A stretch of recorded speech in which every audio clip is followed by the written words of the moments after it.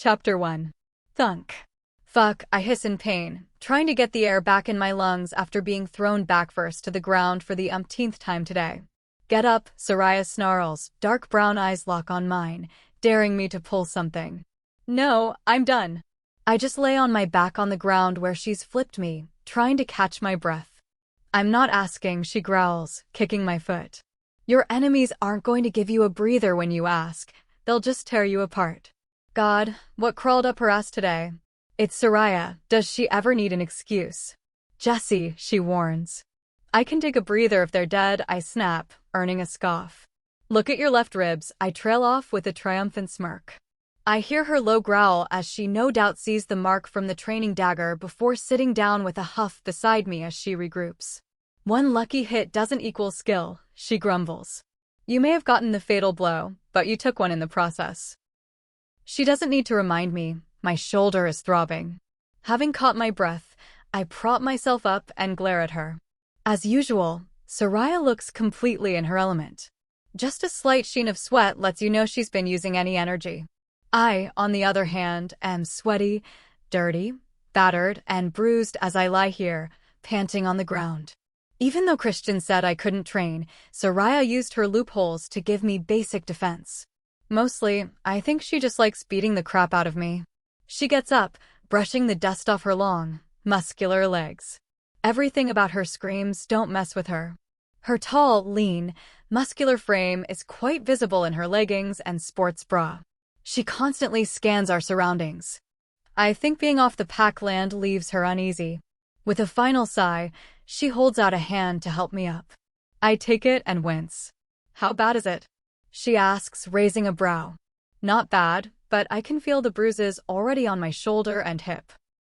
You know, it gets harder to hide these when you leave marks on me, right? I complain. Guess you should practice dodging then, she replies nonchalantly. I'm already holding back. If you want someone to pull punches, stick to Shadow. Judius fights completely differently than you, and he really does hold back, I grumble. Soraya just smirks in victory. I push you hard because you're capable of more than this, she says, exasperated. Training-wise, you react one way, but in the field another. It's annoying. Well, sorry, I snap back. I'm not like you guys. I haven't trained my whole life for this. I should have just been an Omega, I grumble to myself. Huh, have you met yourself? You're way too stubborn and prickly to be an Omega, not to mention you're a magnet for trouble, she scoffs. Look who's calling who prickly, I retort. I'm still not your cheerleader, she drawls. Yeah, head warrior, I know you're my #1 fan, I reply with a smirk. She's been working on my nerves all day, fair is fair. Keep telling yourself that, she grumbles, but I see the corner of her mouth turn up. To say we've had a rocky past is an understatement. We have literally come to blows. I've broken her nose and indirectly landed her in jail, and she kicks my ass a couple of times a week. That being said, we have reached an understanding, and I would trust my life to her in an instant. Are you going to be much longer? She asks impatiently. I've got a few more things to do here yet. I may even just stay over again and head back tomorrow. Please don't, Nate cuts in, walking in from the cornfield. He's cranky enough, I'll give you a hand, hell, Liam will too. The plea is clear in not only his voice but also his eyes. He's back? I thought he was still at New Moon. I asked, thoroughly confused. Christian got back late last night. He was trying to surprise you, but you've yet to come back, Soraya chides. I was so behind here, I grumble. You could have told me to get my shit together instead of beating the crap out of me. Where's the fun in that? She says with a smirk. I've got to get back, I have training, but try and get back as soon as you can. After a couple more hours, we have things wrapped up at the farm, and I'm showered and ready to head back out. Splitting my time between my farm and the pack house presents a few challenges, to say the least. I jump into the driver's seat of my blue Ram pickup, while Nate grabs shotgun and Liam grumbles, but settles into the back seat. The drive back to Stillwater's territory is only 45 minutes long and quite scenic. Unlike the relatively flat, open rural landscape of home, its gently rolling hills and lush forests have added character. Jessie, you're back, Claire exclaims from the front door. I return her smile and pass her a basket of berries. The pack house is an incredible sight, set in the center of a clearing in the dense forest. Its multi-level structure looks to be crafted from the very earth around it. The predominantly log construction is accented with stone, and it blends effortlessly into its surroundings. "We were beginning to think you'd taken the chance to run," she joked nervously. "Run? Where would I even run to?" I laugh. "I just had a lot to catch up on at home. Besides, it was only 4 days." I can't help but notice the hurt look in her eyes when I say home. "I was just about to go check on training." "Wanna come?" she asks, having recovered. "Sure," I say, heading to the training field with her. The training field is nearly empty, with only the elite training remaining. Alpha, Beta, Gamma, Delta, Head Warrior, and the 7 squad leaders all broken into pairs for sparring. It wasn't hard to spot Christian. His larger frame and dominating energy just screamed power. His hazel eyes snapped to mine, clearly having caught my scent. The momentary distraction lets Judius land a savage uppercut, snapping Christian's jaw back. Judius immediately pulls back, but the damage is done. Christian's eyes flash brown as he turns, launching a fresh string of attacks. Judius struggles to keep up with his blocks as we make our way over. "Christian," I warn. He instantly softens, his brown eyes flickering back to hazel. He turns to face me while Judius flashes me a grateful smile. Christian is in his element, bare muscular chest on full display as he stalks over wearing only basketball shorts. "Not nice to distract me like that," he teases, wrapping his arms around my waist. He draws me tightly against his chest and drops his face to the crook of my neck, breathing deeply. It sends shivers down my spine as I melt into him. "Missed you, baby," he whispers in my ear before giving me a lingering kiss. After a week apart, his touch is like a cool drink to my parched body, and I want nothing else but more.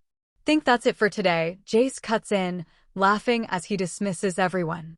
"Don't have to stop on my account," I tease, shifting my gaze between Christian and Jace. "We were pretty much done anyway," Jace replies with a shrug. Christian relaxes his grip and loops an arm around my waist to lead us back to the house. "Oh snap. My elf loves me after all," Jace beams as he heads for the flat of berries on the table, as Christian grumbles. Claire cracks his knuckles with a wooden spoon before he reaches his prize. "Later," she warns. "Go clean up, you guys stink," she says, scrunching up her nose. She isn't wrong. Even my human sense of smell can tell they all need showers before they make the kitchen smell anything more like a locker room. "Need anything?" I ask Claire. "Nah, we have it under control," Claire replies, nodding to Kate and Laura, the new transfers. Both seem terrified of me, so I've been giving them space. "Okay, I guess I'll head out and clean up. I also need to find some meds. Between training with Soraya and poor sleep, I'm sore and have a headache." I slowly make my way up to Christian's room. He's left the door to the bathroom open, and I can hear the shower running. After changing into another fresh set of clothes, I sit down on the soft king-size bed, appreciating the dark shades on the window. My dreams have been uneasy the last few nights, but I can't remember what they were about.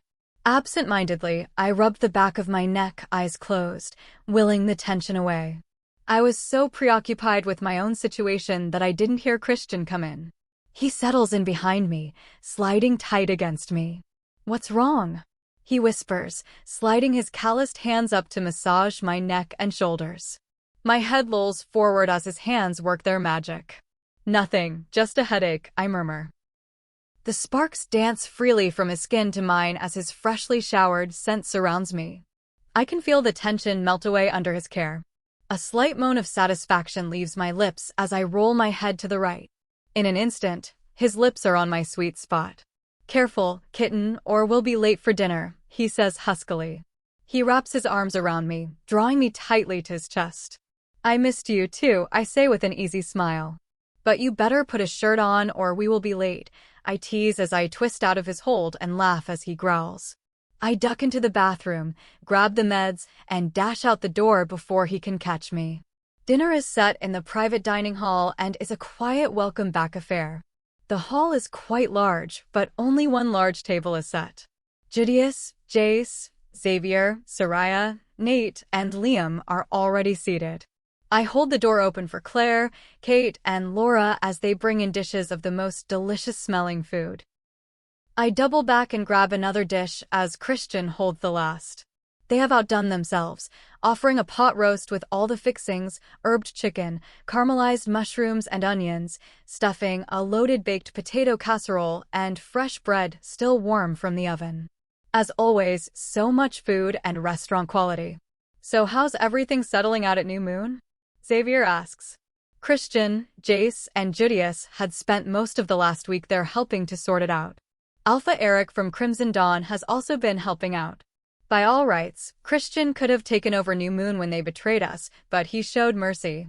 Malcolm has his work cut out for him, but I think he's up for it, Christian replies. As head warrior, he's already well respected by the warriors. Now that Rob's gone, he can whip them back into shape. And the rest of the pack? Xavier questions. That's the question, Jace adds. They're split. There's animosity toward us for killing their alpha, beta, and third, but the pack was really suffering under them. They just need more time to come to terms with everything. Once everyone settles back down and ends up where they belong, it will even out. A muffled sniff from the far end of the table catches my attention.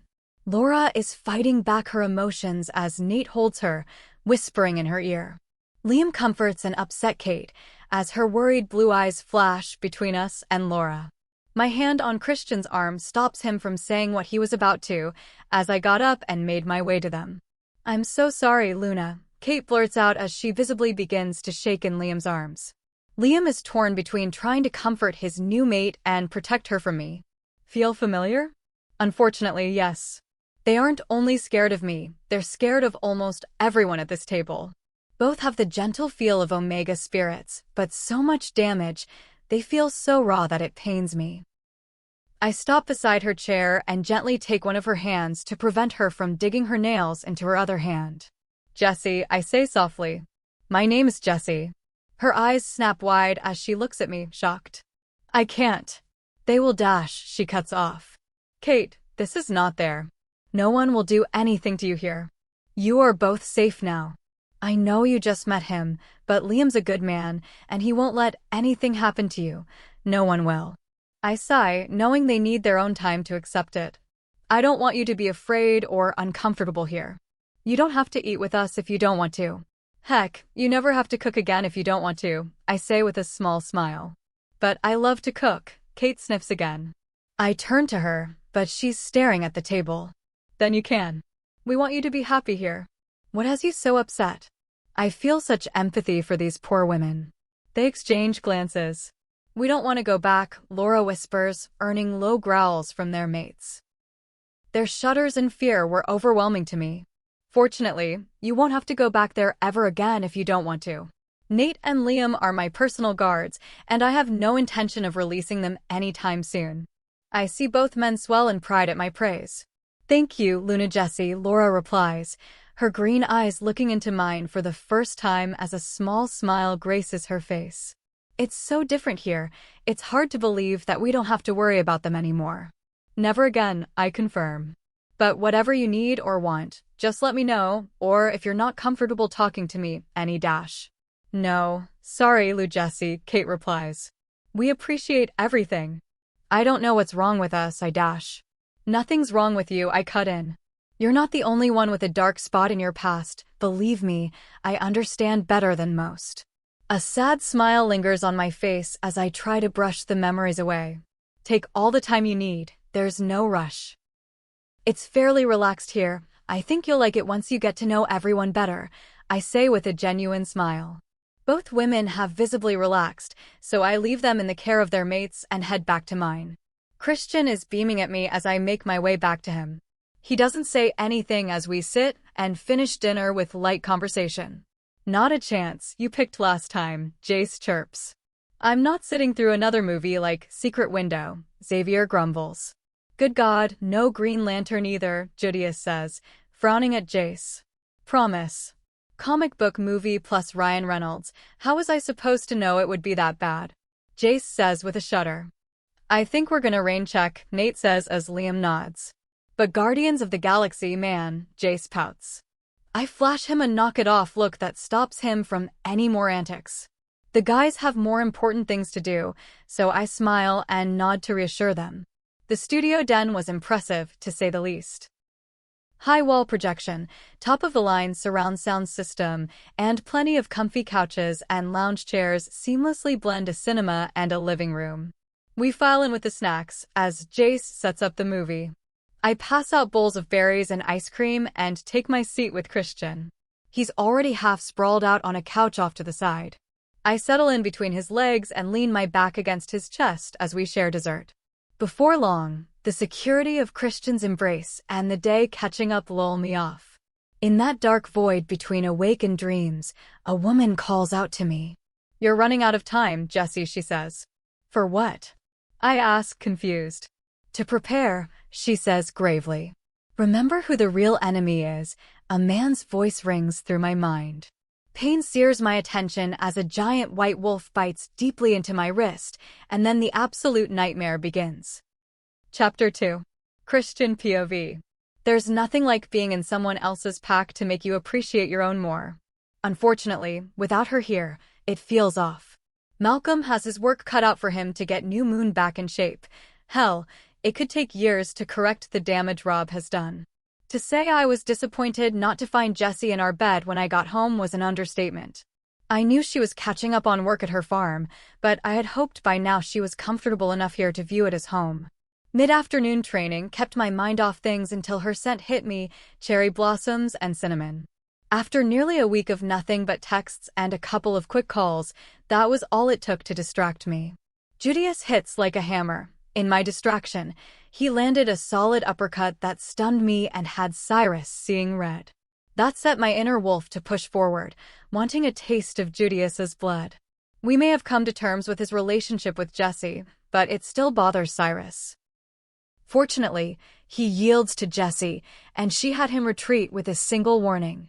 All that matters now is this woman in my arms. My mate Jessie is beautiful and strong. Her honey brown eyes take on fire when she's worked up, but overall, she is kind and humble. When I first met her, she was a shell of herself, though her past isn't something she ever wants to talk about. I've watched her blossom into the person she is today. Curled up on a couch with her, sharing ice cream and watching a movie is a great way to end the day. "What are you smiling about?" she asks, her honey brown eyes locked on mine. "You," I say, kissing her on the forehead. She only raises a brow at me, flashing me her best, "You're a dork look. The way you helped them tonight at dinner, you're a natural." She blushes and drops her gaze. I can't help but chuckle at her shyness, but don't press it further. Nothing comes quickly with Jessie, but she has come such a long way in a short period of time. With dessert done, I take the bowl from her and put it on the table. She shifts and snuggles in closer, moving her shirt off her shoulder slightly. My eyes narrow as I glimpse a mark on her shoulder. Her eyes snap to mine in surprise, and I didn't even realize a low growl slipped out. "What is that?" "Nothing," she says dismissively while dropping her gaze. "She's lying to us," Cyrus cuts in. Well aware, I grumble. "Jessie," I say in warning. "Christian," she sighs, "don't push things you don't want to know the answers to." I carefully slide her shirt to the side, revealing a clear mark. She quickly readjusts it, hiding the bruise. "Who did that?" I growl out lowly as everyone freezes. "It doesn't matter," she mumbles. "The hell it doesn't, if you think I'm going to sit idly by while someone harms my mate. Stop." She snaps, her honey brown eyes have that fire dancing in them, her temper matching my own. "I wasn't hurt, I dodged when I should have ducked, and I'm not talking about this anymore. You're not supposed to be training at all." I grumble at their disobedience. "I had Judius with me, so it wasn't him this time," I said, looking at Judius, who was choking on his drink, having been caught. Christian, I wasn't around when Judius stammers. "Relax, Judius, I know, but you don't leave marks on her," I grumble, looking around the room. My eyes stop on Soraya, who is looking everywhere but here. Why am I not surprised? "Christian, don't be mad at her, Jessie starts. "I'm not mad at her for training you, I'm pissed because she went against my expressed wishes, behind my back, and damaged you." I can feel myself getting worked up again. She rolls over so we are chest to chest now and looks up at me. "Please, Christian," she says softly, looking up at me through her thick dark lashes. "We'll talk about this later," I say, softening, tucking some loose hair behind her ear. "If we do this, it's under the ground rules and no more secrecy, understood?" I ask, raising a brow. She beams at me before nodding. God, I love that smile. With that out of the way, we settled back down to watch the movie. She lay her head on my chest as we were wrapped around each other. "Elf?" Jace calls over halfway through the movie. "She's out," I mumble, brushing her hair back. Her breathing told me she had nodded off about 20 minutes ago. "Damn, I wanted the fuzzy peaches," Jace pouts. I reach over for them and chuck them at his head. "Big baby," I grumble as he digs in. Jessie whimpers, setting Cyrus on edge. I hug her a bit tighter to reassure her, but I feel her tossing. "Jessie?" I call softly to her, rubbing her back. "Nightmare?" Judius asks, pausing the movie as I nod. Her brow furrows deeply as she whimpers again. I can see she's struggling to wake up. "Come on, baby, it's just a dream. Time to wake up," I say softly, rubbing her back. Her body jumps like she's been struck, and she groans. "Stop messing around, Christian. Wake her up," Judius demands. "I'm trying," I snap. "Jessie, wake up," I command, but it has no effect. "Jessie, you have to wake up now." I grab her shoulder and shake her. "What's wrong with her?" Claire whispers in concern as Xavier holds her close. "Stop," Jessie shouts as she starts to twist in my grip. "Jessie." "It's me, Christian. You need to wake up now." I can hear the desperate edge to my voice, but I don't care. She's had nightmares before, but she always wakes up as soon as I nudge her. Without warning, she really starts to fight, lashing out with her fists and thrashing wildly. "Jessie, please, baby, wake up." I beg as Judius catches her fist before it can hit my face. Her whimpers and cries are tearing at my heart. I can hear her heart racing and smell her fear. She fights even harder as Judius helps me hold her back from hurting herself. "Jessie, wake up," Judius yells, an edge of panic to his voice. She groans again and twists in my grip so she's on her back, mumbling something I can't make out. Thunk. She lands a hard kick, causing him to crash back into the coffee table, crushing it under his fall. Jace jumps in, grabbing her legs and preventing her from landing another kick. His gray eyes searched mine for direction. "Please, Jessie. You have to wake up." I yell at her, desperate to get through. "Run," she screams.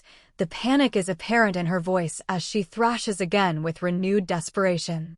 Her body tenses as she tries to pull away from me. I wasn't prepared for the following sequence of events. She brought her head back to mine with such force that she shattered my nose. In that shocked, painful moment, she broke my grip and nearly bolted before Jace shifted his grip to grab her arms. He realized his mistake too late as she hit him with both feet, sending him flying backwards over the nearest chair. "Jessie," Judius screamed as he caught her mid-jump as she tried to break away. She struck him, causing him to drop her. She hit the floor and froze on her hands and knees, panting. Her fingers knot and relax before digging deeper into the carpet, grounding herself. "Jessie?" I call softly. "I'm okay," she whispers between labored breaths. Her heart is still racing as she struggles to even out her breathing. "What happened?" Soraya asks, stunned. "Nothing," she snaps back at Soraya without thought. "It was just a nightmare," she whimpered, unable to look at anyone. "Baby, what did you see that had you so upset?" I ask, desperate to understand. "I can't," she pleads. "You can't what?" I ask, confused. "I can't remember," she grits out, doubled over like she's in pain. "She's lying." Cyrus growls. He's furious in my head. Partially because she's holding back, but more so because of how terrified she was. "What are you hiding?" I whisper, inching closer. I slowly and gently put my hand on her back, praying that it doesn't set her off again. Her body is trembling as she fights to calm down. "Please, Christian," she begs. I can't talk about it. She trails off as she lifts her gaze from the carpet to me. Her eyes go wide as she sees my broken and bleeding nose, realizing she caused it. I did that. She shrinks back on the floor and leans against the couch as she looks around. Julius is still seated in the middle of the broken coffee table while Jace is standing beside the flipped-over chair, clutching his chest. It's okay, baby, you didn't know, I say, kneeling beside her. She flinches, clearly still on high alert. We couldn't wake you up. We tried so hard, but no matter what we said or did, you couldn't wake up. You scared the shit out of us, Jace blurts out. Really? I snap at him through mind link. Sorry, he apologizes. The door bursts open as Doc rushes in. He scans the room, confused as to what's going on and where to start. What happened? He finally asks. It was an accident, Jessie says. Are you okay, Luna? He asks as he slowly makes his way over to her. I'm fine, she says, unable to look at him. Let me take a look, Alpha, he says, looking at my nose. I need to set that at the hospital before it heals anymore. I grumble in protest until I feel her soft hand on mine. Go, Christian. I'm okay now, she says, giving me a reassuring smile. Her heart is no longer racing, and her breathing is back to normal. Fine, but when I get back, we are talking about this, I say with authority. She only sighs and drops her head in defeat. As soon as the doc is done, I head back to the den. Only Xavier, Claire, and Soraya are left. They went upstairs, Claire tells me as they clean up. I nod and head for the stairs. Julius and Jace are standing tensely outside my room. She wanted to clean up, Julius said quietly. I tried the door and it was locked, so I knocked and got no answer. Baby, open the door or I'll open it, I grit out. No answer. I hit the door with my shoulder, and it groans before ripping the doorframe apart and caving in. Her discarded clothing lies in the middle of the floor. I've got a hunch, Julius says, dragging Jace out of the room with him. Open up, Jessie, I say after knocking on the locked bathroom door. Give me a couple of minutes, she says. I sigh but relent. After nearly 5 minutes, my patience is almost gone. She's in the garage, Julius links. The fuck? I snarl as I break open the door to see the open window. I growl as I make my way as fast as I can to the garage. No sooner do I get there, she blitzes past me on Jace's bike. Jessie, I roar in anger. She slows down a moment, and my heart lifts as she pauses, looking back at me, until she turns and speeds off, leaving me seeing red. What the fuck happened? I seethe. I had a hunch she was trying to make a break for it, so I grabbed Xavier and Jace, thinking we could cover more options. Julius began, rubbing his neck nervously. She went straight for your bike. I was on it, asked her where to. Jace trailed off as though he was stuck on something. What is it? I asked through clenched teeth. I've seen that fire in her eyes when she's been upset before, but tonight, she was all fire. He trailed off. I want her location now, I growl at Xavier, who visibly pales. She hates Jace's bike, he pauses nervously. We haven't put a tracker in it yet, only your bike and the other vehicles she's taken before. A fucking human. You guys couldn't stop a human woman from taking off. You know how upset she is right now, and you know she's hiding something. I can't contain myself. This is Jessie we're talking about, Dash, Jace started. Yeah, my mate and your Luna, who is now out, God knows where, unprotected, I snap, cutting him off. I know you're upset, but you wouldn't have been happy if we manhandled her either, Julius reasons. Fuck, I yell, hitting the nearest toolbox, sending it flying. Feel better now? Jace asks, annoyed. I glare at him. Now's not the time for that attitude. I sink into a nearby chair and groan in frustration. Where would she even go? I don't have a clue, but Patrol said she went north, so she's not going to her farm, Jace offers. The only person I can think of is Alpha Eric. She's never talked about knowing anyone else. It has to be something to do with that dream. I don't know what, but that look in her eyes. Julius trailed off. But why didn't she just tell us? And where the fuck is she going? I ask in frustration. Chapter 3. Fine, but when I get back, we're talking about this, Christian grumbled before heading off with Doc.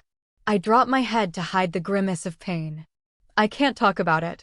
Doesn't he understand the difference between can't and don't want to? Every time he presses, a new knot of pain hits my gut. Come on, Jessie, let's get you up, Julius says, his blue eyes sparking with concern as he helps me up from the floor. I'm so sorry, Julius, I don't dash. Shh, he cuts me off, wrapping me in a hug. It's okay, we don't have to talk about it. I relax a bit in his protective embrace before pulling away. The blood on my shirt bothers me. Not just blood, Christian's blood, I did that. I'm gonna go clean up, I say, and turn to head upstairs. I sigh as I hear Jace and Julius follow me, but I doubt they would listen to me if I asked them to go. I'm going to grab a quick shower, I say, pausing at the bedroom door. Both guys shift uncomfortably, but don't head back down. I sigh, but lock the door before shrugging the bloodied clothes off. You need to go. Yeah, 'cause Christian is really going to go for that. When have you ever asked for permission before? Fuck. After a quick shower, I slip on some dark bootcut jeans, boots, a tank top, and a leather jacket. If I can take his bike, I can get some space and figure out my next move. My eyes land on the plain manila envelope Derwin left me when he took off like the ass he is. I opened it and took the phone out. There was a simple necklace with what looked like a guardian crest, but slightly different, and a wad of money. The note was simple and said, just in case. I took the contents and left my cell and keys on the dresser. I know I have to go, but the guilt is already eating me up. It's now or never, stop stalling. Fine, I'm going. A knock at the door tells me time's up. My eyes land on the window, and in an instant, it's open and my feet are on the roof below. It's a quick trip across the back porch roof before I drop down at the back door of the garage. I slip in and flick on the lights. Any other day, I'd marvel at the selection of vehicles. Black Ram truck, red Charger, Cadillac SUV, and so many more I have yet to drive. But the Indian motorcycle at the far end, closest to the door, was my goal. I flick the button to open the garage door, and my eyes land on the bike and, more importantly, the man sitting on it. Jace. Going somewhere else? He asks, his tone is playful, but his gray eyes are hard. He's pissed. Shut it, peanut gallery, let me think. I can feel we aren't alone. I was too distracted when I first came in, or I would have picked up on the other two men. First, I spot Xavier in the Charger and Julius is in the pickup. I glare at him. Somehow I know it was him who figured it out. New plan, I slowly walk up to Christian's bike, eyes locked on Jace. Get off, I demand. He narrows his eyes at me as he leans in, staring down at me. He's considerably taller than me, well into 6+. When you're 5 feet 3 inches, everyone's taller than you. No, he grits out. If you want to go somewhere, we'll take you. You're not going to start this running shit again. All lightness has left his tone, and his eyes have hardened. I'm not your problem, I snap as I shove him back. He doesn't notice that I snagged the key from the ignition when I stepped back. Jessie, you know that's not what I meant, he says, softer. I see Xavier get out and make his way to the garage door opener button. A click tells me in a moment I'm out of time, sending my anxiety into overdrive. I need to go now or I'm trapped. In an instant, I was on Jace's bike, kicking it to life and peeling out the closing door. By this point, my heart's pounding and the looks on their faces have my guts twisting in guilt. Jessie. I hear Christian roar and I instantly slow and turn to look at him. Guilt and shame grip me as I see the confusion and betrayal in his eyes. I turn back and speed off, leaving him fuming in the rearview. I don't have time to dwell on it as wolves break out of the woods on both sides of the road. I kick it up into the highest gear as I leave them all behind. They were ours, I know, but they wouldn't risk tackling me and hurting me. I finally stop after an hour to take a break and figure out my next move. Fuck Derwin. This is all his fault. I have to talk to him, but I haven't seen or heard from him since that day in the hospital. I groan as the pain in my gut comes again, doubling me over till it passes. The night is quiet and dark, the moon is high, but just a sliver of a crescent. I pull out the phone and start flipping through it. Princess is written in the background, and I grumble at the pet name that I know he knows, which pisses me off. There are 4 contacts saved. Christian, Derwin, Mackenzie, and Dex. Automatically, I call Derwin.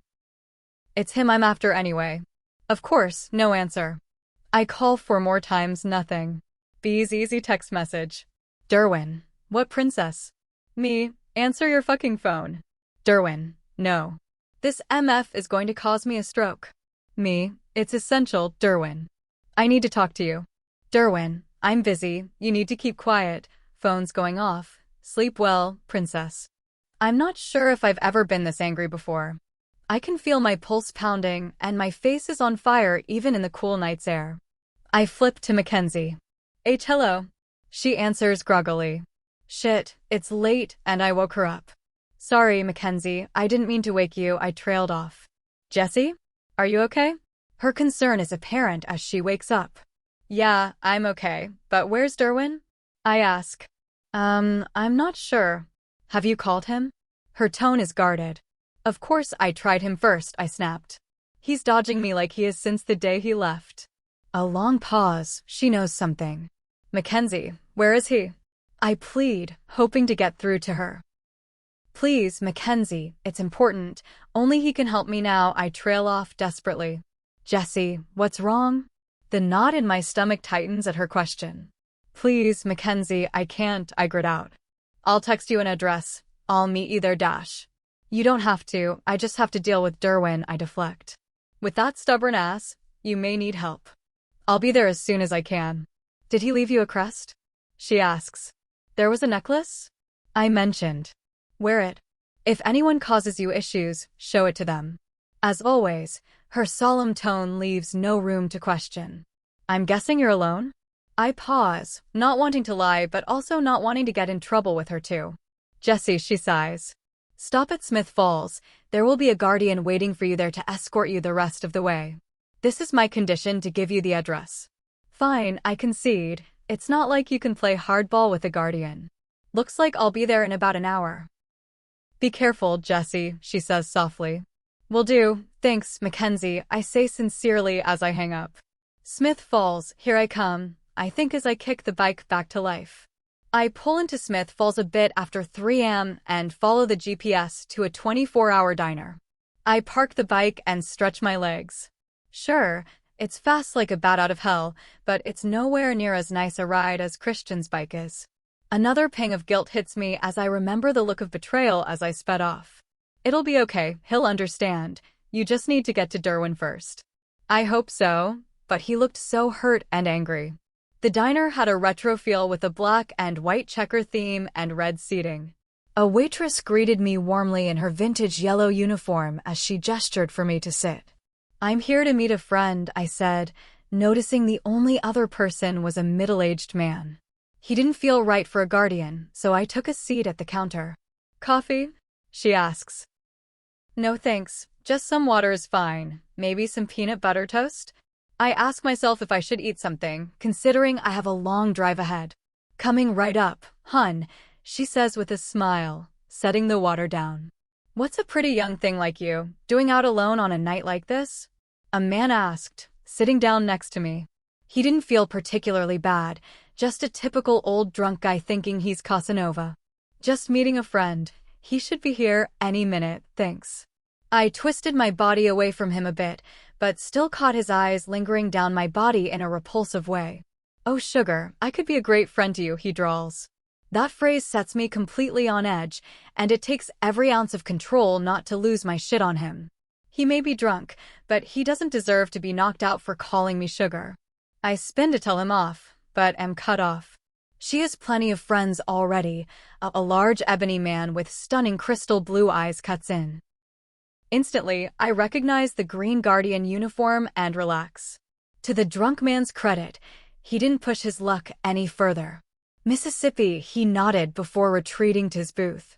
Mackenzie's right, you do have a thing for trouble, he laughs, taking a seat.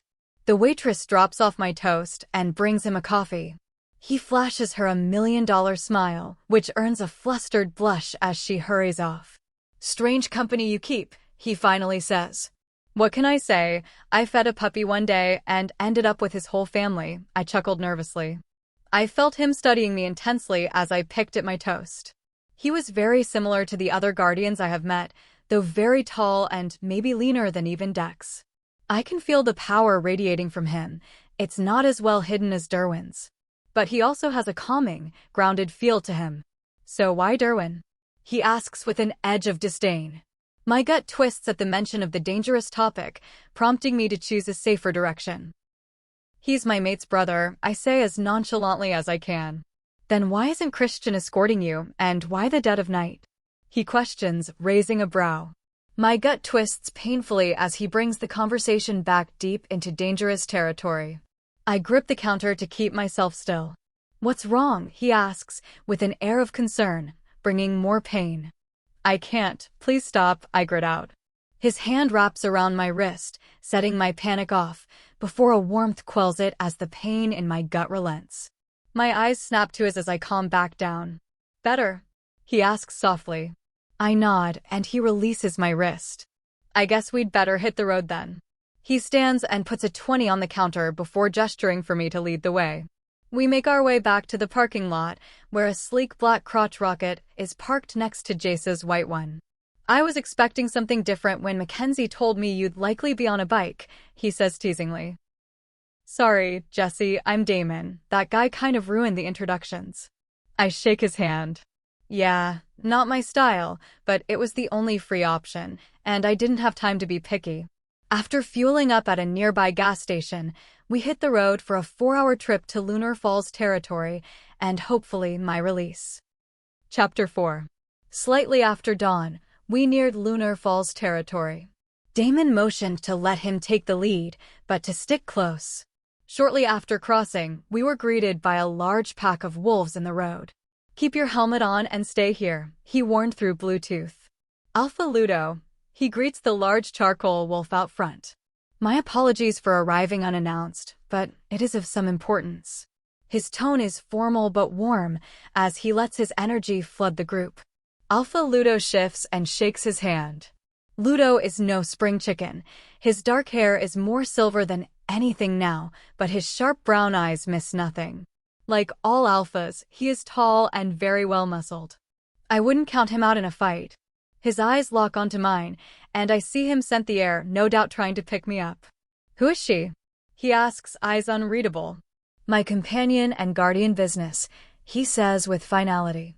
Ludo clenches his jaw before nodding as the group parts. There is another guardian on her way if she isn't here already. You two beat her, but I will send her up once she arrives. Guardians Glass and Thomas are at the pack house. I'll be by for lunch. Ludo says more relaxed. A short trip leads up to the pack house. The large multi-floor building was clad in blue-gray and sandy stone, with a slate roof. I followed Damon to the main door and parked next to him as people exited the house. I was busy taking off my helmet and stretching my tired legs while I gathered my frazzled nerves. It has been a long 24 hours, and the exhaustion is catching up with me fast now. Princess, I hear Derwin growl behind me. Fuck off with that, I snap, turning to face him. I catch Guardian Declan Thomas behind him. Derwin blocks my view as he closes in on me. You shouldn't have come, he says lowly. You should have answered your phone, I retort. Jessie, love, you're a sight for sore eyes, Declan says, sweeping me up in a hug. What's wrong? He asks as he takes in my state. His red beard looks to be on fire in the morning sun. Any other day, his Irish accent would be music to my ears, but today I'm here only for Derwin. I shake my head, unable to elaborate. He doesn't let me go. Instead, he squares me up, searching for clues in my face. Tell me, he commands as my gut begins to tighten painfully again. I look pointedly at Derwin, begging for help, but his eyes are hard. Go back to Christian, he growls.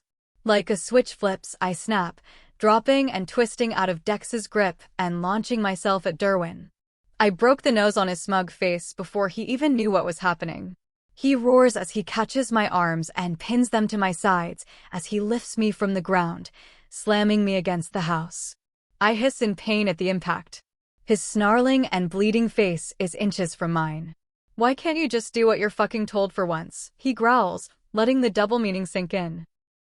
The pain in my gut tightens as it sinks in, causing a whimper to make it past my lips. I need to talk to you, I grit out. You need to be quiet, he warns. The fuck's going on here, Derwin? This is Jessie we're talking about. Let her go, Dex challenges. Stay out of this, Dex, he growls. What's going on? This isn't you, man. Dex presses on, both confused and angered. The following exchange happened so fast it barely had time to register. Dex hooked his arm around Derwin's chest and wrenched him away from me, tossing me to the ground. Derwin was quick to swing back, catching Dex with a cheap shot to his jaw before Dex drop-kicked him in the gut, sending him flying back. Enough, a woman's voice cut through the air. All eyes turned to the curly-haired brunette with emerald eyes who had just arrived. What is going on here? Mackenzie demands, walking up to the men, scanning the scene. Start talking, Derwin, she said, narrowing her eyes at him. He pulled his smug demeanor back on like a shield. Dex was sticking his nose into things that don't concern him, he said dismissively. You were attacking Jessie, Dex retorted defensively. The fuck, Derwin? Mackenzie snapped. What is going on, Jessie? She asks me, softer, but her frustration is evident. I dash, a fresh wave of pain cuts me off as I fall forward on my hands. Jessie, just tell us, so we can help you, she pleads. I can't, I gasp out through the pain. Derwin, please, I beg as it feels like a blade is being twisted in my gut. The pain is starting to overwhelm me as I struggle to breathe. I feel Damon rush over and grab my wrist. Don't fucking touch her, Derwin roars, pushing forward. She doesn't like to be touched. Oh, now you care about her? Dex cuts in, shoving Derwin back. I feel the familiar warmth run through my wrist as it pushes back against the pain. I hear him murmur sorry as he slips his other hand around my neck, causing me to flinch. His thumb settles on my pulse as the warmth floods my neck, pushing the pain back further. That's it, just breathe in and out, it will pass. His deep voice is very soothing in this moment as it pushes the pain back. My relief was short-lived as I spotted a familiar SUV out of the corner of my eye. Fuck. A livid Christian jumps out before it even stops, beelining straight for me. He rips Damon away from me, throwing him back. The pain floods back with such force, I can't stop the agonizing groan that slips out. I can't even catch my breath to yell at Christian to stop. The scene around me is utter chaos. Dex is holding back Derwin while Christian and Damon are grappling. To make matters worse, Judius, Jace, and Xavier have joined in and are cutting through the guards to get to me. Are you okay? Judius asks when he gets to me. I shake my head. Stop, Christian, I rasp out. I drop my gaze and focus on my own breathing, trying to even it out as the pain recedes. Baby, Christian says softly as he pulls me to him. I lean into the comfort of his embrace as my breathing returns to normal. He holds me tightly, stroking my hair as I finally relax. Will someone tell me what the hell is going on? Christian growls. I try my best to ignore the question and let someone else answer. That's the question, isn't it? Dex sneers, tossing Derwin down. Start talking, mate, or so help me I'll dash. You'll what? This is such a clusterfuck, I don't even know how to make heads or tails of it anymore. Derwin cuts in bitterly. Jessie, why did you take off like that? Christian asks me.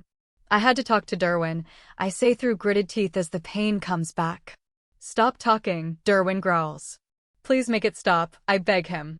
I hear Christian growl. I'm not sure if it's at Derwin or Damon for approaching. Alpha, please let me help her, I hear Damon plead. He doesn't even wait for permission as I feel both hands on my neck before the warmth pushes the pain back into submission.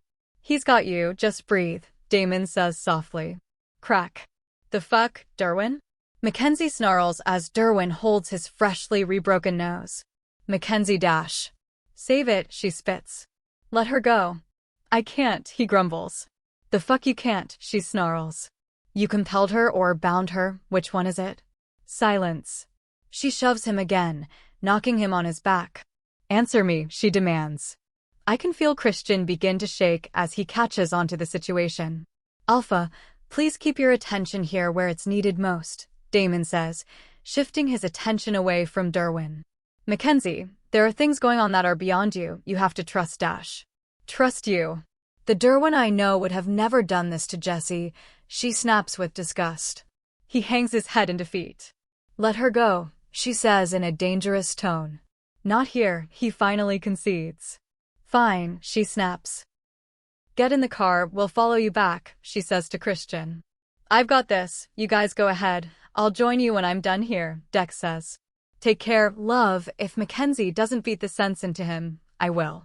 With a wink and a smile, he heads back to the house. Better?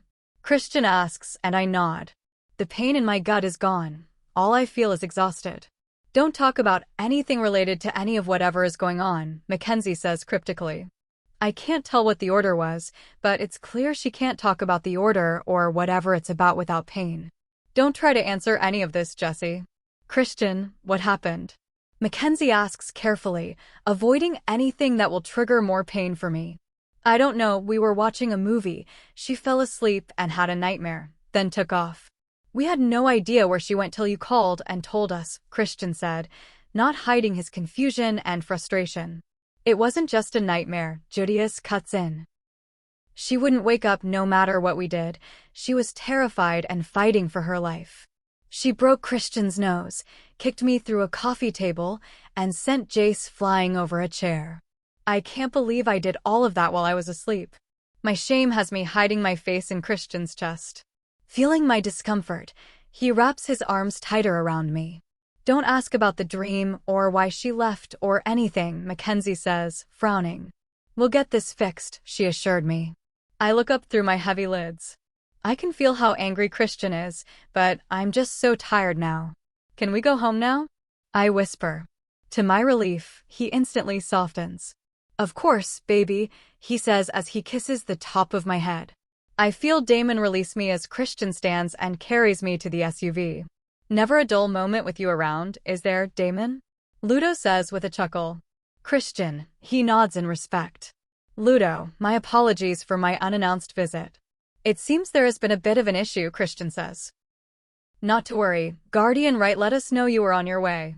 I'd hoped that if the tables were turned, you'd show us the same courtesy, he said with sincerity. Of course, Christian replied. I'll see you at the conference, and we can catch up more then. Actually, I've put in to pass this year, but as soon as things settle out, I'll be in touch, Christian replied. Thank you again. Xavier hopped in the driver's seat while Judius settled into the shotgun, and Jace got on his bike. They decided Damon was best to ride with us, just in case I had another episode, and joined me and Christian in the back seat. I snuggled up tight to Christian as he wrapped his arm around me. It wasn't long at all before I was fading in and out. So what happens now? Xavier asks quietly. We go home, Christian replies. But what about Jessie? When we get there, we get Derwin to reverse the bond or whatever he did to her, Judius offers. And if he won't? We make him, Damon threatens. With that happy thought, sleep takes me. Chapter 5. I startle myself awake, confused about where I was for a minute. Blinking away the sleep in my eyes as I look around, Christian's familiar room greets me. My body aches from the abuse I've subjected it to in the last 24 hours. I don't fully understand what Derwin did to me that day. I thought he just told me not to tell, not actually voodoo magicked me into not even being able to say anything to him under pain of death. Hell, I can't even think about it without pain. It would have been nice for him to have warned me instead of forcing me to swear an oath and run. I haven't seen him since almost a month later. Asshole has some splaining to do. More than that. He'd better fix this shit. I groan, getting up from his warm bed. The worst ache is not shockingly in my abdomen. Christian must have put me to bed, as I was left in my tank top and panties. I slipped on yoga pants and one of his sweaters before stepping out of his room. The hallway and house were quiet as I made my way to the kitchen.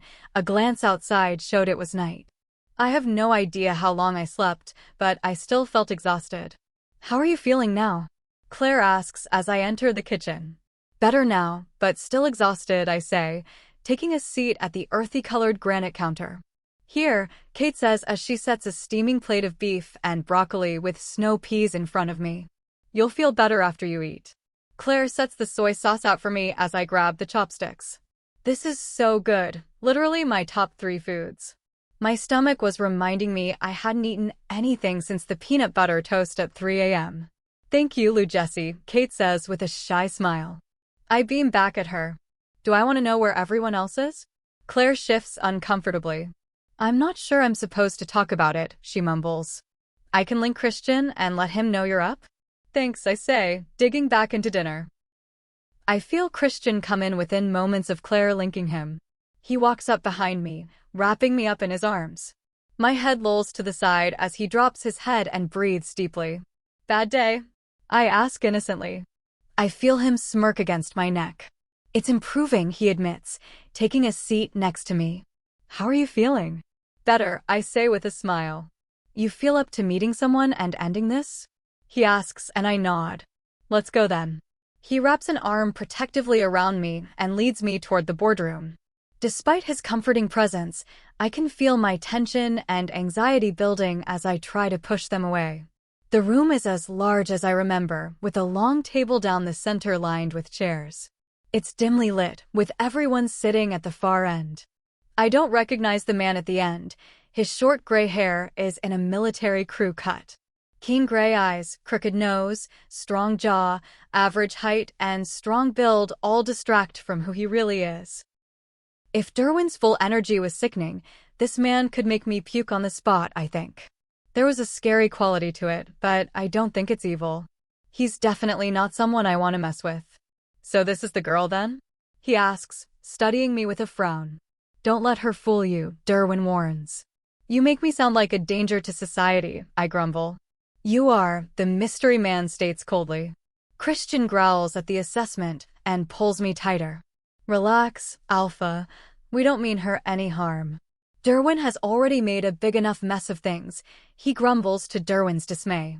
What I can't decide is why you and how you fit into everything. He muses. Come here. I slowly approach him, stopping next to Damon. My nerves are on edge under this much scrutiny. I glance briefly at Derwin. His broken nose is halfway healed, and I can see a couple of other fading bruises. And how do I feel, girl? He asks. My eyes snap wide in shock before I lock on and glare at Derwin. You fucking loose-lipped dash, I seethe at his betrayal. Your secret is safe with us, I assure you. He cuts me off. You'll forgive me if I don't exactly take comfort in that, I snap. He can't seem to keep his mouth shut, then orders me to. I can't finish my sentence as the pain socks me in the gut, causing me to sag against the table. And then there's that, he muses. You shouldn't even be able to think about it, let alone say that. He continues to study me as though I'm a shiny new toy. What can I say? My mind has a will of its own and loves nothing more than to remind me of Derwin's fucking order, I rasp out. By the end, the pain is such that my grip on the table is white-knuckled. Damon, he orders. I feel Damon wrap his arms around me and draw me to his lap. Panic flares in me as I fight free. He doesn't try hard to restrain me, and I stand glaring at him. Christian growls and tries to push forward, but Dex and Mackenzie hold him back, while Dex whispers to him. The tension in the room isn't helping matters at all. Is she always this stubborn? He asks. You have no idea, Derwin grumbles. I'm starting to, he sighs. My dear, Derwin was able to do something he wasn't supposed to be able to. The problem is that we only get one shot to break it. It clearly isn't bonded right or something, as you shouldn't be able to fight it this much. It's not fun or easy, I grit out through the waves of pain. To break it, we need to pull it to the surface, which is going to be incredibly painful. Please let Damon help you. If you pass out, we'll have to start all over again, he says, softening for the first time. Please. Do it, Jessie, Christian pleads. Shit, he can probably feel some of the pain through the bond. With that in mind, I nod. Damon pulls me back to him and onto his lap. The contact sets me at odds. He's not my mate, so my body rebels, but his calming energy is soothing as it surrounds me. His arms snake around me before his hands latch onto my neck, thumbs resting on my pulse. The calming sensation floods through me more easily than ever and pushes the pain away. That's just a band-aid. I'm sure Christian isn't happy, but it'll make it more bearable while we dig, he says solemnly. Things are clearly going from bad to dumpster fire. I'm going to ask you a series of questions. You need to answer them fully and honestly. Damon will help alleviate the pain, but we need to expose the full order to break it. Ready? He asks, but his grave tone does nothing to level my nerves. I nod. What did Derwin say? He asked. His first question causes a searing flash of pain in my gut before I feel Damon's energy push it back to a manageable level. Don't tell a soul, not even Christian, I grit out. About what? He pushed on. Another wave hits harder than the first. My body aches as Damon fights the consequence of the order. The D-dream, I stutter. Damon is slightly trembling and losing the battle. Keep going, we're almost there. The mystery man's actions drive us to the root of the problem. Luca. Selena, I rasp, and dash, I gasp as Damon loses ground, and the pain racks my body. I can barely breathe as my heart feels like it may burst. Say it, he commands. His energy rolls around us, trying to force us. Annie dash, I stutter as my heart thumps against my chest, out of control. Ethan, I groan out, drained. Cut the cord, he snaps. My hand burns as Derwin cuts it before pressing his own cut hand to mine. I release you from your bond, he says. Like a rope cut, I feel the invisible bond snap as a massive weight lifts. I catch my first deep breath as I sag against a shaking Damon, only to realize I'm trembling too. Jessie? I hear Christian call anxiously. I'm okay, I rasp out. I'm so sorry, princess, Derwin says with such sincerity and remorse. I can't stand it. You're an asshole, I grumble. I deserve that, he sighs. Claire comes in with a tray of water, coffee, and a hot chocolate that she sets for me. She looks uncomfortably at me, still seated on Damon's lap. I groan and stand on shaky legs. His hand on my back was all that kept me from falling back down. Christian gladly takes over, wrapping me up and leading me to the next empty seat, dragging me onto his lap.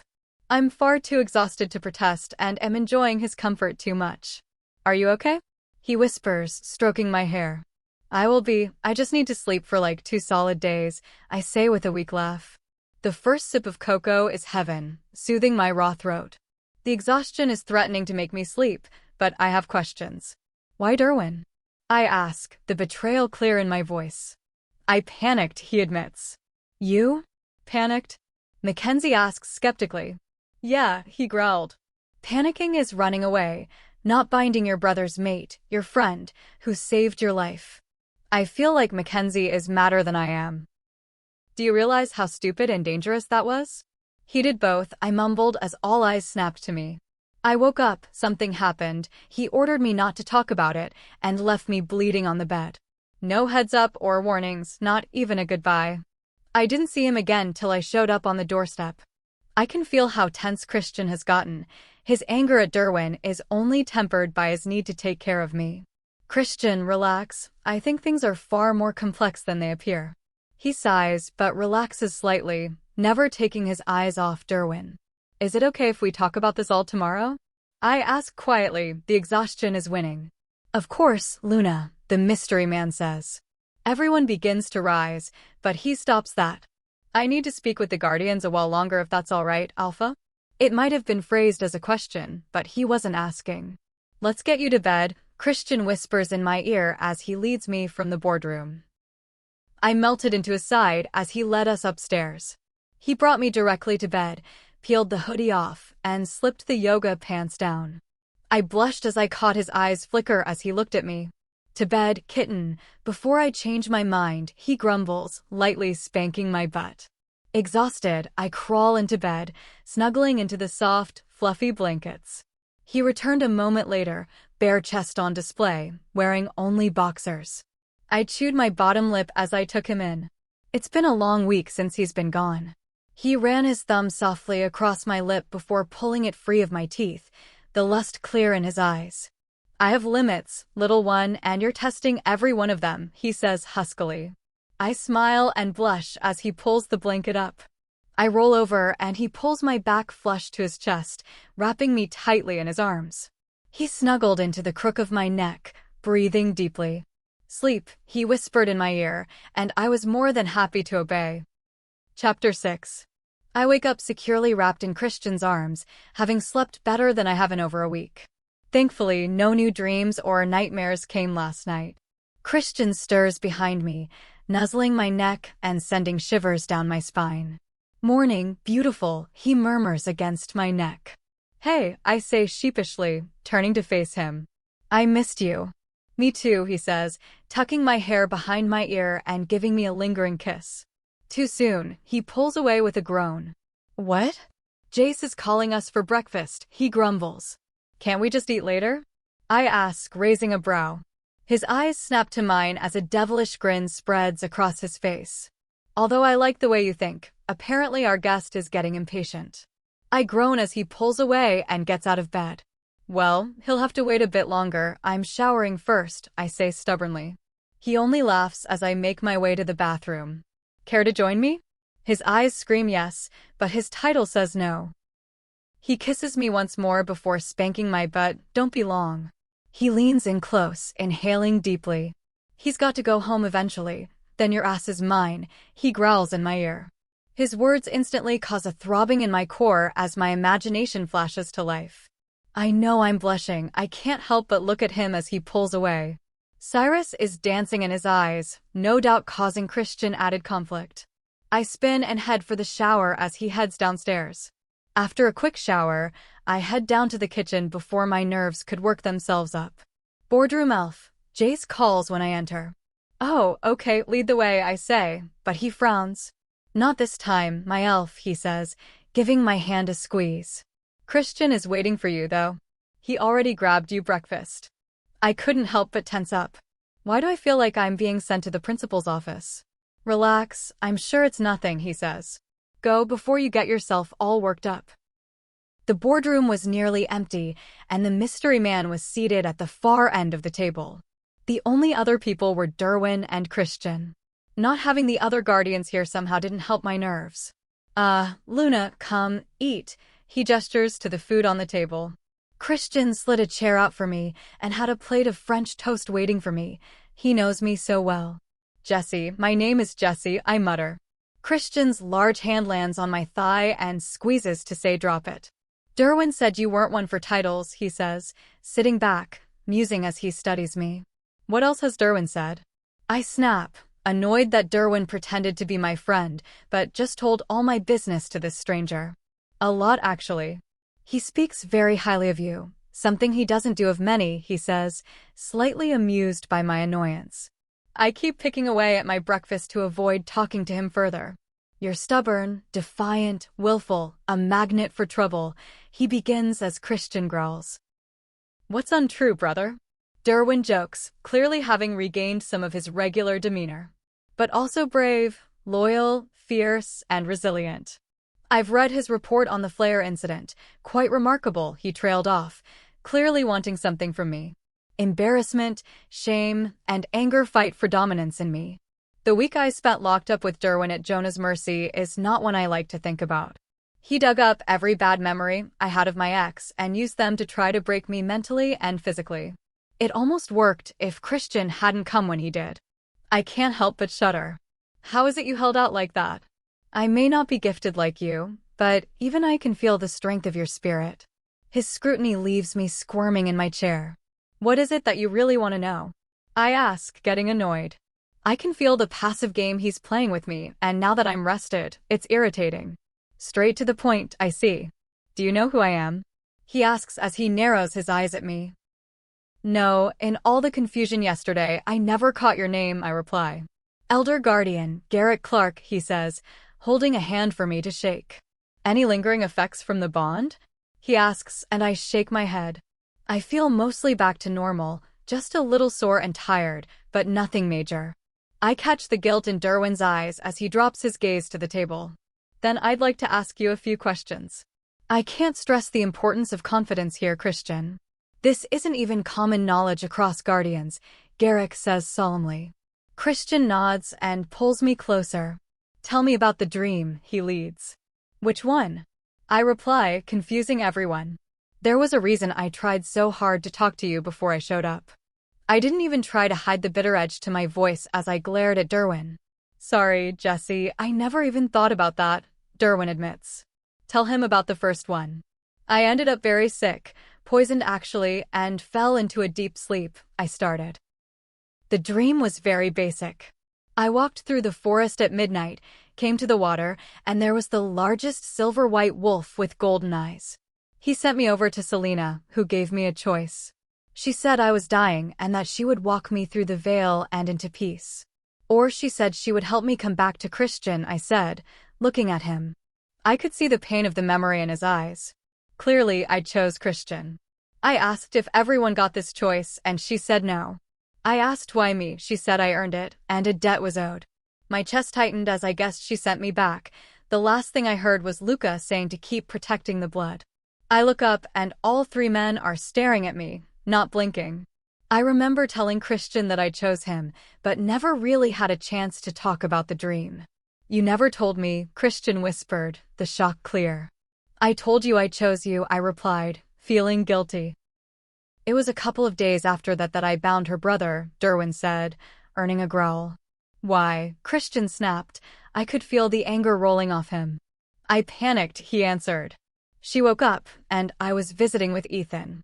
The moment she looked in his eyes, I knew she knew. Knew what?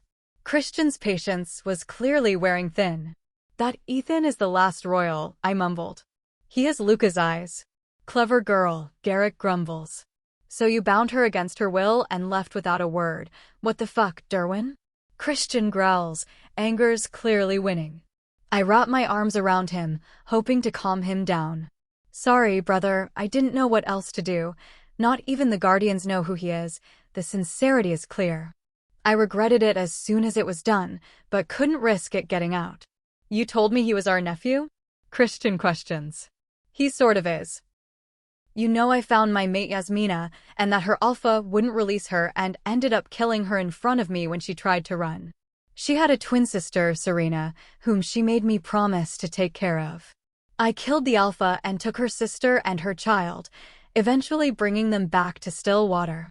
She had told their alpha that the child's father was a soldier who died in the war. She never told him that it was Caleb Knight, the king's baby brother, or that they were mates. Fuck Derwin. You left the last royal running loose in my pack without so much as a fucking warning. Christian is livid. At some point, he got up and started pacing.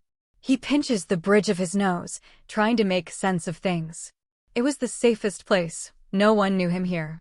The decoys had all been attacked. Derwin sighs. He is your nephew, and he is as safe here as anywhere else and has had a lot of peace here. He likes Jessie. Fuck, now what? He groans, sinking back into his seat. Nothing, Garrick replies. His cover is still safe here. We want to keep him here until he comes of age. Isn't there a pack or something he belongs to? Not that I'm questioning Christian's prowess or anything, but aren't there royal guards and stuff? I ask, realizing the risk. You have some work to do, Derwin, Garrick says, nodding at me. You have a few things to learn, probably the sooner the better, about our world. The royal family was killed surrounded by that pack, Garrick continued. I know, I whisper, earning a surprised look from him. Her maid, Derwin told me. I never told you it was her maid, Derwin said skeptically. So about that second dream, I saw it, I trailed off. I saw her slit the queen's throat, while a male slipped up behind the king. He was so distraught, he almost looked relieved as he fell next to her. I wrapped my arms tightly around myself, remembering the gruesome details of the dream. She left him bleeding out with the male and went to the prince's room, killing him in his sleep. She hesitated slightly before she killed the princess, but each was cold and calculated. She felt so cold and empty, I said with a shudder. Christian slipped an arm around me, trying to comfort me. There's more, isn't there? He asked. I saw Serena die. I saw her hide Ethan and run, the desperation as she begged. My heart started to race as the vision flooded my mind. What they did to her, I trailed off with a whisper. She was raped and badly beaten. I know you tried and were there at the end, but the damage was too severe, and she died moments after you found her. That you killed them brutally for what they did to her. I glanced up at Derwin. His pain was palpable and raw. He still blamed himself. It wasn't your fault. She was watched for a long time. They waited for you to get recalled before they made their move. There was another man there that day, Dash. Who? Derwin demanded instantly, on his feet, shaking with anger. I don't know, I couldn't see his face. He was hiding in the shadows, just watching. I think he sent the two rogues after her, I replied. How the fuck did I miss that? Derwin growls, sinking back into his chair. He fell off, half there and not like he was cloaked. I don't know how else to describe it. I focus on Christian's calming touch. You were busy comforting Ethan. Was there anything else? Garrick asked. No, I woke up on my hands and knees in the living room, my heart racing. Out of breath, I mumbled. We couldn't wake her up, Christian explained. We tried so hard, but she was stuck in the dream. She started thrashing and fighting, and I couldn't hold her down alone. She booted Judius in the gut, sending him through a coffee table, broke my nose, and kicked Jace over a chair. You nearly ran off, but Judius caught you mid-leap, and you cracked him in the temple with an elbow. That's when you fell to the floor and woke up. I can't believe I did all that, I whispered, embarrassed. Baby, you were terrified and fighting for your life. No one blames you, Christian assured me. That's why I had to see Derwin. I didn't want to run, but every time you asked me, it felt like a knife in my gut. I saw the guilt in his eyes, but there was nothing to be done now. There was something else, actually. All eyes were on me once more. Before they showed me that they spoke. Selena said I was running out of time to prepare. Luca said to remember who the real enemy was, then he bit me, and the nightmare started. Chapter 7. Market days used to freak me out. I was happy to grow the produce and then hand it over to Trish to sell. I'm still more comfortable growing than selling, but I don't mind helping out now. The Saturday morning farmers market is the event for foodies. Colorful tent-covered booths line the lot with throngs of people milling around, hoping to get the best products or deals. Multiple produce vendors, baked goods, canned goods, orchards, fish, meats, and more. Trish bakes bread, sweets, and canned goods, while I grow just about everything you can imagine. It's the perfect partnership. She can handle all of the surplus and loves to sell stuff. Hey Trish, I greet, walking up with the fresh-cut sunflowers and cosmos. Those are beautiful, Jessie, she says, taking them from me. Her energy is bright and bubbly like always. She thrives in the chaos of this environment. Look who finally showed up, Judius teases, leaning up against his display case. His bright blue eyes sparkle in the summer sunlight as he brushes his dirty blonde hair back. Annoying, tall, and well-built, he catches a lot of attention. You know mornings aren't my thing, I reply. They really aren't, but I stayed at the pack house last night, which added 45 minutes to the trip back home before I gathered stuff for the market. Once everything is set up, we take a seat in the lawn chairs behind the booths. Judius has come a long way since I first met him here. Packless and lonely, I feel a deep connection to a member of Stillwater's pack and our gamma. There's no one I trust more. Can you swing by my place before you head back today? Judius asks. Of course, what's up? I think I can get everything out in one trip with both trucks. Landlord's got a new tenant, and it's time. I smile and nod. Big move, I tease, and he beams. I'm happy for you. It took him long enough, I say with a frown. Christian does everything on his own timeline, much like someone else I know, Judius says, nudging my shoulder with his. Speaking of Christian, where is Mr. Tall, dark, and handsome? Trish asks. Business meeting, I think? He said he'll be back for dinner. We're supposed to go out tonight, I say with a blush. Trish jumps up to help a customer, leaving me and Judius. So our alpha is finally taking you on an actual date? He teases. I guess so, I laugh nervously and blush. So where's he taking you? Trish asks as she sits back down. Dunno, he never said, just told me to wear bike-safe clothes, so I'm guessing a drive somewhere. I typically hate surprises, but this has me a little excited, not gonna lie. A few hours later, the market's wrapping up, and I've loaded up the pack orders in my truck. Once we're packed up, I follow Judius over to his lakeside cottage. Feels so strange, I say, tossing a box in the back of my truck. I know, right? Judius says with a grin. It's good, though, as Gamma, I really need to be there at all times anyway. Back in my old pack, I always lived in the pack house anyway, though this is a hell of an upgrade. We load up the last couple of boxes and lock up for the last time before heading off. The drive back was quick, only about half an hour before we pulled up to the pack house. Don't worry about this. I'll get the guys to give me a hand. You have a date to get ready for. He says an hour. Judius asks for confirmation, and I nod. Sometimes I wish I could link like they could, but I don't really need anyone else in my mind. After a quick shower, I braid my hair and change into dark skinny jeans and a scoop neck off the shoulder top. With a little light makeup and one last look, I grabbed my phone and wallet and went for the door. Christian, I'm out front when you're ready. See you soon. I can't help the grin that spreads across my face as I blush. For all we've been through, it's funny to think that we've never actually been out on a date. I head out of the room and down the stairs to the front door. You clean up well, Jace teases from the couch, causing another blush. Relax, my elf, you'll have a great time. Christian is waiting for me outside, casually talking to Judius while sitting on his bike.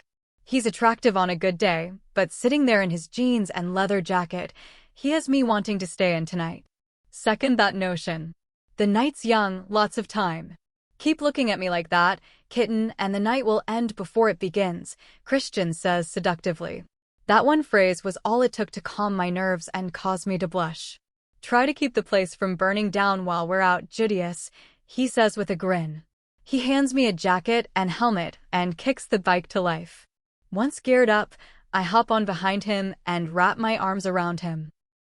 I felt his chest rumble through my fingertips as we took off down the road. So where are we going? I asked through Bluetooth. Just enjoy the ride, baby, he says with a laugh. I lay my cheek against his back and do just that, taking in the beautiful scenery and savoring the moment.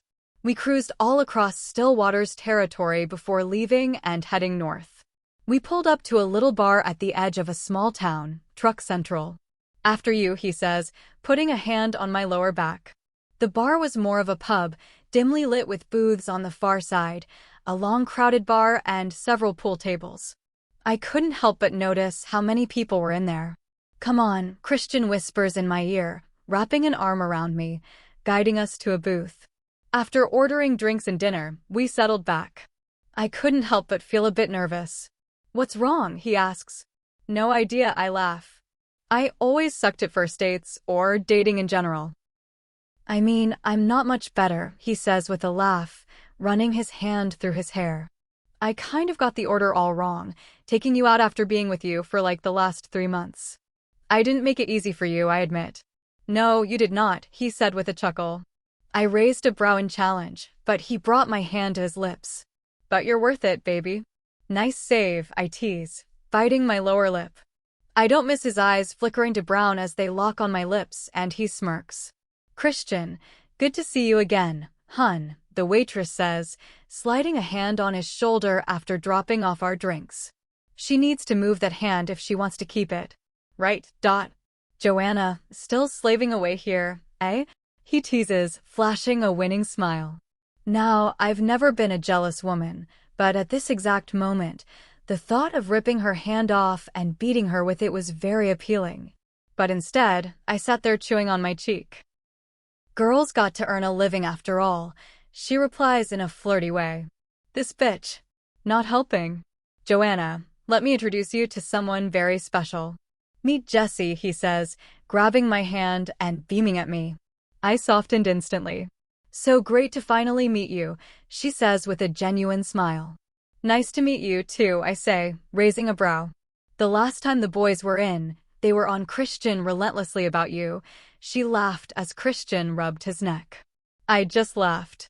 Tell Jace to hurry back already, won't you? Will do, he says as she heads off. He turns back to me and looks for a second before smirking. What? You're jealous? He asks as if he doesn't even believe it. Instead of answering, I just take a long drink, hoping he'll change topics. Lord knows he'll call me on it if I lie. He laughs again as I blush and roll my eyes. Kill me now. What is this man doing to me? Saved by the food as the server dropped a couple of burgers, fries, and onion rings off for us.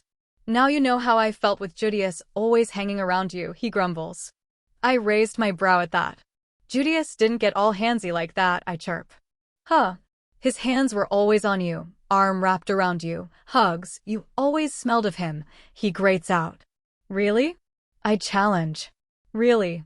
You have as much to worry about with me and Joanna as I do from Judius, he replies. There's nothing with Judius, Dash. Exactly, but jealous Jessie is kind of hot, he teases. She's dangerous too, I challenge. Of that I have no doubt. He laughs before finishing his beer. He signals for a new round, so I toss back the rest of my whiskey and Pepsi. The food's pretty good here, I admit.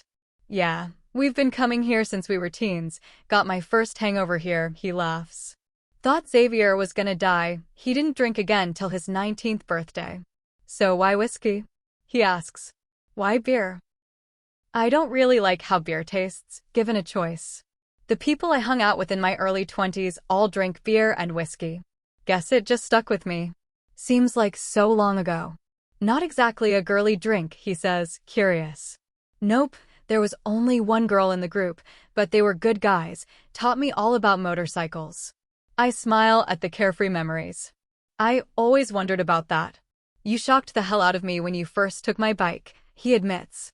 It's a bit big for me, but such a nice ride, I say with a smirk. Still talking about the bike? He teases as I laugh. I think this is the first time you've really talked about something from your past, he muses. I just shrug. I'm more interested in the present, I admit, earning me a dazzling grin. Well, aren't you smooth tonight, he teases. I have my moments, I'm told, I giggle. So how are you at pool? Or is your aim spot on there, too? He challenges. I'm definitely way better at archery and shooting, no angles required there. Let's see what you've got, he says, standing with a hand out for me. He leads me to the vacant table in the corner and heads to the bar. I walk up to the cues on the wall and randomly pick one. A new drink and a shot are waiting at the pool table for me. Trying to get me drunk? I playfully ask. He grabs his shot and walks over, raising it to me. Just leveling the playing field, he grins, tossing his back. My eyes lingered as the fiery liquid passed his lips and slid past his dancing Adam's apple. Leveling the field, my ass. Two can play at that. His thumb pulls my bottom lip from my teeth before he brings his lips to mine. You know that makes me crazy, he huskily whispers as I blush. Bottoms up, baby, don't fall behind. I toss mine back, flip the glass, and chase it with the mixed drink. The whiskey just feeds the fire already lit within me. He racks the balls as I chalk my cue. I can't help but notice his concentration as he orders the balls. Clearly, he's played a fair amount of pool. I may have my work cut out for me. Break, he commands. I line up and take my shot. It's terrible, not a single ball sink. Oh God, I am rusty. That or the alcohol or him, definitely one of those, or all of them. You have played pool before, right? He asks with a chuckle. It's been a few years, I admit, embarrassed. I guess I'm more rusty than I thought. He re-racks the balls before walking up to me. How about a refresher course? His seductive voice has my core throbbing. Not trusting my voice, I just nod and take another sip of my drink. His hands are on my hips in an instant as he steps flush behind me. Slowly, he bends us over the table, snaking his arms around mine to grip the cue. Concentrate, little one, he mumbles in my ear. I scoff as it has the exact opposite effect. He grinds his hips against mine, causing me to gasp. I'm so fucked. I feel each of his muscles flex as we break through and sink 3 balls. 2 stripes, 1 solid. Stripes, I call. Sliding out from under him. I catch a couple of guys staring at us. Christian, we're not alone, try not to give too much of a show, eh? He looks up and glares at the drunk guys, who eventually look away. I make no promises, you look beautiful tonight, and I fully intend to enjoy what's mine, he says, playfully spanking my butt. He signals the waitress and turns back to the game. Forget them. I lean over to make my next shot and feel him step in behind me. I swallow hard, desperately trying to concentrate on the shot, but failing miserably.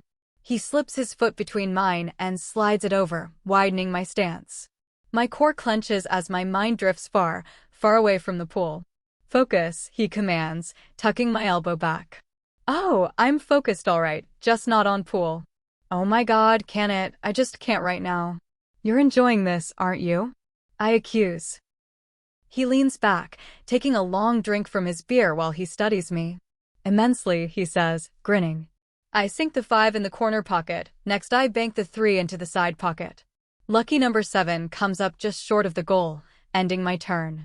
Looks like things may be coming back to you after all, but it's my turn now, he says with a wink. I watch as he artfully moves around the table, and he sinks the next 3 shots. There was no easy 4th, so he made sure my next shot was hard. The next round of drinks came, and I threw back the shot right off the bat, earning a raised brow. I sat up across the table and leaned in for the shot, banking the 4 into the side pocket. His hand grazed my shoulder as he slid my top back up, his eyes swirling with lust. I brushed him off and went for my next shot, but came up short on my last ball. Care for a game? A guy cuts in, looking at Christian. Thanks, but I'm just here to show my girl a good time, he dismisses them. Doubles is a great time. This is Hank, and I'm Tim, he says, holding out his hand. Christian reluctantly shakes. Christian and Jessie, he says, drawing me tight against him. Pleasure is all mine, he says, winking at me. What are you drinking? Next rounds are on us. He gestures to the waitress, who nods and heads off. Christian goes back to the table and sinks the last one, winning the game. Later, he mumbles in my ear. The next round arrives, and we take our shots. Tim racks and Hank break, sinking one of each. Call it, he says to me. Stripes, I call, and he proceeds to sink 2 solids before missing. My turn, I say before I flash Christian a devious grin. Crack. The 2 find the corner pocket, next shot downs the 4 in the side pocket, and the third shot lands lucky number 7 in the corner pocket.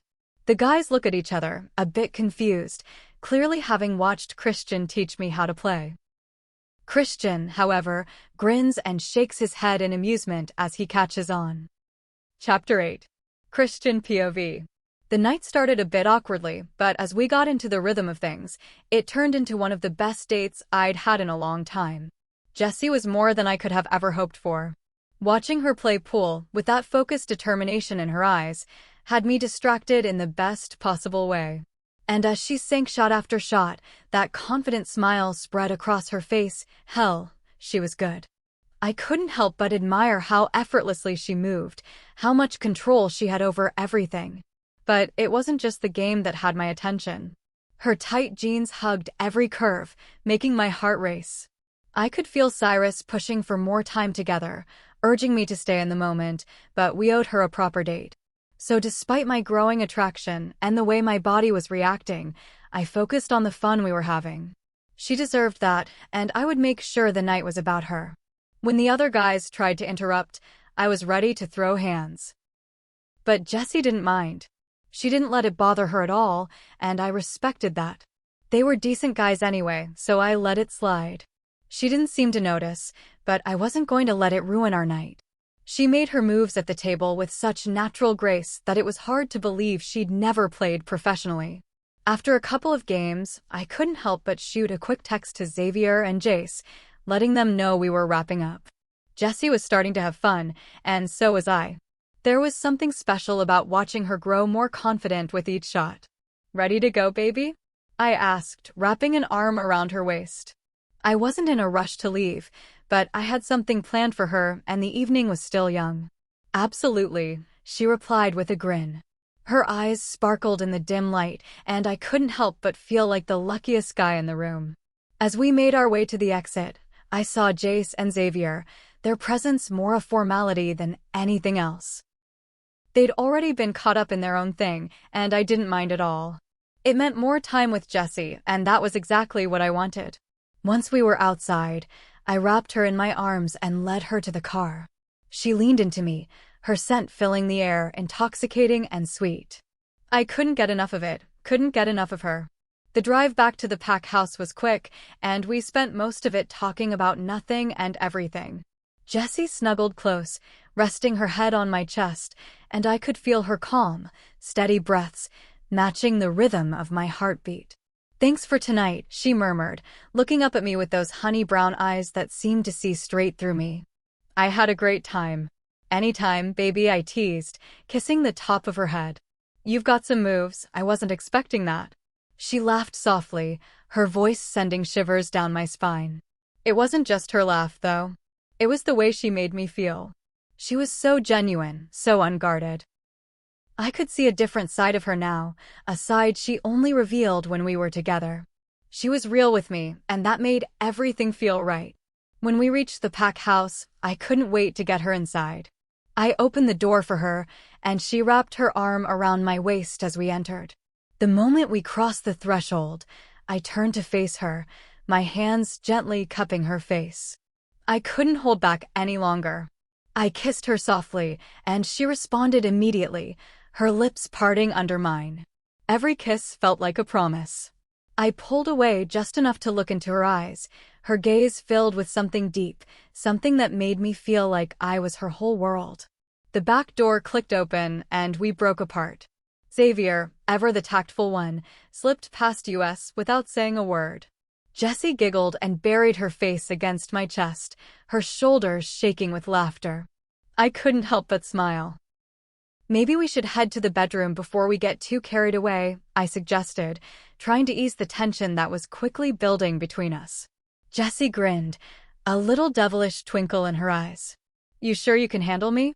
I pulled her close, a sly grin tugging at my lips. I'm about to find out, I whispered, my voice low with promise. I lifted her effortlessly, pressing her against the wall, her body flush with mine. I kissed her again, this time more urgently. My hands roamed over her, feeling every curve, every inch of her that made my pulse race. She responded in kind, her hands sliding up to tangle in my hair, pulling me deeper into the kiss. She tugged at my jacket, and I shrugged it off without breaking contact. Her scent surrounded me, the warmth of her skin making everything else disappear. I had no intention of stopping, not now. But we heard the sound of footsteps. Xavier was heading upstairs, and though we both knew what was happening, he didn't interrupt.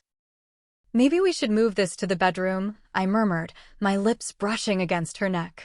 Jessie's breath caught, and she nodded, pulling back just enough for me to scoop her up and carry her upstairs.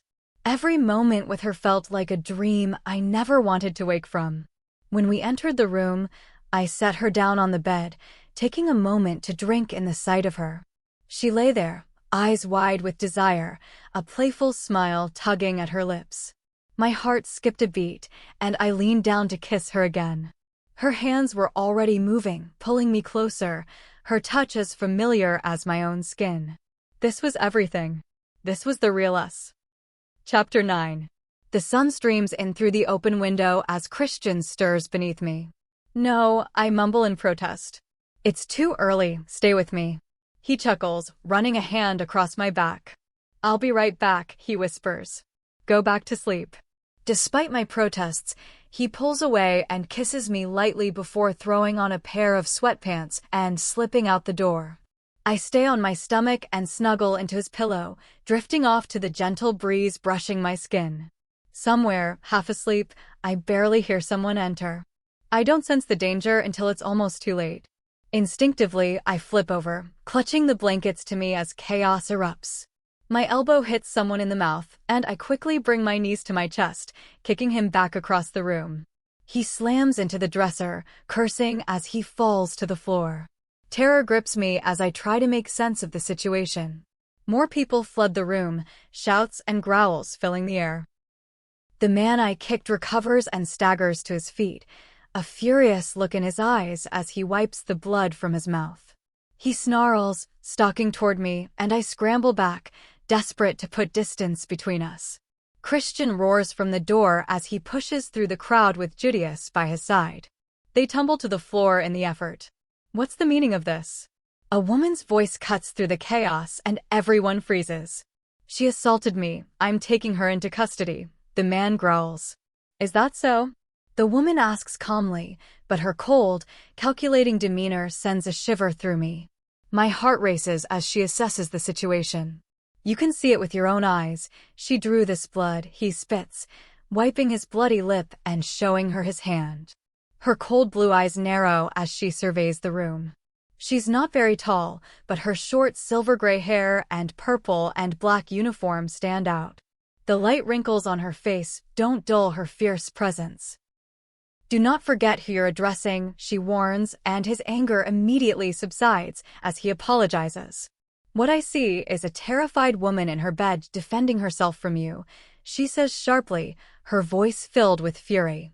It's clear you assaulted her first. Should we be placing you in custody? But I was just carrying out orders, he stammers, his face draining of color.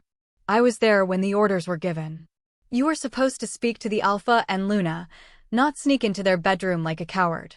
When you wear that uniform, you are a representative of this council, and you will hold yourself to the highest standard, she continues, her energy boiling beneath the surface. All of you outside. Her eyes lock on my attacker. I will deal with you later, she growls.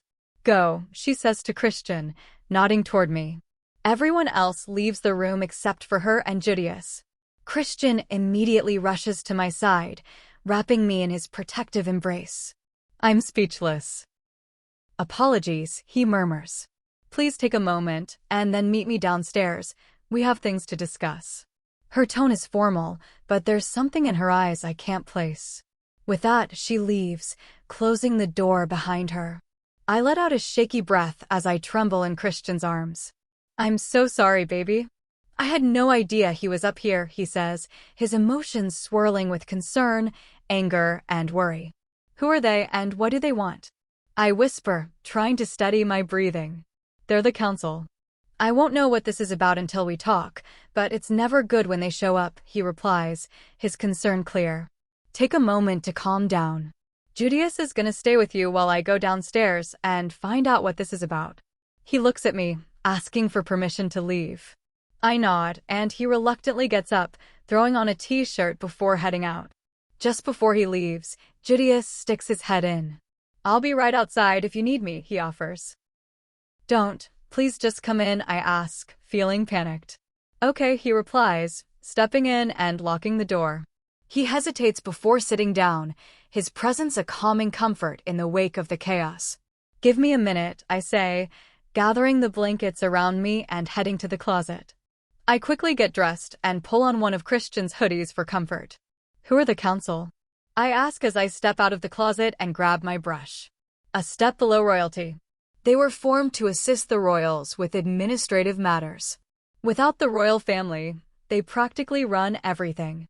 There's no one to appeal to if you don't like their decisions, Judius explains, his voice laced with concern. So, what's going to happen to me? I whisper, the weight of my fear settling in once again. Nothing, he growls. Christian won't let them take you. It wasn't your fault. He shouldn't have been up here. Who's the woman? She's one of the 8 council members. She took your side, so I don't think there's anything to worry about, he reassures me, but I can still feel his anxiety. If you're ready, we should probably go down and join Christian. I nod, and together we leave the room. Let's go, a council guard says, grabbing my arm as we head toward the stairs. I gasp at the unexpected contact. Let her go if you want to keep that arm, Xavier growls from behind us. I need to escort her to Dash. Then lead the way, Xavier says menacingly as he steps forward. She already has her escorts. The guard lets go and Xavier moves to my side, with Judius on the other. The guard grumbles, but leads us down the hall. Soon, we enter the private dining room. There's a squad of guards in purple and black uniforms, along with the man I had kicked and the councilwoman. The man's uniform is different, perhaps indicating a higher rank. We head straight to Christian, who wraps me tightly in his arms. Jace, Soraya, Nate, Liam, and several other warriors are there, but the tension is palpable.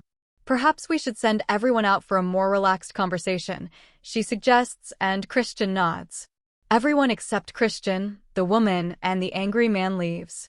He stands there glaring at me, his hatred still evident. What brings the council to our doorstep? Christian asks, his tone controlled but barely masking his anger. I'm afraid things got out of hand, she apologizes. The squadron was returning from council business, and we stopped to discuss your petition. I sit quietly, still not understanding what's going on. That's what this is about? Christian growls. He attacked my mate because Dash. Christian, I whisper, trying to calm him. I'm fine. Everything's okay. Okay, he scoffs. Christian, I warn, trying to keep the situation from escalating. A lot has already happened. Let's just relax before we say something we may regret. She watches us, her eyes unreadable, and I can't shake the feeling that she's not done yet. So, why do you wish to skip this year's conference? She asks. It's all in the petition, Dash. Tell me, she interrupts, cutting him off. He sighs, leaning back in his chair. There's too much going on here for us to be gone for a week. Nonsense. It's just a week. A pack like yours should manage just fine, she chides. As you know, we just had a major conflict with a large rogue force, and we were set up by New Moon's Alpha, Christian states. Yes, I read the report, she recalls, as if recalling it. Curious that you didn't claim New Moon as your right, she asks, her tone accusing. I'm happy with my pack as it is. We were allies before Rob's betrayal, but his head warrior is a good man, working hard to sort the pack out, Christian says nonchalantly. So you intend to make him Alpha? Perhaps. We haven't decided, but that's why I'm needed here, Christian says firmly. And yet, she begins, her eyes shifting to me. It's not the real reason, is it? You mentioned that you recently found your mate. Has she accepted you? When Christian doesn't respond, I realize I'm the focus now. I nod, still unsure what this really means, but I chose Christian. I see no mark, she comments skeptically. I can't mark her. I feel a wave of shame and longing at his words. And why not, she presses. Humans don't typically accept marking well. My brother asked the Guardians for their records, and they show very few instances of human mates, most of whom died. I won't risk her for that, he says, his determination clear, but I see the longing in his eyes. Are you sure she's your mate? She questions, earning a growl from Christian. No offense, dear, just trying to understand. I mean, you're beautiful and you clearly have a way with him, she trails off. Yes, she is my goddess-given mate. I knew it before I ever spoke to her. There's no mistaking the pull of the bond, Christian says softly, his gaze full of love. And you? She asks, narrowing her eyes at me. Yes, I whisper. Did you feel the bond too? Yes, it scared me at first. I didn't understand it, but then it excited me. I've never met anyone like him before, I say honestly, smiling up at him. Kevin? She asks, referring to the man who attacked me earlier. Yes, they're bonded. I could feel it, he says, continuing, that's what happened when she attacked me. I was sleeping, and a strange man was hovering over me. I freaked out. I snap. I can feel Christian's anger flaring again. How was I supposed to know he'd just been with you? He dismisses. That's irrelevant. I was in the safety of his bed, you should have knocked. I would have come out, dressed, and answered any questions, I protest. Christian calms me down, his touch soothing. So it's settled then? You are true mates. What if she's human? The goddess gave her to you. The others will accept it, she says dismissively. Councilwoman, she's new to our world. She just learned we exist. You're asking too much, Christian pleads. I understand your hesitation, but you have responsibilities to the council. Being the alpha of one of the top 5 packs comes with obligations. The rogue situation is a key topic being discussed. I understand that. In the petition, I've designated Alpha Eric of Crimson Dawn as my proxy dash. It won't do. You need to be there to discuss the attacks and answer questions, she cuts in, leaving no room to argue. Fine, but let her stay here in my absence dash. That's not how it works, and you know it. Besides, she was involved in both battles. She needs to be there with you. Absolutely not, he snaps, standing up. I won't have them dash. Nothing will happen to her, and she'll be with you the whole time. You have my word on that, she interrupts again. The tension in the room is unbearable. I've arranged for accommodations next to the Guardians. It's a large house suitable for your status, and will accommodate a larger group than usual, she says, letting it sink in. Your petition was denied. I suggest you take it. The danger in her tone is clear, and she's waiting for a challenge. That's very gracious of the council. Stillwaters accepts the terms and will be there, Christian replies formally. Excellent, she nods. I'm glad we could reach an agreement. She smiles, but her eyes remain cold, and something feels off. You still have a month to prepare and bring her up to speed with us. I feel like a kid in the principal's office. I'd love to stay for breakfast, but I must leave. Again, I apologize for Kevin's actions. I truly regret any upset he's caused her, she says sincerely before turning and leaving, with Kevin following behind. Christian pulls me tightly against him, breathing in my scent. I feel his turmoil, anger, confusion, and fear all mixed together. Moments later, The door bursts open, and Jace, Judius, Xavier, and Soraya rush in. What the hell was that about? Jace asks, his concern clear. Christian just holds me, his anger palpable as everyone watches me, waiting for answers. I don't understand what just happened, and I feel like I'm missing a huge piece of the puzzle. I push against Christian's chest, but he pulls me back tighter. The room falls silent. They threatened what is ours, he growls. Fuck, Jace whispers, stepping back. Christian, relax. It won't be that bad. We'll go through the conference, and it'll be over before you know it. We'll be back home soon, I say, unsure how else to calm him down. Your house or here, he grumbles. I push away from him, but he releases me. His eyes are deep brown, filled with anger. Excuse me? I ask, confused and frustrated. Never mind, he mutters. I don't understand, Dash. You're right, you don't, he snaps. You're like a lamb led to slaughter sometimes, and your ignorance is going to get you killed. I stagger back from the weight of his words. There's indeed so much for me to learn, but he doesn't need to be cruel. Cyrus, Jace steps in. Too far, man. I pull away and head for the door. Don't walk away from me, he growls. Give her a minute, Jace says, stepping in the way. I just need some air, I say, ignoring his demand. Jessie, he warns. I'm going to the garden, I say, not waiting for permission. Go for a run before you say something you'll regret, Jace suggests. I hear Judius following me as I reach the door. Alone, Judius, I snap. He hesitates, but stays inside. The door slams as Christian storms off. A few moments later, I settle on a bench by the fountain. I groan. Why can't I have a moment of peace? Why is it that every time I need space, you show up? I ask, voice tinged with frustration as they stop in front of me. Chapter 10. Seriously, why? I demand, glaring up defiantly. It's been a rough day, and it's not even 9 a.m. My nerves are shot, and I'm already frustrated. Because I never listen? Soraya says, sitting down next to me and handing me a water bottle.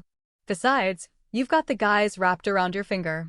He didn't mean it the way it came across, she adds softly when I say nothing.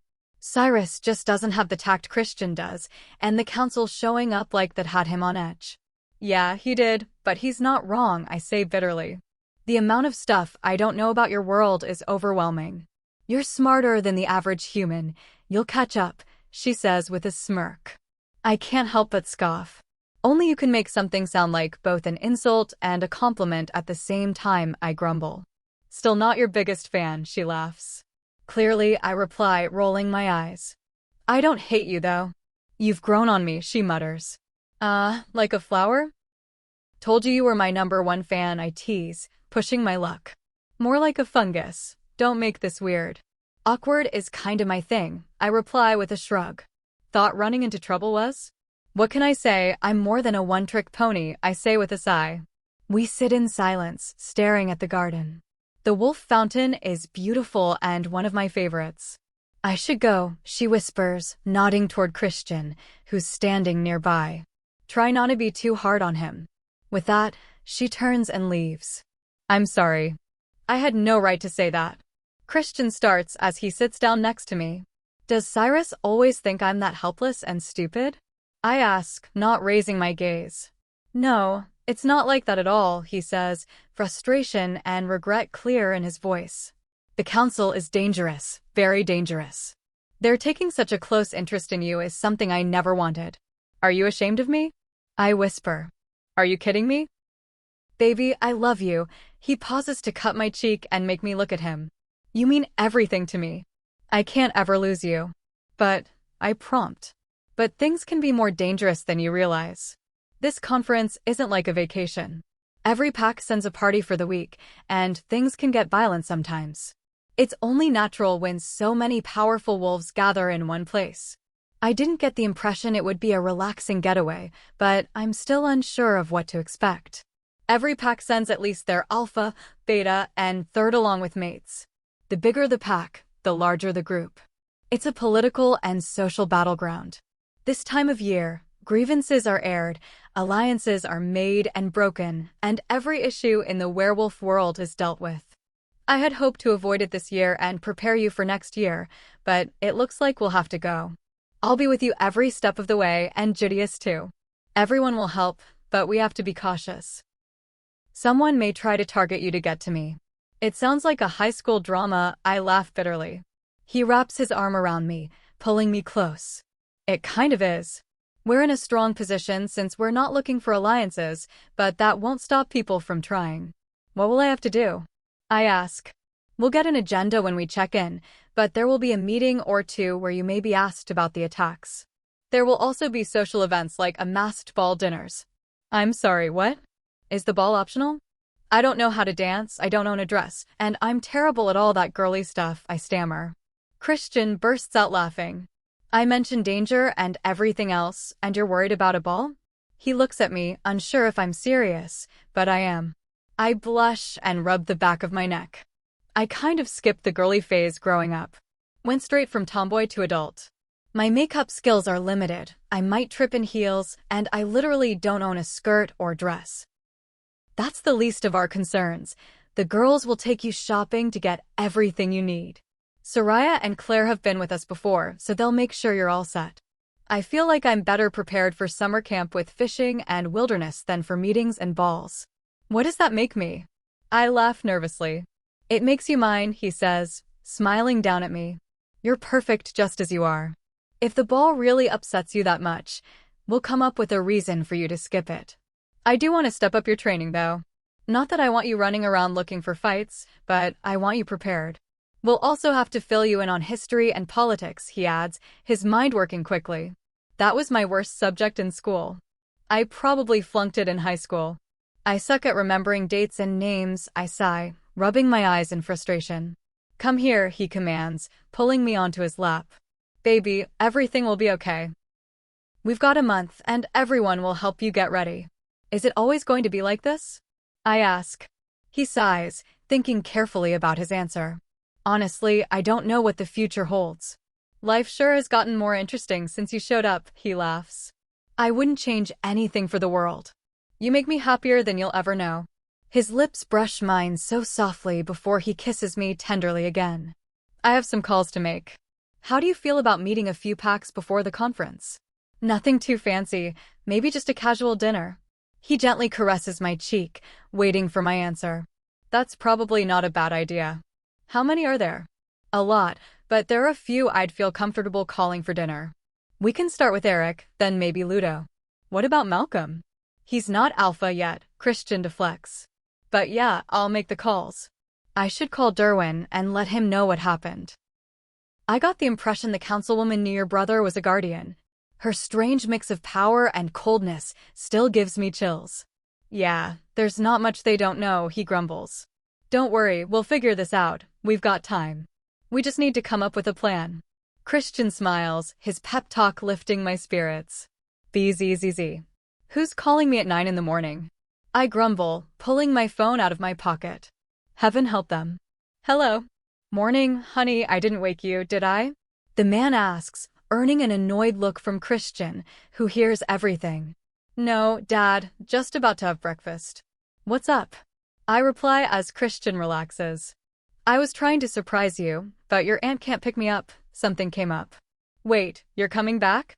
Why didn't you tell me? I couldn't help but be surprised. I hadn't expected him back for another month.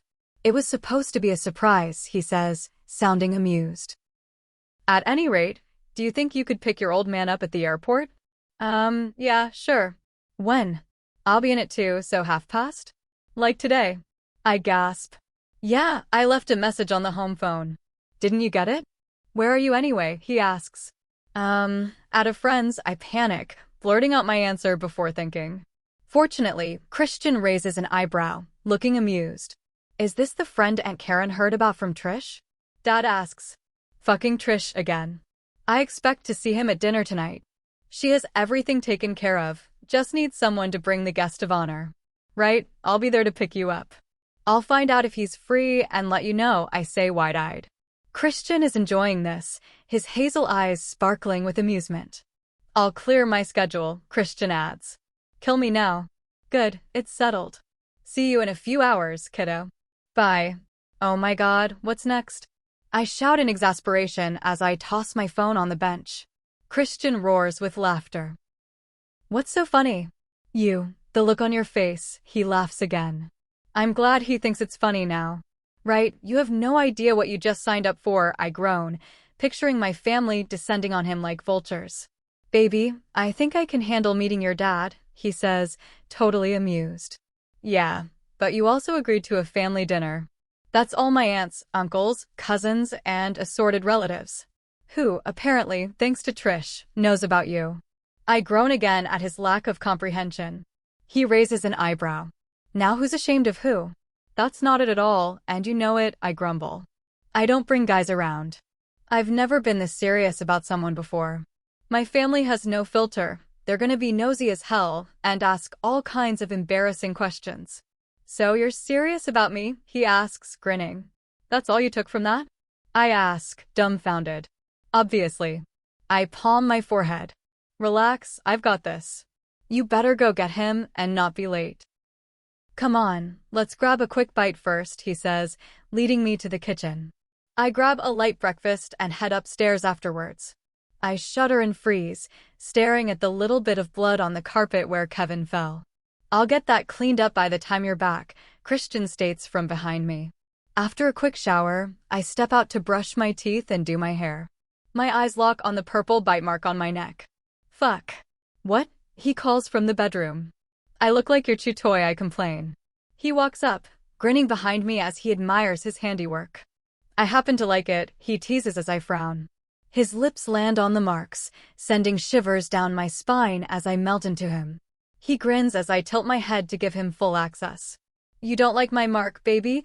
He asks in a husky voice that causes a tightening in my core. I like it, I beam at that. But my family is gonna have a field day with it, and my dad will flip. He laughs again as there's a knock on the door. Somebody call for concealer? Claire teases. Somehow I don't think CoverGirl is up to the task, I sigh. Girl, we've got the good stuff, movie set makeup, the kind that can hide tattoos, she says with a triumphant wink. Once Claire takes care of the bite, I get dressed and jump in my truck. The airport is an hour away, so I make it with just enough time to spare. By the time I park and head through the crowded terminal, passengers are streaming out. Being 5 feet 3 inches, I'm practically invisible in the crowd. Fortunately, my dad's nearly 6 feet tall with distinctive curly silver and black hair. His blue-gray eyes scan for me, but I manage to sneak up anyway. Sweet Jesus, I didn't know you could tan so dark, old man, I tease as he turns to hug me. I notice him scan around, slightly disappointed when he sees we're alone. Christian was busy, but he'll be there for dinner, I dismiss. He better be. I want to meet the man that's caught your attention, he says, trying to sound tough. I roll my eyes. How is it I had to hear through the grapevine, he asks, a bit annoyed. I don't know. It just kind of happened, and I didn't want to get your hopes up if it wasn't anything. And, he presses. And what? Don't make it weird, but I really do like him. He's a good man, I say, smiling to myself. I'll be the judge of that, he says gruffly as we head to baggage. Chapter 11. The ride home is quick, thankfully, leaving barely enough time to stop, drop off his luggage, and change quickly. Dinner is at 6 sharp at the exclusive Hillsborough Golf Club restaurant. Think snooty, want to be golfers with more money than manners, and you're on the right track. Aunt Karen and Uncle Tim have been members for years. It might be the pinnacle of their adult lives. Their kids may be in the top 10, maybe, but the apples didn't fall far from the tree. Me, dinner's at 6 at Hillsborough. Still time to duck out? Save yourself. Christian, I'll see you at 6, don't be late. Me, text me when you're there, it's a bit, stuck up. I'll get you. I swear the requirement for membership is more money than brains. Christian, that kind of place, eh? Don't worry, I'll be fine, looking forward to meeting everyone. Me, Godspeed. Well, you tried. He thinks it's funny, I almost want them to chew him up. I change into the nicest clothes I own, which isn't saying much. Maybe shopping with Soraya and Claire isn't such a bad idea. Dark skinny jeans and a scoop neck forest green print top will have to do. I do my hair in a simple twisted updo. Lord knows Aunt Tara always calls my hair unruly. A little light makeup, and I'm good to go. The moment of truth is here as we pull up to the golf club, parking on the outskirts, away from the members' parking area. The feeling of not belonging makes my skin crawl as we make our way in. The hostess eyes us up, clearly not approving of my attire. She, on the other hand, looks to be straight out of a magazine, but I couldn't help but wonder what her face looks like under all that caked-on makeup. Reservation, she drawls, not bothering to look at us anymore. Sanson party, my dad replies with his best smile. Her gaze flickers up to us, not impressed, and she rolls her eyes, then leads us to a semi-secluded alcove to the left of the bar. More than half of my family is already there and drinking. I usually don't drink around them, but tonight I may have to make an exception. Everyone squeals and fawns over my dad, forgetting I'm there, which suits me just fine. I slip my sweater over the back of a chair as my Aunt Karen saunters over. As always, she's dressed to impress with a designer black power pantsuit. "Jessie, sweetie, where's your date?" she asks, sickly sweet. The way she cranes her neck is almost comical, except it's at my expense. "Oh, he's not Dash. Don't worry about it, Jessie. No one really expected him to come tonight. Trish just had us curious, is all," she cuts in with a tone that sets my teeth on edge. "He's coming, we're just a bit early, I told him 6. I reply as politely as I can.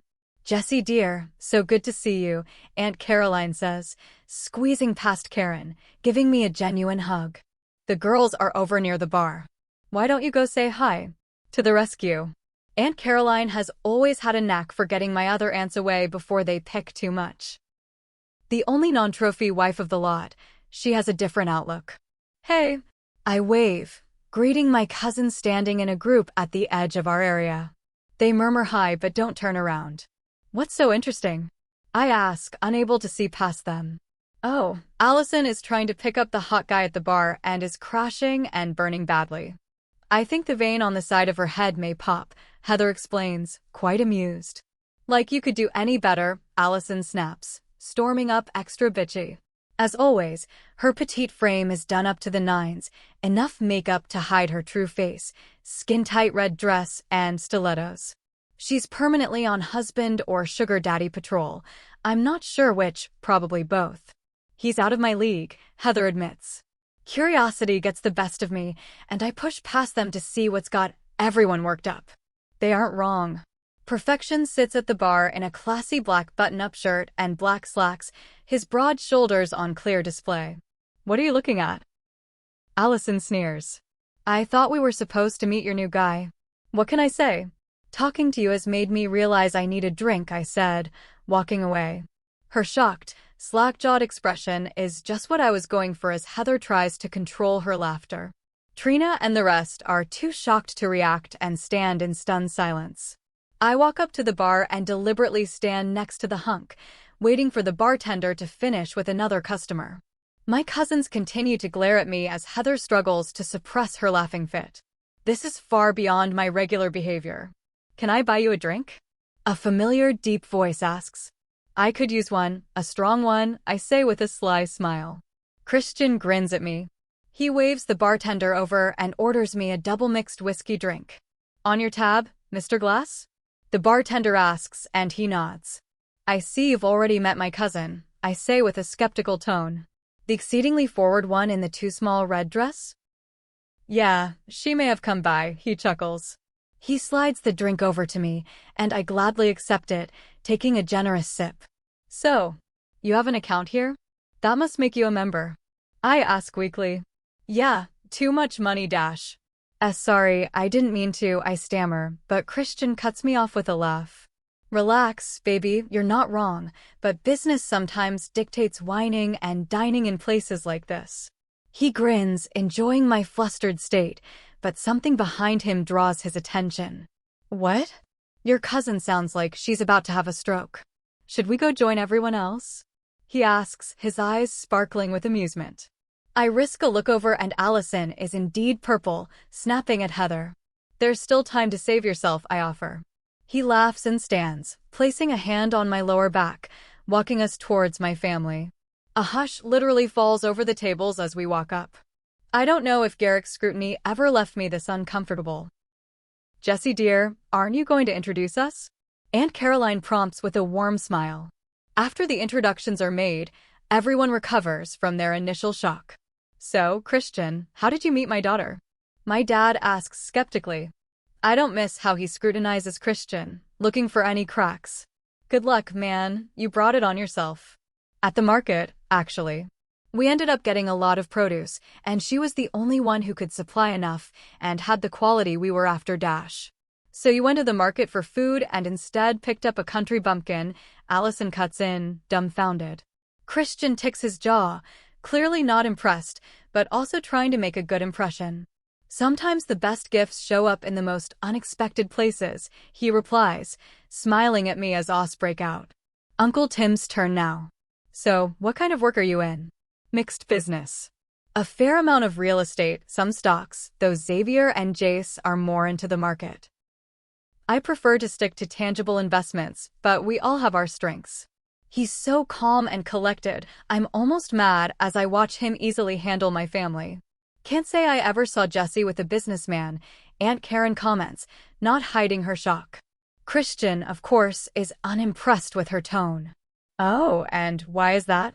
He asks, barely hiding the warning edge to his voice. Oh, you must know how she is by now, she deflects, not taking the hint. I'm not sure I quite follow, he says flatly. The way he narrows his gaze at her leaves me uneasy, but she is oblivious. Well, a businessman needs a certain caliber of woman for dinners and the like. Jessie is sweet, but quite rough around the edges. Her tone is sickly sweet, an attempt to mask the condescending nature. I'm about to die of embarrassment, but Christian drapes a possessive arm across the back of my chair. I'm afraid I don't know what you're talking about. She's always been up to every challenge I throw at her, and has no problems charming whoever we dine with. I'll take a keen intellect and sharp wit over a trophy any day. She may have missed it, but I caught the insult instantly and fought to suppress my laugh. Just in time, the waiter comes to take our orders before things get any more awkward. I think I'll have the rib dash. Are you sure, Jessie? The salads here are very good, Karen cuts in. She's always been on me about my weight, making comments and criticizing my choices. I sigh, not wanting a confrontation tonight. Right, maybe the garden chick dash. We'll both have the ribeye steaks, rare for me, medium rare for her, loaded baked, side Caesar salad. Christian cuts in, ordering for us and giving Karen his most polite fuck off look ever. I'll take a glass of the Hillsborough Red, and a refill for Jessie, he finishes, handing the menus back to the waiter's outstretched hand. Very good, sir, excellent choices. Aunt Caroline orders next with a mischievous glint in her eyes. I'll have what she's having. Steak sounds wonderful, she says, giving Karen a pointed look. Steaks are the order of the day.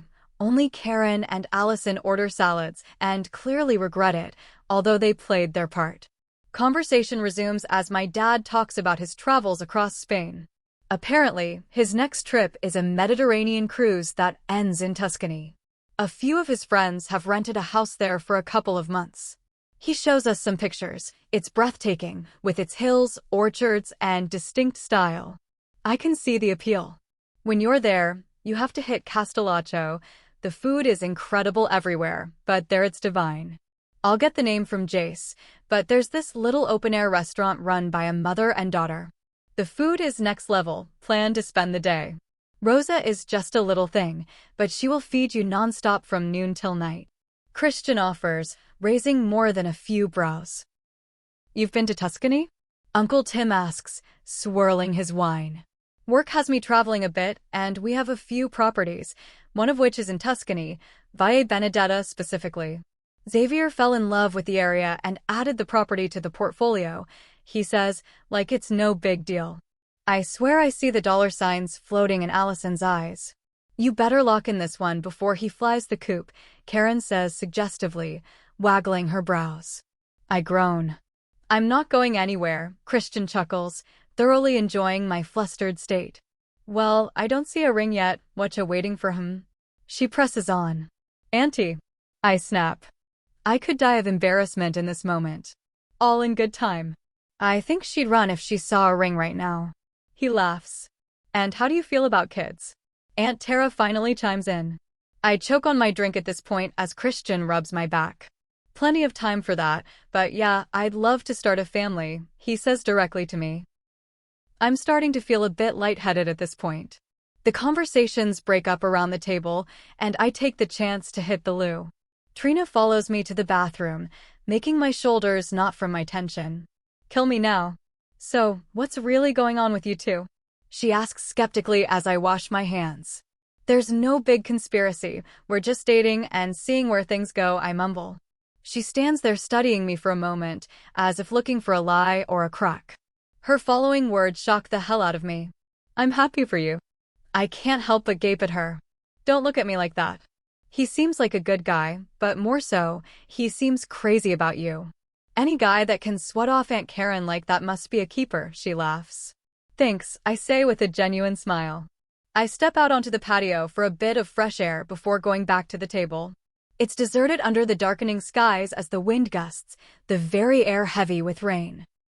Silence welcomes me, refreshing as I close my eyes and push away the unwelcome energy pressing in on me from every direction. You good? Christian asks as he walks up behind me. Yeah, just needed a moment, I say, eyes still closed as I lean against the railing. The wind swirls his scent around me, instantly relaxing me. He steps up against me, wrapping his powerful arms around me. I sigh in contentment, tilting my head to the right. His lips land softly on my neck, drawing out a sensual moan. Watch the makeup, I whisper as he smirks against my neck. You make it too easy, kitten, he says, seductively nipping my earlobe. The contact sent a shiver straight to my core as I melted into him. You're quite charming, they can't get enough of you, I murmur. I don't give a shit what they think about me, I'm here for you, he says bluntly. So what's wrong? They're a lot of energy to handle, being stressed out. I can't seem to block them out as well as usual. I complain as I feel his rough hands move up to rub the back of my neck. Ever since Derwin pushed me to tap into it more, it just doesn't seem to turn off as well as it used to, I grumble. He slips a hand into his pocket, producing my headache meds. Judius thought you might need these, Christian says, handing them to me. God bless these guys. Food's up, lovebirds, Aunt Caroline calls with a knowing grin. Shall we? Christian says, ushering me back inside. Once we make it back inside, I quickly take the meds and start dinner. I see Aunt Caroline notice, and she mouths, "Are you okay?" I nod and smile. Unfortunately, Aunt Karen picks up on it, too. Another headache, sweetie? I really hate it when she calls me that. It's not endearing at all coming from her. Just a small one, nothing major, I dismiss. You know, Christian, she's had them ever since she was a teenager. Funny that right around puberty, she suddenly started with migraines too. None of the doctors knew what to make of it. Had any luck lately? She asks me after airing out my dirty laundry. We've managed to find a good combination now. They're nowhere near the problem they used to be, I reply, praying this is the end of the discussion. I thought you said they were no big deal, he questions, narrowing his gaze at me. They're not, and as I just said, the medications work, relax. He, however, does not look convinced at all. We'll talk to Doc later, he says, kissing my temple. I know better than to argue with him about it. Fortunately, the rest of dinner goes by more relaxed. I'm no longer the center of attention and can enjoy my steak and even add to the conversation. As the night wore on, we wound down and everyone started going home. We bid everyone goodbye, and I walk out with Christian and my dad on either side of me. They both paused, looking at me as they broke off in two different directions. Well, this is awkward. For fuck's sake. Are you coming, kiddo? My dad asks, raising a brow. Give me a minute, will ya? Here, I toss him the keys. I'll meet you at the truck. He nods and heads off to the truck. Christian, however, stands there clenching his jaw. I'm sorry I had no warning, I dash. I get it, he grits out. He says he gets it, but his body language says otherwise. I step up to him, pulling him close. I will always be his little girl in his eyes. I sigh. It won't be long, his flight leaves in a week dash. A week. Christian snaps, cutting me off. I won't have you for a week. That's not an option, Jessie, not with everything going on.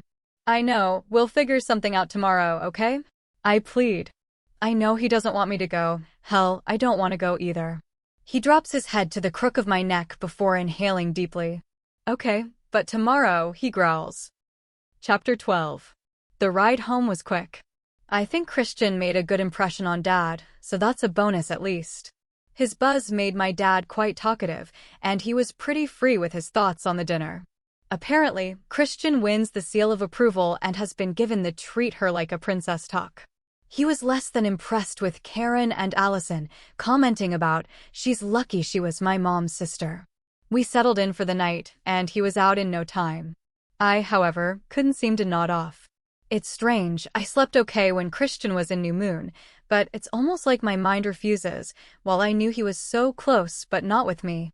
After an hour or so of tossing and turning, I threw on some yoga pants and headed out onto the deck for some fresh air. I spotted a wolf out back, felt like Judius, so I walked over to him. Draw the short straw and got midnight guard duty, eh? I ask, earning a wolfy grin. He rubs against me, pushing me towards the house. I came out for some fresh air, Judius, I can't sleep, I try to explain. He sits and cocks his head before whining slightly. Nothing major, I don't know why I just can't fall asleep, I complain. Shorts are at the back of the barn if you want to shift. I watched his massive silver-gray wolf lazily lop off to the barn, and Judius walked back a few moments later. He sat down on the grass beside me as I watched the fireflies dance. The more things change, the more they stay the same, eh? I asked. He just raised a brow. You used to check up on me way back then, too. Now you're on official business, I teased. Nate and Liam are running wild somewhere. I just came by out of habit, I guess, he joked. So how was dinner? He asked. Christian didn't say? I asked skeptically. I'm more interested in your version. It was fine, my family was my family, I said with a sigh. My cousin tried to pick Christian up at the bar and told me he was way out of my league. Oh, and later called me a country bumpkin in the most offended tone ever. His face was screwed up strangely at that last part. What else? Oh, Aunt Karen implied I was too rough and simple to be with him. Oh, and cut me off midway through ordering to tell me to have a salad dash. Are they for real? He snaps. Yep, I say, emphasizing the P. I thought Christian was just being Christian, but he didn't say half of that, Judius says, thoroughly annoyed. Oh? What did he say? I asked, curiosity piqued. Just that it went fine, but he didn't care much for half of them, said your dad was a good guy. Well, after my aunt did the salad part, he was done playing nice, ordered dinner for me, and gave her the look. Then proceeded to wow them with his global business prowess. Of course, that just made my aunt push me on him more, I groan. Really, he came off great. I'm pretty sure if we split up they'd pick him over me, I say, burying my head in my hands. Judius laughs at that. What?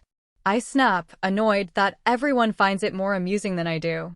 Christian isn't going anywhere, like, ever. You know that, right? Yeah, I know he said that too and had everyone cooing, I said with a sigh. No, Jessie, I mean you're it. You're his mate. Game's over in his eyes, Judius says soberly. Yeah, I get the whole mate thing dash. I don't know if you really get it fully, Jessie, he says, cutting me off. He rubs the back of his neck nervously. What am I missing now? I grumble. There's no what-ifs or backup plans for him. He's betting it all on you, he says, smiling softly at me. I'm not telling you this to freak you out or anything, hell. Christian will probably be pissed I said anything. He paused, collecting his thoughts before continuing. You don't ever have to worry about him leaving you. Mates, once they accept each other, are the equivalent of being married. As far as he's concerned, he's all yours. He's just giving you time, he explains. Time for what? To get where he is, Judius says with a shrug. I frown, not following. He sighs. He wants you with him. I don't want anyone but him, I reply confused. Jessie with him, he says, locking eyes with me. He's at the pack house, and you're here. You're his everything and not with him. He's afraid to pressure you, but it's beginning to really bother him. I remember Cyrus's dig about home being the pack or my farm, and suddenly it made sense. Oh, I say, realizing what he was getting at. Have you ever thought about staying, like permanently? He asks cautiously. Like moving in? I clarify, raising a brow. Yeah, it's not like you don't stay there often enough, he says with a shrug. I don't know, we've never really talked about it before. It's kind of understood, he said with another shrug. When Liam and Nate found their mates, they brought them back to the pack the very next day. Typically, mates go to the higher position pack. Just something to think about. The pack loves you already and is eager to have their Luna full-time, he says, beaming at me. I sigh, feeling overwhelmed again. He wraps an arm around me, squeezing me. Relax, nothing's changed. He loves you and will wait, but even he has limits. That's what I'm afraid of, I say, groaning. Worst case scenario, he'll kidnap you and lock you in the bedroom. You don't seem to mind that, he teases as I blush. I'll head over in the morning. Dad's got breakfast with his golfing buddies, I say with a yawn. Good, now go to bed. It's like 3:30. You already don't like mornings, he chuckles. I head back to bed, but my mind is still running. I hadn't really thought about moving in and formally accepting the Luna position. Hell, I don't even know what the Luna actually does. A few months ago, I was still picking up the pieces and walling myself away from the world. I never expected to find anyone else ever again. In fact, I was dead set against it. He had other plans, he's good for you. Yes, he is. I groan as I look at the clock flashing 4:10. For someone who loves sleep, I sure do feel gypped tonight. Kiddo, you sure you don't want to go for breakfast with us? My dad asked through the closed door. No thanks, I'm good, have fun, I grumbled into the pillow. 6 a.m. You have got to be kidding me. Bye. Oh, I'm having lunch with the guys from the club also. Maybe I'll see you at dinner. No worries, have fun. I may be at Christian's for dinner though. I'll text you later. I heard him say goodbye, and his heavy footsteps retreated down the hall. A moment later, I listened to him drive off and sigh in relief. I'm exhausted. A moment later, I hear heavy steps in the hall. Maybe if I ignore him, he'll go away. The doorknob twists and he swings the door open, walking in. Really? I grumbled into my pillow in exasperation. Really, Christian replies in a rumble that heats my core. Immediately, I go to get up, but he stops me with a single command. Stay. He wasn't asking, and I was only too happy to obey. He climbed over me, peeling the blanket back before settling in beside me. His rough hand trailed up the back of my thigh before draping across my back. How'd you sleep? He mumbled in my ear. Like shit, I grumbled. He chuckled, me too. He kissed the top of my head before nestling into the crook of my neck. Good night, baby, he whispered, pulling me close. Being wrapped up in him, surrounded by his scent, I was instantly out. Morning, beautiful, Christian says, tucking the hair behind my ear as I woke up. I flash him a sleepy grin as I snuggle into his chest. I needed that, I murmur, tracing circles on his chest with my fingers. Sweet Jesus, he's become my security blanket. Hungry? He nods. I kissed him lightly before crawling out of bed, and a low growl made me turn back to him. He was quite the sight in his boxers, but my bed was far too small for him. My mind suddenly drifted away from eating at this moment. You need a bigger bed, he grumbles, even up against the headboard, his feet hanging off. I prefer yours, I say with a smirk. I quickly pulled on some yoga pants and took off to the kitchen, not trusting myself anymore. It doesn't take him long to follow me in. Ours, he says, wrapping me in a hug from behind as I make lunch at the counter. I say, tilting my head to the right as he kisses my sweet spot. Ours, everything that's mine is yours, he mumbled into my neck. I spin around to face him, but am at a loss for words. His hand on my cheek pulls my gaze to his as I lean into his touch. You know I would give you anything to make you happy, right? He asked with the utmost sincerity. I have all I need right here already, I say, kissing him deeply. Someone smooth today, he says, grinning. I flash him a smile and pass him a chicken Caesar wrap. So, what are you guys doing tonight? He asks casually, but I can hear the hint of jealousy. Actually, I told him I had plans with you tonight, if you're not busy? I ask. His face split into a dazzling grin. Suddenly, my schedule is looking pretty open. Good cause, I'm all yours, I say with a smile. I like the sound of that, he says with a devilish grin. His hand dropped to my hip while the other wrapped around the back of my neck, drawing me in for a kiss. His lips crash onto mine, dominating while he deepens the kiss. My hands roam his chest, suddenly hating his shirt as he growls in approval. I moan as his hand slips lower, gripping my waist and pulling me closer. He groans in approval as I grind into him. I pull back as he kisses down my neck. "God, you smell so good, baby," he says, voice laced with desire. "I just can't get enough of you. I need you," I murmur as he kisses his way up my neck. He growls softly as he pulls me into him. The pressure between us intensifies and everything else fades. He softly kisses my lips again, and I find myself lost in the moment. Chapter 13. After dinner, the Guardians brought me downstairs to the gym and dojo.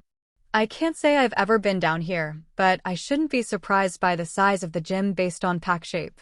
The dojo is split between a boxing ring and a matted area for sparring. There are also targets and dummies for weapon practice. To say I'm feeling totally out of my element is an understatement. Training with Judius and Soraya was always at my farm on the back lawn. The form-fitting sports top and workout leggings the Guardians insisted I wear leave me feeling very exposed. Derwin, Dex, and Mackenzie, however, looked totally at ease and in their element. Derwin and Dex are matched in thin joggers and tanks, while Mackenzie is dressed like me. All are in Guardian green. "Right, love? Let's see what you've got, yeah?" Dex chimes in, looking far more excited than I am. I freeze.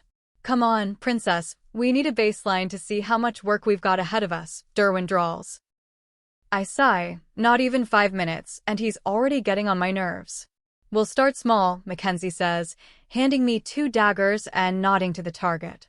I gingerly take them from her and test their weight and balance. Then run through the rest of the routine that Derwin taught me, switching from defense to throwing grips and lastly flipping them. She had me practice throwing at the target, then moving up to the dummy. I have been practicing with the daggers she gave me at home, so I feel slightly at ease and don't embarrass myself. I'm pretty decent within 10 feet or so, but after that, my accuracy diminishes greatly. As I practice, Mackenzie circles me, adjusting my stance or offering constructive criticism. Focusing on the task at hand has my nerves retreating as I throw myself into it. "Right, that'll do, yeah?" Dex asks after a while. "Yeah, she's on par here. We'll work on range and speed, but overall I'm happy." Mackenzie's praise leaves me happier than I should be. Apparently, the guys are teaching me close-quarters combat. Dex is going to be my assailant while Derwin teaches me the moves. "Stop holding back, princess," Derwin growls after I fail for the umpteenth time to pull off the move to his satisfaction. I'm trying dash. "No, you're not," he cuts me off. "You're faster than this." He shoves my shoulder to drive the point home. "Fuck off, Derwin," I growl. He shoves my shoulder again, causing me to stumble as I clench my jaw. "Soraya said you were better than this," he snaps, pushing me again. "What's the matter, princess?" he jeers. "Nothing to say?" "Fuck this," I snap as I turn away from him. In an instant, he grabs my shoulder and flings me backwards. On instinct, I tuck and roll, ending in a crouched defense stance that Soraya had taught me. I can feel my temper brewing dangerously. "The heck, Derwin?" I growl. "That's more like it, princess," he says with a triumphant grin. "Tell you what, land a solid hit on Dex and we're done for tonight." "What about Derwin?" Mackenzie asks with a raised brow. "Dex is too nice, you, on the other hand, she wants to beat most days." "Huh, if you can't hit Dex, you're wasting your time on me, princess," he drawls. "How's your nose?" I ask, raising a brow. He clenches his jaw as he takes position across from me. He takes the first swing, and I drop and duck, swiping low with the dagger. He easily backsteps it and swipes with his foot. I stumble but catch myself before falling. "Nice of you to finally show up," he grumbles. He swings his leg again, mid-chest. I bring my forearms up to block, managing to deflect the hit, but the blow still makes me stagger. Another quick jab and left hook has me nearly to the wall. "Derwin, ease up some, yeah?" Dex cuts in, but Derwin is on a mission and tunes him out. He swings again, and I'm too slow to deflect properly, catching a glancing blow on my ribs. I grab his wrist, but he twists, pulling me back towards him. I snap and lash out with my right dagger, landing it with a sickening thunk in his ribs. The impact stopped us in our tracks as he gasped and staggered back. "Oh my God, Derwin. I'm so sorry, I just lost control," I stammer, shocked. "Not bad, princess," he gasps as he grips the dagger. "No, don't pull it out. We need to get you to the dock," I say, panicked. "Relax, Mackenzie can handle this," he says, pulling the dagger out. My eyes went wide as the blood started to flow freely. Instantly, Mackenzie grasped his wrist, and I felt the energy shift as she gave him a push. I sank to the ground, feeling a bit lightheaded. "You okay, love?" Dex asked, kneeling next to me. I just nodded. "We've done way worse to each other. Guardian training is rough. You need to tap into that fire to train." "He's right, you're too busy holding back." "It's all good, princess, I'm good as new," Derwin says, sitting down next to me. I glance up and see the pink skin covering the wound and breathe a sigh of relief.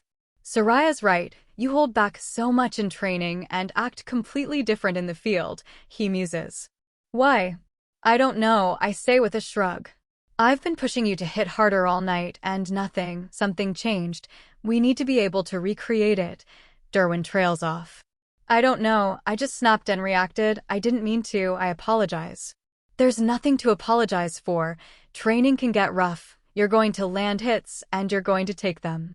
You need to commit and not hold back. Your mind is slowing you down," he explains. "I'll try. It's just hard, the field, like you say, is different. I'm just reacting to someone trying to kill me usually. It's hard to purposely hurt someone." I trailed off, feeling embarrassed. "They must think I'm pathetic. They do this all the time without a second thought." "Ah, such a tender lass," Dex says with a grin. I just groaned at him. With that, tonight's training was done, and we headed back upstairs, settling in the living room and watching TV. In no time, I was out. The following morning, I woke up in bed. Christian must have put me to bed, as I was just in his t-shirt and panties. I've never been a particularly sound sleeper, so for someone to carry me upstairs and undress me without waking me up feels odd. I get up and stretch my sore muscles before heading to the shower. I think I could just live in this giant stone shower. Lord knows it's half the size of my bedroom. The kitchen is empty, primarily because everyone's either out training or cleaning up from it. "What would you like for breakfast?" Laura asks. "Oh, I'm not hungry. I'll just grab lunch later," I deflect.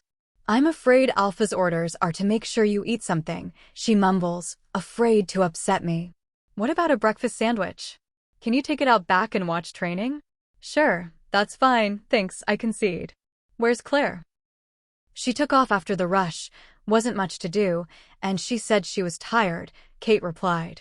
"Odd, Claire lives to be the master of the kitchen. I'll check on her before I go." I take the sandwich and a bottle of water to the training field. Looks like upper-class warriors and elites broken into groups of 4, mixed doubles. "There's my elf," Jace says, walking up to me. "I offered to go up and grab you from bed, but Christian didn't seem to like that idea much," he chuckled. "You sure do like to push his buttons," I say seriously.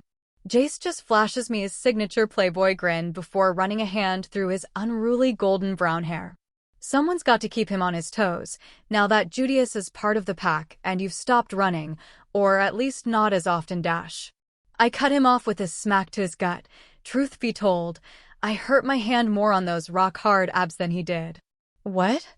You took off just a few days ago," he challenges. "You're just bitter because I gave you the slip," I deflected, earning a frown. "I am sorry about that. I couldn't talk about it and needed to get to Derwin." "Relax, I get it, elf," he says with a wink. "So tell me, what do you see watching the closest group?" he asks. I recognize Alexis' flaming red hair and Nate, but the other man and woman are unfamiliar to me. They fought in pairs. Alexi is baiting, drawing the hits to break the rhythm between the other two so that Nate can make the hard hits. That's the best I can guess. "Not bad, elf," he says, leaning in, pointing to the footwork. "Watch the feet, they always give things away." Alexi is baiting, but she's overplaying, George can tell it, so he's holding back, afraid of the trap. Sure enough, I could see the hesitation. "How do you even know all of this?" I ask, impressed. Skills, he says, leaning back with a triumphant grin. I've been sparring since I was a pup. I picked up a lot watching my old man. Now, that was a puppet master. Puppet master? Someone able to read and work a fight, he says. Takes time, but you've already likely got a start. To this, I raise a brow. Cows, he states cryptically. Cows. You help that guy with his cows, like flat-out cowgirl stuff. Kinda hot by the way, dash, I smack him. What? How do you get a herd of cows to do what you want? You make them. I say with a shrug. But how? A cow is twice the weight of those horses you guys use, and there's what, 50 or more in a herd. How do you move them where you want them? He asks leading, causing me to stop and think. Half is attitude. The cow lets you in because you act like you're in charge. The other half is catching the moves before they have a chance to get momentum. Like you watch for that cow that steps out before it can break and split the herd. I don't fully count as a cowgirl, but I can sit on a horse and play fill-in. The community comes together to help the Baxters move their herd a couple of times a year from pasture to pasture, and usually, there is a good party afterwards. Same thing happens in a fight. The more you watch, the more you'll see. Like how he steps forward on his left foot when he swings with his right. He says, pointing out Nate's techniques. You can learn a lot by what a person doesn't do, too. Like, Alexi's a right, but she's using her left. Why? He asks. I pause, thinking. She's compensating? Maybe an injury to her right? Why else would she be using the opposite? Right you are, he says with a grin. She took a solid hit on her right hand in the previous round of training. Not enough time to heal up fully, but not broken enough for her to want to take a break. So how is it if you can read everyone like this, that Judius still manages to pin you on occasion? I ask, genuinely curious. Because he fakes it. Once you can read, then you can lead. In some ways, it's easier to lead an opponent to win a fight than it is to beat them in brute strength. Watch this, he says with a mischievous glint in his eyes. Really, Playboy? Soraya says, looking extra annoyed. We're having a teachable moment, he says with a smirk. Soraya squares off against two guys who tower over her. Watch what she does to get them to fall. The big brunette swings first high. She obviously ducks it, but already rolls, knowing he was following up with a kick. She strikes out mid-roll to boot the side of his other knee, taking it out. Blondie is mid-lunge when she takes his momentum and flips him off. She lets them play their hand, I say, pausing. She does what they expect her to do, knowing that they have a follow-up move, and that's what she acts on. Apparently, that was the correct answer as his grin widened. Okay, stop, Jace says, saving the guys. Soraya just smirks as the guys limp off. Enjoy the show? She asks. Yeah, it makes more sense when someone breaks down your technique. But I was pretty impressed to watch you do it on the ridge. She fought like a pit viper on the ridge, pulling down wolves twice her size ruthlessly. Soraya can't suppress her grin, so she turns and walks away instead. Really? I tease. A compliment from me she can't accept, so stubborn. Oh, she says, pausing. Be ready for noon tomorrow. Sorry? I thought I didn't have training tomorrow. You and Judius were on Friday. I ask, thoroughly confused. They were supposed to ease me in after all.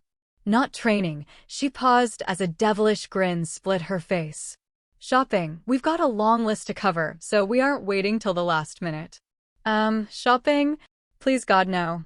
Yup, you, me, and Claire with the Alpha's card, wear comfortable shoes, she says with a wink and strolls off.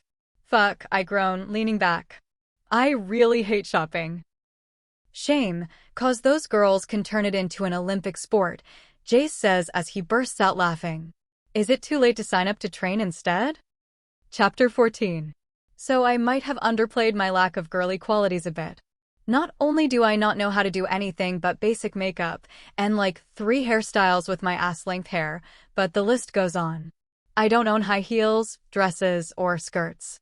Shopping isn't one of my ideas of fun, and until recently, I only had one female friend who acted more like a guy than half the men I know. And yet, here we are in the big SUV, because it has the best cargo space, on the way to Lutonville. Apparently, they have the most prominent malls. Someone please shoot me now. Claire and Soraya are beyond excited and have been nattering on for the last 45 minutes as to which stores to hit first. Apparently, the sky's the limit and the list of essentials for the conference is so long. Stop looking like it's a death sentence, Soraya cuts in. Lutonville has the best stores, there's bound to be something you like. This may surprise you, but shopping isn't one of my strong suits, I grumble. Why do you think I'm here? She questions. Honestly, I assumed punishment for something, but I really thought I've behaved recently. I replied, not missing a step. Claire burst out laughing while Soraya just glared at me. You walked into that, Claire teased. Before long, we were parked and making our way in. The mall was massive, far larger than our local one. At least 2 stories, but the far half apparently was 3 stories high. And like all malls, there were just so many people. This was a mistake, I mumble, freezing in the bustling crowd of people. The familiar tightening in my chest set in as my anxiety rose. Jessie? Claire called softly, taking in my state. We can go over there to start? It's less crowded. She grabbed my hand and led me into a large clothing store. Thankfully, it wasn't very busy, and my chest started to relax. So, what are we looking for again? I mumble, wandering between the clothing racks. Pretty much everything, Soraya replied with a shrug. You're the Luna of Stillwater. You need to dress the part. So don't dress like me? I ask, confused. There's nothing wrong with how you dress. Just want to get you some new clothes. Best foot forward. Your style is fine.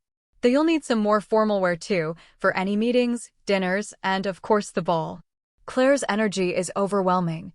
I feel like her Christmas present. What about this? Soraya asks as she fights to pull a shirt free. I groan in anticipation, but am surprised when she holds up a stylish black top with an elegant silver design. It looks like something you could wear anywhere.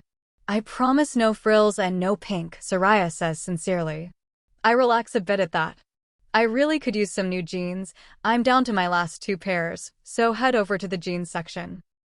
Being thick, I find that curve and bootcut jeans are my safest bet, but sometimes the skinny jeans look good too. So I grab like 9 random pairs and head to the change room. We need to see, so make sure you come out. Also here, Claire says, firing a wad of shirts over. Oh God, this is going to be a long day. Of the first 9 pairs of jeans, only 3 are fine. I picked up a bright red top with cutouts. Really, guys? Red? I complain. Just try it on, I want to see what you're working with, Soraya calls. Why am I not surprised she picked it? I pull it on, and it's a hard no. Form-fitting and revealing. Definitely something she would own. Christian would put me in jail. I deadpanned as they crowded the door. Christian wouldn't let you leave the bedroom, Claire giggles. Okay, that was the only one like that, try the blue. After trying on half the store, I settled on a half a dozen new tops to go with the 3 jeans. The girls both had a heap of clothes for themselves. We'll check out, drop this batch at the car, then grab lunch? Soraya suggested. Claire's quiet but nods. 6 bags later, we drop off at the car and head back into the food court. You okay? I ask Claire as she looks unsure around the food court. Yeah, stomach's just a bit off, she says dismissively. Find us a seat. I'll grab us something, unless you want the spicy death that Soraya's getting. She vigorously shakes her head no, then heads to the seating area. I return with noodles, fried rice, egg rolls, and lemon ginger chicken. Soraya was already seated with a spicy bowl of something that burned my nose from a distance. Oh, that smells good, Claire says, relaxing as I set the food down.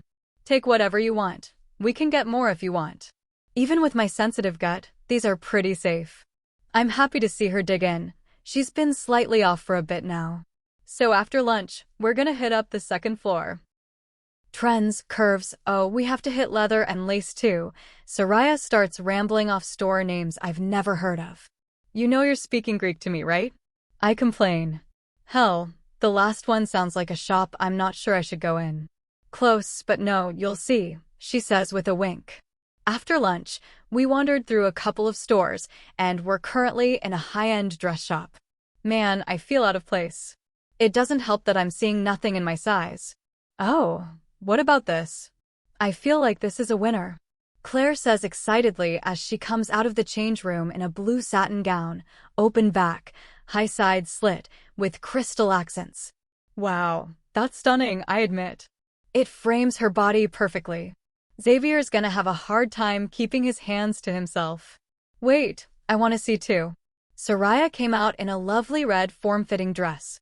Lace up front and back showed plenty of skin, but also made sure everything was covered, mostly.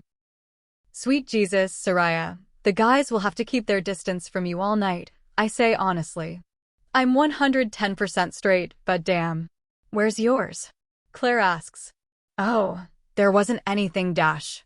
Jessie, I know you're not comfortable in dresses, but just try something on, we can go from there, Soraya chides. My face burns with embarrassment as I drop my gaze. They don't have anything in my size, I mumble. They have all sizes, we just have to find it, Claire says. Let me change out of this. You ladies look lovely, a sales associate says, stepping in front of me. Big party. The biggest, Claire beams. Actually, while you're here, we're having a problem finding my friend a dress. The saleswoman looks at me from the corner of her eye. I hate that look. I'm not sure we have what she's looking for, she replied coolly. Pardon? Soraya says, sticking her head out. Well, we cater to a certain clientele, she deflects. It's okay, I mumble, not the first time. Both women exited the change rooms, dressed in hand. I caught the look in Soraya's eye and shook my head no, but it's too late for that. When we looked up the shop, it said you guys had dresses in all sizes, Soraya challenges. Oh, well, we do have some over here, she replies weakly. I've seen them and they are terrible, loud print, unflattering cuts, not fit to be worn anywhere. She leads us over to one rack in the corner, buried behind the clearance. Where's the rest? Soraya demands. I'm afraid that's all we have in stock at the moment. Our usual clientele dash. You know what, I'm good. Thanks for your time, Soraya says, handing her dress over. Would you like this charged? She asks weakly. I think I'm not quite up to your usual clientele, she grates out, grabbing my arm. But Soraya, the dress dash. I can find something better elsewhere, she snaps. Really, it's okay, get the. Thanks anyway, Claire says, passing hers over and heading out. I'm torn at this moment. I feel bad that they are leaving their perfect dresses, but I also got the warm fuzzies. I didn't expect that from Soraya. You guys really didn't have to do that, I dash. The way she looked at you, she's lucky I didn't drop her where she stood, Soraya grumbled. Don't make this weird, she says with a smirk. I just laugh and shake my head. Oh, this one next, Claire says, dragging us into another posh store. Sweet Jesus, floor-to-ceiling gowns, every style, color, and amazingly, size. What about this? Soraya says, holding up a red strappy, sequin number that I was nowhere near brave enough to try. Maybe something less flashy? I say, much to her dismay. Purple? Claire asks, holding up some puffy princess-type dress. My face must have said it all as she put it back. I started rummaging through the dresses. There were so many options, I was overwhelmed. After nearly an hour, I had 3 dresses set aside. A black sleeveless number with crystals and silver accents. A multi-hue blue dress that faded to white with starry accents. And lastly, a forest green one with black lace accents and a corset back. As I shrugged into the first dress, Claire and Soraya were on their final choices. How the hell does anyone even put these things on solo? Get out of here, you have to at least try them on, Soraya chirps. I can't even do this thing up properly, I protest. Claire opens the door and does it up the rest of the way. I'm pretty sure if I breathe wrong, one of my boobs will fall out, I say as they evaluate me. Girl, that's how you know you got it. If you don't have to worry about flashing someone if you move wrong, then you got the wrong size. The sales associate was far more helpful and did a great job putting us at ease. It's not the right one for you though, is it? Claire says, ushering me back to the change room, unzipping me. Next. I don't know about this one either. Give it up and get out of here, Soraya commands. Nah, you've got too much for that one, the associate says. She's right, the dress is too tight on the chest and billows around my waist, which isn't the most flattering look. This is my last one, guys. I'm reaching my limit, I say, heading back to try the green. How the heck do I get into this thing? I think I may need instructions on how to get this done up. I got you, the associate says, coming in to tie the back up. Just tuck the girls up and center first, then we start from the middle first, then up and down and back over. In a minute or so, she had everything laced up and tied up perfectly. I stepped out to look at the full-length three-sided mirror and was shocked. The color was perfect. It brought out the honey in my eyes and a golden red in my brow hair. The fit was very flattering, accentuating the hourglass shape. My chest heaved, but it wasn't gonna spill over, and the back was a sexy lace-up. Now that is what I'm talking about, Claire said. She had found an even nicer galaxy blue dress with a daring plunge and crystal accents. Soraya came up behind me, pulling my hair clip out, sending my hair cascading. She twisted it around to the front, messing it up slightly. Really? I ask, raising a brow. Trust the process, she says, cutting me off. She's wearing a multi-hue red dress that makes her look like she's on fire. Both sides are crisscross lace from top to bottom. That's the one, Soraya says with absolute confidence. I'm torn, I feel so awkward in a dress, but I also feel prettier than I have ever. We change back, and I go to hang up the dress. What are you doing? Soraya demands. I don't know about the dress. Christian said I could skip the ball, I say. But it's perfect, you looked great. Claire cut in. Give me a week, I'll think about it, I deflect. They pay for their dresses, and we head out to the last store, leather and lace. Sweet Jesus, I have never seen so much lingerie in my life. Gonna give the alpha a heart attack if you wear that, Soraya says, walking up behind me as I stood staring at a leather corset. I'm sure I'm brighter than a tomato right now. I stammered. Both women burst out laughing. How do people even wear some of this? I pick up a different leather corset with various straps and buckles. It's like a second skin, Soraya says with a shrug while we look at her open-jawed. Kinky, I say with a sly smile. Like you're as innocent as you come across, she retorts. I spot the stands with all the underwear. Christian owes me big time. I stand there frowning. Should I be buying multiples? He's not so hard on bras, but even with the ones he's bought me, I'm down to like half of my panties. Be generous, Claire says with a laugh as I blush. All males are hard on underwear. The higher up the worse. I'm surprised you have any left, she says, giggling. Where's Soraya? I ask to change the topic. She dove deeper into the leather. I left her to it. I loaded up on every color that caught my attention, loving the lacy cheeky shorts and boy shorts, but also a couple of thongs. Figured it was safe to pick up a few colorful bras too. As I waited for the girls to finish up, I nosed around, stopping at a mannequin done up to the nines. My cheeks flushed at the last time Christian saw me in red. I don't know what's going on in that head of yours, but you're getting that, Soraya cut in beside me. Claire just nodded, grinning beside her. I swallowed hard. Oh shoot. Chapter 15. I don't know how I did it, but I survived the marathon shopping trip. We managed to fill the entire back of the SUV. I don't think I've bought that many clothes in my life.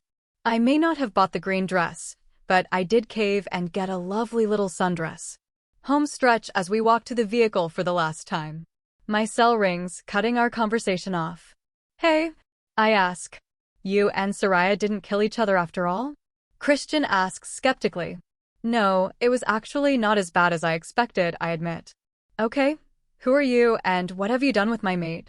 He asks with a chuckle that sends a flutter in my stomach. Laugh it up now, you may cry when you see your credit card statement, I chirp. I'm not worried, he replies calmly and amused. Are you guys still in town? Yeah. What's up? Dinner with Alpha Eric and his group? Christian asks.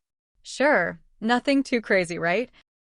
No, casual, just change into something you got today. Xavier will pick you up in 20 minutes. He says. Claire will come with, but Soraya needs to give Judius a hand, Christian says to Soraya's dismay. Okay, we'll be as quick as possible. See you soon, baby, he says before hanging up.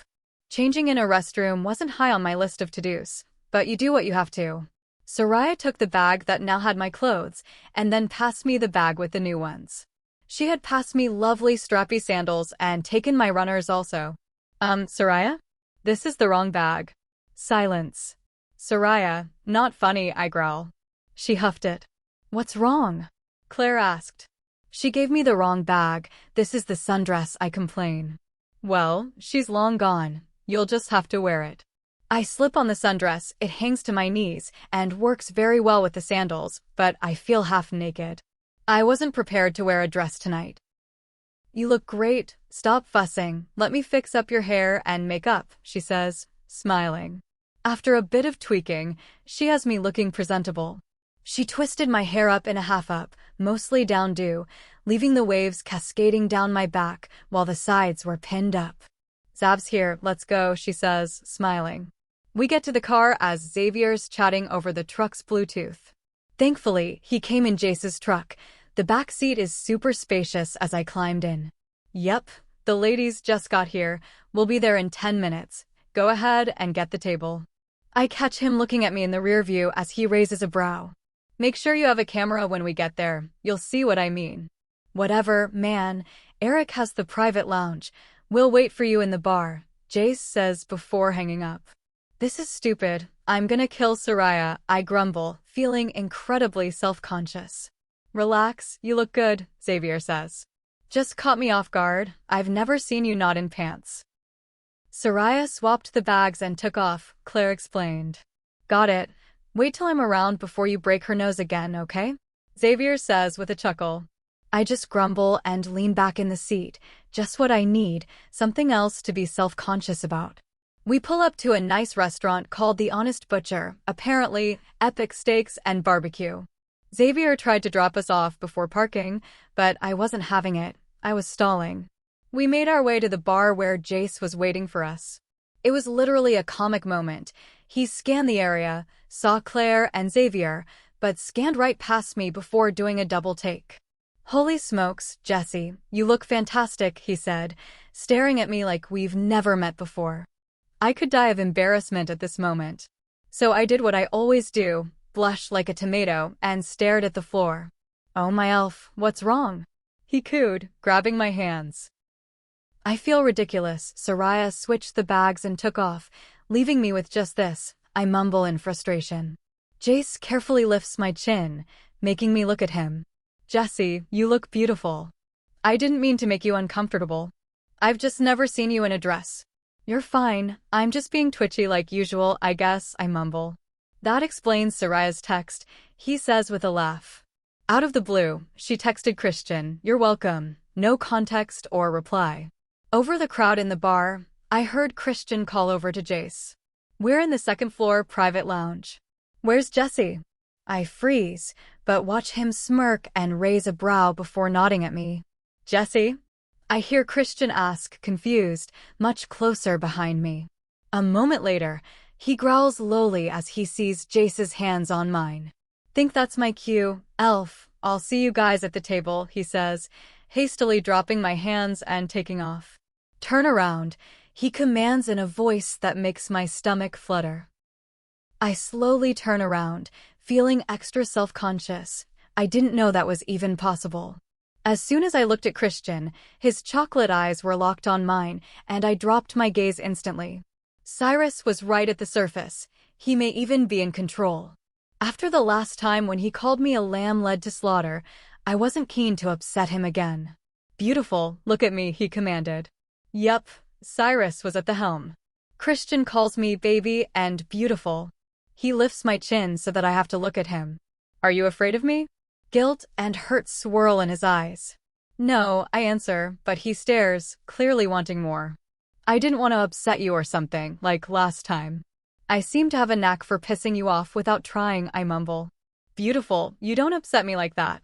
I'm so sorry, I was out of line. They just got to me. He steps even closer, dropping a hand to my hip and moving the other to caress my neck. I know. Suddenly, I just want to get far away from this topic. So, what do you think of my dress? It may be my first, I say with a nervous giggle, stepping back to show him, complete with a quick spin. I see him clench his jaw as he steps into me. His hand slides to my lower back, pulling me tightly as the other caresses my neck. I instantly melt into him as my hands land on his chest. I think you look beautiful and that this is going to be an incredibly long meeting. I also think if Jace touches you again tonight, he may lose that arm, he says dangerously. Really? I ask without thinking. Beautiful. It's taking all my restraint not to just drag you out of here and show you how much I love you, he says, his voice laced with desire. Jace may be like a brother, but he is still an unmated wolf, and I don't like how he was looking at you. You worry too much, I say, reaching up to capture his lips as he instantly deepens the kiss. And you don't worry enough, he chides, releasing me. I just smile and shake my head, but no better than to argue. Ready to go, baby? The tables are getting impatient, Christian says, beaming at me as he draws me tight to his side. You do look beautiful tonight. He kisses my sweet spot lightly before leading us to the group. The lounge was perfect, with dark wood everywhere and soft, light accents over the tables. It felt cozy and intimate despite the energy given off by the occupants. A bank of French doors led to a terrace with a view of the setting sun. Christian led me to my seat at the right of the head, pulled out the chair, and waited for me to sit before tucking me in. He sat at the head of the table while Eric sat at the other end. Aside from our people, that's the end of who I knew. To his right was a lean guy with red hair and brown eyes, and to his left was a shorter guy with black hair pulled into a top knot with nearly black eyes. The other two men were different. Both blonde hair and blue eyes. They looked related. One was a bit more muscular, and the other had a faint blonde beard. Luna, so happy to see you again, Eric beams. Alpha, I say, nodding. Just Eric. Just Jessie, I counter. Of course, he says with a warm smile. May I introduce you to my beta, Jeremy? He nods to the redhead. And my third, Lee, he says, nodding to the black-haired man. And these are my cousins Terry and Luke. He finishes with the blonde, bearded guy. He's the alpha of Stone Wolves out west and beta. It's a pleasure to finally meet you, Terry says, shaking my hand. Eric speaks very highly of both of you. Likewise, I say with a blush. If I may, my mate asked me to give you something. He reached into his jacket's breast pocket and pulled out a silver chain with a charm. She made this for you, he said, holding it up. May I? I stretched out my wrist, guessing based on the chain length. He carefully clicked it on, and I brought it closer to inspect it. It was an archer's charm. The chain was like nothing I've seen before. Intricately linked arrows formed the links of the chain. It's beautiful. She made this. He nodded and beamed with pride. She's very talented. I would have liked to have thanked her in person. Perhaps at the conference? He said with a warm smile. That would be great, I say honestly. Lucy's resting at home, too heavy and pup to travel, Luke explained, but that just confused me further. Late-term pregnancy, Claire offers, seeing my confusion. Oh, congratulations. Thank you. Daniel can't wait to meet his little sister. The pride as he speaks about his family is evident. In fact, all of the men, ours included, seem to swell. I notice Claire is smiling, but something's off. I imagine it won't be long now before Stillwaters gets there also. I must not have hid my shock very well because he just stared back at me confused. I stammered at a loss for words. Chuck that in the growing pile of things Christian hasn't brought up yet. There's plenty of time for that later, Christian deflects, wrapping me tighter. There's no rush, he says directly to me, trying to soothe my nerves. Right now I'm just focusing on getting through this conference I offer weekly, desperately trying to change the subject. Do you know what the big announcement is? Terry asks. Afraid not. I had put in to pass this year but was turned down, Christian grumbles. It would be strange if Stillwaters missed it, Terry mused. Why's that? I ask, my curiosity piqued. Stillwaters is one of the principal 5, Eric offered. They are the 5 strongest packs. It's considered a great honor, but comes with certain responsibilities. Are you guys dash? Both men laughed loudly, cutting me off. Sorry, Jessie, in the scheme of things, we are small fry. Terry's pack is larger than mine, even with the influx from New Moon. Eric smiles softly. He has always been quite kind to me. Oh, sorry, I'm still learning, I say, embarrassed. You do very well, he says as the table breaks off into small conversations. I was surprised by how easily the conversations flowed. There was a little shop talk, but mostly just normal, everyday table conversation. Eric is currently talking about a crazy party he attended as a teenager with Terry. I feel Christian's large hand slide up my thigh as my heart flutters. It took everything in me not to react as his thumb traced circles on my thigh outwardly. I think you should wear dresses more often, he whispers in my ear. I can't take my eyes off of you. He nuzzles into the crook of my neck a moment before pulling back. You don't look too bad yourself, I comment breathlessly, earning a dazzling grin. Dinner's not even here, and all I can think of is dessert, he whispers, hazel eyes locked on mine. I can't help but swallow in response. Dinner came just in the nick of time, and the food was superb. The drinks kept coming, and the conversation was light. If the conference were even a fraction as enjoyable, I could survive it. I'm just gonna check out the view while you guys talk shop, I say, stepping away from the table. It's been quite pleasant, but it has been quite a long day. I walk up to Claire, who is lost in thought, looking at the starry skyline. She doesn't even notice me as I lightly grab her hand. Oh, sorry, Jessie, I think I was lost in my own little world, she says, throwing on a smile as she wipes the corner of her eye. Claire, what's wrong? I ask softly. Her energy has been off for well over a week, if not two now. Nothing, I wait for her to go on. Just emotional, I guess, she dismisses. Are you pregnant? I whisper. Apparently, that was the wrong question, as her eyes started to tear up as she dropped her gaze. I'm so sorry, I shouldn't have asked, I say, squeezing her hands. It's okay, I don't really talk about it. Pups just aren't in the cards for us. We've tried for 8 years, she trailed off. Are you sure? I ask, earning a skeptical look from her. You feel a bit off. Oh, it's probably just my emotions. I don't know what's going on anymore. I nod. Let's go see Doc tomorrow when we get back. I need refills for my headache meds anyway. I offer, and she nods. She crumples into me as I try to comfort her in a hug. Man, I feel like I suck at this. Jace and Xavier walk out and look at us skeptically. Everything good? Jace asks. Yeah, just girly things, I mumble as Xavier takes over. I catch the sadness in his eyes as he wraps Claire up before heading off for a walk with her. Here, Jace says, dropping a sports jacket over my shoulders, you look frozen. Thanks, but I probably shouldn't smell like you, I mumble, embarrassed. It's Christian's, he says with a laugh. Relax, my elf. Even I know better than to push him too far. You do like to make him crazy, don't you? I ask, surprised by his admission. Well, with you no longer running and Judius part of the pack, someone's got to keep him on his toes, he jokes, nudging me with his shoulder. I can't help but laugh. He's going to be worse at the conference, you know this, right? He says seriously. Ugh, worse than wanting to rip off your arm for holding my hand? I groaned and he just chuckled unfazed.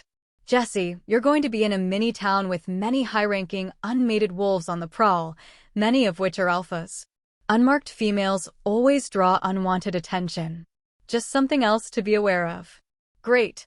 Cyrus is going to kill someone. Chapter 16.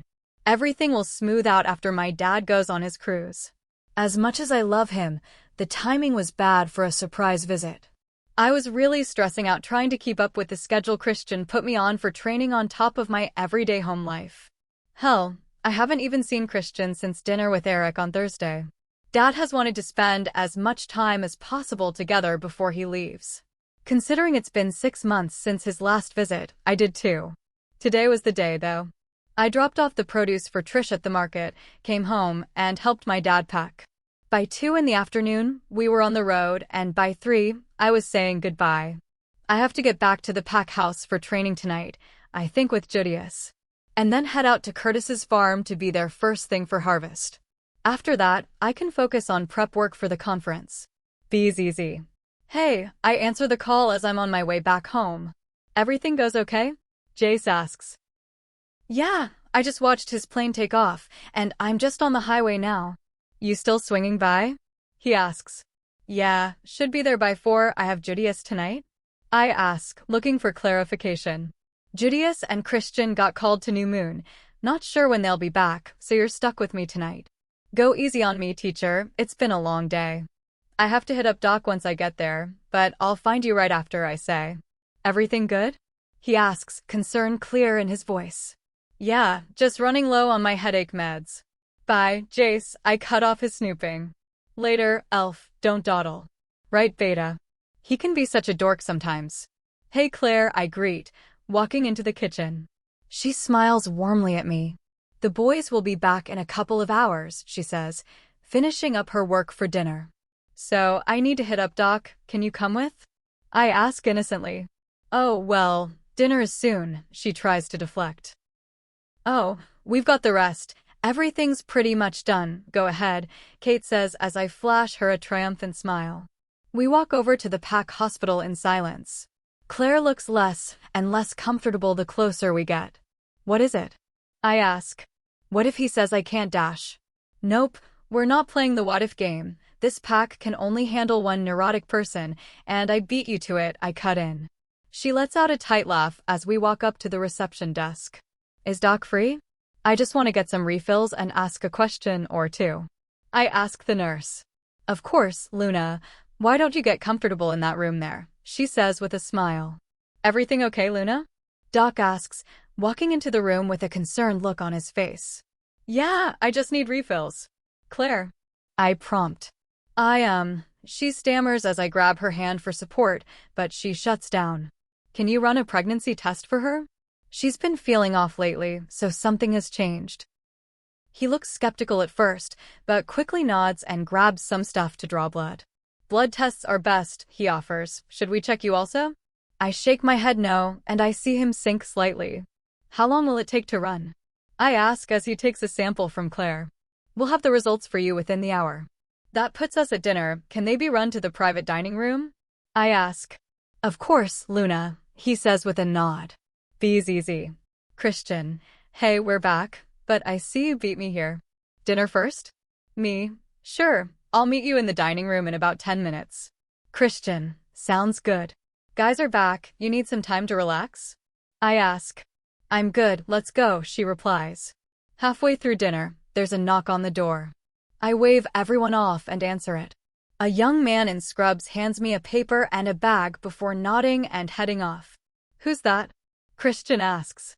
Just Doc with a doggy bag, I say, shaking my meds at him.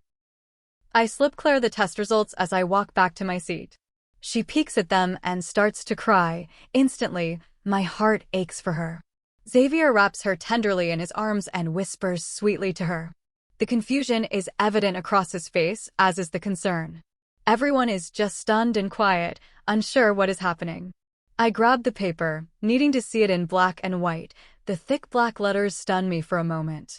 Honey, what's wrong? Please just tell me.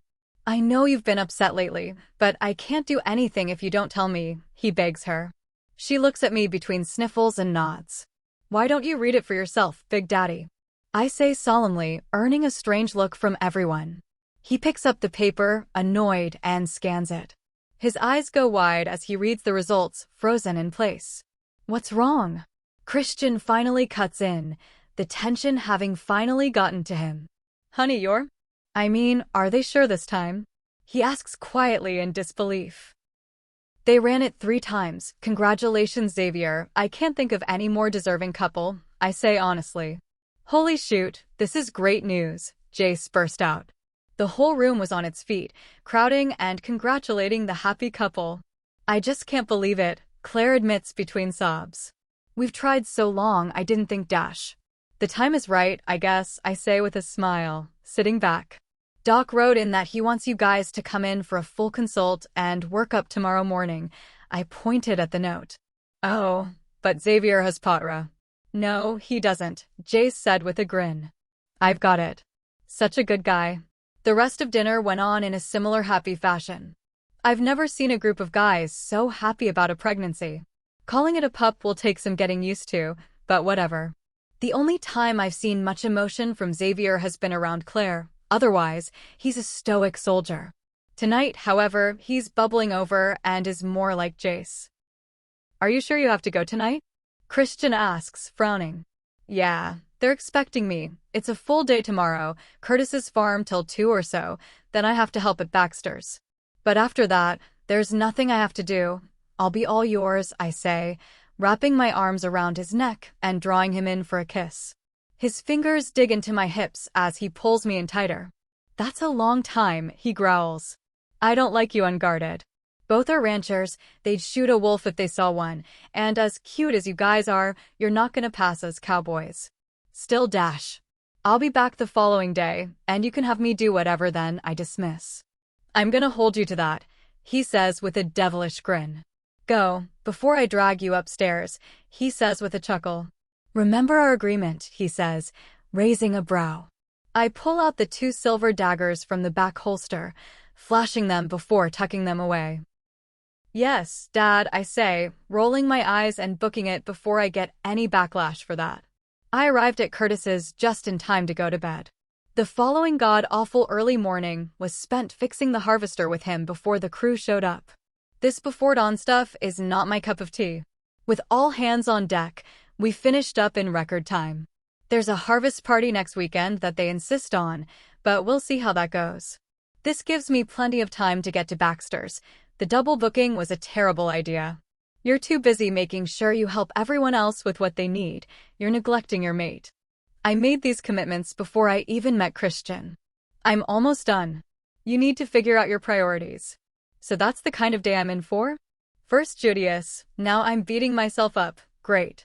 The sooner the days are over, the better. So, what are we doing? I ask, looking at the pens, knowing this isn't a simple push from one pasture to the next. You and Jason are cutting. Lila broke her shoulder and the others will fall off if they ride Cooper, Jeremiah says. Great, cutting cattle is like a whiplash sport. The horse does the bulk of the work, but if you lose an ounce of attention, it'll leave you behind, which is probably how Lila broke her shoulder on an easy day. After 3 hours, we have the herd sorted and I'm back on the ground, though it feels like it's still moving. I hand Cooper off to Jason as I peel off the back brace thing that Jeremiah insists on. So when are you gonna finally realize your potential and just embrace your cowgirl side? Jason teases. I scrunch my face up in disgust.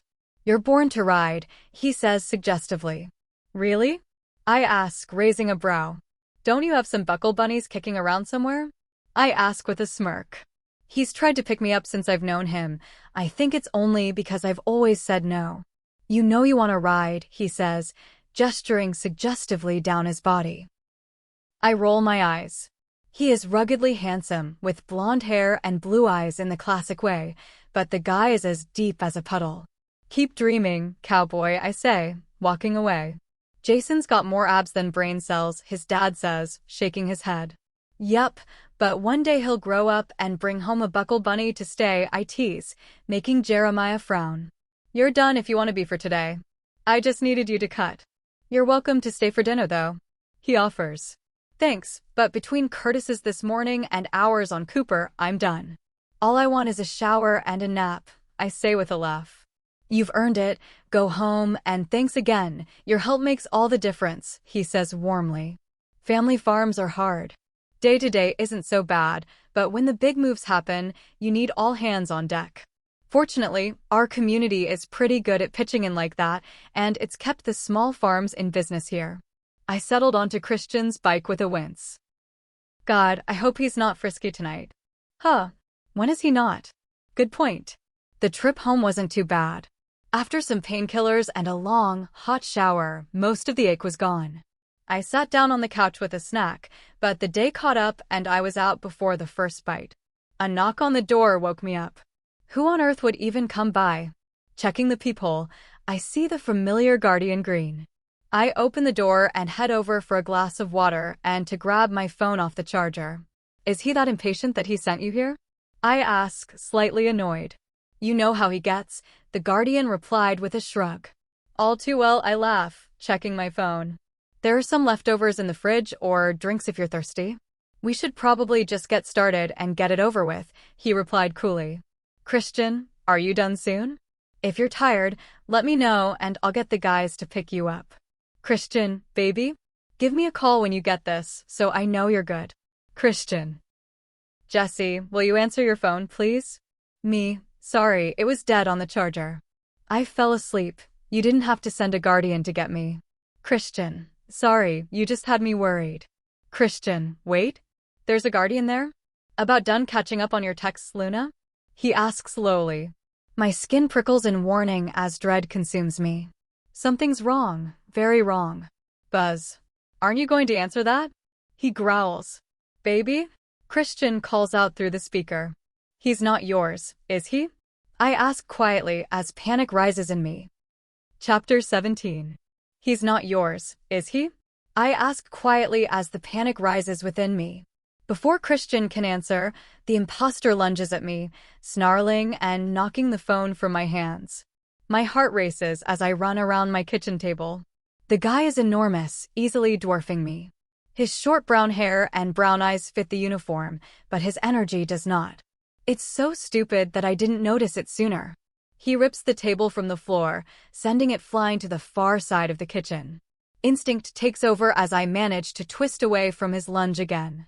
I break for the back door, where a hand snags my hair, snapping me backwards. My lungs burn as I hit the deck back first, knocking the air out of me. They said she was a runner, a man sneers, standing above me. I see a third guy off to the side as stars dance in my vision. The guy dressed as a guardian walks past me towards a car. Grab her, let's go, it won't take him long to get here, he growls out. Hair puller leans down to grab me, but I've caught my breath. He didn't expect the impact from my steel-toed shoes as I brought them hard to his face, sending him back over the railing. I used the momentum to get back on my feet as I desperately looked around. Imposter was already at the car, but Thug number 3 was mere feet away. Thug 2 was groaning on the lawn several feet away. Looks like we get to have some fun after all, Thug 3 says menacingly. I spun on the spot and booked it to the barn, slamming the barrel bolt home. They crashed into the door with such force that the steel door shook, but didn't cave in. No phone, and those guys were going to get in eventually. By time, Christian is coming, you just need more time. Oh, is that all? Snap. I look in horror as I see one of the hinge pins snap as the men continue their assault on the door. I can do this. They're training me just for this kind of thing. Soraya would tell me to split them up. Jace would ask me to make them meet me on my terms, not theirs. I cut through to the second section of the barn, slamming the door and putting the board block across it. They'll break the wood to get through, but it's a pinch point. With a final groan and a crack, the steel door snaps open as they enter. Why do you always have to make things difficult? I hear them hit the wooden door before they start kicking and breaking the boards. Thug 3 sticks his head through the hole to crawl through first. I was waiting for him and brought the dagger down, burying it to the hilt in the side of his neck. He collapsed on the spot as I withdrew and ran. 1 down, 2 to go. I jumped on the ladder and scaled it as fast as I could. Thug 2 grabbed my foot, trying to rip it off. A couple of swift kicks and I connected with his face, dropping him as I made the last bit to the rafters. I quickly dragged the ladder up to prevent them from following. Still no sign of the imposter, but number 2 was back on his feet, cursing up a storm. Now what? In a terrifying moment, I watched number 2 parkour his way up to the upper level and block my way. Panicked, I frantically scanned the area for a way out. The barn was old and not as structurally sound as it once was. He made his move, running at me, and his foot broke through the floorboard, sending him crashing into me. We broke through the wall and fell to the ground below. I was able to twist mid-fall and drive the dagger home, but the force of the impact still hit like a ton of bricks. He broke the fall for us, but the burning in my left wrist told me something was seriously wrong as I rolled off of him. My right arm was sliced in multiple places from going through the barn board wall. I hissed in pain, trying to catch my breath as I scanned around in the dark. I saw stars as I was kicked back across the yard. It was so quick and unexpected, I barely had time to jerk my head back as my shoulder took the full force of the kick. You've got some fight in you after all, the imposter sneered. I groaned, trying to get myself up off the ground, but I was running on empty. Why? I rasped out as he dragged me from the ground. It's nothing personal. You chose the wrong alpha, he said matter-of-factly. He's my mate, I snarled. Wheel, your mate chose the wrong side dash. While he was distracted, gloating, I brought the dagger hard to his ribs, burying it deep. He roared in pain as he threw me against the barn. My body screamed at the force of the impact. He lunged at me again with a murderous look in his eyes, fingers elongated to claws. My body was done, I couldn't get up or move away, but threw the last knife, crumpling him on impact.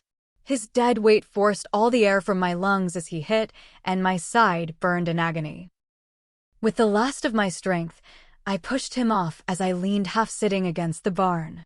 My hand on my side was instantly wet. His previous attack had done its damage, and my blood flowed freely. Howls rang out, and I relaxed, hearing Christian. Slowly, the pain receded as I held my side tightly. My heartbeat slowed back to normal, and I just felt tired and cold. "She's over here," I hear Judius call out. He quickly rushed over and ripped the corpse away from me. Zav and the Guardians are sweeping. Jace calls as he and Christian run over. "Jesus, Jessie," Judius hisses as he takes in my damage. His large, warm hands cover mine, adding pressure to the wound and causing me to wince. "Baby, stay with us," Christian pleads, settling in next to me and caressing my cheek. "What have they done to my elf?" Jace whispers as I feel him check my other wounds. "It's not that bad, guys. It doesn't even hurt that much anymore," I offer, trying to calm them down. "Derwin," Christian yells. "You're in shock. I need you to stay with us," he says desperately. "Mackenzie," Derwin calls as he takes me in. "Everyone, hands off," Mackenzie commands as she latches onto my broken wrist, earning a whimper. The last thing I felt was the lightning strike of the push, and I was done. Christian's steady rhythm accompanied the constant beep of a heart monitor as I woke up in the hospital again. "I'm gonna need a frequent flyer pass or something," I mumble, half asleep. I feel his deep chuckle as he strokes my hair. He's lying on his back, my legs are across his lap, and my head is safely on his chest. I'm loving the contact, not gonna lie. It wouldn't hurt my feelings if you never spent time in a hospital again unless it's delivering my pup, he laughs. "Oh, Luna. Let me take a look at you," the doc says, rushing in. The relief is clear on his face. He checked the pulse in both arms, assessed my side and arm, examined pupil reactions, and felt up nearly every joint. "Just tell me if I hit anything tender," he says softly. He steps back, satisfied with his assessment. "I'm just sore overall, but can I have something for the headache?" He nods and hurries away before returning with meds and water. "I know you don't want to hear this, but I can't have you out alone anymore," Christian says seriously. I nod. I have no intention of being in that situation again if I can help it. "Are you up for some visitors?" Garrick has some questions, and we need to get a handle on what happened before it gets fuzzy. "Yeah, I'm okay. Maybe just let me hit the loo first?" Christian looks at the doc to see if my request is okay. I untangle myself from Christian, and he stands up first, holding out a hand to help me up. My back protests loudly as I gain my feet, with my side making its displeasure known also. I groan as I stretch out my stiff limbs, and I cling to Christian to stop from falling. "Careful, Luna. You don't want to overdo anything," the doc cautions. I check out my reflection as I wash my hands. My hair is messy, but nothing looks terrible. A knock on the door pulls me out of my reflection. "Come in, I'm just washing up," I reply. Christian slips in and looks at me as I check myself out. "You okay?" he asks, concerned, moving in close behind me. "Yeah, just checking out what the damage is," I mumble. There are a couple of small, fresh pink scars on my right arm where I went through the wall. I lifted the shirt to look at my side, fully expecting to see a hot mess. Instead, there was a faint spiderweb network of pink scars. Clearly, it was a nasty wound. My fingers traced the edges as I made a mental note of the extent. The portion over my ribs was still tender, but the lower portion wasn't too bad. I caught sight of Christian in the reflection as his eyes followed my fingers. They darkened significantly when I winced at the tender spot on my ribs. I dropped my shirt back down and backed into him. He instantly wrapped me up and dropped his head into the crook of my neck, breathing deeply. I could feel the rolling waves of emotion in him as he worked to keep calm. "I'm okay." If it wasn't for the training, I trailed off. "Come on, let's go." "You're looking quite well, Luna," Garrick greets cryptically. "Thanks to Mackenzie," I say, nodding. "Still feels like grabbing an electric fence." "I'm glad it worked, but it shouldn't have," he said flatly. "What do you mean?" "Pushing should only work between guardians. Spillover isn't a thing. We've tested it," he says with a guarded tone. "But you saw it?" I asked Derwin, confused. You said it was because I was holding on to you? Jessie, I was holding your side together the whole time. You were losing too much blood. I didn't feel a thing, Judius admitted. What does that mean? I asked, dumbfounded. That you don't play by the rules. Shocking, Derwin laughed. Who are they? I asked. We were hoping you'd have some insight for us, Christian replied. I came back from Baxter's, fell asleep with my phone on the charger. A knock on the door woke me up. I saw the Guardian's green uniform and opened it. I thought you had sent him because I fell asleep and was late. I checked my phone and saw your messages. That's when I texted back. But I think I could already feel something was wrong. He told me to answer the phone. I ran from him when he flipped the table, but I didn't know there were two outside. Throughout my story, I could feel the tension building. Did they say anything at all? Garrick asked. One of them yelled something about being difficult, and the imposter said something about the wrong side. I skimmed over the details so as not to piss Christian off further. Wording is important. Tell me what exactly they said, Garrick pressed. A lot was going on. I don't dash. Try, he snapped. Something along the lines of why do you have to be so difficult, I mumbled as several low growls sounded. I asked the imposter why, and he said it wasn't personal, that I messed with the wrong alpha. I stopped feeling Christian on the edge. If you cannot control yourself, take a walk, alpha, Garrick snapped, letting his energy flow. No, I snapped back, earning a glare from Garrick. After a brief stare-off, everyone settled down a bit. The only other thing he said was Christian chose the wrong side. I stabbed him after that. I paused, thinking if there was anything else to add. What side was he talking about? That is the question, Derwin replied. You weren't the first. One Luna is dead, another missing, and two others safe with a failed attempt. It means things are more dangerous than we thought, Christian growled. Chapter 18. Grounded. That's what it feels like now. I have a shadow everywhere I go, even within the pack house. Going elsewhere isn't even an option. At least Doc had cleared me for training again. Garrick's words still haunt me. Mackenzie shouldn't be able to push me, but she can. That's twice now. It didn't work out, and I'm sure my wrist was broken. Although I never saw the extent of the damage on my side, Judius's reaction alone suggested it was bad. Head in the game, princess, Derwin chirps, locking his dark gaze on me. Why must you call me that? I groan. Because you are to me. Think about it sometime, he replies cryptically. Dork, I shake my head. What's got you so distracted today anyway? Mackenzie questions. I don't know, my mind's just running wild today, I grumble. She stands there, clearly not accepting that answer. It's everything. Less than 2 weeks to the conference, and I'm still clueless. I feel like I'm grounded. I'm not accustomed to having to ask permission to go places. Garrick and his talk about pushing shouldn't apply to me, I groaned. Laying it all out sounds pitiful. You're not that clueless, though I'm sure your heart's still gonna mess something up, Derwin starts. Garrick is Garrick, he's not wrong, but who cares? Clearly, it works. Consider it a blessing. And if it bothers you, just talk to Christian Dash. Talk to me about what? Christian asks, walking in. Nothing, I reply, flustered. Your mate feels grounded, brother, Derwin says with a smirk. Really, Derwin, I snap. It's just not safe right now, he says apologetically. You're not grounded, we just need to be careful for now. I know, I say with a sigh. BZZZ. Hey, what's up? I answer my cell. Hey Jessie, can you grab some ice on your way? Curtis asks. I respond as Christian frowns at me, clearly hearing Curtis. Don't tell me you forgot again, Curtis grumbles. Right, the harvest dinner. No, I didn't forget, I paused, totally having forgotten. Just that something came up. I promised to spend time with my boyfriend and his friends, I blurted out, being a bad liar. Christian just gave me a funny look, trying not to laugh. But Jessie, everyone's looking forward to seeing you. The more the merrier, no's not an option, Curtis says with determination. How can we turn that down? Christian calls out. What time and what can we bring? Ice and your appetites. Oh, and if there's anything special you like to drink, we just have beer. People are already showing up, so don't wait too long, he says before bidding bye and hanging up. What? Christian says with a laugh. You said you were feeling grounded, and you already had plans to go before we got in the way. Do you want to go? Yeah, I guess so. I mean, it's the wrap-up party. Usually a good time, I say with a shrug.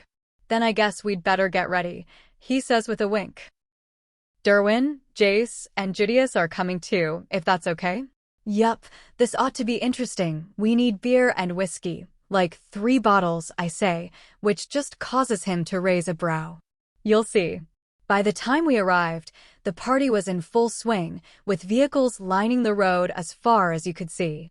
This was the reward for pitching in big time, so the reward was tenfold. The music was booming from the live band, and the smell of delicious food was everywhere. The crowd was bigger than the previous years, which I could have done without. What's wrong? Christian asked as we parked where directed. I just shook my head. Tell me. There's just a lot of people. I normally get here before everyone starts coming. I'll be fine. It's just whatever, I trail off, sticking close to Christian as he wraps an arm around me. Oh, Jessie. You made it good, an elderly lady said, coming up to me. I don't suppose you brought the dash. Ice. I cut in. Grab 10 bags if that's good. Perfect, she beams. And who is this strapping man? She asks, eyeing up Christian. This is my boyfriend Christian, his brother Derwin, and our friends Jace and Judius. Oh dear, she squealed, grabbing me and Christian. It's so nice to meet you. Her wrinkly face was split by a giant grin. Call me Oma. Drinks are over there, food's over there. Make yourself at home. Jessie, dear, can you give Curtis a quick hand at the grill? Oh, grilling, now we're talking. Jace beams as we head over to the grill pits. The guys were getting ready to pull the first pig roast off and move the second to the finishing pit. Hey, Jessie is here with reinforcements, Curtis called from the far side. Maybe one of you can help me pull this one off and move the other over and Jessie can carve? We all nod. Jace is in his glory. They even kiss, the cook's apron, which he's already slipped on. No sooner did we start cutting up the cooked one than we were swarmed by the hungry masses. The smell was incredible, and it disappeared as fast as we carved it. Christ, are you sure they aren't wolves? Judius asks me, looking over the pile of bones left over. I laugh. They'll do 2 pigs dash. 3. Curtis cuts in. Bigger crowd this year. 3 pigs, over there they're doing burgers and hot dogs, I say, nodding to the fires on the far side. Those kettles have corn on the cob, and there's every side dish known to man on the tables in the garage to the left. The guys all looked impressed. This is a long sport, Curtis says with a chuckle. We start serving up food at noon, and they'll still be eating at midnight. The games will start at 6. I know you guys are new, but I expect an honest effort. With that, he nods and goes back to resetting the coals for the roast. Games? Jace asks with excitement. Kind of like a stag and doe, except the house money goes to various charities instead of a wedding. The half that the contestant wins, they can keep or donate as well, most just donate. He looked as excited as a kid on Christmas as I explained. We walked over to the board to see where the games were. So there are single games, doubles, and then team games. Need 6 for the team ones, so we just need 1 more person, I explained. 2 princesses, I'm here to eat and drink, and watch you guys make fools of yourselves, Derwin says, laughing. Jessie, you made it. Tim shouts, wrapping me up in a big hug.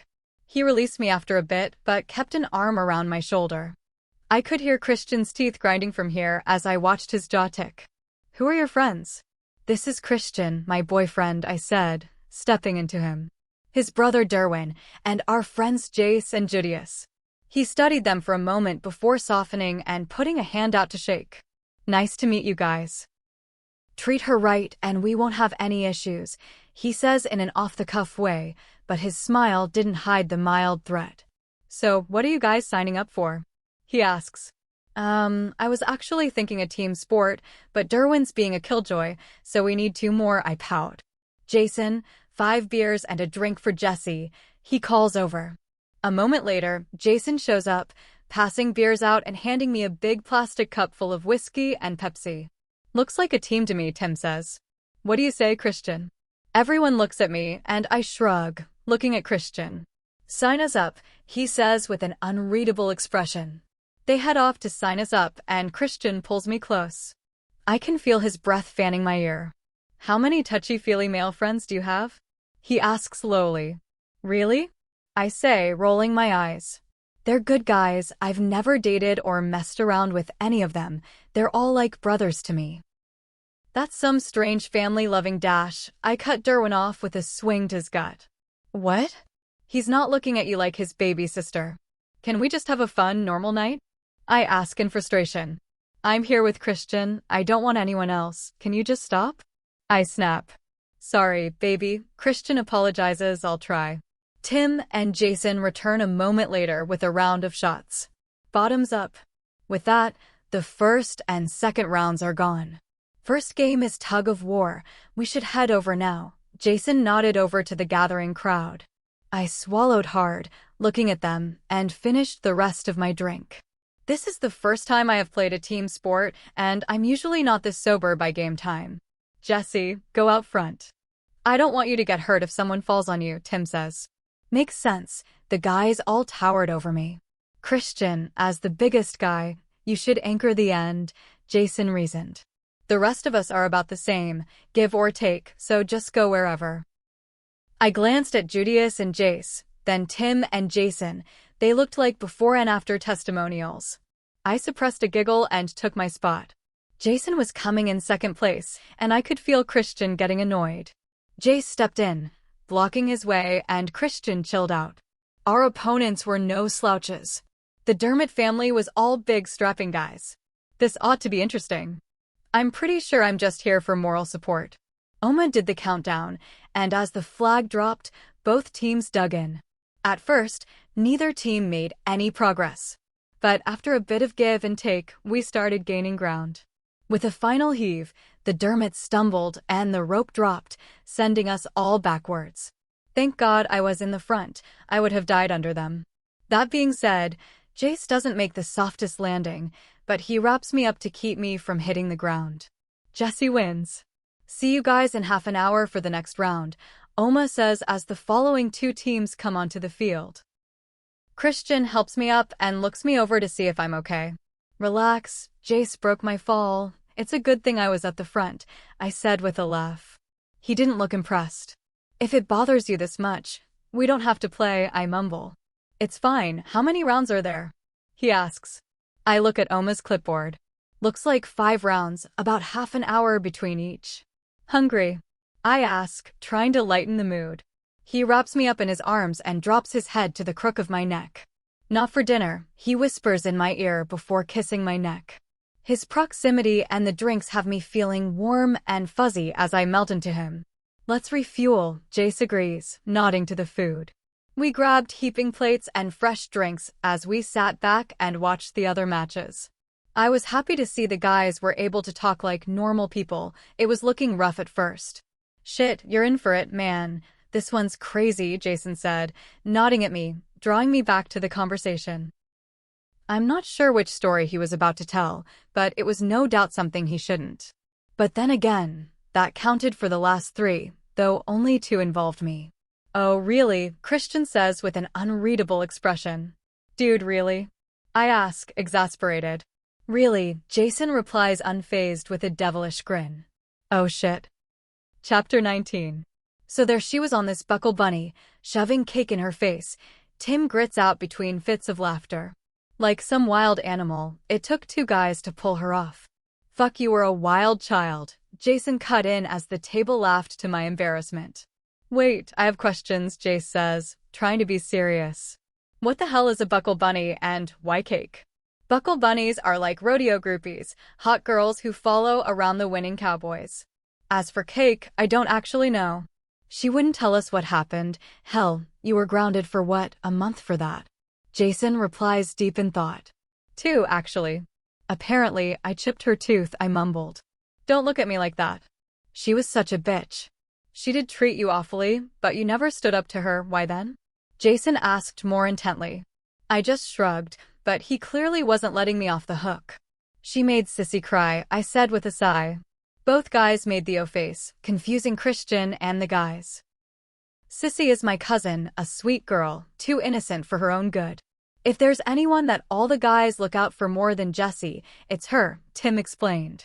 I can see her doing that, Derwin chuckles. You have a habit of letting people push you around, but the moment they try it on someone else, he trails off, shaking his head. You guys are up, a man calls to us. We take our places on the rope, me first, followed by Jace, Tim, Jason, Judius, and lastly Christian. Our opponents this time were a bunch of the ranchers from Baxter's. You're on the wrong side, Jason, the lead guy says. I'm good, he says with a wink. I prefer the winning side anyway. Big talk, care to put your money where your mouth is? The challenger asks. Jason looks over our team, and I see the wheels turn. You're on. 50? Make it an even 100. You might as well go put it in the Farmers Relief Fund now, Jason says with a smirk. Oma steps in the middle and drops the flag. They surge ahead a split second early, pulling us forward slightly before the guys dig in. The crowd roars as both sides dig in, neither giving up more than an inch. I feel like a cartoon character as my feet move, but I make zero progress. It's all up to the guys behind me. I must look like a puppy on the leash as the Rottweilers behind me do the real work. Hey, Andy, double or nothing? I shout to distract him. Marvel Mutts if we win? You're on, but I want to dance when we win, he says with a cocky smirk. Both groups really dig in at this point. I heard an angry growl from the back as the crowd hooped and hollered. Are you trying to piss him off? More like added motivation? I felt the rope surge back as our side made progress. Once the momentum started, the ranchers were screwed. The crowd was deafening as they cheered on our victory as we pulled them across the line. Better luck next time, Andy, I say with a wink. Pay up. He hands over $200 to a smiling Oma, grumbling as he walks away. Are you trying to provoke me? Christian whispers in my ear. His tone was dangerous. Whatever my reply, it could either smooth it out or set him off. I twisted in his grip to face him. Cyrus was right up at the surface with his brown eyes staring back at me. I just gave him my best innocent look through my lashes as I slipped a hand around the back of his neck. Think of it more as motivation? I asked weakly. I don't need any motivation to break anyone's arm who dares to touch what is mine. Beautiful, he warns. What about motivation to win? It's a good cause, and I'd be very grateful, I murmur. His expression instantly shifted as he considered my words, and a devilish smile spread across his handsome face. And what do I get for winning? He asks seductively, causing my core to jump 20 degrees instantly. Whatever you want, within reason, of course, I mumble against his lips. He instantly deepens the kiss as his hands pull me tightly to him. A throat clearing pulls us back to the moment, and we see several eyes on us. I light up like a tomato as he reluctantly releases me. Next teams are anxious to get started, Jace says with a knowing smirk. Drinks? He asks with a laugh as we head back to the food. We sit down at a table with more food, while Jace and Jason show up with some drinks. Christian is warming up to them, but he keeps me close. I'll take it as a win. So, what other dirt have you got for me on my elf? Jace asks with sudden interest. Oh, that's enough on me, thanks, I grumble. What's the matter, baby? Afraid what they might say. Christian challenges, raising a brow. There are plenty of stories, Jason mused. We've known you since you were adopted, so that would have made you what? 5. 4, I grumble. You made her cry the first time you met her, Tim scoffed. I was a brat, she got me back, he says, rubbing his neck nervously. That was the first of many times she threw me in a water trough, he laughs. So you have a long-standing thing with throwing guys in water, huh? Jace chirps, getting confused looks from Tim and Jason. She threw me off a cliff into the lake, Jace replies to the shocked guys. It was not a cliff, like barely a hill, and technically you threw yourself. I just changed your angle. I deflected as laughter broke out. We sure did miss you, girl, Jason says, smiling. I don't know what changed, but keep it up. We're glad to have you back, he says, giving Christian a nod. I leaned back into Christian with a smile, just enjoying the moment. The music and drinks had caught up to me, and I was bobbing along as the guys chatted on. Jessie, you guys are up again. We made our way up to the field, and Christian had his hand possessively on my lower back. The crowd parted to let us through as people clapped us on our shoulders, rooting us on. I had enough booze in me not to care, but not so much that I was falling, just needed to maintain this level. Jace and Jason had hit an easy rhythm and were busy chirping at the other team. The 6 brawny guys looked up to the challenge, but I was beginning to feel like a real handicap. "Where's your 6th?" the captain asked, purposely looking over me and scanning me dramatically. I just raised a brow at his insult. "Really, Trent?" "Don't be a douche," Jason snapped. Trent just laughed, unfazed, as he looked at me. "I know it's all for charity. I guess it's true what they say. Charity begins at home," he says, looking down at me. "Is that how you ended up on a team?" I asked, not missing a beat. "Thank you, Whiskey." The crowd started to snicker and laugh, souring Trent's mood further. "Don't bitch about a handicap when you lose," he grumbles. His teammates are less than impressed to be associated with him at that moment. "You about done flapping your gums there?" Oma snaps. Trent just scoffs at her. "Okay, put your money where your mouth is. $50 says Jessie wins." His jaw ticks as he narrows his eyes at her. "You can't bet, you're supposed to be an impartial judge," he challenges. "What's the matter, Trent? You know Jessie will whoop your ass." Someone from the crowd heckled as others joined in. "Fine, $100. And when we win, you'll be my gopher all night long." "Winning is thirsty work," he chirps. "You know what? Make it 150, I'm all in," I say, glaring at him. He stares at me a moment longer as a sinister grin crept on his face. 200, what you gonna do to make up the difference?" he asked, raising a brow. "This fucker dash." 500 that we win, Christian cuts in with a snarl. "And when we win, you give her one hell of an apology." The crowd roared and cheered at this.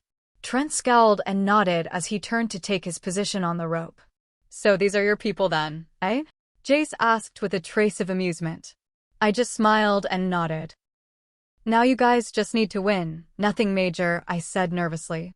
"Oh, don't worry about that elf. Christian has been blasting the link. Unless we want to run northern patrols for the next 2 months, we'd better get it done," he replies with a laugh. Oma dropped the flag and both teams dug in fast. The ground had been severely damaged from the previous matches, making it difficult to get a grip. Jace slipped, taking my feet out at the same time as our team was dragged towards the center line. The guys grunted in effort as they strained against the load, and we regained our footing and dug back in. The crowd was clearly on our side, jeering when we lost footing and cheering loudly as we regained our ground.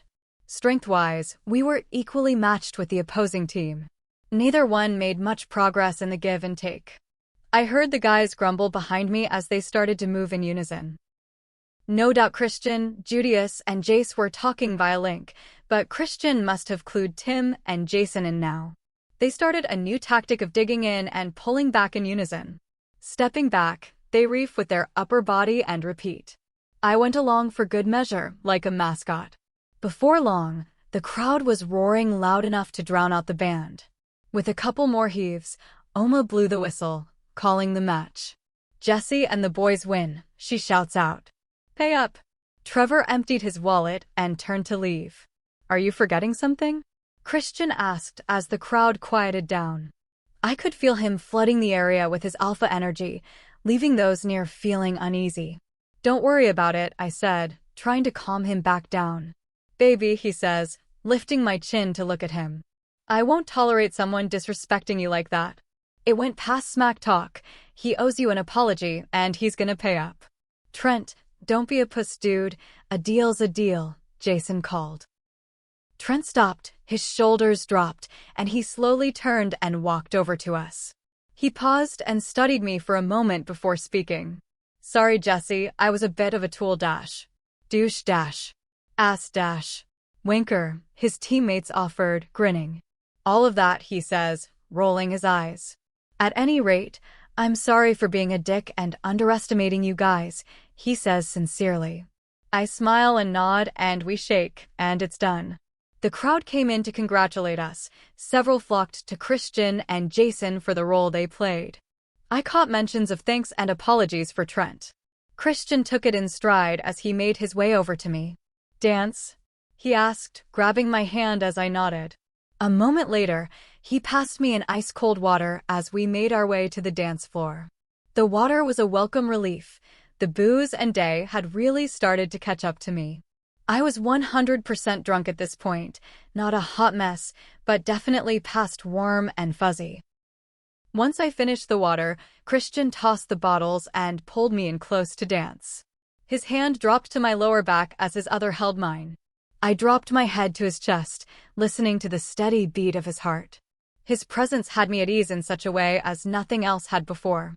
We swayed away to the music in our own little world. I had forgotten about the crowds. It was just me, Christian, and the music as far as I was concerned. I don't know how many songs we stayed like that for, but all too soon, Jace linked for the next match. "This is a lot of work," I mumbled as we made our way over. Christian just let out a hearty laugh as we made it back to the ring. This was the semifinals. But it turned out to be anticlimactic. Our opponents were a motley crew of sons, around 20 years old each. Strong, sturdy guys, but they hadn't quite filled out to Tim's level, let alone come close to Jace. The match was clean and over pretty quickly, with good sportsmanship handshakes at the end. "Sweet Jesus, Elf, you're finally drunk," Jace says as we sit waiting for the next match.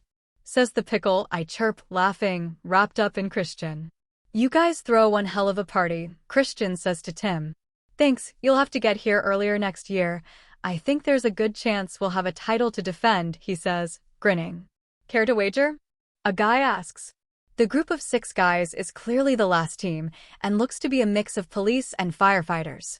They also look like they should be on a calendar. "What you got in mind?" Jason asks. "For fuck's sake, not again." Chapter 20. Care to wager? A guy asks. The group of 6 guys is clearly the last team and looks to be a mix of police and firefighters. They also look like they should be on a calendar. "What you got in mind?" Jason asks. "None of that. I need to borrow Jessie for a moment. You guys are up in 10 minutes, remember, it's for charity." Oma drags me off while Christian just watches me like a hungry predator. Once in the house, she hands me one of Lacey's shirts to slip on under mine and lays out the plan. Christian is gonna kill me. I head back to the ring and everyone's already in place as I head up to Christian, drawing a curious glance from the guys. "This is the final event. Remember, it's for a good cause. Don't hurt anyone and just play it up." I wrap my arms around his waist and lock eyes with him, willing him to go with it. He gives me a quizzical look but nods. I head back and he smacks my butt. I catch Cyrus in his eyes. The event everyone's been waiting for, Oma yells, barely cutting over the crowd. Lacey runs over with a cordless mic. "Thanks everyone for coming out. This year we've raised more money than any other year. Plenty to spread across all 5 charities," Lacey shouts out. The crowd cheers wildly. A big chunk of that is thanks to these 2 teams here. "Let's hear it for our men in uniform." Deafening cheers and whistles cut her off as catcalls ring out. "And Jessie and her team." I died laughing as the crowd roared equally loud. Foxy, dying, okay, maybe I am really drunk. I looked around and saw Jace just drinking in the attention flashing that playboy smile like it was currency. Jason and Tim were right up there with him. Judius was our DD and far too sober for this level of attention, and Christian just looked at me, amused. "Let's see how high we can set next year's bar, shall we? You know what time it is. Time to play. Put your money where your mouth is." See our guys with the red and blue buckets walking through the crowd? Money goes in, t-shirts come off. Done. My eardrums are bleeding as the crowd goes wild. Fireman Dave is the first to step up, strutting around with flashing smiles as the cash flies into the buckets. He winks at me, grabbing his shirt hem as he removes it. Okay, maybe this wasn't exactly a wholesome party, but the motives were pure, charity and all. There's been enough drinking to make the Irish proud, but now it's getting riled up. Judging from the ear-splitting noise, the crowd approves, at least the women do. "Playboy, show 'em how it's done," I say with a laugh. Jace is in his glory as an attractive woman puts a cowboy hat on him. Oh no, he is props now. He dons his best playboy smirk and starts dancing with her as the crowd loses it. Magic Mike has nothing on Jace as he dances with this woman while slowly removing his shirt. I swear to God, midway through his dance, I saw red lace panties fly. Is it hot in here, or just me? Must be the booze, yeah, that's it. One of the policemen went next, and I just watched as the buckets filled. Tim tried to follow up on Jace, but the booze only took him so far. Another fireman strutted his stuff before Jason ripped his shirt off, firing it into the swooning crowd. I don't even know who went next on the opposing team, but someone screamed for Blondie next. Poor Judius was the only sober one of the lot, and his cheeks were on fire. Sensing his embarrassment, Lacey came over and really laid it on thick. Man, oh man, did the money go flying as Lacey picked a member of the crowd to peel his shirt off. His bashful smile was so adorable. My eyes were locked with Christian's as the other team took their turn. Lacey stepped up to Christian to take a similar approach, but he stepped away and up to me. I was trashed, and my heart was hammering as he looked me up and down. "If anyone is undressing me, it's you, kitten," he says seductively. Bam, instantly soaked. I swallowed hard before sliding my hands to his hips. I bit my lip as I slowly raised his shirt midway. "How are we doing, Bill?" I asked over my shoulder. The crowd cried foul as I paused. "Looking a little light, Jessie," Bill said, dramatically shaking the bucket. I slowly slid his shirt back down. His eyes never left mine. "No. Tease. Take it off." The crowd was getting riled up as the buckets really started to fill. Eyes locked, I pulled it off and kissed him deeply, not caring about the audience. "Thank you, Whiskey." No matter how many times I saw him, each time he amazed me and made me weak in the knees. Tonight, I'm sure the booze didn't help. Let's hear it for our men in uniform. Team captain, cheers and whistles. Fireman Jake. Before we unwrap this present, she pauses, running a finger down his chest. "What charity are you playing for?"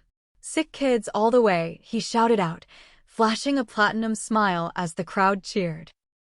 "So dig deep and fill those buckets." With that, Lacey proceeded to peel his shirt off. As the crowd recovered, Lacey made her way over to me. I knew the plan. I agreed to it when they laid it out and told me my role. But at this moment, Whiskey was on the run, and Christian's intense scrutiny had me rethinking everything. "And what about you, Jessie? Which charity are you guys fighting for?" "All of them.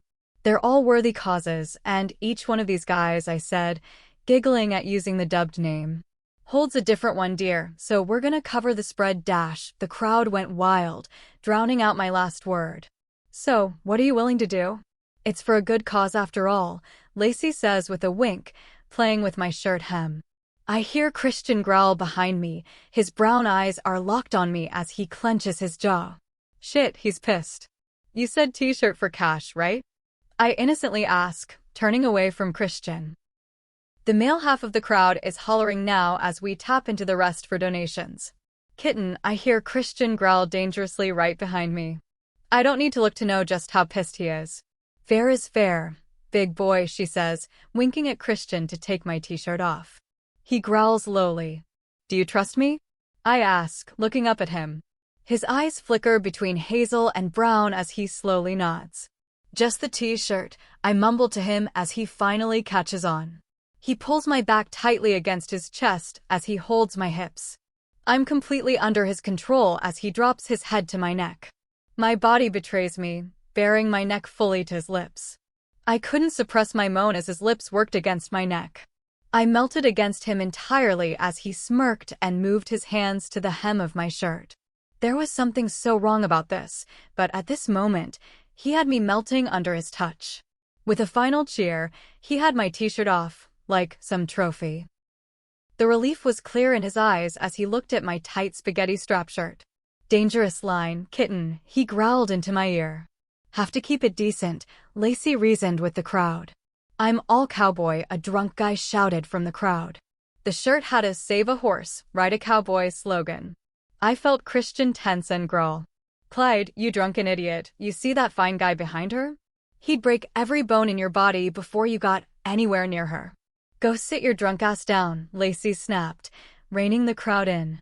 Christian only smirked at her assessment, not disputing any of it. Jace, on the other hand, is grinning like an idiot, knowing full well what Christian was capable of. "Think it's time to find out our winners. Teams to your places. Now who's enjoying pushing his buttons?" Jace quietly teases me as he gets into position behind me. After the pre-show, the actual match was anticlimactic. At first, we were evenly matched, but the opposition lacked the stamina we had, and before long, the game was called. I got lost in the group hug as everyone came in to congratulate us. I felt the familiar sparks as Christian enveloped me. Thank God the night was over, I was done. Before long, things were breaking up, and I was struggling to keep my eyes open. We said our goodbyes and headed to the truck. Next year, we're bringing a different DD, Julius bursts out. I'm not doing this sober again. Everyone burst out laughing at that. I slipped in against Christian as everyone piled in. I don't even know if we made it to the road before I was out. I only woke up once to Jace singing loudly off-key. I groaned and buried my head further against Christian's chest as he cuddled and covered my ear. No, I protested as Christian pulled away. We had to head back to the pack house, and everyone was already on their way. Come on, baby, let's get you to bed, he says as he scoops me up. I know better than to argue with him, and I'm enjoying the contact too much. His scent is addicting as I nuzzle his neck while my free hand wraps around the back of his neck. He stiffens, but growls in approval. Too soon, he sets me down, and I pout as he just chuckles. He walks to the closet, pulls out a t-shirt, and then changes into sleep pants. Let's get that shirt off of you, I'll burn it tomorrow, he says with a scowl. He quickly pulled it off, tossing it on the floor in disgust before pulling his shirt over me. I shrugged off my jeans, and he covered me up with the blankets. My walls are down, and his actions have me confused. He's never refused my advances before. Maybe I did go too far tonight, I think, frowning. What? He asks with a frown. Is that why you don't want me? I whisper, staring at the bed. In an instant, he had pulled me into his lap and lifted my chin to look at me. Why would you think that? He asks in an almost angry tone. Baby, I always want you, he says softly. But I'm not going to take advantage of you while you're this drunk. Is it really taking advantage of me if I want you to? I ask bluntly as he chuckles. He kissed me lightly as he caressed my cheek. You can barely keep your eyes open, baby. This is good, he murmurs, stroking my hair as my head rests on his chest. I can live with this, I mumble, breathing deeply. He just chuckles. What are you thinking about? You, he murmurs, us, all of this. He shrugs before continuing. I never thought I'd find you, but here you are in my arms, and I never want to let you go. Don't, I'm all yours, I mumble sleepily. I'm still afraid you'll run, he admits. The thought of losing you scares the shit out of me. The sincerity and pain in his voice are sobering. I look up and instantly wish I didn't. The worry and pain in his eye are too much to bear. I bring his lips to mine, pouring my emotions into the kiss. I've always struggled to put them into words. I'm not going anywhere, I say, eyes locked on his. I love you, I will always come back to you. He looks relieved, but still sad. Why do you think I'll run? I ask, trying to understand. My world is so different from what you're used to, Dangerous. He pauses as if he's struggling with himself. What if I want things you aren't prepared to give me? Like what? I ask, suddenly sober and a bit scared. Like you here with me always. I want you to make this your home. I want you to want to be my Luna. You already are so many things to me, and this pack, I want you to see it and be happy and build a family here with me. Oh no, he wants kids. See, I never bring it up because I know it scares you. Even drunk, the thought of having my kid terrifies you, he says, pained. It's not you, Dash. Right, he scoffs. No, really. I didn't think I'd ever find anyone, but then you came along. I'm scared to mess things up. I didn't exactly come from the best background. When things got tough, my mom left me. I don't want to do that. The realization was hard. I'd never really thought about it before. He hugged me tighter to him as we both considered things. You're not alone, baby. I will always be with you. I'm not trying to pressure you or anything. There's no time limit either. He pauses, letting his words sink in and calm me. For what it's worth, I think you'd be an amazing mother, he says, kissing my head. Our child would have so much love and support, it would want for nothing. I can hear the smile and longing in his voice, and it pains me because I don't know if I can give him what he wants. Chapter 21. Buzz. Freaking texts first thing in the morning. Who does that? I reached for my cell at 11 a.m., okay? Maybe not first thing. Christian was long gone, God knows where, probably doing valuable things. Christian, morning, beautiful. I had training early, then meetings. I'll see you for dinner. I can't help but smile. He's sweeter than you'd expect from a guy with such a bad reputation. Claire, you alive up there? Claire, do you need hangover relief too? Me, nah, I'm good, I'll be down after a shower. A short while later, I was heading down the stairs and on my way to the kitchen. I waved hi as Claire, Kate, and Luke just looked at me cautiously. How you feeling? Kate asked tentatively. Fine, I replied, raising a brow. Why are you acting so strange? You're good. Claire asked skeptically. I'm fine, I say with a laugh. Jace is rough. I saw Derwin for like 5 minutes before he went back to his room. I thought Judius was gonna have to run training solo till Christian showed up, she explained. How much did you guys drink last night, and how are you okay? I have no idea, so very much. I think I lost track at 6 shots by like 4 p.m. We did not slow down, I say with a laugh. I think I may still be a smidge drunk.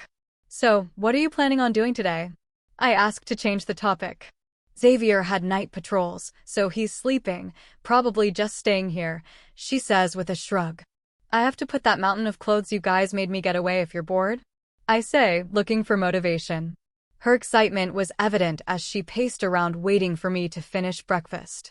A few hours later, we had made a serious dent in the mountain of clothes, and most were tucked away neatly. That being said, my side of the closet still looked half empty. The next bag she grabbed was from leather and lace. My face blazed brighter than the red lingerie as my eyes landed on the ensemble. You look like a chameleon trying to match that red lace, she says, laughing. I don't know why I even let you guys talk me into this. I wouldn't even know how to put it on if I tried, I admit, flustered.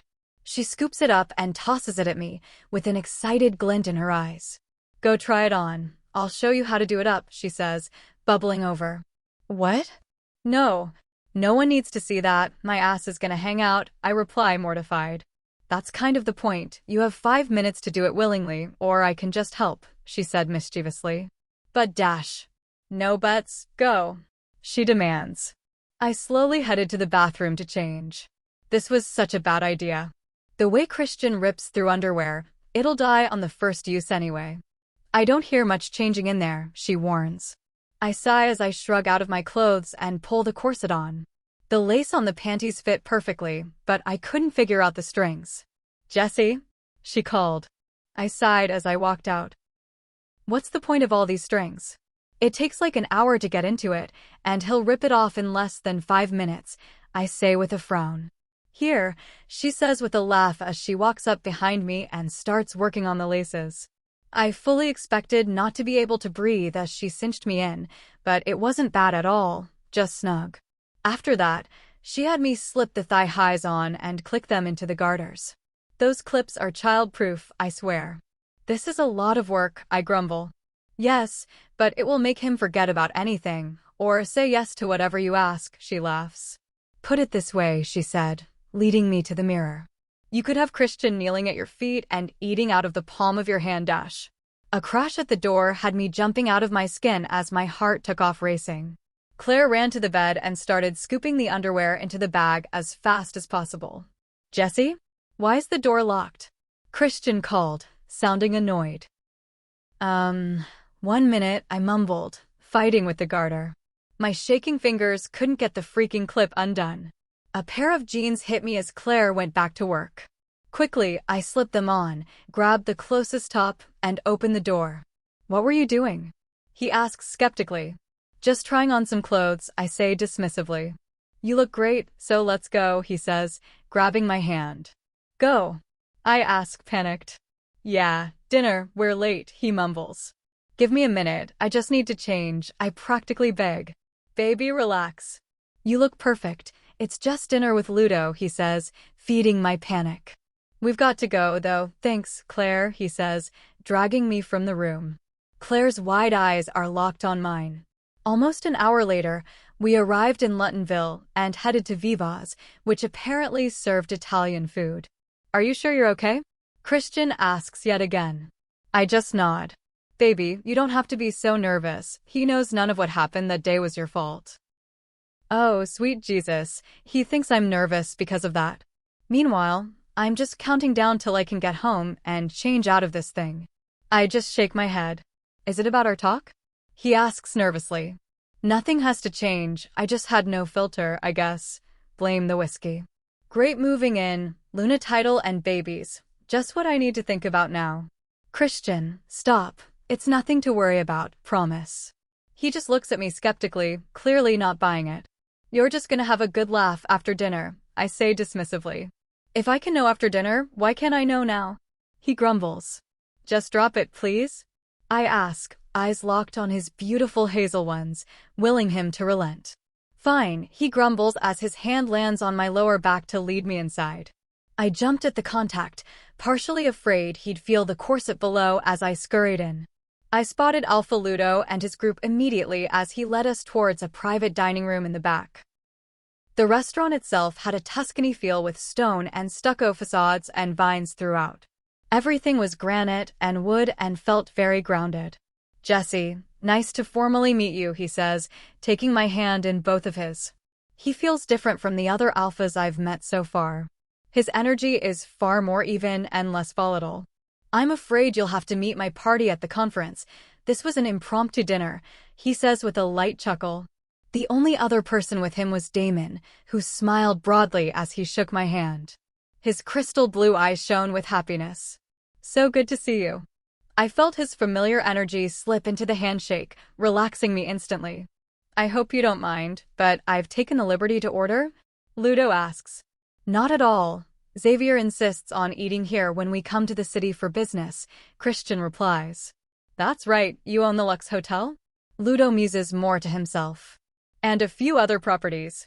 Are you staying in town or heading back tonight? I've been away long enough, he replies wistfully. The conversation was light and easy as they talked about past conferences. The wine was endless, though I didn't drink it, and the food started coming in waves. First, some soft chewy bread with olive oil and herbs. Then soup and salad.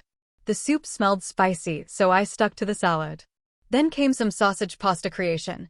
The smell made my stomach growl in approval until the subtle anise caught my attention. Something wrong, Jessie? Damon asks as he notices me picking at the plate. I just shake my head.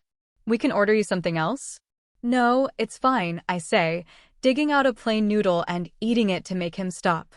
I catch Ludo whispering to the server, and a moment later, my plate is taken away and replaced by roasted chicken and potatoes, sans anise.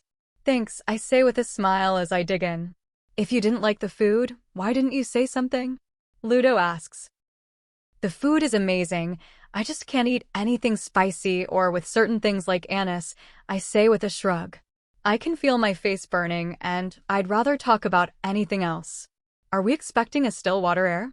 He asks, raising a brow.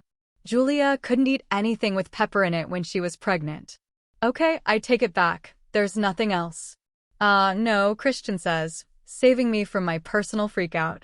She's never been able to stomach that stuff. Besides, I need more time to myself with her before I'm willing to share her. His lie and smile instantly calm me back down. He wants children now, but is willing to take the blame for waiting. It may be that exact moment that I realized just how much he loves me.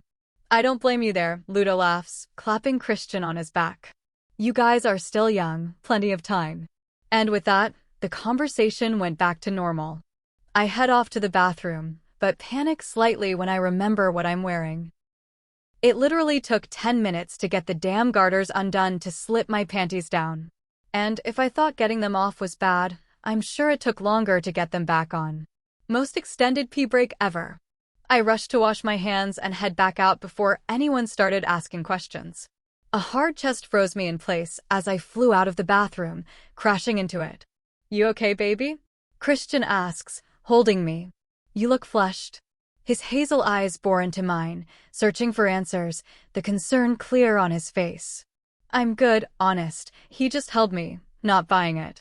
Just a little wardrobe malfunction, I dismissed with a laugh. Technically not a lie. Finally, he relaxed and ushered me ahead. Hang on a second, he called. There's a ribbon? He asked, surprised as I froze. Oh shit, not now, we almost made it through dinner. I felt the tension on the ribbon as he followed in back of my body. My heart raced as my lungs forgot how to work. I couldn't move. Panic welled in me, leaving me unsure of my next move. What the? He trailed off as he slowly lifted the back of my shirt a bit. My heart fluttered in my throat as he sucked in air when his fingers grazed the laced-up back. His touch sent shivers down my spine as a growl sounded. Faster than I could blink, he dragged us through the closest doorway, apparently, to the men's room, judging by the offended male. Leave, he snarled as his alpha energy flooded the small space. The man practically ran out. Usually, it didn't affect me, but at this moment, my knees wavered and I nearly fell. His firm grip was all that kept me upright as he dropped his head to the crook of my neck, breathing deeply. I could feel the waves of turmoil crashing within him, and it did nothing to calm my nerves.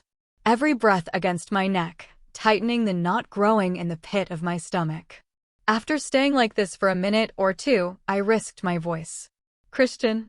I called softly. Yeah, baby? He answered, sounding strained. Shouldn't we go back? I asked weakly. He growls lowly, holding me tighter and breathing in my scent deeply before finally relaxing. Begrudgingly, he pulled away and opened the door, ushering me out. I didn't miss the way his eyes switched between hazel and chocolate. Cyrus was fighting him for control. We made our way back to the table. He had his arm wrapped protectively around me as his fingers dug into my hip. Everything okay? Ludo asks. Yeah, Dash. Yes, though Jessie is feeling a little unwell, Christian cuts in. Sorry to hear that. I really should be heading out myself. It was lovely to meet you, Jessie. I look forward to seeing you at the conference, Luda says warmly. He reaches out to shake my hand, but Christian growls and shakes it instead, bidding him a safe journey. A moment later, he is basically dragging me across the parking lot to the SUV.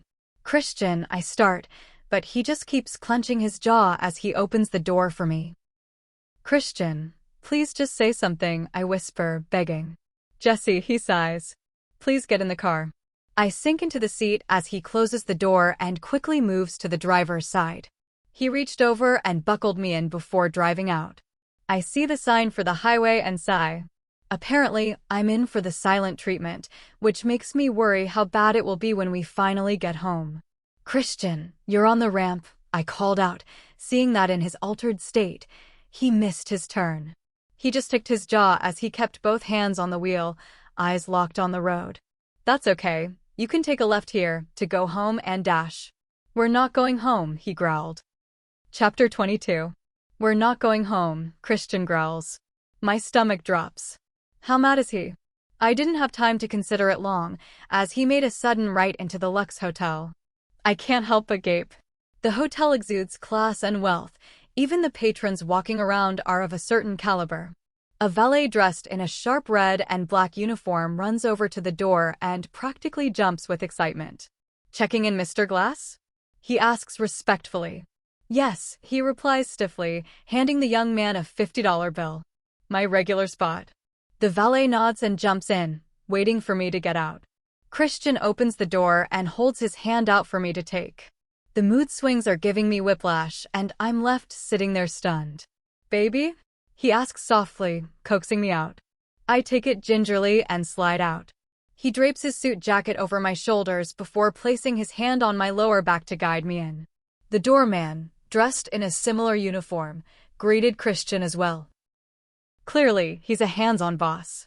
As we walked into the lobby, I was utterly floored. The area was huge and richly decorated in earth tones. The subdued lighting added to the elegance, drawing your eyes to the seating areas and the massive concierge counter. A stunning blonde in a meticulous black dress waited there with a $1 million smile, her blue eyes locked on Christian. Instantly, I felt a pang of discomfort. Mr. Glass, to what do we owe the pleasure? She asks in the most flirtatious way possible. Seriously? Can she not see he's not alone? Pretty sure I don't even show up on her radar. Miss Chase, he replies, just my keys.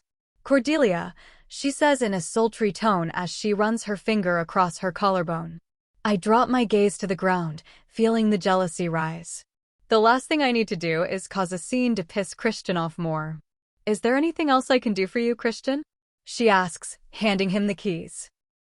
Even from the corner of my eyes, I could see the way she made unnecessary contact, giving him the keys. My chest tightens. I hate feeling like I'm invisible.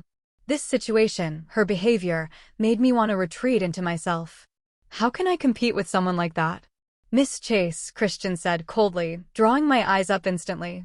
While you are here, you are a representative of the Lux Hotel. Her eyes went wide as her confidence faltered. As such, I expect a certain level of professionalism and decorum from you, he grits out. Christian, I dash. Mr. Glass, he cuts her off, clenching his jaw. If you are unable to conduct yourself appropriately for this job, perhaps we need to reconsider this? Her color drained as she realized just how badly she had overstepped.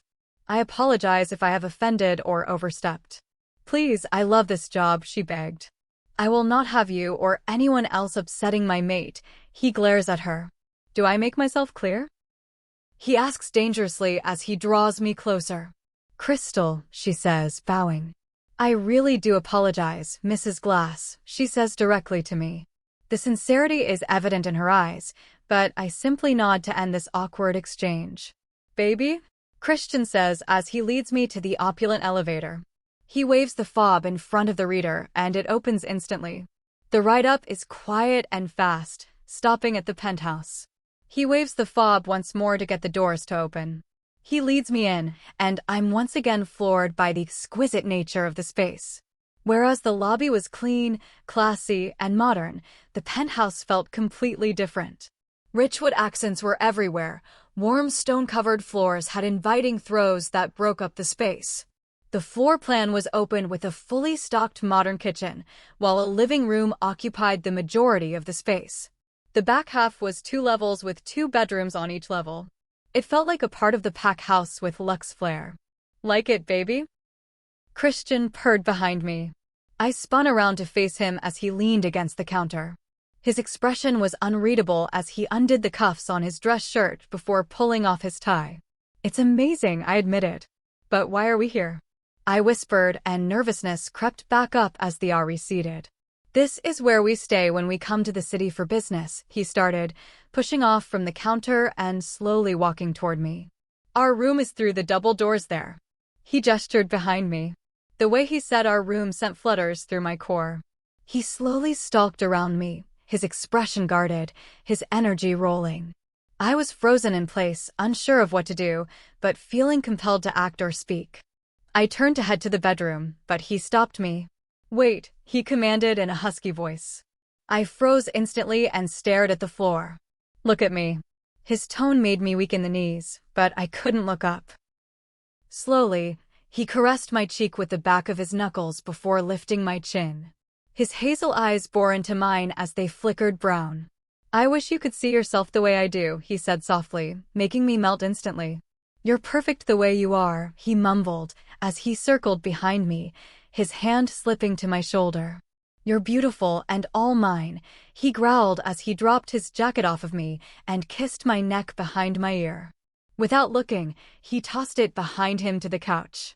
His hand traced the corset back through the shirt, causing my heart to race. We're long past that, kitten. He pulls my back tightly to his chest as his head drops to my neck.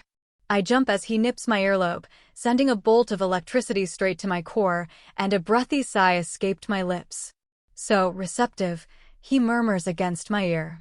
I felt him smirk against my neck as he kissed along my jaw and slowly down my neck to the sweet spot.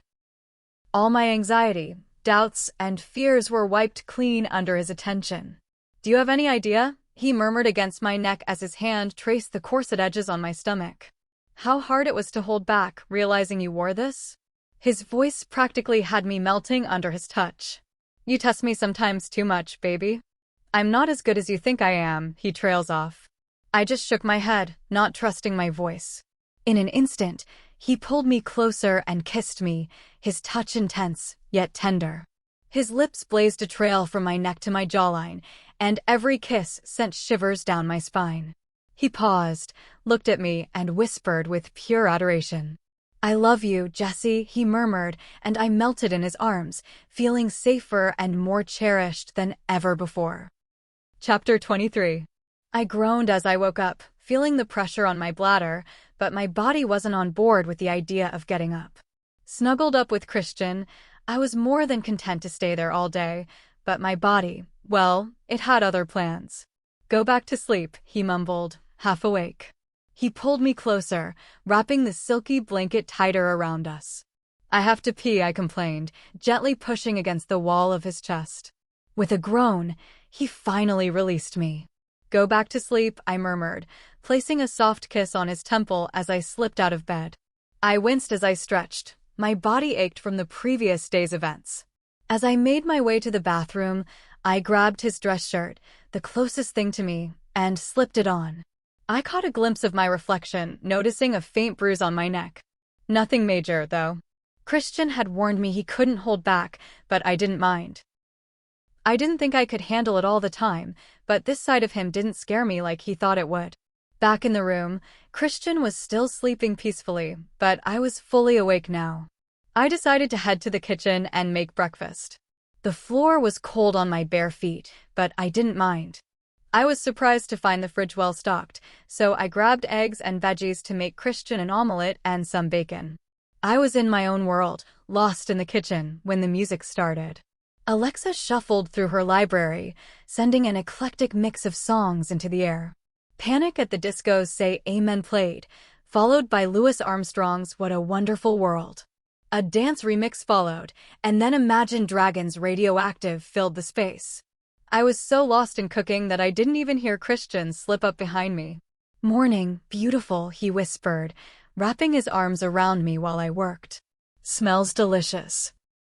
I didn't know what to make, so I did a little of everything, I said, trailing off as he nuzzled my neck. "Christian," I moaned softly. "I'm going to burn breakfast. Go get us some plates." He grumbled, but let me go, setting the counter while I giggled to myself. He looked impressed as I set the loaded omelet in front of him with bacon and a stack of pancakes. I had a few pancakes and a couple of strips of bacon myself. "Baby, you didn't have to do all of this," he said softly. "I know, but I wanted to," I replied with a smile. He beamed at me, but then Cardi B's WAP came on, causing Christian to choke on his coffee. "Alexa, stop," he snapped, clearly mortified. "So, not your choice, huh?" "Jace," I teased with a smirk. He looked mortified, but agreed. "I figured the dance mixes were his," I added, grinning. "Alexa, play Alpha's List," he commanded. "Really?" I teased at the name, and he just shrugged. Queen's Love of My Life came on, and I couldn't help but smile. Classic rock was definitely something I could get behind. When breakfast was done, Christian grabbed my plate and cleaned up while I enjoyed the view. He could look good in anything, even the most casual sleep pants and a t-shirt. His eyes darkened as they landed on me. In 2 quick steps, he was in front of me, pulling my bottom lip from my teeth.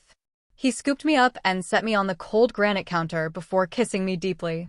It didn't take much to heat things up as his hand hooked under my knee, pulling my legs around his waist. His other hand slid down my back, pulling me tightly to him. The sudden shift made me wince, and he froze, pulling back immediately. "Are you okay?" he whispered, his voice filled with concern. "I'm fine, just a little tender," I admitted. I could see the guilt in his eyes as he tried to pull away. "Please don't do that," I begged, cupping his cheek and forcing him to look at me. His eyes were filled with emotion. "I'm fine. I can handle more than you think. It's going to take more than that to break me. Besides, I never said stop. Clearly, I enjoyed it too," I said with a shy smile. "Sorry, baby, I just got carried away," he admitted, looking embarrassed. "There's nothing to apologize for," I said, kissing him gently to reassure him. He brushed my hair back and looked at my neck, frowning when his fingers brushed over the faint mark left there. He smiled as he looked at me. "I guess that doesn't hurt," he teased, clearly gauging my reaction. I blushed as he chuckled. "It's fine," I murmured, feeling the warmth of the moment. "Come on, a soak will do you good," he said, helping me off the counter and gently guiding me toward the big jacuzzi tub. "I can't remember the last bath I've had," I said with a laugh. There was something nurturing in the way he undressed me and helped me into the tub. To my surprise, he stripped down and stepped in behind me. Suddenly, the tub didn't feel so big, but I loved the closeness. "Relax, little one," he said as he grabbed a cloth and began washing my back. Every knot and ache melted under his touch. No one had ever taken care of me like this, and it was hard to take, yet it made me feel so much for him. Alexa played an assortment of songs as we soaked, and I nodded off briefly, content to sleep against his chest. He held me tightly as his thumb traced small circles on my collarbone, his other hand laced with mine. "Wake up, kitten," he murmured. As much as I'd like to stay like this forever, we really should be getting back. I sighed, but knew he was right. We got up, rinsed off, and he wrapped me in a big fluffy towel. I frowned as I looked through his closet. It was massive, but it was all his clothes. "Does Xavier have any of Claire's clothes in his?" I whined. "Baby," he said, kissing my shoulder, "just pick something." He turned me to face him, frowning when he saw my expression.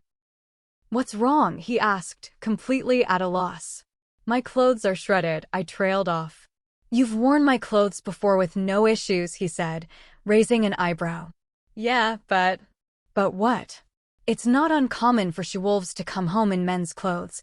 It's no big deal," he reasoned. "But I'm not a she-wolf," I complained. "I didn't accidentally shift and lose my clothes or anything. Everyone is well aware of that." "You're embarrassed to wear my clothes because you think people will know we were intimate?" he asked, both confused and amused. I sighed in frustration. "Christian, you just told me that everyone can smell me as your mate," he growled, cutting me off.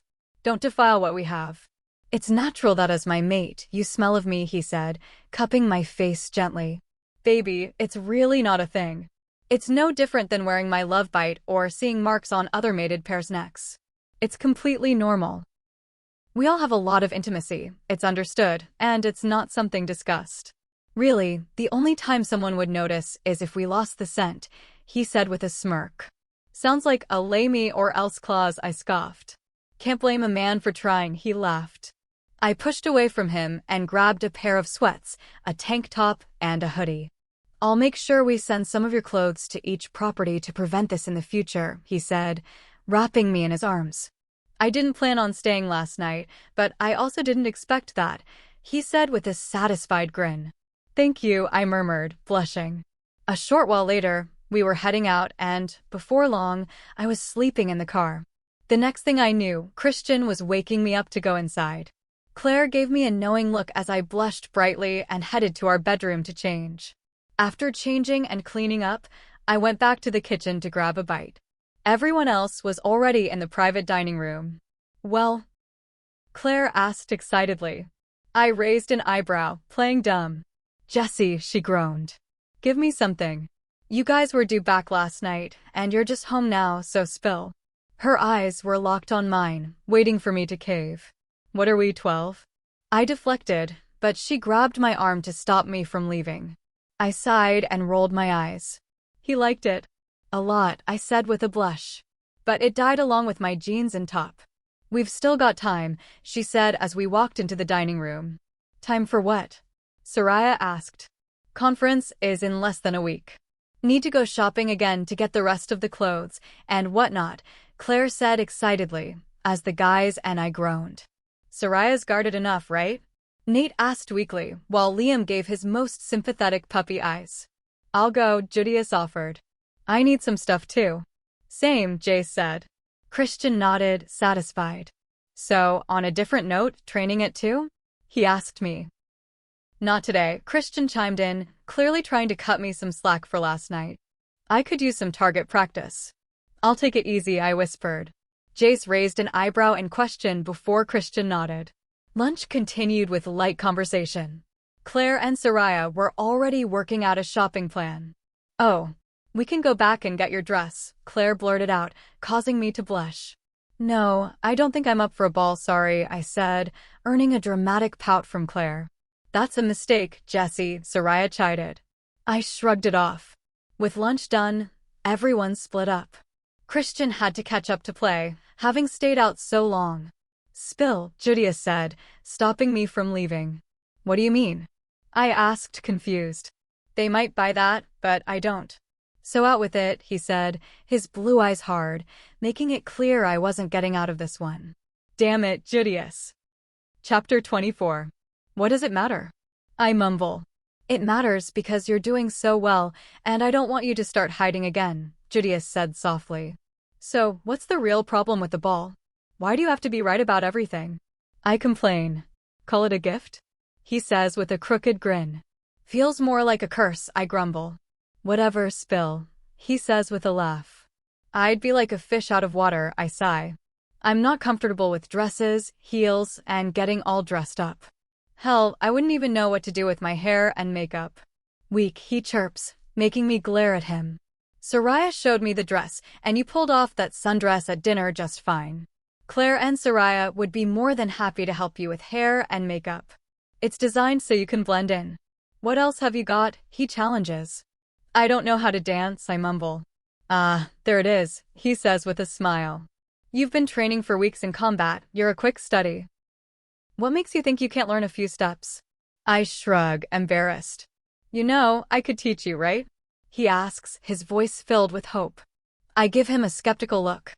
I'm actually a pretty good dancer, hell, I got you to dance at the club, he grins, a little too proud of himself. I seem to remember a lot of shots being involved, I defend. No one says you need to be sober at the ball, there'll be plenty of drinking, I'm sure. It'll be easy-ish, just follow my lead, he says with a grin. Come on, he says, leading me to the dojo. Strangely, it's empty. Once inside, he locked the door and went to the sound system. I have to meet Jace in less than an hour. Nice try, I've cleared it, you're mine tonight, he cut off, tapping his temple. He starts the music and steps up to me. Your hand goes here, he says, draping it across his shoulder, while grabbing my other hand. And I hold here. His hand stopped at the small of my back. The waltz is easy, it's just a 3-step movement. Follow my lead. He steps to the side repeatedly. It wasn't too difficult. I only stepped on his foot once. For the next 2 hours, he took me through a variety of music and basic steps. Halfway through, he had Jace come in to show me a few more variations and to give me a chance to dance with someone else. Their lighthearted banter and jokes put me at ease, and soon enough, I was actually enjoying myself. I wasn't about to do a foxtrot, but at least I could follow his lead. As much fun as this is, I've got to get back to work, Jace says. You've got one more lesson with me tomorrow afternoon, he pauses. Meet me out front after lunch, jeans and tank. What are we doing? I ask, curious. Practical application, you typically wear jeans, so that's what you'll wear, he says. I nod, and he takes off. So, how do you feel about dancing now? Julius asks. Much better, thanks. But I still don't want to be sober, I laugh. So, you'll go to the ball? He asks, hopeful. I'll consider it, I admit. I'm waiting outside for Jace when I frown as he pulls up on his motorcycle. He holds out a jacket and a helmet for me. Really? I ask, surprised. He just grins. Can that thing even handle a passenger? Shut up and suit up, he groans, petting his bike. I hop on behind him, and he revs the engine, taking off with a speed that has me holding on tight. The bike was fast, and he clearly intended to show me just how fast. After a short, thrilling ride, we pull off and head down an overgrown gravel path. He parks at the water's edge, next to what looks like an old construction site. The area is overgrown, but there are scattered concrete blocks, like the ones used as barricades. The clearing has grass growing over gravel, and there's a sand pit and pile to the side. What are we doing here? I ask, feeling uneasy. Your final exam, he replies, taking off his helmet and jacket and draping them over the bike. I follow suit, but my unease grows. He's acting off. He hasn't called you elf once, my inner voice warns. Why here? I ask, my tone guarded. No distractions, he says, frowning. Listen, Jessie, he continues, trying to soften his words. Normally, I would have had years to teach someone what you've learned in a short time. You have a lot of natural talent, but this, he taps his head, gets in the way. I really am trying, I mumble, feeling defeated. I know you are, he says sadly. And you're doing well, but we're running out of time. I have to prepare you for worst-case scenarios. If you freeze, you could die, and I can't have that. The pain and concern in his voice are sobering. So, what do I need to do for the exam? I ask, changing the topic. He grabs my hand and leads me to the other side of the blocks. Make it to my bike or knock me out, he says seriously. I stare at him, shocked. This is the real deal, Jessie, no safe words, no pauses. The only way to end it is to tag my bike. Something about his demeanor sets off alarm bells in my mind. His usual friendly nature is gone, replaced with an intensity that makes me nervous. I can't beat you, I say in disbelief. You better try, because we're not leaving until you do, he says, his expression hardening. Jace, you're the beta, for crying out loud, I snap. This is ridiculous. I go to walk away, but he pushes me back. The fuck, man, I'm not doing this, I say, frustrated. Yes, you are. I'm not your friend right now, so do what I say, and it'll be over, he growls. His tone shifts, and it sends a chill down my spine. I try to push past him again, but he grabs me, slamming me to the ground. I gasp as his weight crushes me, knocking the air out of my lungs. I squirm, trying to get free, but he pins me down, not letting go. Come on, sugar, you're better than this, he whispers. My heart races at the familiarity of the word. It brings back painful memories of my past, and I freeze. Stop it, Jace, I whisper, begging. No can do, sugar, he replies, sounding detached. You need to push through this. You're stronger than you think. He lets go of me, dragging me back to the starting point before releasing me. Again, he commands. I swallow hard, pushing back the overwhelming flood of emotions. Panic, anger, betrayal, they all threaten to overwhelm me. Again, he snarls. I shove all my emotions aside and prepare myself. When he lunges, I drop and twist, dodging his first move. He tries to catch me, but I'm already running for the bike. I'm not fast enough. He grabs me from behind, tackling me to the ground. My body aches, but I don't stop. I fight back with everything I've got, landing blows where I can. I make one last effort, breaking free and sprinting for the bike. His desperate calls fade behind me as I push myself forward. I can't hear him anymore as I race off, my heart still pounding in my chest, adrenaline coursing through me.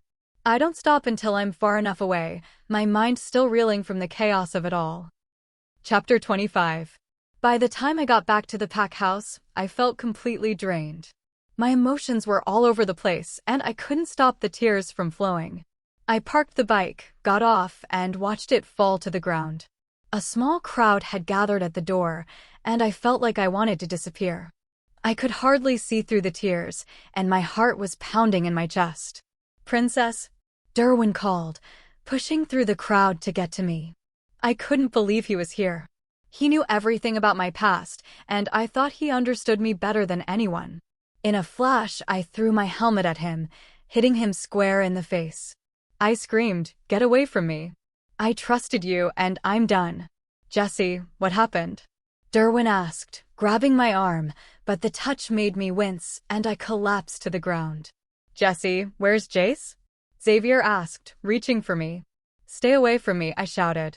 I'm done with all of you and your games. I shoved past them and ran up the stairs to Judius's room, locking myself in. I just needed to be alone. I needed Christian. I wanted him to be here, but both he and Judius were at New Moon. Jessie, open up. Xavier called, knocking on the door. We don't know what's going on. Please, Princess, Derwin begged, his voice full of concern. Open up. The doctor needs to check you. I just screamed, I'm angry. And this door is staying locked. Go away. They continued to knock, but I turned the radio up loud and retreated to the bathroom. I stared at my reflection, horrified by what I saw. I wasn't new to this. I knew how to patch myself up after someone had hurt me before, but it didn't make it any easier. My face was streaked with tears, and there were bruises and scratches all over my skin. I tried to take off my shirt, but my shoulders and arms were too sore. So, I grabbed a pair of scissors and cut through it. I winced as I tried to remove my bra, my body aching in protest. I stepped into the shower, trying to soothe myself with hot water as the exhaustion overwhelmed me. Afterwards, I towel-dried and avoided looking at the mirror. The bruises were getting worse. I pulled on one of Christian's oversized shirts and settled into bed, hoping for some rest. It was hard to find a comfortable position, but eventually I fell asleep. "Jessie?" a voice whispered. "Soraya?" I groaned, waking up. "What happened?" Soraya asked, her voice laced with confusion and worry. I curled into a ball and let out a soft whimper. "Jessie, we need to get you checked out," she said, sounding more upset now. "What happened with you and Jace?" She sat down next to me, her worry growing. "You did a number on him," she muttered. "Broke his jaw, nose, and some ribs. The doctor had to sedate him to treat him. Will he be okay?" I asked, my voice barely a whisper. I didn't know how I felt anymore. Soraya paused. "He'll heal. Xavier hasn't told Christian yet. If he knew, he'd be furious. Please don't tell him," I begged. I couldn't bear the thought of Christian finding out. I knew what would happen. "We need to take care of you, Jessie." "This looks bad," Soraya said, her voice filled with a strange sense of urgency. "How did you even get in here?" I asked, trying to change the subject. "The window," Soraya answered, shrugging. "Shadow didn't lock it, but he did a good job with the door. Thank God Mackenzie is here," I said, relief flooding me as I heard Soraya's words. A few moments later, Mackenzie slipped through the window, her eyes filled with sadness when she saw me. "Oh, Jessie," she murmured, sadness filling her tone. She tried to take my wrist, but I pulled it away, pushing her off. "They're on their way back." "We don't have much time," Xavier said urgently. "Christian is going to lose it when he sees Jace in this condition." "He's just babbling, making no sense," Soraya said. She wouldn't talk, but she said she trusted me and was done. I looked at Jace, sitting on the couch, broken, with his head down. "Look at me, Jace," I said firmly. "You owe me that at least." "I owe you more than I can ever repay," he whispered, his puffy eyes meeting mine. "What else did he say to you?" I asked, trying to keep my voice steady. "He mentioned your progress in training, how well you were doing," Jace explained. "He said it triggered something in you, but I didn't know why. You threw that around without understanding how much it meant to me." I pinched the bridge of my nose, trying to calm down. "I didn't need to know why," Jace offered weakly.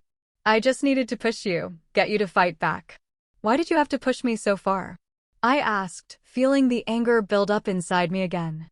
I didn't know how bad it was. I didn't realize how deep it ran until we started. "I thought you'd push through and keep going." Jace's voice was filled with regret. "I'll take responsibility for what I did, Jessie, but I never wanted to hurt you." "Don't I get a say in anything?" I whispered. "I did it for you," he said softly, but his words didn't make me feel any better. "You could have warned me." I snapped. "You didn't give me a choice. You made decisions for me without asking." Soraya's anger was palpable. "Jace, you're not to be alone with the Luna. No more training, no more sparring." "Understood." Jace nodded, his eyes hard as he turned to leave. I heard him tear off his clothes, his wolf running off into the woods. As he left, his mournful howl pierced the air, and I sank to my knees, overwhelmed by everything that had happened. Chapter 26. The walk back was quiet. I felt drained and defeated. I was starting to resent this conference, and I hadn't even attended it yet. "Do you, want to talk about it?" Soraya asked tentatively. "No," I said flatly, scrunching up my face in disgust. "Thank God," she said with relief. "I'd just prefer to put it all behind us and focus on this stupid frickin' conference." "There's always something, and it's exhausting," I mumbled. "It can't stay crazy forever," she says with a shrug. "Please don't challenge fate," I groaned. Jace didn't come back to the pack house before dark. Christian asked me what happened, and I told him we came to a resolution. He wanted details that I wasn't prepared to give yet, but he respected me enough not to press for now at least. He could see I was still upset. Today was apparently a history day as I looked at the Bible-like book he gave me. This is the third time he's given me this book. Apparently, history only gets moderately more interesting when there are wolves involved. Which apparently isn't enough to keep me focused any better than human history. It all comes down to one thing: power. Who has it and who wants it. In the werewolf world, absolute power lay solely with the royals. Their bloodline was linked to the first alpha, the divine wolf. For centuries, they guided the race in all matters, or at least tried to. This latest assassination attempt wasn't the first and won't be the last. I pitied Ethan. His life will never be easy once he claims his birthright. He was born into a level of power that people dream about and kill for. The assassins were caught and killed, but it never made sense. They never found out who set them up. In a perfect world, he would have had a happy life raised by family, and his uncle and his family would have ruled. But with their murders, his father would have inherited the crown if he hadn't fallen in the last battle. Ethan was lucky to have Derwin, who knows what would have happened to him otherwise. Even still, life hasn't been easy, but we try hard to make it as good as possible. That's enough of that, I think, as I close the book and toss it on the bench next to me. I'm not 100% sure what I actually need to learn from this book to not screw up at convention. Clearly, I can't be trusted to self-study. Here, Judius says, passing me a wrap and a pop. He picks up the book and reads the title before frowning. This has you so distracted you missed lunch? Oh, sorry, I guess I was lost in my own world, I mumbled. You've got a lot on your mind, he says more to himself. I just sigh. I don't want to talk about it with him either.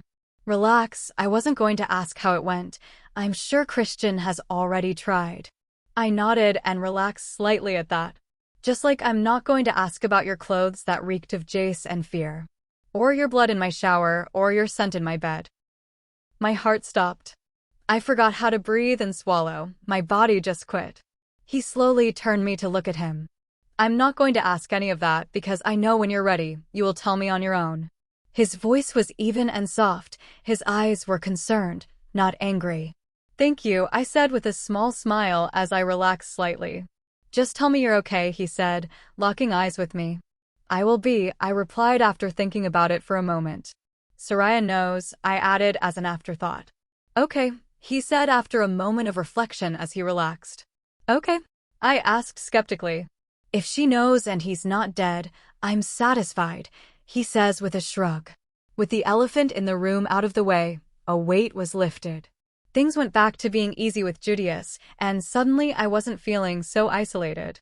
After a brief conversation, he left me to my studying, but that was pointless. I went to Christian's office to drop off the book, but it was empty. By the following morning, Jace had rejoined us at breakfast. I hated how awkward things felt between us. The whole dynamic was off. As soon as the food was done, everyone broke off. Each meal got a little more normal. Jace has been running extra patrols, anything to keep busy and away. 3 full days of that, and I still have no idea how to fix it. Busy? Christian asked, pulling me out of my study. Well, this is about the 10th time I've read this page, so, I replied, rubbing my forehead. Let's go, he said, offering me his hand. I raised a brow but took it. I need some fresh air. He led me out back across the back lawn and into the woods. The walk was a pleasant break from everything and the company was perfect. So, what's really on your mind? I finally ask. You have an awful lot to do before we leave. Can't I just take advantage of the nice day to enjoy a walk in the woods with a pretty lady? He said with a wink. I couldn't help but laugh. What? Reminds me of the first time I came out here and Jace brought me swimming. He said you worked too much and didn't stop to enjoy the little things in life, like a walk in the woods with a pretty lady. Talk about a bittersweet moment. Come on, Christian said, grabbing both of my hands, leading us off the path through the bushes. Suddenly, we emerged from the woods into a clearing. Water sounds surrounded us as the heart of the lake fell into view. This is quite possibly my favorite place in Stillwater's territory. Judging from that smile, I'm gonna guess I picked the right place. I just beamed at him. I thought we could do lunch, he says, gesturing to a basket and blanket. A legit picnic? I said, utterly stunned. You don't like it? He asked, shifting nervously. I love it, I admitted, wrapping my arms around his waist. I've never been on one. He smiled in such a way that his hazel eyes sparkled green as he set out the blanket under a tree. He sat down leaning against the tree trunk, and I snuggled up against him, head on his chest, watching the water. "So, what can you tell me about werewolf history?" he asks, ruining the moment. "That it's fundamentally the same as human history?" I ask innocently as he chuckles and shakes his head. "You're not wrong, but that's not what I was looking for," he mumbles. Top of the pecking order is the royal family whose lineage traces back to Luca and Selena. The council was formed to act as the administrative arm, and the guardians as the might and protection. Both are supposed to protect and support the royals at all costs, but Derwin says the council is power-hungry. "Not bad, though keep the power-hungry part to yourself," he warns. When the king and queen were murdered, there were many accusations pointed at the council. It was eventually hung on a rogue faction, but there are many who think they were a scapegoat. I mean, I've met quite a few rogues, but then there are ones like Judius. I start as Christian studies me. What would rogues have to gain from killing the royals? The council would still exist, and the guardians, neither would let a rogue sit on the throne. Bingo, that's the problem, he says solemnly. But if not rogues, then who and why? Why is it easy? It's power. The history book you had me read was all about wars to get more power, territory, wealth, but who? Lord knows. I admit. The obvious answer is the council, but that would put them at risk. Exactly. Something not written in that book was that there was nearly a civil war after the royals were assassinated. The council tried to establish itself as the new power. The guardians opposed. It's still a powder keg ready to go off. His expression was quite serious. Is that what he meant by "you chose the wrong side"? I asked with a shudder. It's possible, he admits. But we'll never know for sure. Ready for some present-day knowledge? I just smile up at him and nod. So below the council are the packs, specifically the Principal Five, he starts. That's what they were talking about, right? Still Waters is one of the Principal Five. I ask, remembering dinner with Eric. Yep, there are 4 others, all awarded based on size and strength. It's considered a great honor, but comes with strings. Given a choice, I wouldn't want it, but our size doesn't give us a choice. The council can call on us for diplomacy or for strength. Fortunately, they don't call on us much. At the conference, though, I'll have to sit through some petty dispute claims. With great power comes great responsibility, I mumble. Baby, did you just slip Spider-Man in there? I just laughed and shrugged. Jace would be proud, he trailed off. Am I ever going to know what happened there? He asks with a frown. I just look down. Baby, I know it was between you two and you've dealt with it, but it's not right to leave me in the dark, he says, caressing my cheek. I know, I'm sorry, but it's for the best, I mumble. How is that? He asks, annoyed. Because you have a temper, and in this situation, even I know it would have really been set off. I reply matter-of-factly as he frowns. What am I supposed to do with that? He asks in frustration. I don't know, I whisper. I wish you trusted me enough to tell me, he mumbled, the hurt clear. A rustling in the bushes to the left caught our attention. A moment later, Derwin emerged and made his way over. Really, brother, Christian growled. You're blocking everyone out and left your cell off. How are we supposed to get through to you? Derwin is his usual cocky self as he stops and looks us over. Princess, he greets me with a smirk. I just roll my eyes. Did it occur to you that just maybe, I wanted an afternoon alone with my mate? What the hell is so important? Christian snaps. Call the council back before they show up. You had an hour and that was, 45 minutes ago. Christian snarls, but pulls out his cell and powers it up. I move to let him up as he paces away. What's on the menu besides my brother? He asks, picking through the basket. I swat his hand away as he smirks. Not sure. This was Christian's surprise for me, I say with a blush. No shit, eh? Go, baby brother, he says with a chuckle. How are you? He asks more seriously as he watches Christian pace, talking on the cell. I'm fine, I say with a shrug. Jessie, Mackenzie told me what happened, he said quietly. I wanted to be annoyed, but I did snap at him for no reason, so I'll give it a pass. Overall, I'm fine, I finally say after thinking about it for a moment. Mackenzie healed me, so that's all fine, and dealt with Jace. He tapped me on the side of the head, and I frowned. I'm okay, I wish it never happened, but the event was whatever. that it was Jace. That hurt. I feel like I lost my best friend. I was so hurt and angry at the time, I just felt betrayed. Now that I know why he did it and that he didn't know, I'm torn. Part of me wants to forgive him and go back to the way things were, the other part of me is a bit afraid of him. It's shit timing too. I want to tell Christian, I don't want there to be secrets, but I'm worried if I tell him he'll lose his temper, I admit with a groan of frustration. Jace thinks you should tell him, he says as I roll my eyes. Princess, I think you should too, preferably while we are still home, and I'm here to stop him if need be.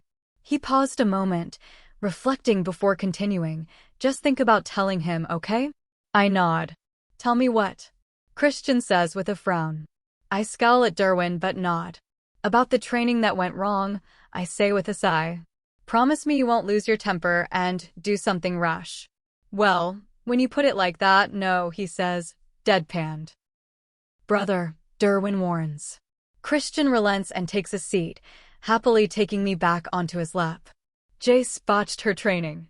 I swear I heard his jaw tighten as he clenched his teeth. Lord knows I listened to his heartbeat pick up and felt the heat from him. I turned to look at him and could see him fighting for control. Garrick told him enough to set her off, but didn't know Dash. Stop talking, Christian snarled as his arms wrapped around me and he dropped his head down to the crook of my neck. I tilted my head, granting him better access as I snaked a hand to caress the back of his neck. Are you okay, baby? He finally asked after regaining his composure. I locked my honey brown eyes on his as they swirled between hazel and brown. The concern and anger were apparent. I admitted. It wasn't easy, but I made it through. I just hate how awkward things are, I admitted. I'm so sorry, baby, I didn't know he was going to do that, Christian said as he caressed my cheek. No one did, Derwin admitted. I would have done it instead, he offered. Christian growled as I glared. What? If it were anyone else, you would agree it needed to happen. Coddling your mate won't always keep her safe. Besides, she already thinks I'm an asshole. I know enough about her past to not have botched it. He pauses, letting that sink in. You told him to prepare her, Dash. I didn't tell him to hurt her, he snapped.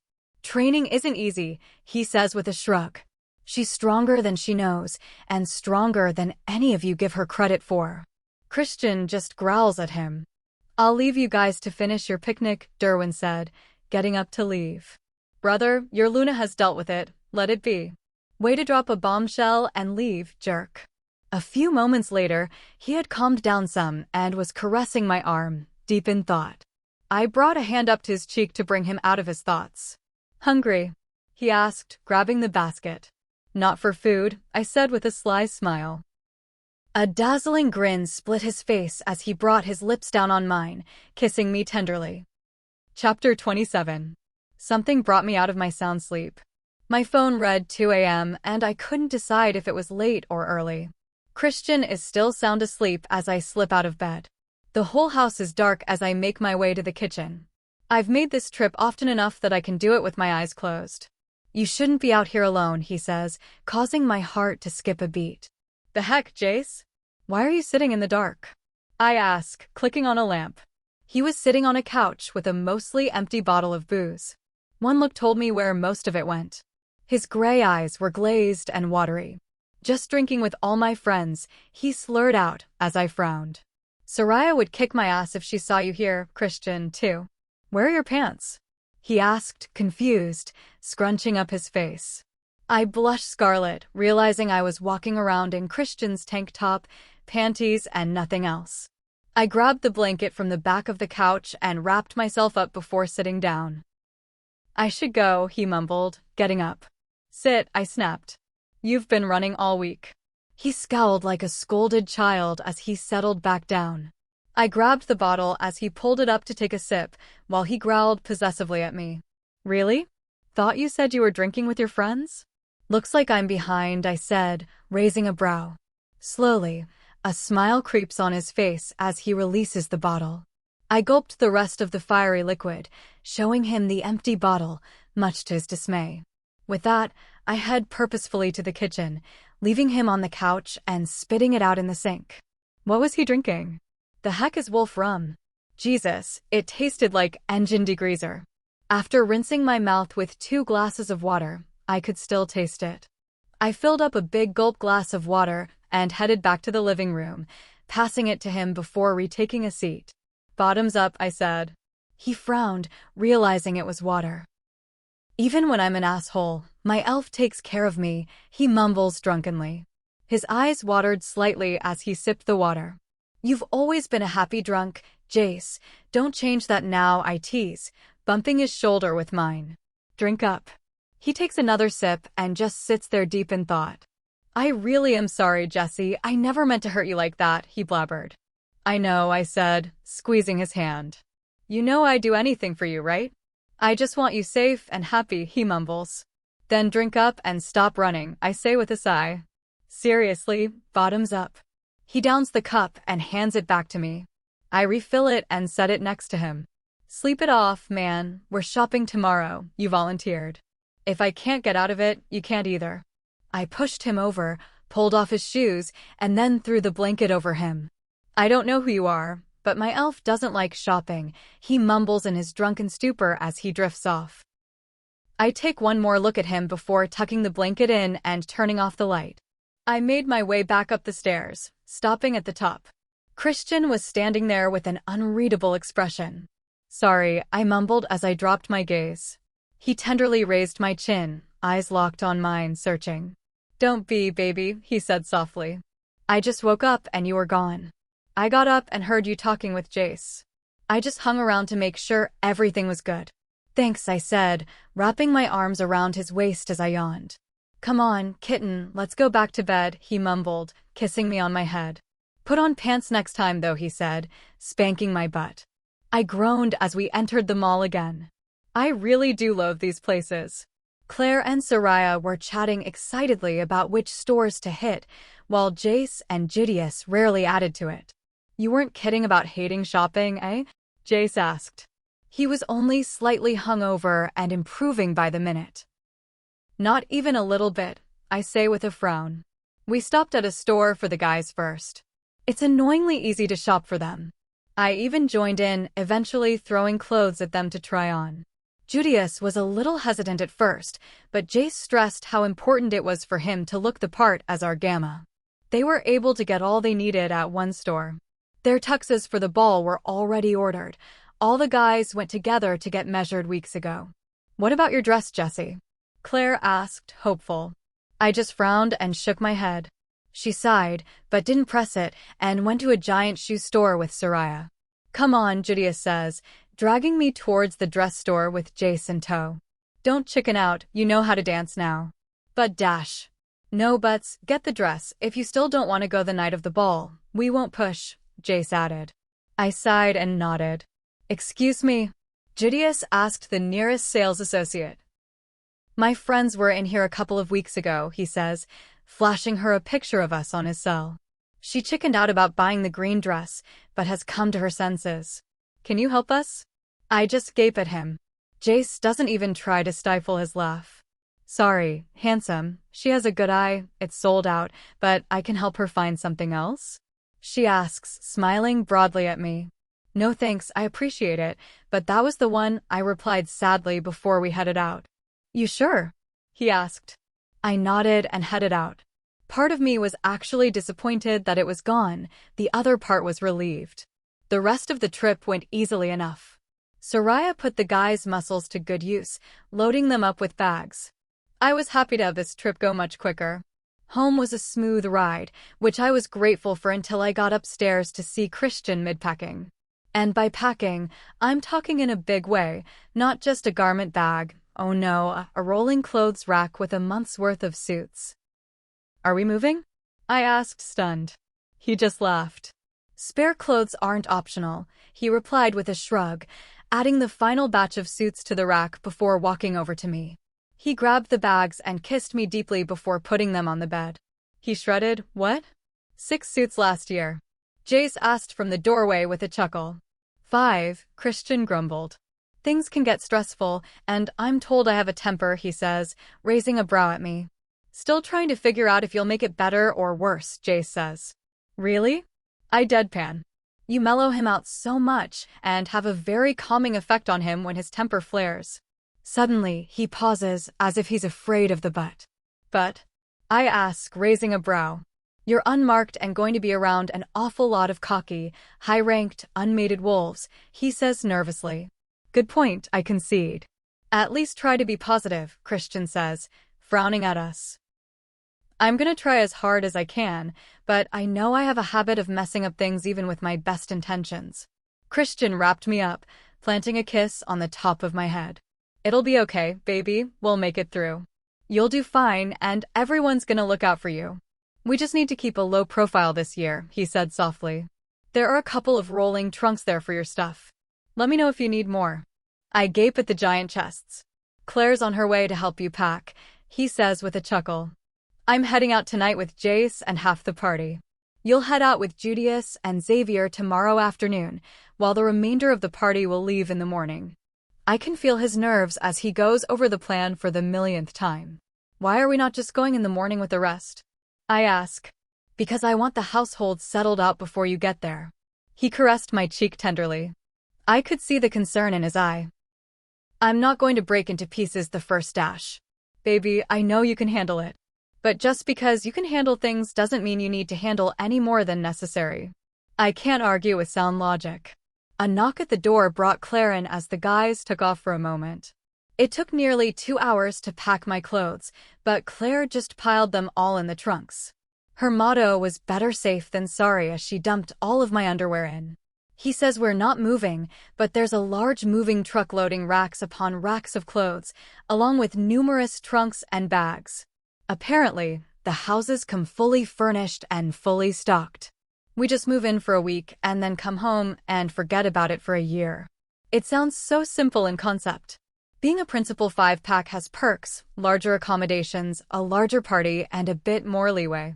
Alpha, Beta, Gamma, Delta, Head Warrior, and a guard, along with mates and attendants. It will basically be a mini-pack house for us. Ethan will also join our family and spend his entire time with us and the Guardians. The first wave left after an early dinner. We bid everyone goodbye as the remaining people set out on their evening routine. I decided to call it a night early so I could see the morning crew off and finish last-minute packing. My alarm goes off at 7, but I had already tossed and turned most of the night, so I was already awake.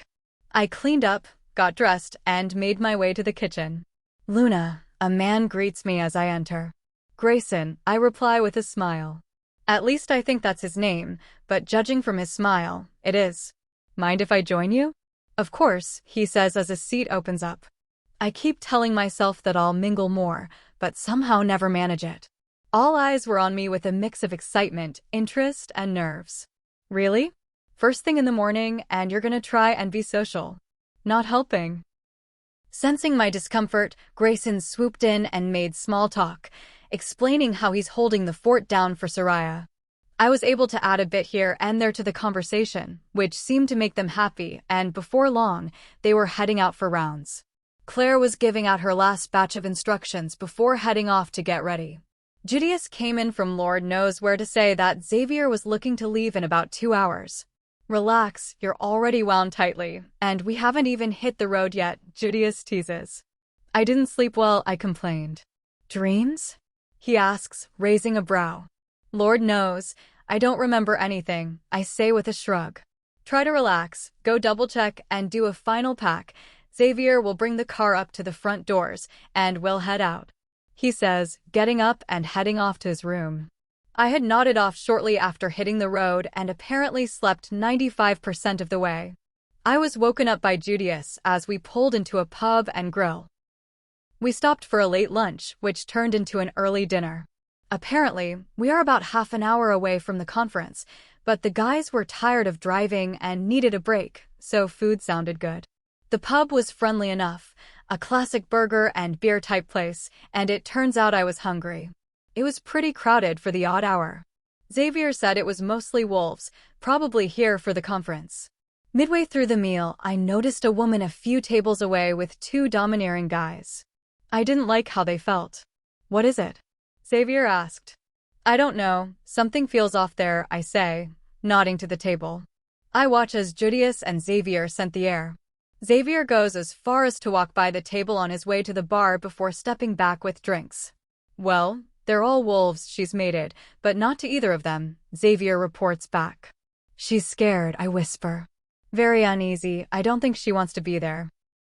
She's gotten up a couple of times, but the guy keeps grabbing her arm. What are you thinking? Judius asks. I want to talk to her with them distracted. Can you make it happen? I ask and they nod. I watch as Xavier takes the lead and strikes up a conversation with the dominant guy before calling us over. It's strange to see him so animated as he bullshits a conversation like a pro. The woman is in her 20s, with blonde hair, blue doe eyes, pale skin, and worried as she watches my guys. She ignores me entirely until I grab her arm and pull her away from them as the guys run interference. Are you good? I ask guardedly. Yeah, she mumbles, looking down. You sure? I ask skeptically. For whatever reason, I'm more on edge now. She sadly nods. Are you here for the conference too? I ask, pushing on. She nods as one of the guys looks up and goes to cut in, but Judius intercepts. These guys aren't from your pack? She shakes her head no. They look like jerks. Why are you with them? Her eyes snap wide to mine as she shrinks away from them. I took off, but they were supposed to drive me back, but I don't know now? Her fear is palpable as she looks around. Is there anyone from your pack here? Or someone you want to call? I ask, but she shakes her head no. We were just about to head out. Do you want to come with me? She barely has a chance to say please before the dominant guy steps in. She's not going anywhere with you. He snarls. You have no claim on her. She can go where she wants. Judius cuts in, letting his dominant energy flood the guys. Based on their energy, they seem to be pack warriors at best, no match for a Gamma and a Delta. I felt her tuck in behind me as Judius and Xavier blocked us. I tossed the money on the table for our food and slowly made our way to the door. The guys joined us a moment later. When we got to the charger, I opened the back seat for her, but she looked hesitant. Judius jumped in the back, giving her the front seat. She gave Xavier a worried look when he opened the driver's door. He grumbled and passed me the keys. You grind a gear, you will wash and wax it for life, he grumbled. I just laughed and peeled out of the parking lot, shifting through the gears quickly and flawlessly. There was a checkpoint on the way in, but when Xavier greeted them as the Stillwater pack, we were let in easily. Willow wouldn't tell us which pack she belonged to and just asked to be let off near the main pack house. By the time we arrived home, the day was getting late. Claire was at the pack house, Jace was with Christian in some meeting, and everyone else was just working on settling in. I was looking around our bedroom and putting stuff away when a commotion out front caught my attention. Council guards were arguing with Xavier and one of our warriors. Without thought, I rushed outside. Let him go, I snapped as I saw the council guard trying to handcuff Xavier. This doesn't concern you, mongrel, he snapped at me, angering Xavier and our warrior. A second and third guards step in and shove him against the car, handcuffing him. On what charge? You're not taking him anywhere, I snap. I grab onto Xavier to stop them from taking him. Another guard grabs me from behind, throwing me to the ground as Xavier and more guards from our house come out to fight. Wait, I yell at my guards, stopping any further fight. I groan as I'm cuffed and dragged off the ground. Mouthy mongrel, fine, you can go with him, the guy snarls. I demand to know what charge? Kidnapping, he growls. Chapter 28. Kidnapping, he growled. We didn't kidnap anyone, we just got here, I snapped back. If you can't control your pets, we will for you, Guard 2 growled at Xavier. He just snarled back and was shoved back into the car. What the hell is going on here? Soraya asked with a dangerous tone. Council business, he snaps. Back off before we take you in too. Really, Jessie? You've been here how long and you're already arrested? I've never seen her this annoyed and amused at the same time before. Do we get to know who we supposedly kidnapped at least? Xavier asks.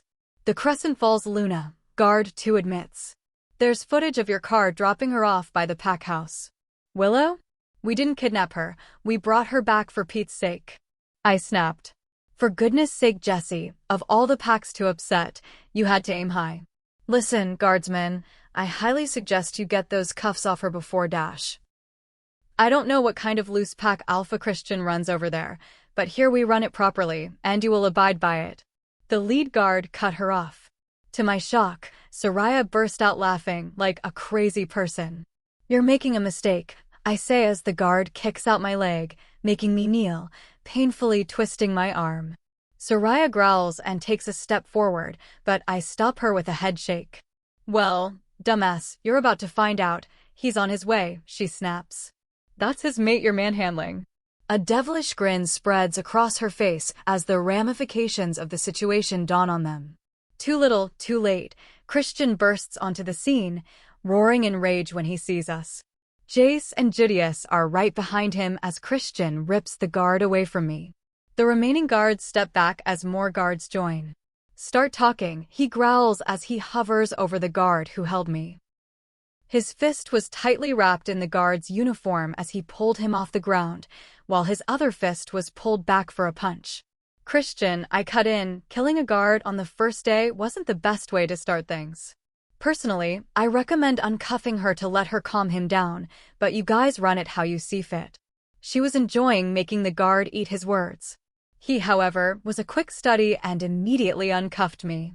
Christian, I called again, laying a hand on his arm to hold the guard, who looked scared to death.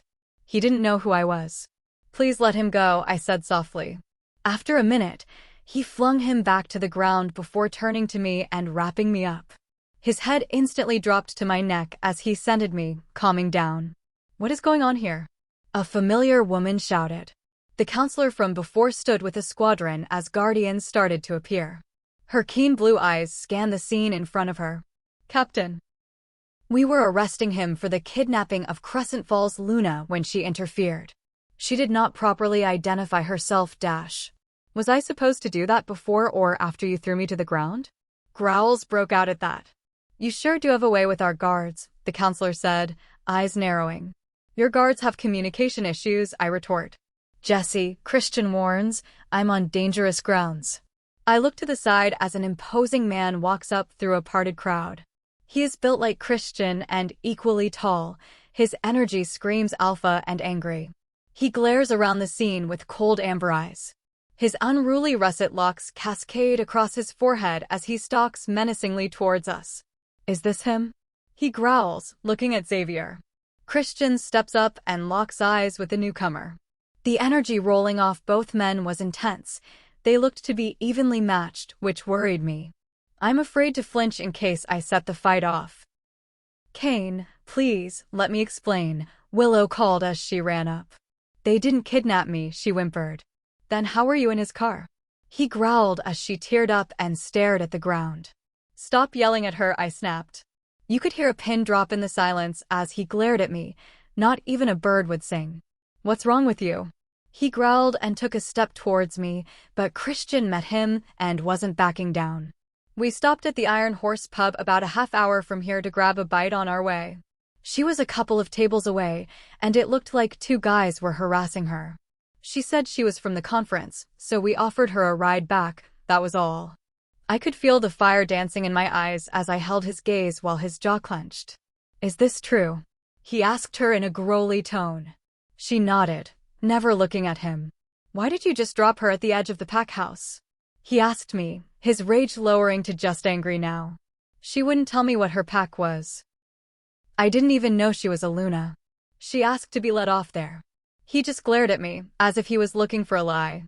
I don't like owing anyone, he growled out to Christian. It was my call, you owe me nothing, I said simply. His expression changed instantly. He thought it was a trap. I swear I didn't know who she was. I would have done the same for an Omega. Are we satisfied? The counselor asked. Yes, Kane growled. Christian just stared at him and the guards, clearly still angry. I stepped into him, hoping to get him to end it. Finally, he nodded but didn't break his gaze till the area cleared. This isn't what I meant by keeping a low profile, Jessie, he chided as he frowned at me. Are you okay, baby? Yeah, he hits like a pup, I replied, hoping I used the insult right. Soraya burst out laughing before heading in. Please tone it down a bit tomorrow.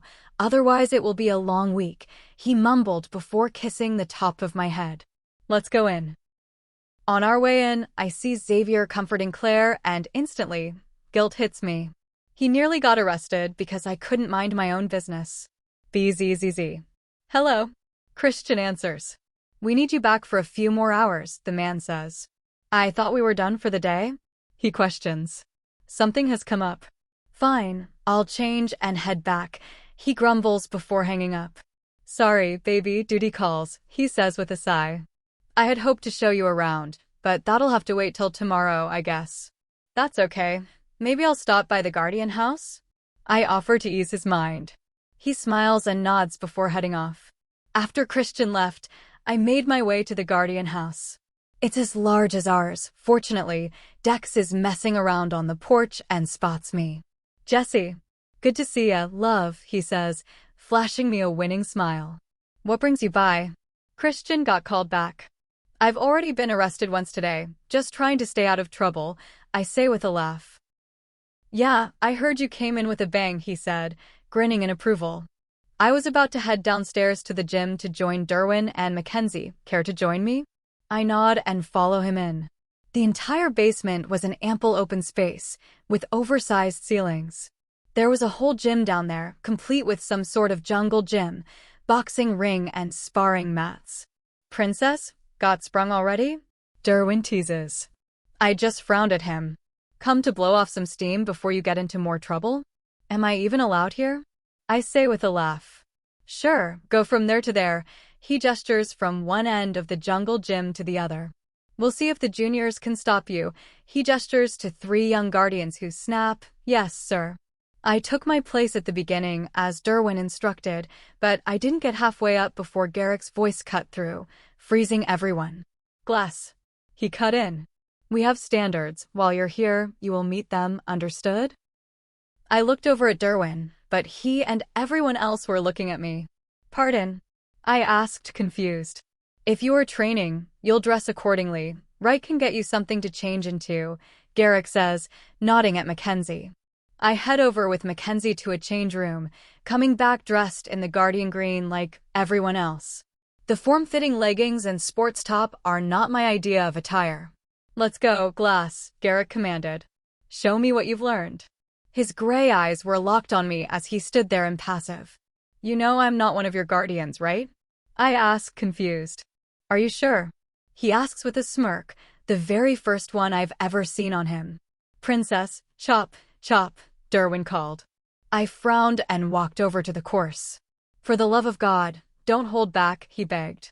I climbed up the rungs to the platform. A moment later, the young brunette guy was climbing up after me. He lunged at me, knocking me over, but I caught the edge of the beam as he fell to the mats below. With a swing of my lower body, I was able to hoist myself up as the blonde girl grabbed for me. The blonde girl decided to climb up after me, while the brunette was below, and the black-haired guy chose to get in front. I held my ground in the middle of the beam. The black-haired recruit waited for me, knowing I'd have to come at him eventually. She made her way out on the beam, sweeping a kick at me that I easily blocked. Her next 2 hits came quickly, but they lacked the power to have any effect. She's scared of heights. 2 quick jabs from me send her crashing to the mat below, eliciting a shout as she lands poorly on her shoulder. I wave the black-haired recruit on as he cautiously steps onto the beam. He swings with more power than she, but is not comfortable on the beam. I duck it, but fake a stumble. He grins in victory as he throws his weight into a jab. I catch his fist mid-flight, pulling him forward off balance, mid-jab, sending him crashing chest-first to the beam. I step on his back as I make my way to the next platform. Rope ladder to one side, rings next to it. Brunette has made it up behind me as I launch myself at the ladder. I haven't got the upper body strength for rings. He's stronger than I am, but I'm more nimble.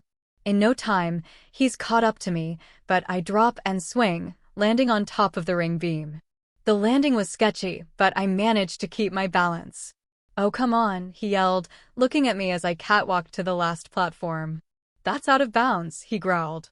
I was told to make it from point A to B, I called, jumping to the rope to climb down. No limitations given. Don't stress, Jeremy, She never does anything the easy way, Derwin says with a chuckle. I couldn't help but grin in victory as I made my way back to Derwin. They have kicked my ass relentlessly for a month straight, but clearly I've picked up something. Even Derwin looks proud. Sweet Jesus, just when you thought he didn't dash out, Garrick boomed, pulling me out of my thoughts and clearing the room. It seems we have a summons to address. Something's off. This is being done in the shadows. I need you to feel it out. Somehow, I don't feel like the invite extends to me. I question, raising a brow. Guardian green suits you, don't you think? He asks, raising a brow. But I'm not a guardian, I say, shocked. Mackenzie? Get her ready, Garrick calls, sending me with Mackenzie to change again. This time, the green guardian uniform is comforting. The cut is form-fitting, but the split tunic top hangs low on my thighs and is layered. Mackenzie quickly braids my hair as another woman walks in, handing me a neck and face shield. This is ridiculous, I complain as they play Guardian Barbie with me. Mackenzie takes one last look at me, checking the fine details before nodding to Garrick. You can dress me like you, but they will still pick me out, I said to Garrick with a frown. Stay close to Sadie, her gift is to mask. No one will be able to pick up your scent. Keep your face covered, don't talk. Just tell me what you notice afterwards, he said, nodding to us. You've spent enough time among guardians, just play the part. I drew the shield up to my eyes like everyone else and stepped into place beside Sadie. Mackenzie, Derwin, Dex, Damon, and 2 others made the squad. Before long, we were in the main house and entering a small meeting room of sorts. I stumbled briefly as the energy in the room hit me. My head boomed as I was bombarded from all sides. The far side of the table had 8 purple and black-robed people. I picked out the councilwoman from before, so that would make them the council. My heart stopped as my eyes landed on Christian. His hazel eyes scanned us as his face was unreadable. Chapter 29. He doesn't recognize you. How's that possible? Sadie must have strong mojo? There are 4 other alphas there, 2, Kane, and presumably the other 3 principals seated with Christian off to the left. The 8 counselors were to the right. Elder Guardian, thank you for meeting with us on such short notice, the councilman in the center greets. Council members, alphas, Garrick greets stiffly. As you know, we have a long and colorful history, and we are here to address a few key points. Silas, get to the point, Garrick growled. This is a secret meeting between Guardians and the Council, as witnessed by the Principal 5 for validity, or am I mistaken? The energy shift was nauseating. For their part, the 5 alphas were neutral, but the Council and Guardians were having a standoff, and my head was paying the price. Very well. The heir, it's been 8 years, and still you have not brought 1/4, Silas accused. The heir will be produced when it is old enough, and when the time is right, not a moment sooner, Garrick grits out. You expect us to live this endless charade? A beautiful blonde councilwoman asks. She's tall and thin, possibly in her 50s, but has aged very well, with blue eyes. Sylvia, with all due respect, you have shared no information. We don't even know if we are preparing for a king or queen. What branch of the lineage, anything? We are supposed to just take your word that there is an heir, she snaps. The Guardians are linked to the blood. If there were no heir, the Guardians would cease, you know this. What are you really getting at? Garrick asks suspiciously. There is growing concern that there is no heir. The community is growing restless and impatient. The council has been approached to assume Proceed carefully, Garrick growled. No one wants another civil war. Garrick, Silas conceded. If we continue to put them off without producing the heir, then we may end up with one anyway. I was really regretting agreeing to this. My head felt like it was going to split in half. The topic was over my pay grade, and I had no idea what I was supposed to be looking for. The heir exists, we are not working on their schedule, he retorts, defiant. Be that as it may, we thought it prudent to bring it to your attention, the youngest councilman offered. The council has been after the power since day one. We abide by the people's will as the Guardians do, Silas interjected as Garrick scoffed.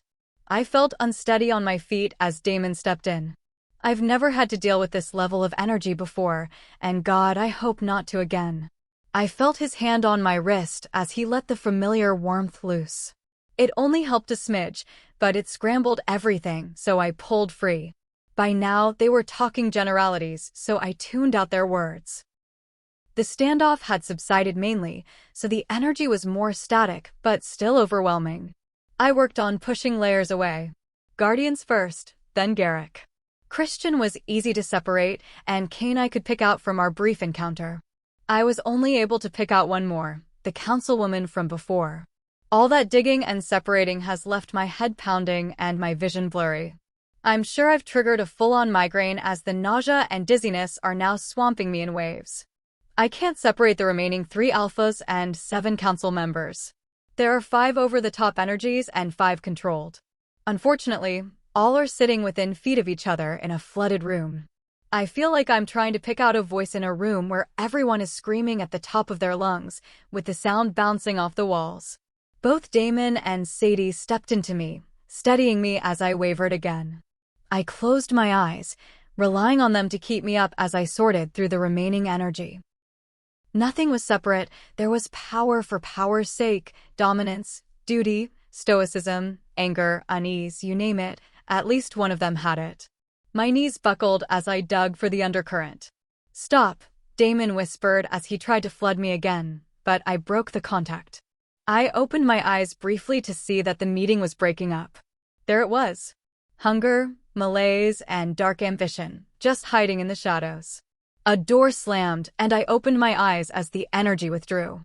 I broke free and beelined for the nearest garbage, crashing into the wall as I retched. I barely had time to get the face shield down as the room spun, and I heaved. "Jessie," I heard Mackenzie say as she came to my side. Her hand wrapped around my wrist as I felt the snap of her push. This time was different, though. I thought it, but nothing changed. I really could have used the oblivion right about now as my head pounded. "It didn't work," I rasped out. "I need my migraine meds, Judius knows. Tell him it's bad." "Can you stand?" Garrick asks, tight-lipped. I nod, regretting it instantly as a new wave of nausea hits. "We'll get out as quick as we can, but you have to play the part or it's blown." He hands me a fresh face shield as I wipe my face and see the blood from my nose. Great. I clean up as thoroughly as I can and then cover everything back up. Derwin helps me back up and holds me up until the room stops spinning. Sadie steps in beside me as we make our way out. I don't know how I'm staying upright. My legs are shaking so bad, and I can barely see. I can't remember the last time I've had such a bad migraine. As soon as it was safe, Derwin scooped me up and took off to the Guardian house. The motion was terrible, kicking my nausea up to the next level. I pushed off of him as he slowed by the house, falling to the ground and retching painfully. "Hang on, princess, we're almost there," Derwin said softly as he picked me up again and took me into the house. He brought me directly to a bedroom where Judius was waiting with my little black case of meds. He took one look at me and drew a syringe. A moment later, I felt a prick, then burn as the meds made it into my system. I felt his warm hand on my forehead as he swept my hair back before replacing it with something cool. "Come on," he said to Derwin. "We have to give it time to work. The more noise and light, the worse it will be for her." On the edge of consciousness, I heard the door open and felt Christian slip in. The bed slowly dipped as he carefully climbed in before gathering me to him. "Here," he whispered. A glass of water was at my lips. I took a quick sip before he gave me 2 tabs and another sip. "Sleep, baby, I've got you." Like a light, I was out, snuggled tight to him. I woke up alone to raised voices in the hallway, angry whispers that I couldn't make out. The sun streamed through the cracks in the curtains. I was grateful to find sunglasses on the nightstand for me. "Bless Judius, he needs a raise. Let's not do that again, okay?" The voices stopped as I got up and made my way to the door. When I opened it, Christian and Garrick were nose to nose, their faces flushed with various shades of red. Their anger hit me like a slap in the face, and I winced. "Are you okay, baby?" Christian asks, instantly wrapping me up in his arms. "Yeah, just in the post-migraine hangover, and your energies are screaming at me." Anger was replaced by guilt as they both worked to reel it in. "Hungry?" Garrick asked. "No, but I should eat something before the meds rot my gut," I admit with a frown. We walked into the kitchen, and without a word, it cleared, leaving only us and Judius. I sat at the counter, and a moment later Judius set a Powerade, peanut butter toast, and 2 tabs in front of me. "Thanks, Judius," I said with a smile. He smiled back as he grabbed coffee for the guys. "How did you end up in such bad shape, and why are you dressed like a guardian?" he asked, pouring coffee around. She was training with us when the summons came, so she went along to get a feel for the room dash. "Are you insane?" Christian shouted at him. I winced and grabbed his arm to try to calm him down. "What the heck were you thinking, exposing her to that?" "I was thinking something was off, and I was out for all the help I could get," Garrick grits out, ticking his jaw. "Can we take this down a notch?" I complain. "Sorry, baby, but why did you do this?" He asks me, concern clear in his eyes. "Well, it happened pretty quick. It wasn't until we were in there that it became a problem," I admitted. "What did you feel?" Garrick asks. "Too much if I'm being honest. There was way too much energy, and everyone was too close together for me to pinpoint anything," I say with a sigh. "So it was all for nothing?" Judius asks, dumbfounded. "Not for nothing. There's something there, just as they left. I felt it. There's someone or multiples that are not on the up and up. I don't know who though. The 10 strangers all blended together." I trailed off, trying to remember the feel. "What was it?" Garrick asked. "Not sure. Felt their hunger, greed, satisfaction, and like a dark ambition. What they want, I don't know. The royal? Civil war? I can't even tell you who at this point or how many people." I close my eyes and pinch the bridge of my nose, trying to push the stress away. "That's enough," Christian cut in. His hands were on my neck and shoulders, trying to alleviate some of the pent-up stress and tension. My head nodded forward to let his hands work their magic. "Baby, I don't want you messing around in the middle of this anymore," he says sternly. "But dash." "No buts, Jessie. This is between the Guardians and the Council," he cuts in. "That's dash. Is that why you were there?" I cut Garrick off. I spin and face Christian, who is clearly annoyed and frowns at me. I sigh, knowing what I'm about to say is going to piss him off. "Listen, I have no intentions of getting involved any more than I have to, but whether you like it or not, we are." "You weren't just there to validate the meeting. They were testing the waters," I replied, surprising both men. "Don't look so surprised," I chided. I know nothing of the Civil War, but clearly the topic wasn't new. It felt like it was a show. They know they can't strong-arm you into producing the heir, and you're not about to accept their rule. So, what was the point? To inform the alphas of the stalemate and to plant doubt that the community as a whole is set to rebel, Christian finally answered. "So, what does it mean?" I ask. "I can see the moves, but not the outcome." "It means the council is getting ready to make a move," Garrick said lowly. "Maybe not this year, but they're testing the waters." "Ugh, I'm really beginning to hate your world," I grumble.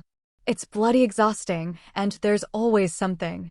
"I know, baby, I'm sorry," Christian apologizes, wrapping me up in a big hug.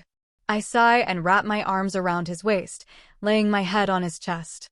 "I don't blame you, Christian. You're the best thing that's happened to me. I just wish sometimes things were quieter. I just want to run away to a cabin on the lake and hide for a while." Wrapped in his arms, I always feel safe and relaxed, but the world is never far away. A knock on the doorway brings my attention up as Damon enters. He locks eyes with Garrick a moment before he nods. "Good to see you back up and about, Jessie," he says warmly. "I've got something that may help," he says, passing me a black velvet pouch. Inside is a simple silver chain with a triple gemstone pendant. It radiated a calm like his, but different. A teal, white, and blue gem. The second was gold, amber, and warm brown, and the third was black, silver, and white.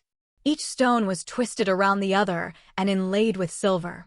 "It's beautiful," I mumbled in amazement as I studied the stones.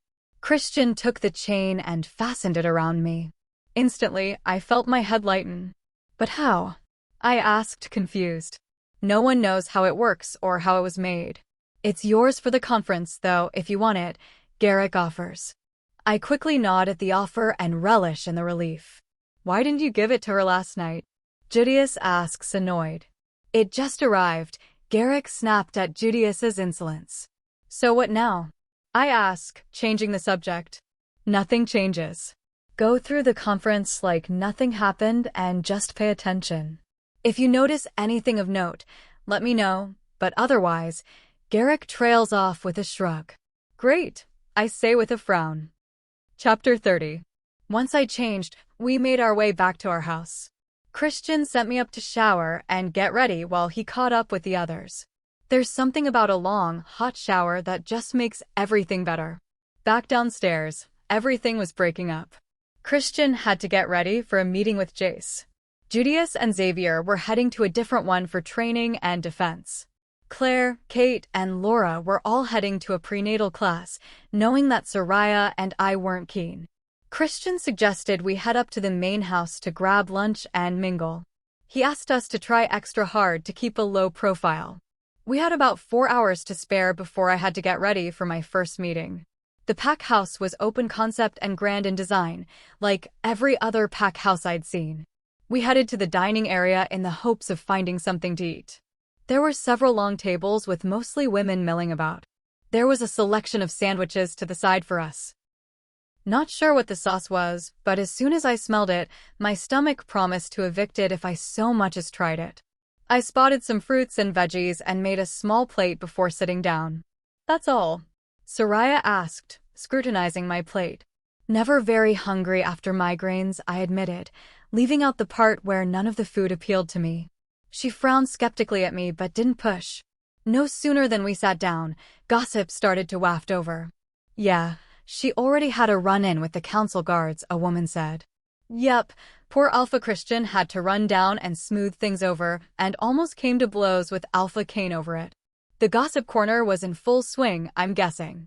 They must really be out of favor with the goddess, a third woman adds. My cheeks burn a bit hearing myself as the center of gossip. Can you imagine? To be one of the principal 5 and end up with one of those 2 as your mate. The second one snickers. I'd have rejected them on the spot. My heart hurt at that one. Soraya flinched at that last comment and went to make a move, but I stopped her. What? She snapped. Low profile, remember? I asked, and she grumbled, but simmered down. Honestly, I don't know what's worse, a rogue Luna who refuses to shift or a human that can't? The first asks in disgust. A moment later, I see Willow walk in, followed by her guard, a surly-looking woman. I watched as the women nattered on at Willow's expense, and it pissed me off. Low profile, remember? Soraya reminded me with a frown. Clearly, she wasn't impressed either. Another group of women was gossiping about us as well. This was going to be a long week. All people seemed to be able to talk about is Kane's rogue Luna and Christian's human one. What little appetite I had died about 2 seconds in, so I grabbed my plate and Soraya's and made for the kitchen. Halfway there, one of the women dumped her plates on me. Don't look at me like that. She snapped as I gaped at her. Hurry off before I teach you your place, she sneered as her tablemates giggled. Yep, this is high school. I had to wave Soraya off again. She was turning purple. I dropped the dishes on the counter with the others as an older woman eyed me. Hurry up, take this out for table 3, she snapped, handing me a tray. Oh, I don't work here, Dash. We're short-staffed. You'll go where the work is, girl, she snaps. I take the tray and head out.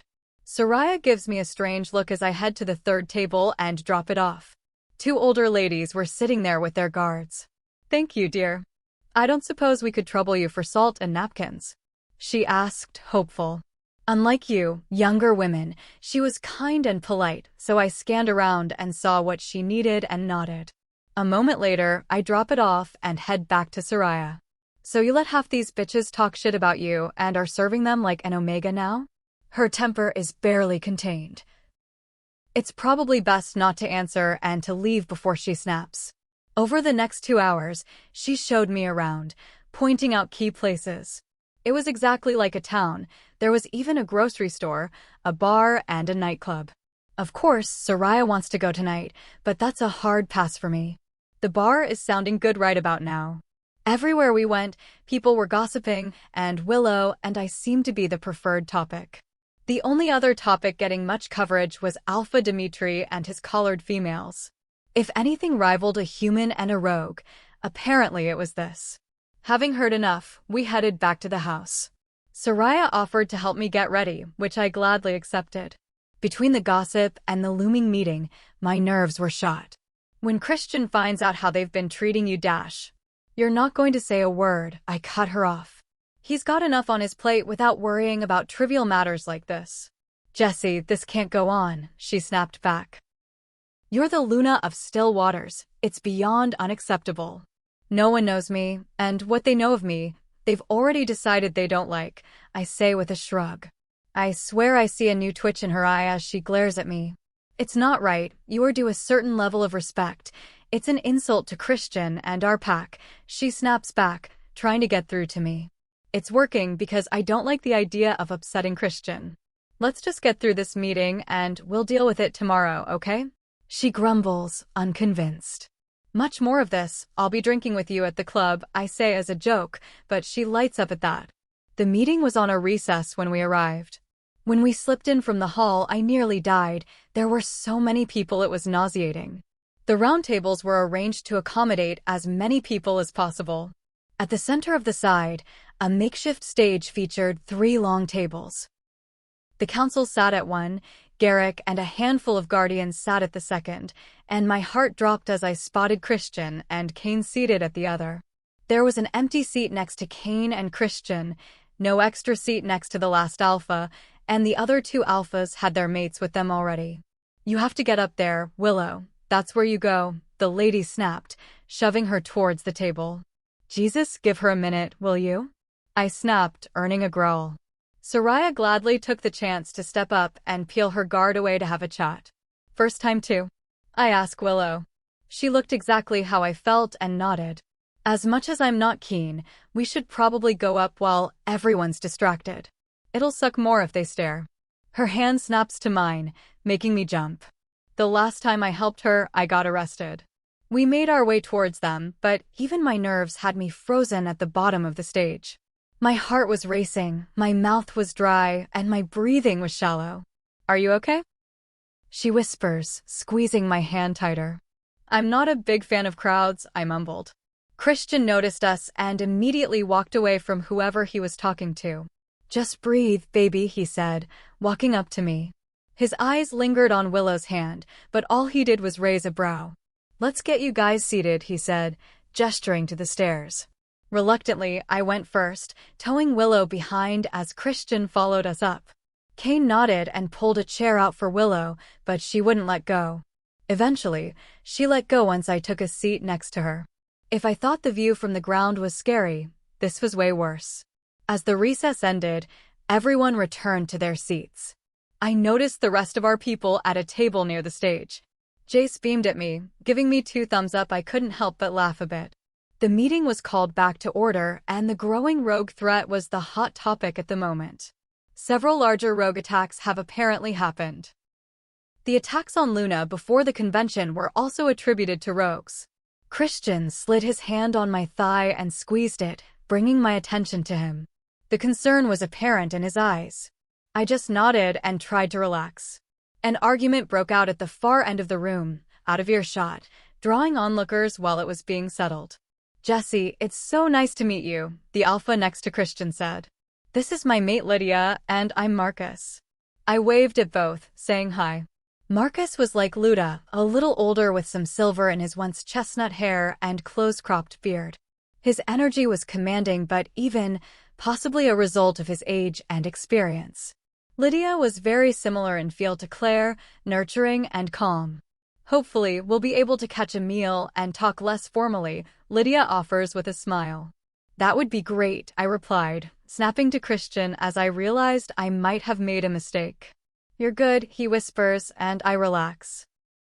After another hour of bickering back and forth, they called a second recess. The issue had become a stalemate. Every problem was blamed on the rogues, with no solutions offered. So Jessie, what do you think of the rogue threat? I hear you have intimate knowledge, the lone alpha at our table asks. Watch it, Dmitri, Christian growled. There was something instantly repulsive about this guy. A cocky arrogance that set my teeth on edge. Blonde hair, blue eyes, and a robust alpha build made him attractive, but not enough to compensate for a rotten personality. What? I'm just referring to her time in captivity, he said innocently, not that anyone bought it. Wasn't her Gamma a rogue for many years, too? Insulting me is one thing. Insulting Judius is playing with fire. What is it you're really angling at? I chirp out. Well, according to the reports, you were involved in both battles. You must have seen quite a bit. What do you think should be done about it? He asks with a knowing smirk. I think it's foolish to paint anything not a pack wolf a dangerous rogue, I reply lowly. I also think far too often they are used as scapegoats. Oh, and how is that? Do enlighten us, he growls. Clearly, that wasn't the direction he expected to go. It's easy to hire rogues to do your bidding, and if it fails, oh well, play dumb, I reply. That's quite an accusation, girl, he snaps. That's Luna to you, I snap back. And it's a fact. Christian slipped a hand on my shoulder in support. I could feel his annoyance with Dmitri. Unfortunately, I could also feel a growing number of people watching us. And where's your proof? He growled back. Rotting in the forest. You seem to have read the report on the battle. Did you miss a key detail? I asked, raising a brow, but he just frowned. And what detail is that? Marcus asks, drawing me out of my argument. Sorry, I didn't mean to get so heated, I apologized. Not at all. I'm interested in your fresh perspective, he replied with sincerity as Dmitri scoffed. Rob worked with a large rogue force, manipulating events to take over our pack. He orchestrated the whole event, acting like our ally and mutual victim till he had the chance to betray Christian. I explained with a shudder, remembering the terrifying moment I almost lost him. Conveniently, he's not here to defend himself, Dmitri retorted. Are you for real? How many people have betrayed you and lived to tell about it? I snapped. None, he replied with a dangerous tone. Likewise, I snapped. I could feel the fire in me, and at this moment, didn't give two shits. There was something about him that just rubbed me the wrong way. Big talk for a female, a human at that, he growls. Christian is on his feet at that, snarling at him. I could feel his anger and alpha energy rolling off in waves. Watch your tone with my mate, he snarls. Keep your mate in line before I put her in her place, Dmitri challenges, now on his feet. Things were degrading fast, Christian was livid, and Dmitri wasn't backing down. The whole table was on its feet now, the fuse was lit, and I had no idea how to put it out. You couldn't put her in her place if you tried, Dmitri, Kane grits out. So sit your ass down before I put you down myself. Kane wasn't playing. His energy was incredibly dangerous.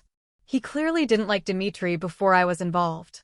The three glared at each other before Dmitri finally relented. At some point, Christian had pulled me tight, and I could feel him shaking in anger. I pushed back against him and wrapped my arms around him, willing him to calm down. His hot breath on my neck sent shivers down my spine as he finally relented and took his seat. I blushed brighter than a tomato as I realized just how many eyes were on us. Watch out for him. I didn't like him before, and I don't like how he looks at you and talks to you, Christian whispered.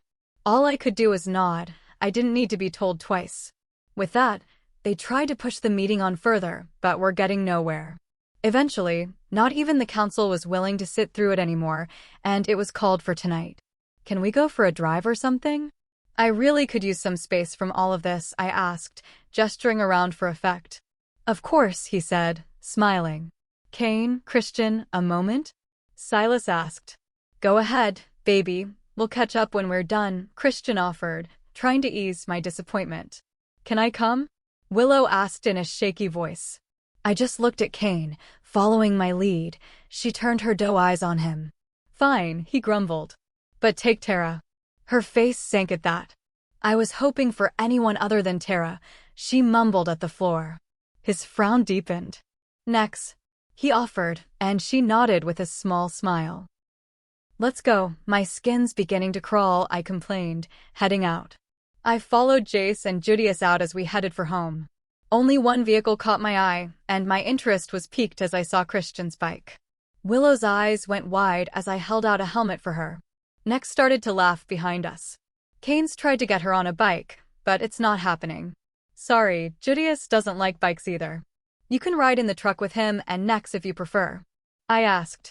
Her eyes hardened in determination as she snatched the helmet from me and put it on. I snuggled up the straps and gave her my jacket while I took Christian's. After Jace helped her up behind me, we took off and left the weight of the world behind us. Chapter 31. I guide Jessie to the pool table, my hand resting lightly on her back as she bends over to line up her shot. The proximity between us is undeniable, and I can feel her energy mixing with mine. There's a tension in the air, an unspoken connection that I can't ignore. I glance at her, and I can see the focus in her eyes, but there's also something else, something playful. "Focus, little one," I whisper, my voice low and steady. Eye on the ball. We both take a breath, and I guide her through the shot. The cue stick feels like an extension of us as we move in sync. The sound of the ball hitting the pocket is satisfying, and her slight smile is all the confirmation I need that she's proud of herself. "Nice shot," I praise her, giving her a playful pat on the back. She looks up at me, her eyes shining with excitement, and I can't help but grin back at her. My heart does a little flutter as I see the way she's looking at me. Willow's soft laughter comes from the sideline, and I glance over to see her and Kane sharing a quiet conversation. Kane's expression is unreadable as he watches Jessie, his head tilted slightly as if trying to understand what's going on between us.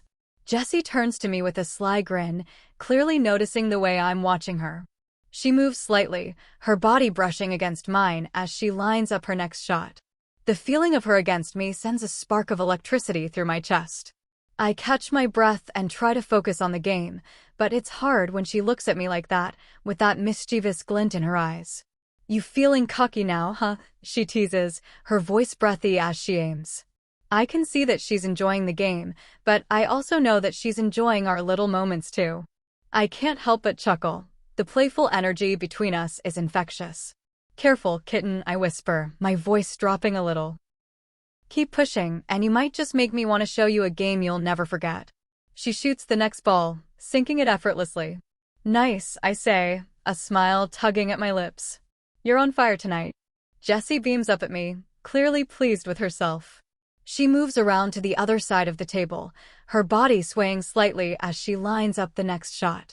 My mind drifts, and for a moment, I lose myself in the way she looks, the way she moves, how she's completely in her element, and how she has this unintentional pull on me. Willow giggles from the corner, clearly enjoying the show. I glance over at Kane, who's watching Jessie with an expression that's somewhere between confusion and intrigue. He's not used to seeing anyone play with as much ease as she does, and I can see it's a little bit of a challenge for him to wrap his head around. We both watch as Jessie sinks another ball, her focus razor-sharp. I feel a surge of pride for her, and I'm not even sure why. It's just the way she carries herself, the way she tackles everything with such confidence, even if it's just a simple game of pool. "You know," I say, trying to keep the mood light, "she's got this way of getting everyone to warm up to her, even if they don't want to." Kane looks over at me, clearly still in disbelief. "You make it look so easy," he mutters, shaking his head. "You've got her wrapped around your finger, and it doesn't even look like you're trying." I grin, not letting his comment get to me. "It's not that simple. Jessie has her own way of doing things," I say with a shrug. "She's got a natural charm about her." Kane's brow furrows as he takes a sip from his drink. "I don't know, man. She's different. I can see how she gets to everyone. But she makes it look effortless." "Not effortless," I reply. "But it sure feels that way when I'm around her." I pause, glancing at Jessie as she turns to me, clearly noticing the conversation. "I've been through my fair share of struggles to get where we are, but it's worth it. Every step." "You mean you've been through hell and back," Kane corrects, raising a brow. "And she's stuck around." "Damn, you really are lucky." I laugh lightly, leaning back against the pool table. Sometimes it feels like I don't deserve it, but here we are. We all settle into a comfortable silence as the game continues. Jace's loud voice cuts through the quiet, and soon enough, more drinks arrive at our table. Jessie grins as she hands out the shots, her playful side shining through again. The conversation gets lighter, and the air feels easier. "Your bait is strange," Kane comments, eyeing Jace as he grabs a shot and celebrates in his usual loud way. "Yeah, he's a bit odd, but I wouldn't trade him for the world," I respond with a smile. He's our wild card, and he entertains Jessie. I've noticed, Kane mutters, a hint of a smile tugging at his lips.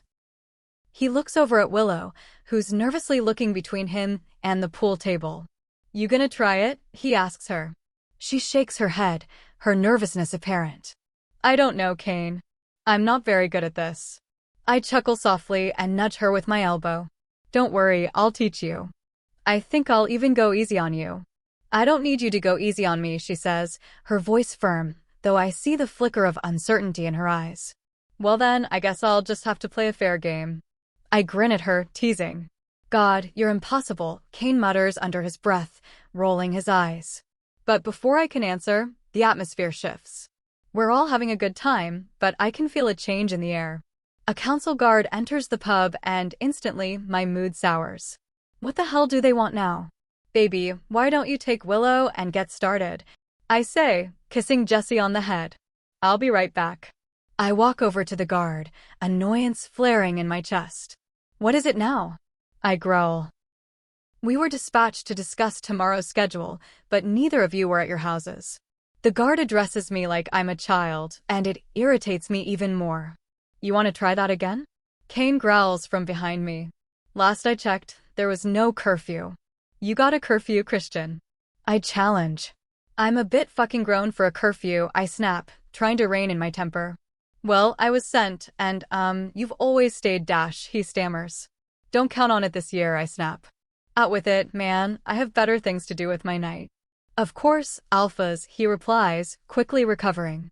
I apologize, it can be dealt with tomorrow, your meeting got pushed back to 11. Is that it?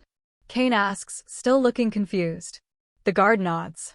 Leave a message next time, he adds, but I can tell he's still rattled. Fucking council's getting on my nerves this year, more than ever, Kane growls. Not wrong there, I agree. I turn to head back inside when I spot Jessie, her honey brown eyes meeting mine. Everything else fades away. I walk over to her, the anger from earlier dissipating. She smiles, and my heart skips a beat. Feeling better, baby? I ask. Absolutely, she replies, her eyes lighting up. That place is just a lot of. I don't know, it's just a lot. I know, but you're doing so well. Let's go blow off some steam, I say, grinning at her. She looks up at me with a mischievous grin. You sure? You look like you could use it too. I chuckle, glad that she's feeling more like herself. Let's go, I reply, wrapping my arm around her as we head to the others. Chapter 32. I woke up to Christian gently running his hand up and down my bare thigh while the other traced circles on my back. It was a comforting start to the day. Morning, beautiful.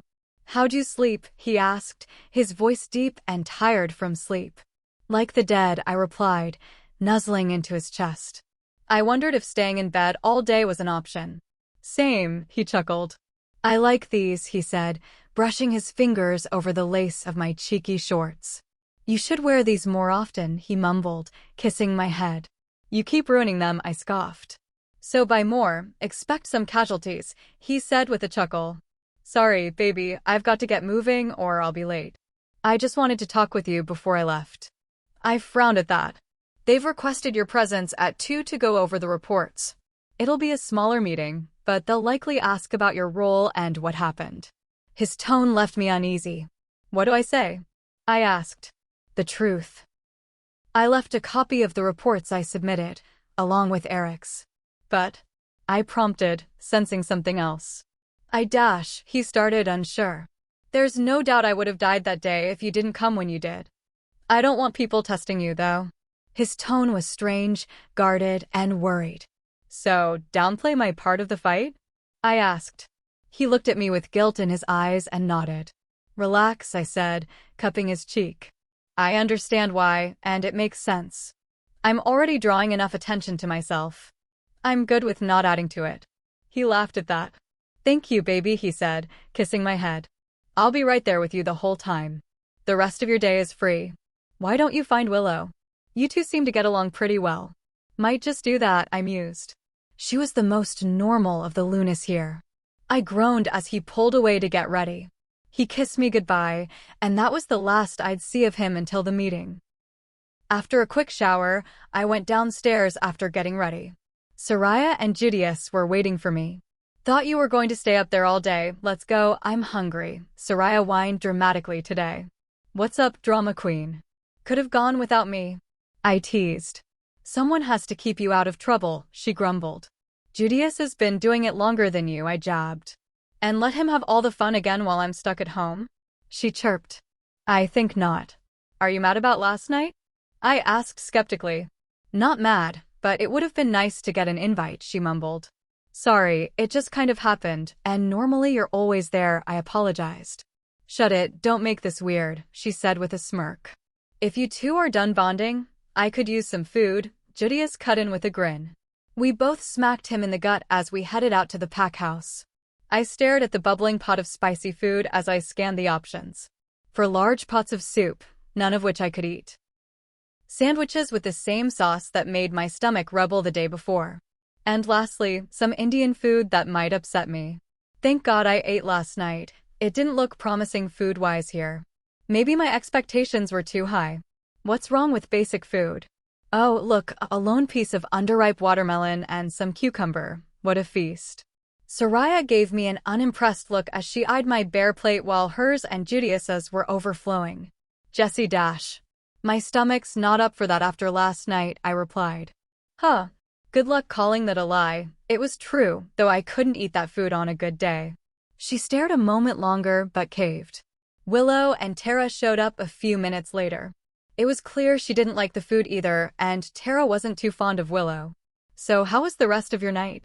I asked, knowing her hickeys were still fresh. She turned red and giggled. That good, huh? The night was quiet, actually. We fell asleep right away. Best night's sleep in a long time, she trailed off. But this morning. Hot damn, Soraya teased.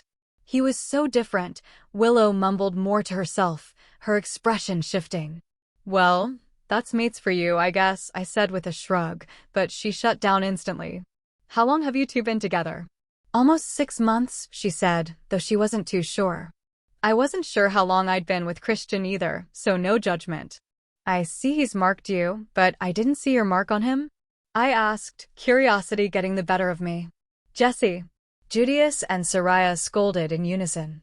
What? Sorry, I didn't know I wasn't supposed to ask that. Forget I said anything, I stammered, embarrassed. No, it's okay, you're right. Why hasn't Christian marked you yet? He seems to love you a lot, dash. Willow. Tara snapped. Nah, it's fine. He can't mark me because I'm human. There's a chance it'll kill me, and he won't risk it.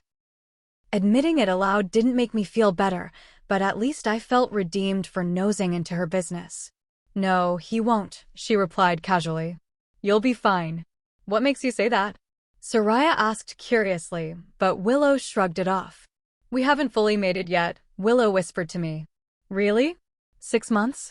You've got more restraint than I do, I said with a laugh. Well, it didn't exactly go as planned, she admitted.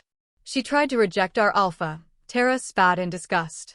This woman was really getting on my nerves, and seeing tears welling in Willow's eyes didn't help one bit.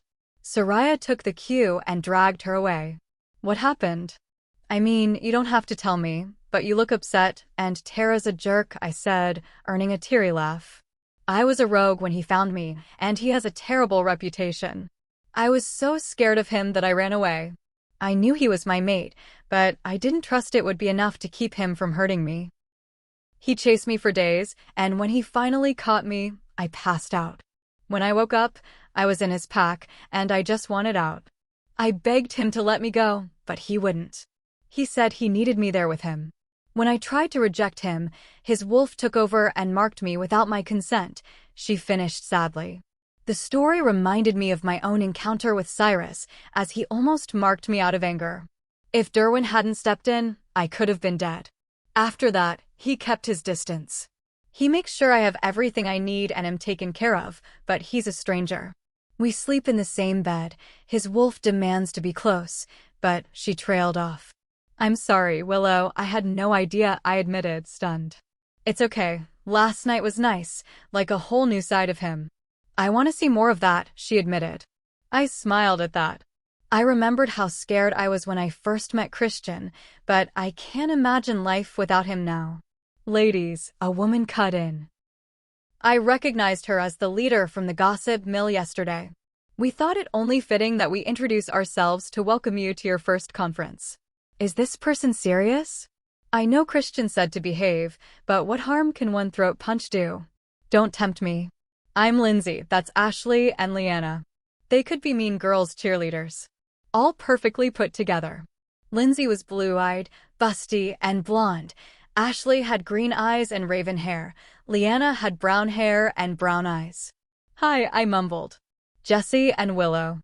I tried to play nice. Of course, who doesn't know the lewdness of still waters and Crescent Falls, she said, strangely excited. Something about her energy was off, and I didn't like it. We thought it would be good to show you the ropes. This pup's like 25? She's trying to gain influence, not help you out. Well, isn't that thoughtful? I replied neutrally. Soraya looked at me with a guarded expression, knowing I was trying to behave. I caught a smirk on Judia's face. I know you're new here and, different, so we'll try to prevent you from making any more mistakes. I saw her side-eye Willow. This person's a piece of work. Good luck there, Soraya cut in with a laugh. She was having way too much fun. Your situation, she said with disgust. It's unfortunate, but not something that can't be managed with some work. Yours too, Willow. The women looked at each other, acting like they were doing charity work, which set me off. My situation? I asked, raising a brow. Soraya caught it, and her expression lit up in anticipation. You know, Lindsay replied, as if she were afraid to spill it. Enlighten me, I said flatly. Willow was quiet, watching me wide-eyed. Being human, she spat. I heard Judius and Soraya growl. You say that like I'm a disease? I asked, dumbfounded. Well, you can't honestly think you're equal to a wolf, do you? She asked, as if she couldn't believe I'd question it. Even Willow, for her issues, is at least a wolf.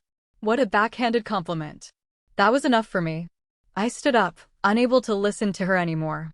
Thanks for your consideration, but I'll stick with my pack's guidance, I replied coolly. Because that's been working out so well, Ashley drawled. My hand dropped onto Soraya's shoulder, stopping her mid-move. At least I know I don't have to worry about their motives, I snapped back. Like we would want anything from you, Lindsay sneered. By this point, the room was quiet and staring, but I couldn't care less. Then we're an understanding, I said firmly.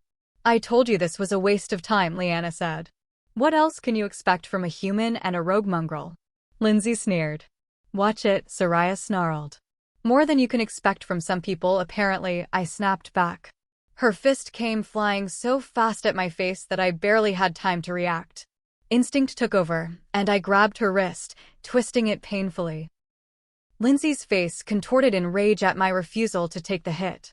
She quickly followed up with her other hand as I still held her wrist. Her anger made her sloppy, and I stopped the attack easily. Knock it off, I growled. My resolve was quickly crumbling, and the thought of breaking her nose was very tempting. Do it, seriously, she's asking for it. She screamed at me, trying to headbutt me in a fit of rage. For all her big talk, she was useless. I didn't need my training to beat her. I could have handled her easily without it. I pulled her to me by her wrists, using her momentum against her, driving my shoulder hard into her chest and throat. After the hit, I threw her back, and she stumbled, landing on the ground, gasping. You bitch, she screamed, her eyes filled with fury. Wait until my mate hears about this, he'll dash. Be ashamed his mate is picking fights with not only one principal Luna but two, Lydia cut in. Her energy was unleashed and far different from when I first met her. There was no mistaking her as dangerous. Stay down, she snarled. The women looked at her wide-eyed, like they were suddenly in trouble. After staring for a moment, they went to speak, but Lydia cut them off. Run along, pup, before you have a problem with a third, Lydia threatened. Ashley quickly helped her up, and the three scurried off like roaches. I knew this wasn't the end of them. Thanks, I said with relief. Some people are too big for their britches and need a reminder, Lydia said with a wink. Her energy returned to normal. I liked her from the start. This just solidified it. Others need to accept their rightful places, she said, smiling at me and Willow. You'll get there. Hopefully, I can catch up with you soon, but I'm beyond late. Take care, dears. Speaking of which, you should get ready for your meeting, Soraya reminded me. I looked at Judius, who seemed distracted again. You good, Judius? I asked. He'd been off all day. Yeah, sorry, Jessie, I'm good, he replied, looking around. You sure, Shadow? You're not normally this distracted, Soraya replied, looking him over. He ran a hand through his messy blonde hair before rubbing the back of his neck. His blue eyes shifted between us as he struggled with something. Judius? I asked, starting to worry. It's Asher, he mumbled. I don't know what's wrong with him, but he's driving me crazy. He's just really worked up. When's the last time you guys went for a run? I asked, and he shrugged. Go on, Judius. Go for a run. Soraya can keep me out of trouble till she drops me off with Christian. He sighed and finally nodded before taking off. I looked at Soraya, who was watching him intently. She knew something, or at least suspected it, but what? Chapter 33. Thankfully, this meeting was a fraction of the size of the last one. Unfortunately, it was all alphas. My head ached even with the pendant as we were all packed in a smaller room to be heard well. I was seated at the principal's table between Kane and Christian, but didn't miss the looks Dmitri kept giving me. I did spot a few familiar faces: Eric, Luda, Terry, and even Malcolm. I was also surprised to see a few female alphas in the crowd. What I want to know is why. An unknown alpha asked. What made you so special? He asked me, referring to the kidnapping. Nothing, I replied with a shrug. I have bad luck and was in the wrong place at the wrong time. They wanted Derwin, but as an alpha's mate, they thought I could be useful for something. Guardian Glass, Derwin, is Christian's brother. He was just visiting the pack by chance when Jessie got taken with him. Garrick chimed in. The crowd murmured. And what did they go over while you were captive? Another asked. I shuddered as the memories of the long week came back. Christian instantly wrapped an arm around me, trying to comfort me. To be honest, I did my best to tune it all out. I sat in the cell while they beat him. Nothing made sense to me, and they didn't ask anything of me, I replied, skirting the questions. So they never hurt you? It was just a week-long stay. He asked, accusing. I didn't get away unscathed if that's what you mean, I grit out. When they couldn't break Derwin on his own, they thought using me would work. I could feel Christian getting worked up. They didn't get much of a chance as my pack showed up and took care of them. As any alpha would do for his Luna, Luda said, cutting off any rebuttals. The conversation shifted to other topics. Christian gave me a squeeze and a smile, but it was really starting to wear on me. I don't think I could have sat through this without him. The moment I dreaded came up as they started to discuss the battle where I nearly lost Christian. I have never felt so scared and helpless in my life. When I saw Rob drive that silver dagger into Christian's back, my heart stopped. Not only did I feel his agony through the bond, but I was terrified of losing him. You know what I think, Dmitri cut in, drawing me out of my reflection. This ought to be interesting, Kane growled. I think it's very convenient that longtime allies suddenly betray. What reason? Rob was no fool. Having Christian on his side was far safer than having him as an enemy. Dmitri was leading somewhere, and I didn't like it. That's why he used the rogues. He couldn't come at me directly, so he set us up, Christian grit out. Then you're a fool, Dash. Watch it, I snapped, cutting him off. Dig all you want at me, but tread carefully elsewhere. There are easier ways to take over a pack, he snidely replies. I didn't want his pack, Christian snapped, dumbfounded. If I did, why is Malcolm alpha? Good question, Silas mused. I assure you, I am quite happy with my pack as is. Out of respect, I offered it to my Beta, Gamma, and Delta, all turned it down. I didn't want to strip it. Malcolm reluctantly accepted the task to straighten it up. It's only fair that he get the title for his work. Christian's answer clearly satisfied most, as several nods and murmurs of approval followed. It still sounds fishy that you would kill Rob Dash. Did you know a different guy? The Rob I met was difficult and Dash. Maybe you just brought that out in him, Dmitri sneered. Don't pin it on me. He was sick and twisted long before I was in the picture, I shot back. Christian was livid, but was trying to let me hold my own as his equal. You talk about him being sick and twisted, but I think you just wanted Dash. I put him down like the dangerous man he was before he could do any more harm, I snapped, instantly regretting letting him provoke me. A smirk passed his lips as he grinned down at me with a sinister air. You're big with a bow, but you're nothing without it, he growled, making me feel small and insignificant. And yet she has you puffing up like a peacock, Kane cut in. I'm tired of watching you strut around. Christian seethed, but let Kane have his fun. I never knew you and Rob were so close. Kane's dramatic pause drove his point home, and it was clear that Dmitri's rage was building. Either declare your love for him, offer a challenge for Christian to kick your ass, or sit the hell down. Kane was done playing, and it was clear to anyone around that his energy had shifted. There was no assassination. The battle death is cleared. The Luna's role is in no way questionable. She is here for valid insight only. Witch hunting is over, so if there are no other questions, we will recess. You are free to go, the councilwoman cut in, silencing everyone. Sorry, Christian, he just pushes every button dash. Shoo, baby, he said, wrapping me up in his arms. You did so well, I'm so proud of you, never doubt that. I melted in his arms, relishing in the security they provided. You held up quite well, Jessie Marcus said. Dmitri is a spoiled brat. His controlled females make him unaccustomed to dealing with women properly. His disgust was evident as he spoke of the controlled females. This is the second time I've heard of it. I'll have to ask Soraya. Thanks, and thanks, Kane, Christian just grunted, another man of few words. Go on, baby. Get out of here before they change their mind, Christian said, releasing me. He doesn't need to tell me twice. I wave and head for the door. Claire and Xavier were waiting for me. We were heading to grab some dinner, you hungry? She asked. I had eaten next to nothing, so I nodded. I don't think I've ever seen you so relaxed and happy, Zav. He was grinning ear to ear. We did a checkup. Our pup is very strong, she said, beaming.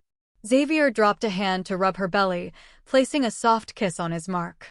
The joy radiating off of them pushed the stress from the meeting away as we went to the dining room. The dining room was busy, and the smell of Italian food wafted through, making my stomach growl.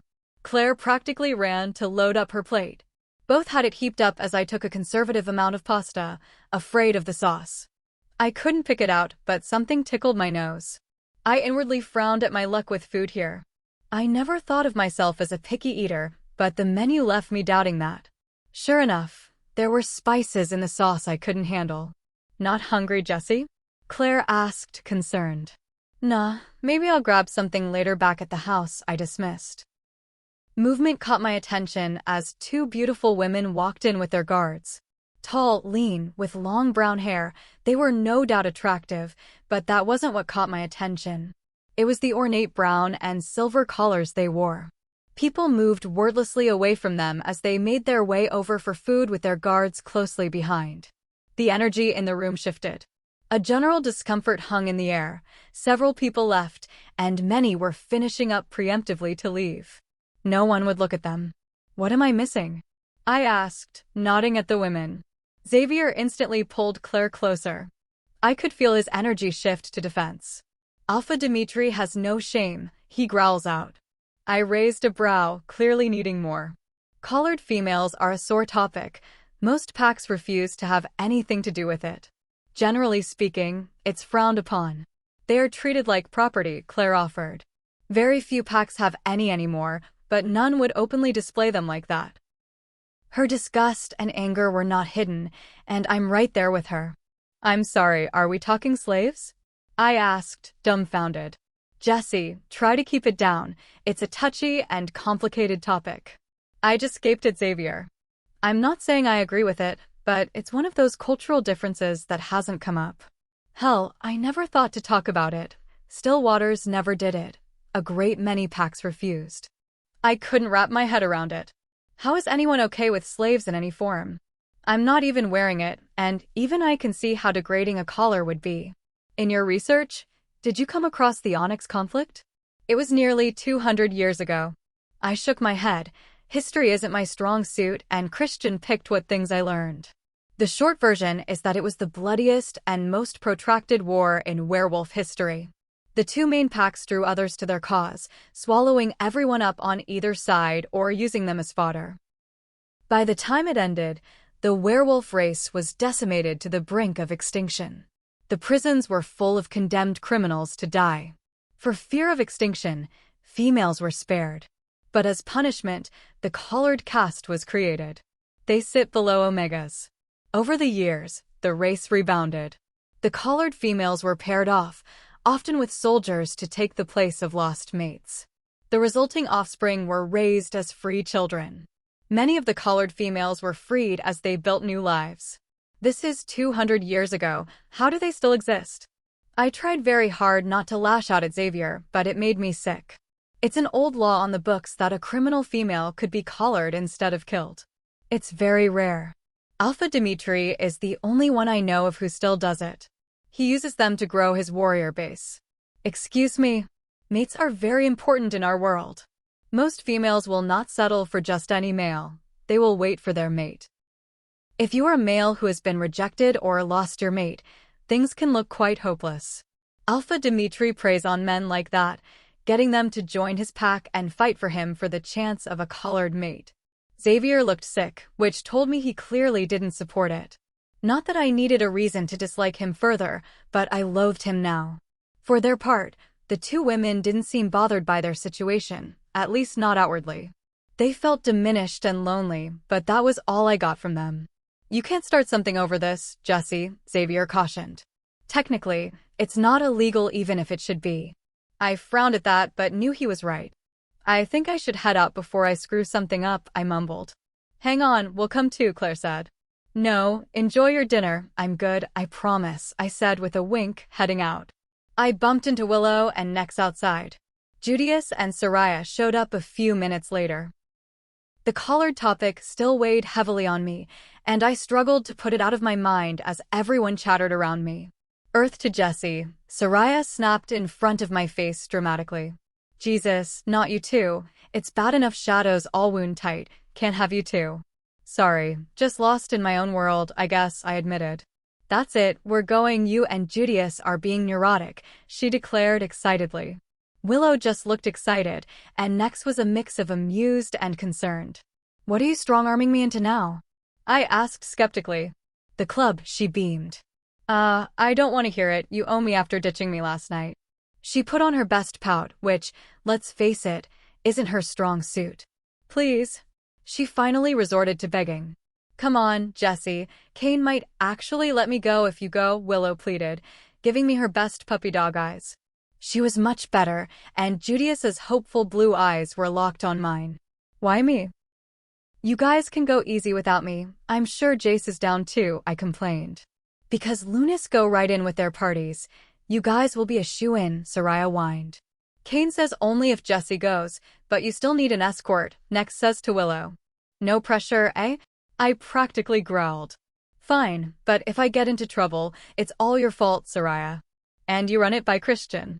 She looked far away for a second, no doubt thinking of Christian. A triumphant smile spread across her face, no doubt, she got her way. Let's go. We're gonna make up for lost time. OMG kill me now, better get ready liver. Chapter 34. Christian POV. This isn't my first conference, but this one is wearing on me. Jessie probably has something to do with it, but they're throwing more disputes at us than usual. The list is long and tomorrow is going to be brutal. Christ, how many disputes are there? I exclaim as I flip the page over and scan the next. Enough that even with 2 rooms going back to back, we may need a second day or more to get through everything, Silas admits. Dmitri groans loudly as Kane and Marcus scowl, flipping through the pages.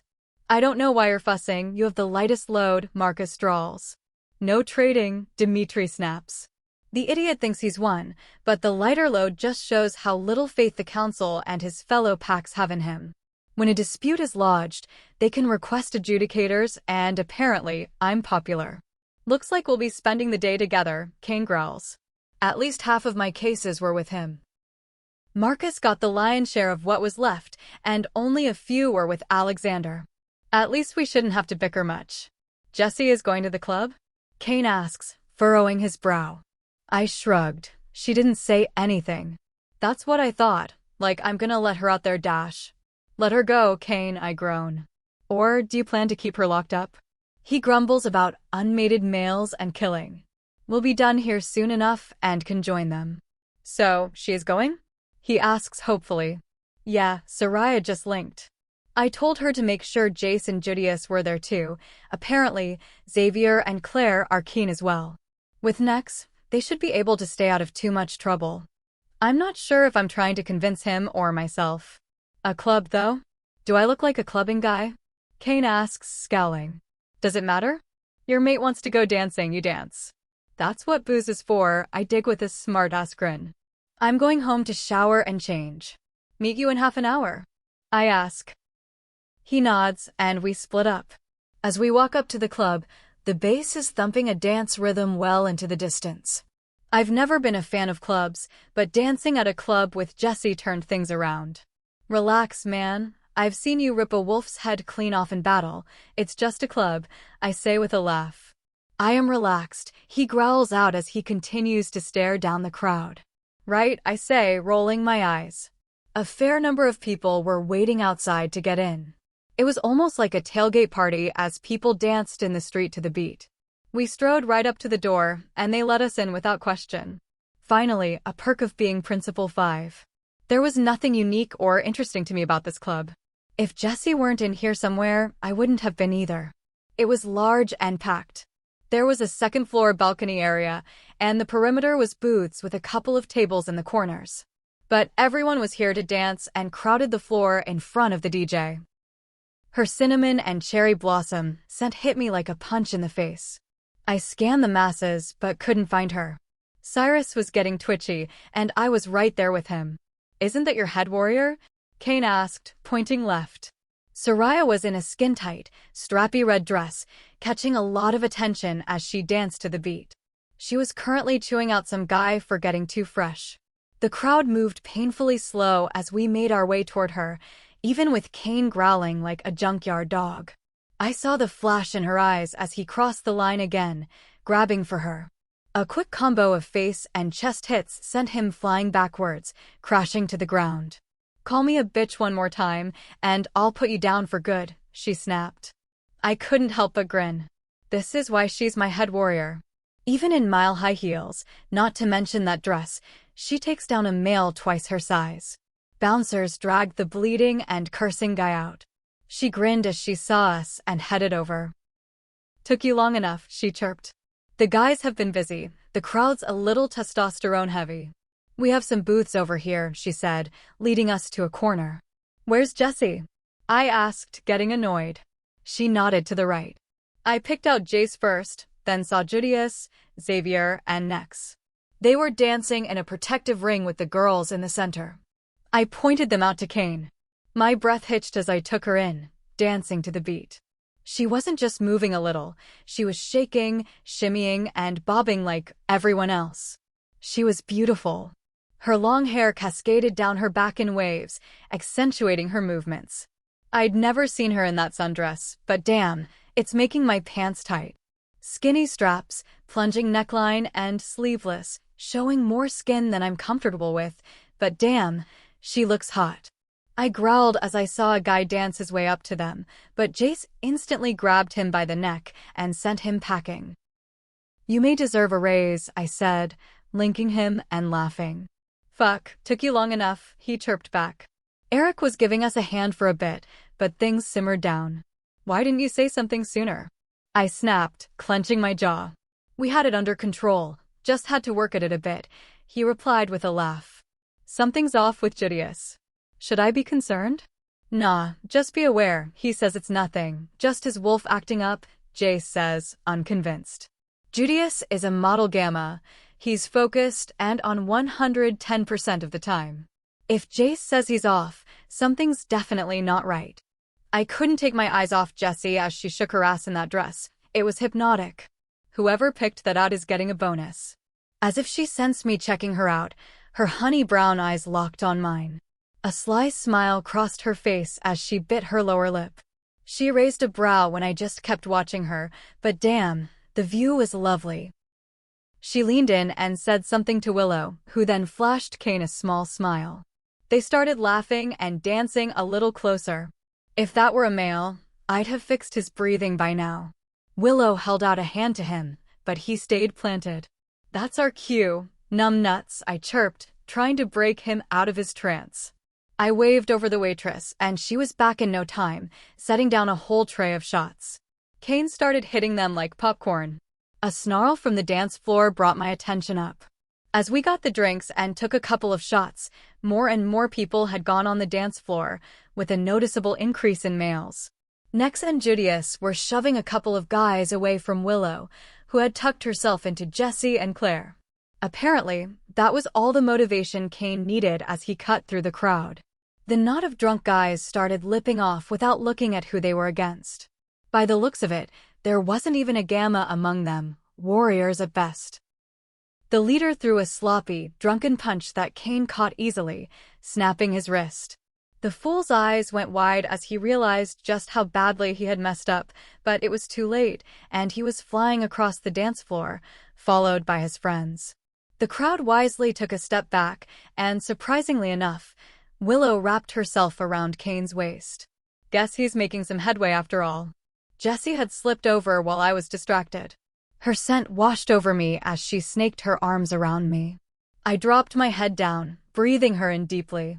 Wow, baby, I finally say, looking at her up close. My lips are on her soft ones as I pull her to me. The dress is paper thin. She feels naked under my touch, causing a painful tightness in my pants. The song changed, and Claire squealed in excitement. Jessie twisted in my arms and went back to dancing. She ground her ass against me, and I had to fight to keep control. We danced like this for another song before the DJ started squawking. Soraya and Claire pulled Jessie away and pushed me back as Willow joined them. The intro beat dropped as other women clustered around them, and the guys went back. Pitbull's Shake Sonora came on, and the women all started dancing in line. Jessie looked a bit confused as Claire and Soraya talked to her. Before long, she was dancing with her eyes closed, shaking to the beat. Damn, that dress is short, I thought as I watched the hem flutter mid-thigh. A petite female off to the left was the first to grab a partner as the males hooped and hollered. Once started, the women paired off as the crowd got restless.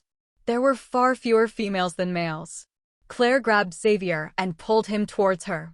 His grin was wiped off his face by a sloppy hit from a drunk guy. I growled and stepped forward, but Jace grabbed my shoulder. Let him have his moment, Jace linked with a smirk. Xavier didn't even miss a beat and laid the guy out in one hit. I've been on the receiving end of his right. He hits like a freight train. Wisely, no one else challenged him.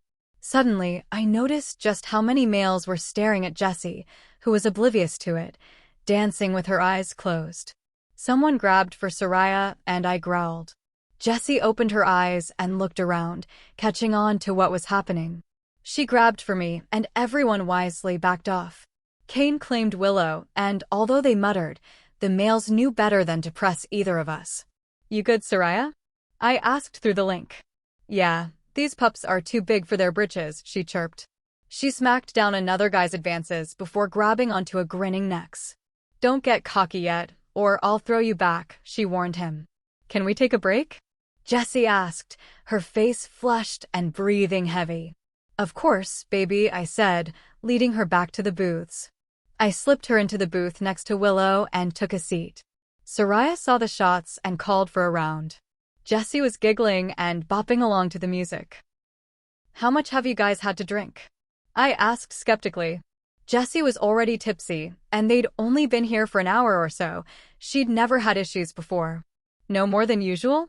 Claire replied. I raised a brow. Probably more to do with drinking on an empty stomach. And why is your stomach empty? I asked Jessie. She lost her smile and fiddled with her fingers, avoiding my gaze. Again, Jessie? Soraya chimed in. Again? I asked, gritting my teeth. How long has this been going on? I try to keep my tone even. Answer me, Jessie. I ate at the pub last night, she mumbled, playing with her fingers. Jessie, I warned. I can't eat their food, They spice things weird and use awful condiments, she said, scrunching up her face.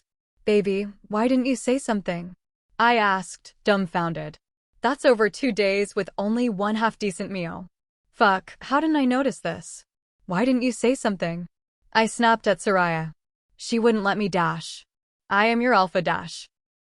And she is my alpha female and gave me a direct order, she snapped back.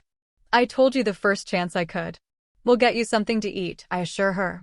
They don't serve food here, I already tried, she mumbles. That's about to change. I waved a waitress over, and her bright blue eyes lit up as she saw who we were. Yes, alphas. She asked, bowing respectfully. I need some food for my mate, I said as she looked unsure. I know that's not normal here, but I'm sure you can make an exception. Nothing fancy, just basic clean food. Of course, alphas, she said, nodding to me and Kane before heading off. Nearly 20 minutes later, she arrived with 2 others, carrying an assortment of food that filled the table. We offer a variety of wraps, chicken wings, chicken fingers, fries, pizza, and cheesy bread. Will any of this do, Luna? She asked Jessie directly, who smiled and nodded thanks. Thank you, Jessie said, taking the food. She dug in, enjoying the chicken fingers and a Caesar wrap. She wouldn't eat any more, but I kept a wrap and some cheesy bread for her just in case. Food made all the difference, and before long, Claire was dragging her back up to dance. The beat was thumping as we danced, pressed against each other. She had me in a trance as she ground against me. I dropped my lips to her neck, and she bared it fully to me. Her breathy moans just had me wanting more and more. She fit perfectly against me as we swayed to the beat. My hands slipped down from her hips to her ass as I pulled her closer. Her scent and movements were driving me wild.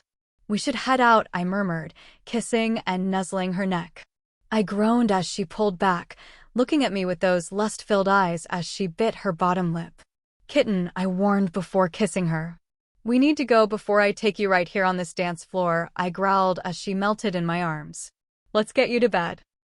She pulled away and glared at me. The fire in her eyes was undeniable. Shit. Baby? Don't baby me. I'm not a kid you need to put to bed, she snapped, her eyes blazing. Why do you always have to fight me? I growled. Kane's smirk wasn't helping. Forget it, Christian. If you won't make sure I'm satisfied tonight, I'll find someone who will, she snapped, walking away. I felt the crack as Cyrus surged forward. He grabbed her and pulled her back to us roughly. Watch it, beautiful, he growled. I won't hesitate to kill anyone who touches you. The threat was clear. You are mine, he growled, capturing her lips with ours. Chapter 35. Why? I snap as Soraya holds the blue sundress out to me. Because it's an exclusive club, and you have to make a good impression as Stillwater's Luna, she replies, annoyed. That's your answer for everything when I refuse, I grumble. Come on, Jessie. This could be my last time going dancing, please? Claire begs. You're pregnant, not dying, I deadpan. Why does it matter so much? Just do it for once. Be a team player, Soraya growls. Fine, if it's so important, I'll do it, but you owe me one, Soraya, I offer, raising a brow. She stares at me a moment before nodding. Done, but hurry up. The guys are waiting downstairs, and Willow and Nex are nearly here. I don't miss her added interest. Has Soraya got a crush? I quickly change and head out to meet the guys at the front door. Fuck, we're fighting for sure tonight, Jace curses, looking us over as we head down the stairs. My cheeks burn as his eyes linger on me, and he grins. Oh, Jessie, I'm never gonna get used to you in dresses, but you look great. Christian is gonna lose his mind, he says with a laugh. All of you are gonna be trouble tonight, Jace laughs. A knock at the door reveals Willow and Nex. Relax, playboy. This isn't our first club or the first time drunk guys hit on us. I have no issues putting down troublemakers, Soraya chirps. No one doubts your abilities, Soraya. It's a numbers game. There are 4 of you and 4 of us until Christian and Kane show up. I'm just asking you to stick together and be careful, he says with a sigh. Yes, Dad, she teases, heading out. About 15 minutes later, we were walking up to the club, bass booming with a line around the corner. Fuck this. No chickening out now, let's go. Soraya grabbed my hand and dragged me to the front door. "Lunas," the bouncer greeted, moving the rope and letting our group in. The crowd was packed, and I regretted this even more. "Come on," Claire said, guiding us over to a corner booth. I happily hopped in, planting my back to the wall while Judius and Jace took off to get us some drinks. "You ladies are looking fine tonight," a guy says, walking up with his 4 friends. "Fancy a dance?" "We're good," Claire replied calmly. I was talking to Hot Stuff and Sweet Cheeks. He drawled at her, nodding to Soraya and me. He flashed us his best smile, clearly thinking he was charming. It could be funny to watch Christian deal with this. The goal is to get through the night without any fights. They're good. Next cut in, standing taller and projecting his energy. Much like Jace, his beta energy could easily match many alphas, given his background in such a powerful pack. None of these guys were even close to a match. "I don't see marks," his friend pipes up. "I'm not interested," I cut in, annoyed. "Soraya?" "Not in the slightest," she says condescendingly, irritating Casanova. "Run along, kid." She drove the point home when he wouldn't leave. "We leave you alone for 5 minutes and you start attracting strays," Jace says with a dangerous edge as they return. Their energy floods the space, and Casanova's backup starts backing off. With a final glare, he walks off. "Bottoms up," Soraya chirps, and the first round's gone. A few minutes later, round 2's gone too. "Spill it, Judius," I say, snapping him out of his own world. He's been twitchy for 2 days now. I've never known him to be so agitated. He's always been grounded. "I wish I knew, Jessie," he says with a shrug. "Asher's driving me crazy. He's restless, which means I get no sleep. I've tried hard training. He ran for like 3 hours straight and would have kept going with no end." "What does he say?" I ask, taking a guess. "Nothing. That's the worst part," he says, running a hand through his hair. He's just on edge, ready for something, anything, like he knows something I'm missing. "Like danger? An impending attack?" Now I'm getting worried. "No, I don't think so. It's not that he's urging me to prepare the pack, it's just me." "It's exhausting," Judius said with a sigh. He rarely swears, which must mean it's bad. "Well, on to option C," I say, sliding a 3rd shot to him. Cheers. The familiar burn warmed my throat as I chased it with the mixed drink. My head was already warm and fuzzy. That was fast. I usually last longer. "You also usually eat something. An empty stomach equals easy drunk." "Fuck it, oh well." "I see you bopping to the beat. Let's go," Claire says, dragging me to the dance floor. We don't even get to start dancing before strange guys try to grab us. Soraya punches the first guy square in the nose when he grabs Claire. Nex is busy shoving a couple of guys away from Willow. I back up, trying to stay out of the way, and gasp as I feel a hand on the back of my thigh. Spinning, I push back against the stranger whose eyes are locked on my chest, his eyes darkening. I step back and bump into another guy's chest. Instantly, my panic flares as my heart starts to race. "Back off. Not interested," I snap, trying to sound in charge. These guys don't care, and there are too many pushing and shoving. Somehow, I got separated from my group. They're not far, but the mass of people between us leaves them out of reach as they shove back the crowd. "Come on, just a dance, you may even like it," the first guy says in a tone that makes me sick. They trap me between the two of them as they start bumping and grinding. Soraya knocked another guy out, and the bouncers are now involved. I punched the guy as he grabbed my ass, breaking his nose. His eyes lit up in rage as he pulled back to hit me. The hit never came as he was thrown down, and his friend was pulled away a moment later. My heart jumped for joy when I saw Eric and Jeremy throwing the guys away. Judius finally cut through, looking for the next threat. "Making a splash at Jessie?" Eric teases. "Judius," he says with a nod. "You know me, at attempted dancing and things don't get better," I say with a nervous laugh. "Don't let those jerks ruin your night," he says as we head back to the group. "We'll help keep them away." Eric has always been an upstanding guy. I'm happy to have him as an ally. I made my way over to Willow, Claire, and Soraya and started to dance. It's never been my strong suit, but I was already drunk, and this beat could move the dead. The guys had no issues keeping everyone away. Eventually, Soraya broke away to dance with a friend of hers. After dancing for a while, I felt a familiar presence and my eyes landed on Christian. Relief flooded me, not that I didn't trust Jace and Judius, but there was no doubt I was safe with Christian. Before long, we were dancing and things were heating up fast. I've never been a fan of dancing or clubs, but dancing with Christian is a whole different level. His hands roamed freely, setting fire to my skin through the thin dress. I couldn't help but moan into his lips as he held me close. I could feel his tension pressing against me, sending sparks through my body. "We should head out," he murmurs, kissing and nuzzling my neck. I pull back, looking at him with excitement as I bite my lip in anticipation. "Kitten," he warns before kissing me. "We need to go before I lose control," he growls, sending shivers down my spine. "Let's get you to bed." I push back, feeling frustrated, and glare at him. He's going to put me to bed like some child after bumping and grinding all night. I don't think so. Not tonight. He can't call all the shots. "Baby?"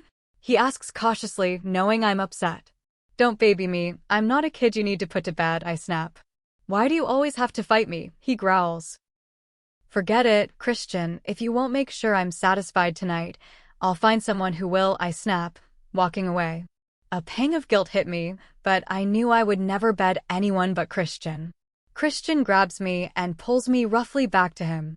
"Watch it, beautiful," he growls. "I won't hesitate to take down anyone who touches you." The threat is clear. "You are mine," he growls, capturing my lips roughly. My body betrays me as I melt into him. His kiss is intense and exactly what I crave. I can't help but moan as he deepens and dominates the kiss.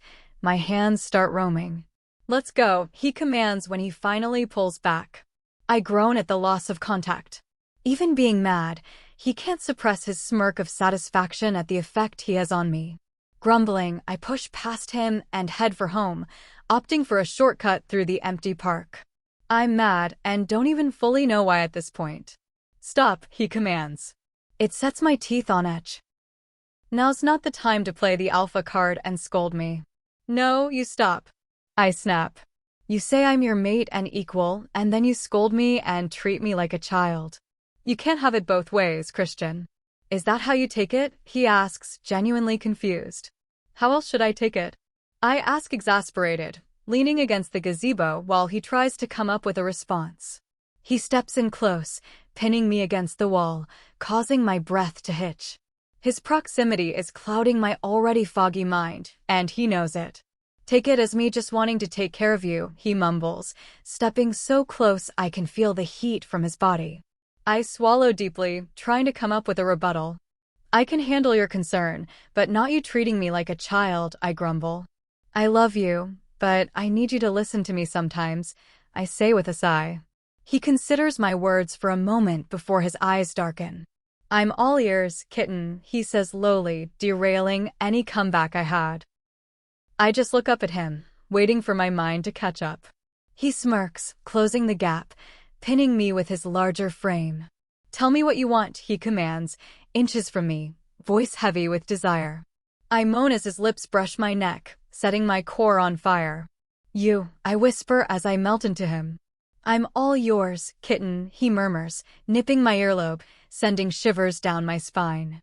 His hand slides slowly down my side, settling on my hip before inching around to my back as I moan. "Christian, please," I whimper, squirming under his control, desperate for release. "Whose are you?" he asks, his voice dripping with power and desire.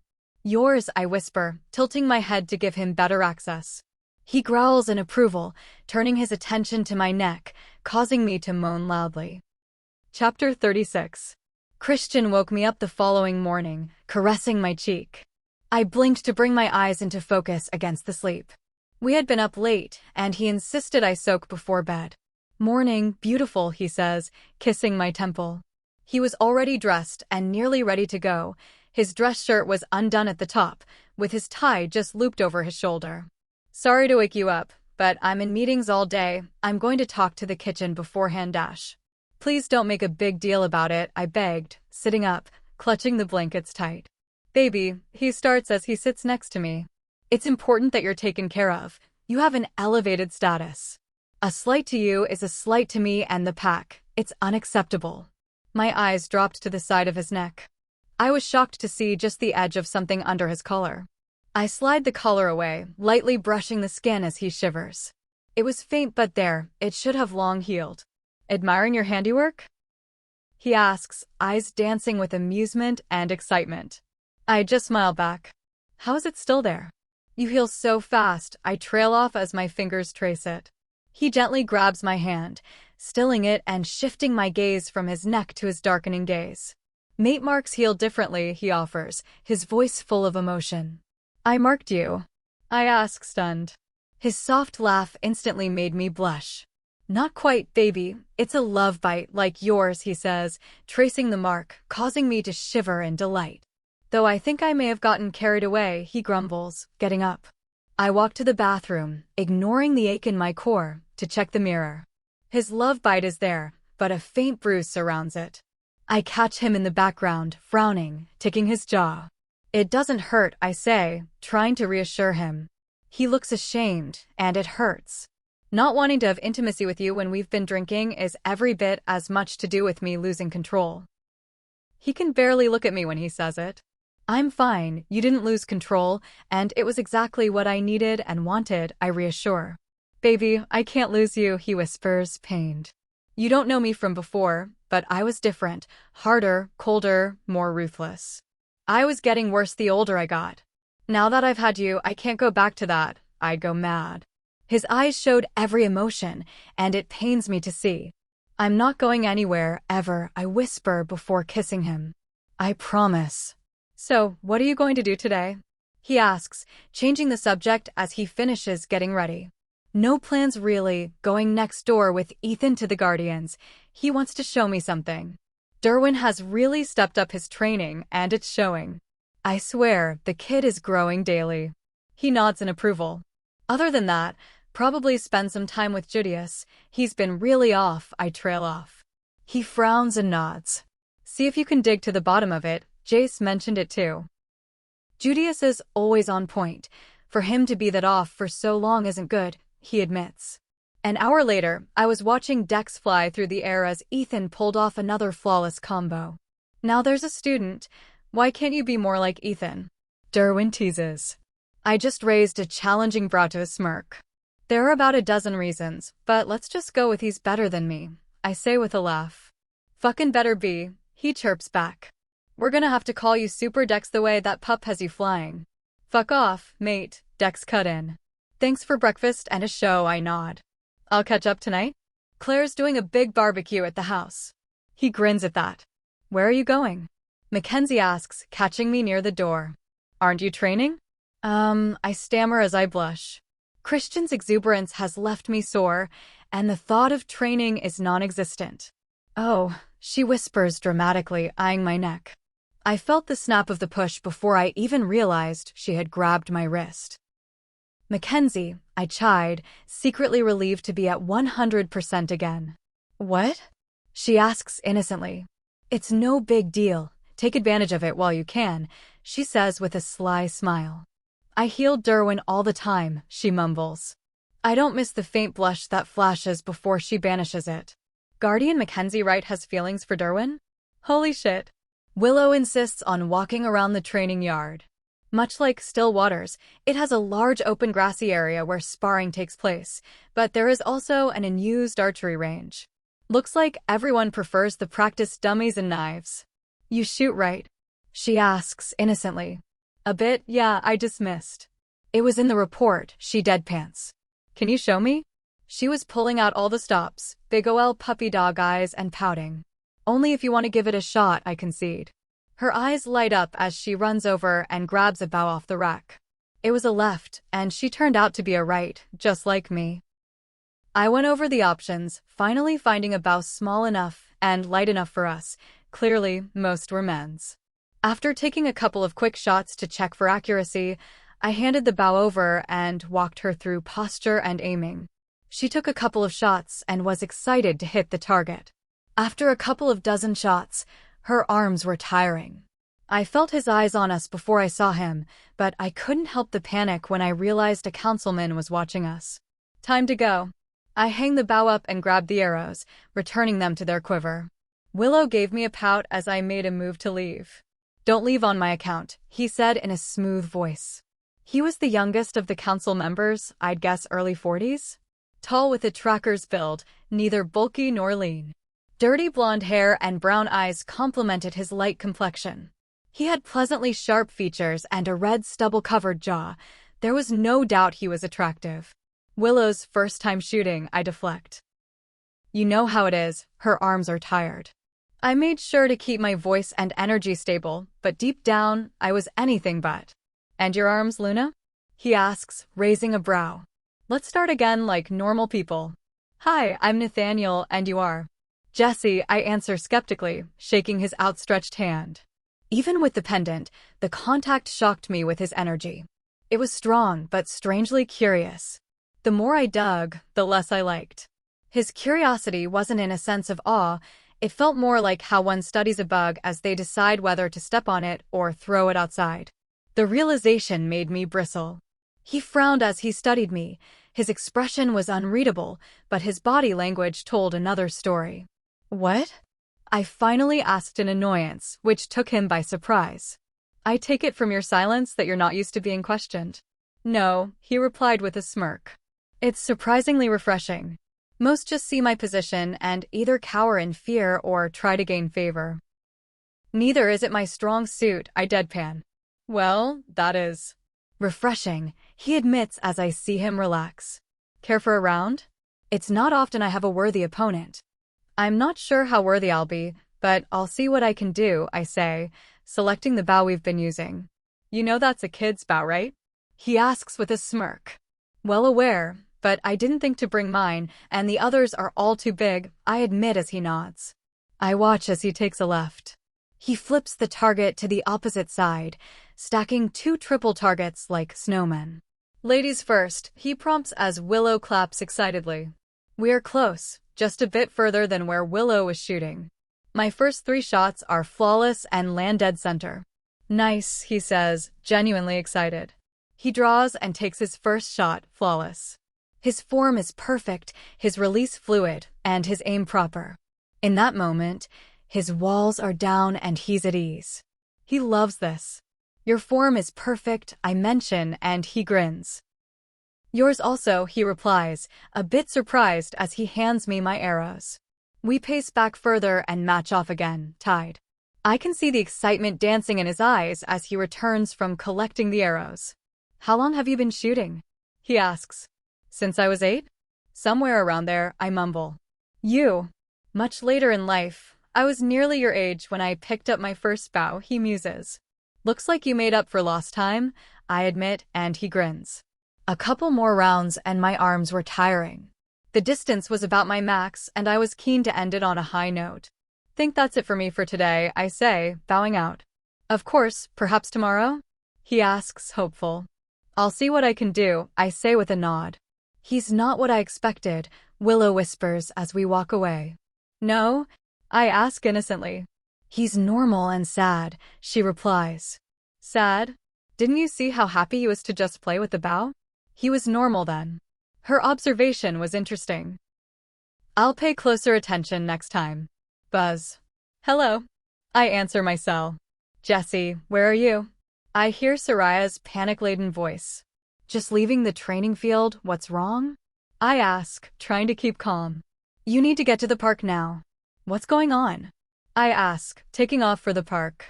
I don't know, but Judius just challenged Alpha Dmitri, she warns. What? Can he do that? What is he thinking? Not without the approval of one of his alphas, she trails off. The answer is no, I'm sure Christian will say no too, I snap. I'm not far off. Where are you? Look for the crowd, she says, hanging up. Her voice hid nothing, and I hated it. She wasn't kidding. There was quite a crowd gathering around the spectacle. There was the councilwoman I'd met first, along with a half-dozen guards. I also spotted a couple of guardians, but the real problem was in the center. Dmitri stood arrogantly talking with his beta, while another pack member and a collared female were behind. Jace was struggling to hold back a fired-up Judius, while Soraya tried to play diplomat in the middle. Soraya as a diplomat? Oh, this will end well. Luna, Dmitri sneers out my title. How nice of you to join us. What's going on? I snap, not wanting to be anywhere near him. Your pack is being sloppy, he digs. I'm not backing down. I'll worry about my pack, stay out of it, I snapped. Start talking, I say lowly. This idiot walked right up to Dmitri and dropped a challenge like he was saying hi. What were you thinking, Judius? Jace chides. Fuck off, Jace, this doesn't concern you, Judius snarls. Scratch that. Asher's at the wheel. Enough, Asher, I boomed, hoping to break his hold. Judius's eyes locked on mine, flickering between shades of blue. Please, Jessie, I've never asked you for a thing the whole time I've been with you, he begs. The desperation was evident in his eyes and voice. No, I'm sorry, Judius, but I can't just let you do this. We represent the pack, challenging an alpha could dash. Then I will do it without your permission, he snarls. You would renounce your position? Leave a pack that loves you. Jace snaps, pushing Judius back, clearly pissed. Judius didn't confirm it, but stared stubbornly ahead at Dmitri. You would turn your back on your pack? I asked, wrapping an arm around his arm. On me? It was a low blow, but I needed to get through to him. His eyes snapped to mine, and I could see the pain it was causing him. He was a mess, and anger, duty, desperation, and agony battled for supremacy. But Jessie. She's my mate, he admits in anguish. Chapter 37. But Jessie, she's my mate. Judius's words sack me. Everything made sense, but I was out of my depth. There isn't anything I wouldn't do for Christian. How can I deny Judius his chance? There has to be another way, Judius. You haven't slept in days, and you have as much focus as someone on speed. If you get yourself hurt, dash. Promise you won't leave her with him if something happens to me. He cuts in desperately. That's not an option. I can barely take care of myself. It's your job to take care of her. There's no backup, got it? That seems to get through to him a bit. He stops fighting Jace, and although he was still frantic, he relents. Let me see what I can do, I say as I rack my brain for options. Alpha, I greet respectfully. Luna, he replies with a smirk. I apologize for my pack's behavior. Emotions seem to be high. I start, trying to keep my tone even. Is the pup backing out already? He sneers. I haven't allowed him to issue the challenge, I reply. So she really does mean nothing then? He asks, raising a brow, sending Judius into a new fit. They're property to you, right? Saying it made me sick, but I kept my tone impassive. He raises a curious brow. What is the price on her then? Oh, I don't know, Luna, he drawls.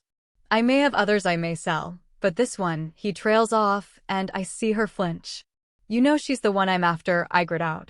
But she has such value, she's proven, though her first pup had to be put down. He drawls as she begins to sob. This sick individual is talking about her like she's cattle. My anger is boiling dangerously.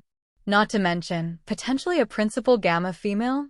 He sucks his teeth like he's deep in thought, but this puddle isn't deep enough to get my feet wet. She's too valuable as a breeder to give up at any price. An enraged Judius is no match for Jace as he bowls him over. Soraya barely slows him down. It took all three of us to stop him. Please, Jessie, I'm begging you. I have to at least try. I couldn't handle his pain and desperation anymore.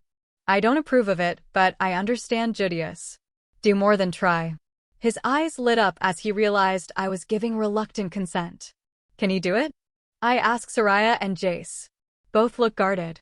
If he were in normal form, he'd have a shot, but he's not thinking straight, he cautions. That was not what I needed to hear. So we have an agreement? The councilwoman asked. Judius nods, but Dmitri just lazes against a tree. Do we have an agreement? She asks Dmitri directly. No, I think not, he says with a sinister chuckle. Judius lost it at that point.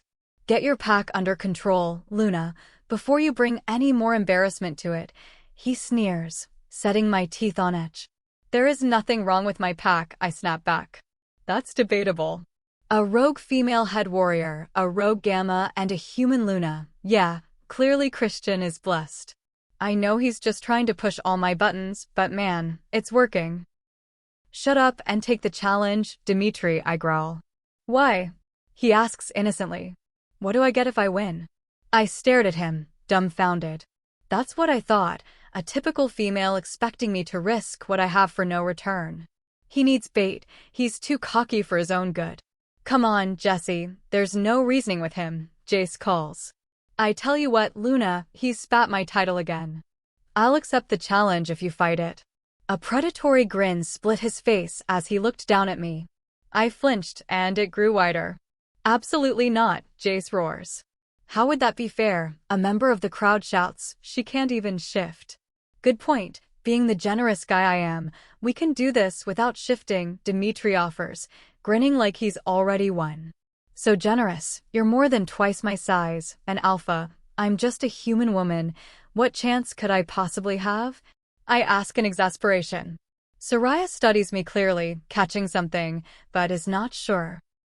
You can't be serious, another crowd member called. This is outrageous, Alpha Christian will have your head. Dmitri tosses a dagger onto the picnic table and glares a challenge at me. Armed. I can still defeat you barehanded, non-shifted. Jessie, I can't let you do this, Jace cut in. Need I remind you that I outrank you, Beta? I grit out. He glares at me but bites his tongue. So no shifting and I can use daggers? I ask timidly. I see Soraya suppress a grin as she gives the slightest nod. Okay, she thinks I can do this. She's the first to say I can't, so maybe I can. But if you kill me, that will just bring a war? I ask innocently. Sugar, I won't kill you. You just need to learn your place, and I'm more than happy to teach you, he says. I don't know, I said in a small, uncertain voice. That seems like a lot of risk, I mumble. Win or lose, he can have her for the night, he offers. I can't help but crinkle my nose at the notion that that would ever fly. Judius's desperation hits me in waves. He's torn between his duty to me and her. And I will negotiate with Christian for a suitable compromise. He finally concedes. Okay, I mumble meekly. I can't let you do this, Jessie, Judius says, torn. I outrank you too, Judius, I say with a small smile. Soraya hugs me, catching me off guard as she whispers frantically. He's an arrogant prick, with a superiority complex. He favors his right side. You can do this, Jessie, I know it. I never expected that from Soraya, but I'll take all the whispered advice I can get. Have you reached an agreement? The councilwoman asks. Yes, Helena, I believe we have, Dmitri says, grinning. Luna? Helena asks, and I just nod. Which alphas will validate? She asks, scanning the crowd. She locks eyes with one closest to her, but he shakes his head. I'll not be part of this one-sided travesty, he dismisses. The crowd is silent as everyone shifts uneasily. I will, Alpha Nikita, Iron Wolves, she says. The tall African radiated power. She was stunning and poised. I really need lessons from her. Crimson Dawn will second, Eric addressed. His stoic facade belied his deep worry. You may begin, Helena says, gesturing to the field. A glance showed there to be a few guardians in the crowd now, too, but no sign of Mackenzie. Which one of you idiots allowed this? Derwin roars at Jace, Judius, and Soraya as he runs up. None of us, she pulls rank, Jace snaps back. Is this an official injunction, Guardian? Helena asks in a challenge. No, he grumbles in defeat, eyes locked. Continue, she commands. I walked out to the field as Dmitri trailed me, deliberately staying near the edge where the picnic tables and large trees are. Focus. He thinks he's already won, just pull the rug out. Oh, is that all? He's like 300 pounds of pure muscle. He circles me like a wolf picking off a lamb. Eyes locked, I pick up the dagger he tossed on the table. It feels like an awkward butter knife compared to the precision guardian blades on my back. Don't cut yourself now, he coos. The pointy end goes in you, right? I ask innocently. He lunges for me, but I sidestep, putting the table between us. He growls, leaping onto the table, but by the time he lands, I'm already flipping it up. He crashes down in a cursing, snarling mess, but quickly regains his feet, whipping the table behind him to splinters. The crowd is all over the place as they cheer one moment and gasp the next. I have to tune them out and focus on the task at hand. Cat and mouse? "Stop running away and face me," he snarls, advancing on me.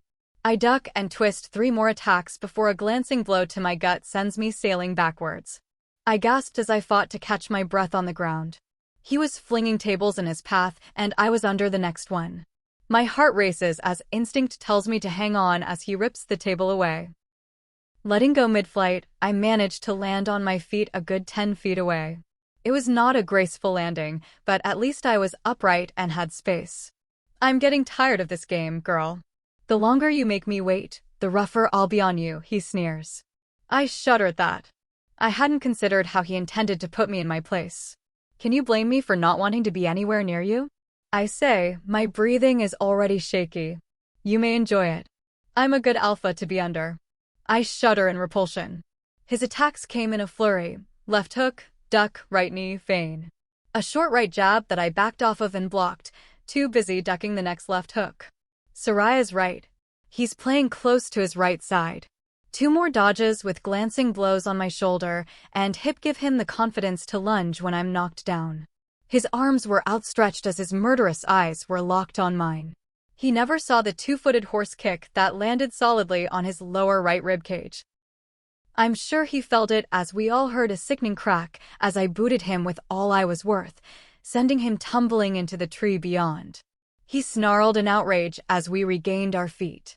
In his rage, he was faster and crashed us into a picnic table. Now it was my time to protest.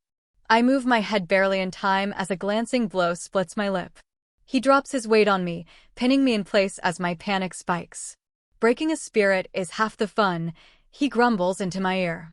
His proximity was nauseating, but Jace had prepared me for this. Instead of paralyzing me with panic, he just fueled my anger. I managed to crack him a couple of times with my elbow in his wounded ribs before he pinned my arm. "Stay down," he sneers. "Your place is under an alpha. You will never be our equals." I heard the clunk of leather and metal as he slammed a collar next to my face. It was like throwing gasoline on a dumpster fire. With enough force to make me see stars, I smashed the back of my head into his face, making him lose his grip. I push off the table with added force, hitting my head into his face again. He stumbles back, tripping as his face bleeds. "You're awfully angry, Dmitri," I chirp as he slowly makes his way to his feet, clutching his ribs.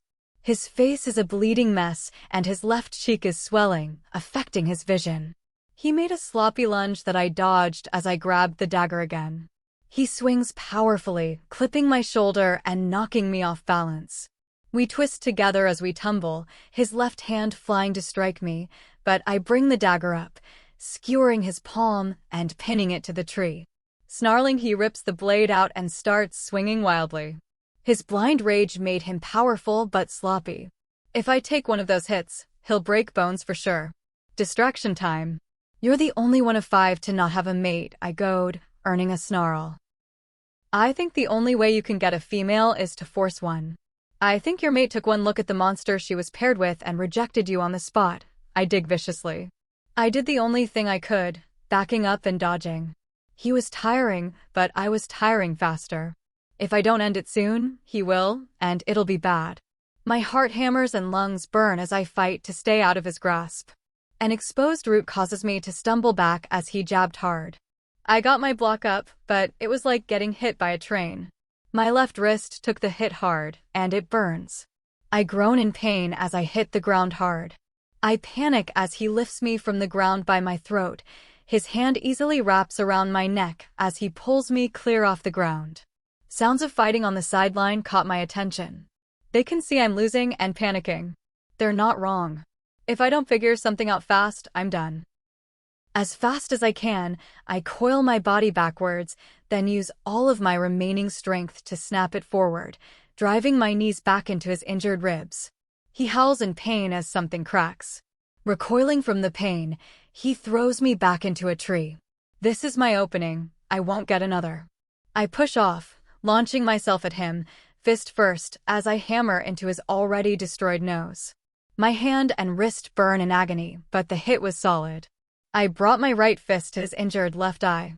He rages, swinging blindly as I drop and duck, springing up and driving my shoulder hard into his broken ribs, knocking him off balance.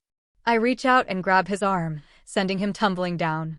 He snarls in pain as he hits the ground hard on the right side. Before he can get up, I jump on his back, driving my knees hard into the right side. The guardian blade is in my hand as my burning left hand grips his hair, bending his neck open to my blade. My heart hammers as I struggle to catch my breath, but he freezes below me, feeling the blade's keen edge on his throat. I'm suddenly aware of how quiet it is. Our ragged breathing fills the air. It's over. The Luna has the death blow, Helena announces.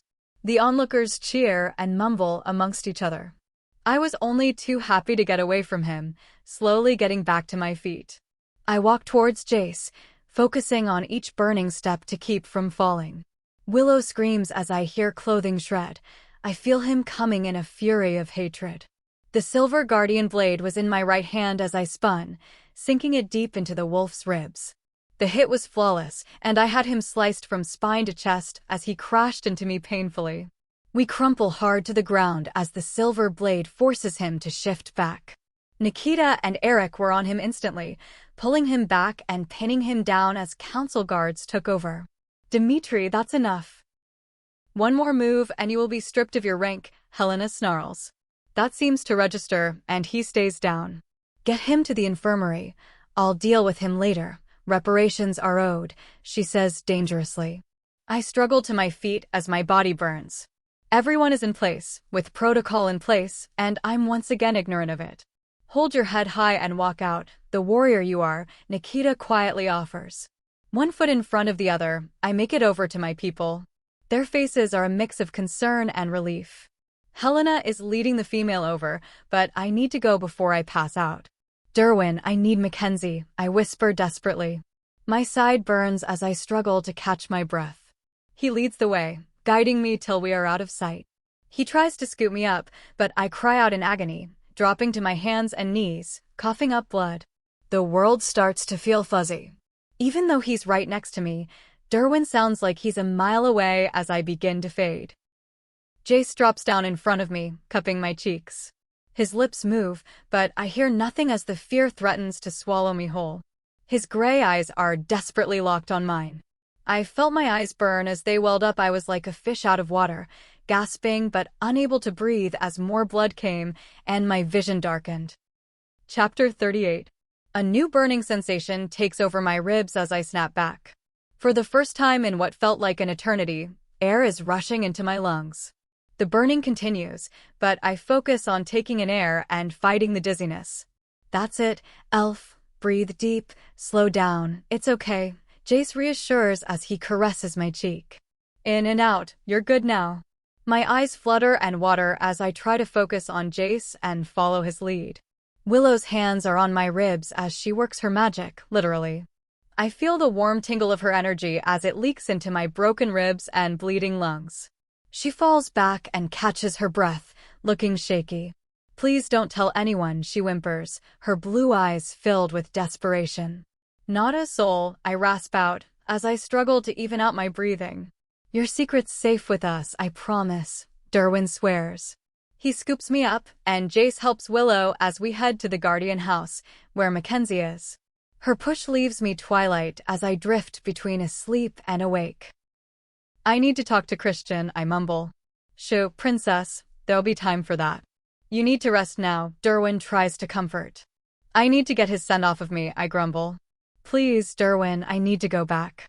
Desperation laces my voice as my eyes lock with his, begging him. He grumbles, but takes me over to our house. Mackenzie stays with me as I shower quickly before dropping into Christian's bed. Her push has healed me, but left my limbs tired and sore. Every fiber of my being is exhausted. Sleep, Jessie. Derwin's taking care of Christian, she whispers, and with that weight lifted, I'm out. Baby, wake up, Christian murmurs, rubbing my back. Can't sleep the day away, he says with a chuckle. I roll over, rubbing the sleep out of my eyes. I don't know how long I was out, but it was bliss. Hey, I mumble, smiling back at him. His brows stitch together, and his smile falters as he zeroes in on something. What happened? He asks, tracing my brow. I know it's healed, but there must be a new scar or something. Only he would notice after Mackenzie's handiwork. A lot, I admit. Clearly, Derwin didn't say anything because Christian is far too calm. Derwin didn't say anything? No, he was waiting for me after my last session and basically dragged me here without a word, he replies, clearly annoyed. Did you get hurt training with the Guardians? Huh. He's gonna wish that was the case. Not with the Guardians, I say cautiously. I see his jaw tick and groan. Where are Jace and Derwin? We can find them after you tell me what happened, he grumbles, narrowing his gaze at me. I kind of need them to fill in some gaps, I offered weakly. He clenches his jaw painfully as if to bite back a retort, instead eventually sighing. I'll find them and meet you in the kitchen, he says, dropping his head with a shake. He palms his forehead as he stands and looks at me. Thanks, Christian, I say apologetically. But I want the full truth, no creative version that leaves something out to make it seem less bad, he levels. I simply nod. I dress quickly, ignoring my hair. After the shower, I'd flopped in bed so it dried wildly curly. My nerves started to flare as I made my way to the door. I'm unsure how to tell Christian what happened without upsetting him. By the time I made it to the kitchen, all three guys were there and on opposite sides like a bad Western movie standoff. I swallow hard as I enter, making my way to an annoyed Christian. You're not making it any easier to be calm when I see you walking on eggshells around me, Christian says, ticking his jaw. Christian, I stammer, unable to start. I've lost my nerve. No version of this conversation ends in him losing his composure. Turns out you're a Spitfire brother, Derwin says, finally breaking the silence. I just gape at Derwin. The man has no tact or filter. Tell me something I don't know, Christian grits out. What happened? Judius found his mate, I blurted out. Apparently, that's why Asher's been acting out. But that's great news? He asks, confused. Where are they? I don't know. I lost them along the way, I trail off. Well, who is she? Do you at least know that? He asks, pinching the bridge of his nose in frustration. We didn't get a name. She was one of Dmitri's collards. Jace cuts in. He shifts uneasily. No doubt, Christian's angry alpha aura is making him nervous. It's okay, he's a businessman. Let me work on it. We're way past that point. Please sit down and listen to everything before reacting, I beg. My honey brown eyes are locked on his, but they swirl with brown as his temper flares. He slumps down in the chair, palming his forehead before running a hand through his hair. I'm not going to like this, am I? I shake my head no. Are you okay? He asks, concern clear as he looks at me. I am now. I reply as he groans in frustration. He pulls me into his lap as we go over Judius's challenge, Dmitri's counter, the fight, and the aftermath. By this point, Christian has stopped talking and is just shaking mad. He has me in a tight grip like he thinks I may disappear at any moment. Jace looks sick and even Derwin seems uncomfortable. I've stopped talking, figuring that I've caused enough problems for one day. Do you have any idea how dangerous that was? He finally grits out against my neck. Don't answer that, of course you don't. I feel him trembling as he fights to contain his anger. Christian, I dash. You're sorry. He cuts me off. He feels like he's about to erupt at any moment. Jessie, I just told you how important you are to me. I wasn't lying. He pauses, trying to regroup, before cupping my cheek to make me look at him. His eyes are flickering brown. Great. If anything happens to you, I would burn the world down around me. I swallow hard at the promise in his words. You know this, and yet you put yourself in direct danger. Why? He's right on the edge. I feel like no matter what, I'm going to send him over, but he's not going to let this slide. It all happens so fast. I couldn't bear to see Judius in that much pain. She was terrified. I trail off. I felt out of control. He was pushing my buttons and I knew it, but I played into his hands like a fool. Christian, for his part, just sat there listening to me. I didn't care what he said about me, but when he started talking about Soraya and Judius and our pack, when he brought you into it, I just lost it. I don't know why, but my temper's been getting worse. I get angry so fast now. I'm sorry, Christian, I never intended dash. His lips cut me off as he kissed me, pulling me even tighter. Too soon, he pulled back and looked down at me, but instead of anger, his eyes held something different. Admiration? Pride? You are my Luna, there is no doubt about that. I am so proud of you, but so furious about how reckless you've been. This isn't what I had in mind for a low profile, he says with a sigh, resting his forehead against mine, trying to reel in his temper. I'm either invisible or on center stage. There seems to be no middle ground, I offer weakly. So how bad did I screw up? You're good, princess, you won fair and square. Helena will order reparations from Dmitri for the breach, and then it will be done.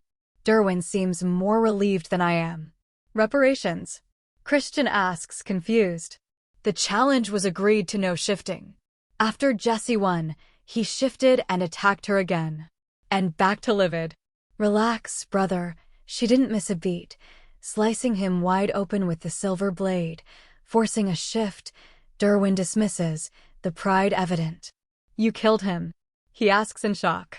No, though he'll spend the night in the infirmary, Derwin says with a hint of disappointment. Never a dull moment, Christian grumbles. Well, what's done is done. If it was witnessed and ruled on, it can't be disputed, and you were within your rights to defend yourself. Are you convincing me or you? I ask skeptically. Both? Is it working? I shake my head. If he was dangerous before, he's worse now. I don't want you anywhere near him, even with a guard, understood? Absolutely, I admit. Christian, there's something about him, I mumble, trying to find the right words. He's wrong, he feels wrong like Rob did. His frown deepens as my words register. Just a few more days and we can go home, he reassures me, kissing my forehead. Are you up for the barbecue tonight? Or should I call it off? I'm good, I say, smiling. Actually, I could eat something sooner rather than later. My stomach was grumbling, demanding satisfaction. Let's get you something and find Judius, he says, standing up and heading to the door. We have a new pack member to meet, also. Judius was waiting for us, just outside the front door. If he was worked up on the field, he is degraded to a hot mess now. He needed to sleep, take a shower, and then sleep some more. Alpha, I'm so sorry. He practically gushes. There's no excuse, I'd understand if you want a strip dash. Judius, Christian cut in, suppressing a grin. Breathe. Judius looked up, his blue eyes rimmed in shadows. His regularly calm demeanor was long gone, and he was clearly expecting a different reaction. You mean you're not mad? He asks, confused, as his face scrunches up. Oh, I'm furious, Christian admits, and Judius flinches. But I know how Jessie is, and also know nothing would have stopped me from getting her from a tool like Dmitri. Judius relaxes a little at that. Speaking of your maid, where is she? Christian asks. Judius just rubs his neck nervously as Christian raises a brow. You misplaced her? I ask, dumbfounded. I got my ass kicked getting her. He better not have. Relax, princess, she's with Mackenzie and Willow getting cleaned up. This is a big adjustment for her, too. They're on their way back, Derwin adds. Judius looks like he's going to be sick. You okay? I ask as he sinks to the stairs and sits. What if she rejects me? He whispers. She'd better not. After everything, she'd better love him like he deserves. She won't, Judius, I say softly, trying to reassure him. She could? Knowing I didn't protect my first mate. I'm so messed up, he groans, dropping his head in his hands. You were a kid, Judius dash. I should have done more, I don't deserve a second chance, I never expected this, I'm not ready. He's half a step from hyperventilating. It's really strange to be on the other side, Judius. You usually talk reason to me as my rock while I natter nonsense, I deadpan. Jessie, this is serious. He snaps. I'm being serious. I pause, sighing. Judius, she likely had a mate before. She's lost not only that but likely a child. Are you going to reject her? I ask seriously. He's on his feet instantly, glaring down at me. Why would you say such a thing? He growls in outrage. I don't give a shit what her past was, I'll never reject her, she's mine. Exactly, I say with a smirk. What makes you think she'll think anything differently? He has no retort to this. Have you even talked to her? I ask more softly. With everything that happened, she was gone with Willow before I had a chance, he admits. Here's your chance, lover boy, Derwin chirps, nodding over Judius's shoulder. I was happy to see the collar gone. She looked like a new woman. Long dark brown hair, bright brown eyes, prominent full lips, average height, very pretty, but scared.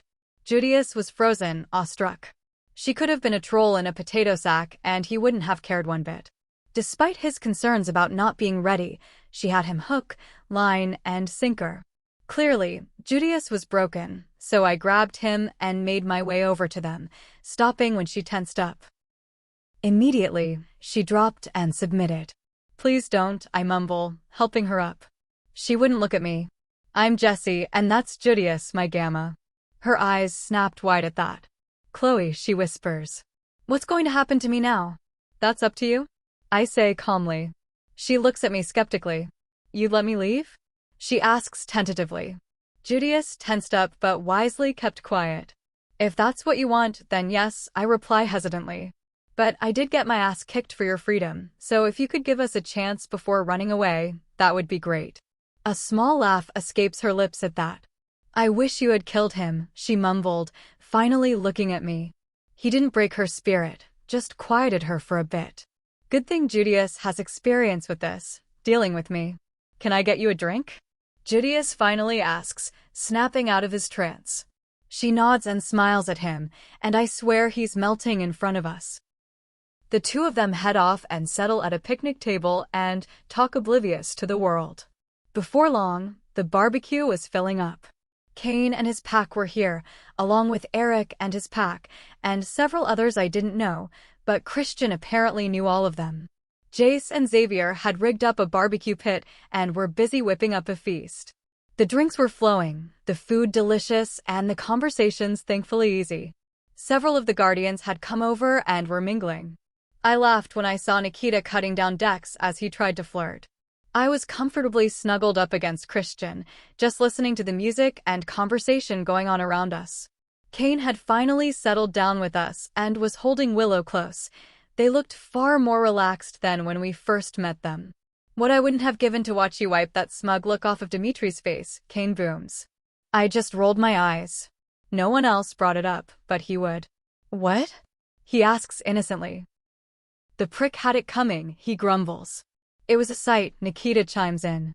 "She was like a pit viper. He'd swing harder and wilder, and she'd fall back and strike when time was right. You should be very proud of her," she challenges as she takes in Christian's ticking jaw. "I am proud of her," he snarls, pulling me tighter. I squeak, and he lets up some. "Sorry, baby, I just dash." "Relax," I cut him off. "Let's just chill out and enjoy the night. I don't want to spend any more headspace on him." A commotion out front pulls our attention to the gate and the road. A council guard squadron is there and arguing with a few men. Our guard is holding their ground as the Guardians take up point. "Now what?" I mumble. The groups part slightly, and I spot the silver hair of Counselor Helena. My heart drops. Did they change their minds? "Counselor," Christian says respectfully but guarded as he tucks me behind him. "Alphas," she replies, tight-lipped. She scans the area before spotting me behind Christian. Her expression is unreadable as her eyes narrow at me. "I've come for the Luna," she says, eyes cold with a frown. Chapter 39. "I've come for the Luna," Helena says, her tone guarded. Christian snarls at her, and surprisingly, Kane straightens, inching towards him. Everyone watches with interest, frozen in place. I thought my heart might explode at the rate it was beating. "Stand down, Alphas, I'm not here to take her," she says, softening. She is owed reparations. At that, he moderately relaxed, and I slipped to his side. He kept an arm wrapped around me protectively as he stayed on high alert. "I trust you are aware of the situation?" she asks, raising a brow. "Yes, I was filled in," he grumbles, still mad. "Then you are aware that after Jessie won, he shifted and attacked her while her back was turned?" she asks, and Christian bristles. I wrapped my arms around him, trying to calm him. I told him all of this. Rehashing it isn't necessary. I cut her off from any further upset. I don't know what Christian's blood pressure is, but I feel like this isn't helping. "Very well, I've come to deliver your reparations," she states, matter-of-factly. I just stood there, confused. "Isn't it customary for Dmitri to do it directly?" Christian asks, annoyed. "Typically, yes, But given the circumstances, she paused, looking from me to Christian, not prudent. At any rate, he is currently unable, and although not happy, has agreed to the fine. I don't want his money, I snap without thought. Christian gives me a gentle squeeze, and I instantly feel bad for not consulting with him.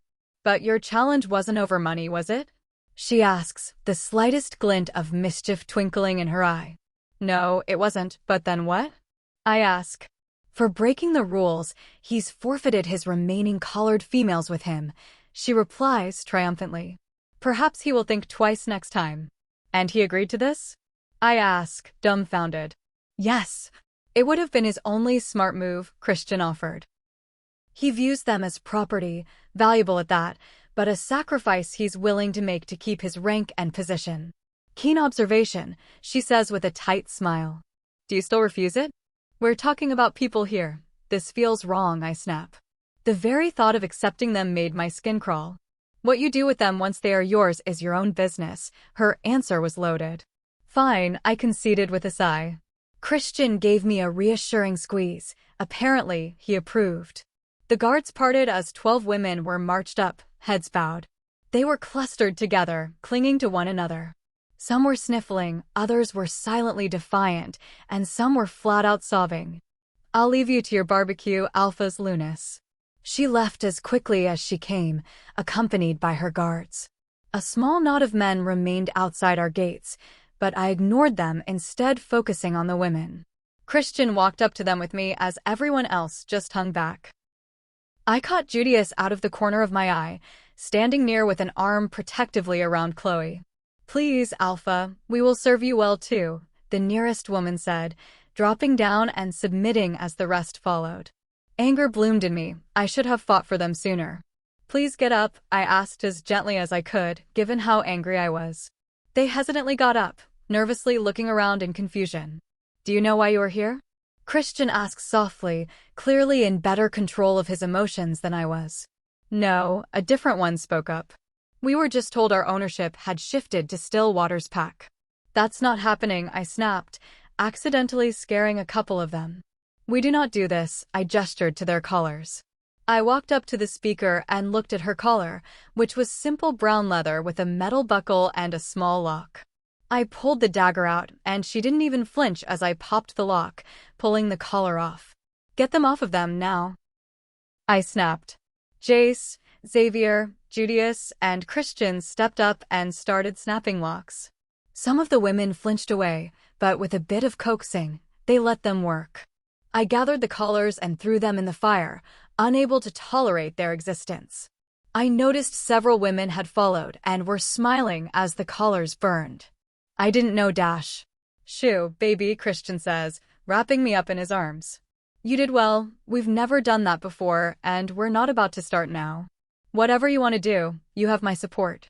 I don't know what to do, but that wasn't acceptable. Can we let them go or something? I ask him, unsure. Most of us don't have anywhere to go, the mousy woman mentioned.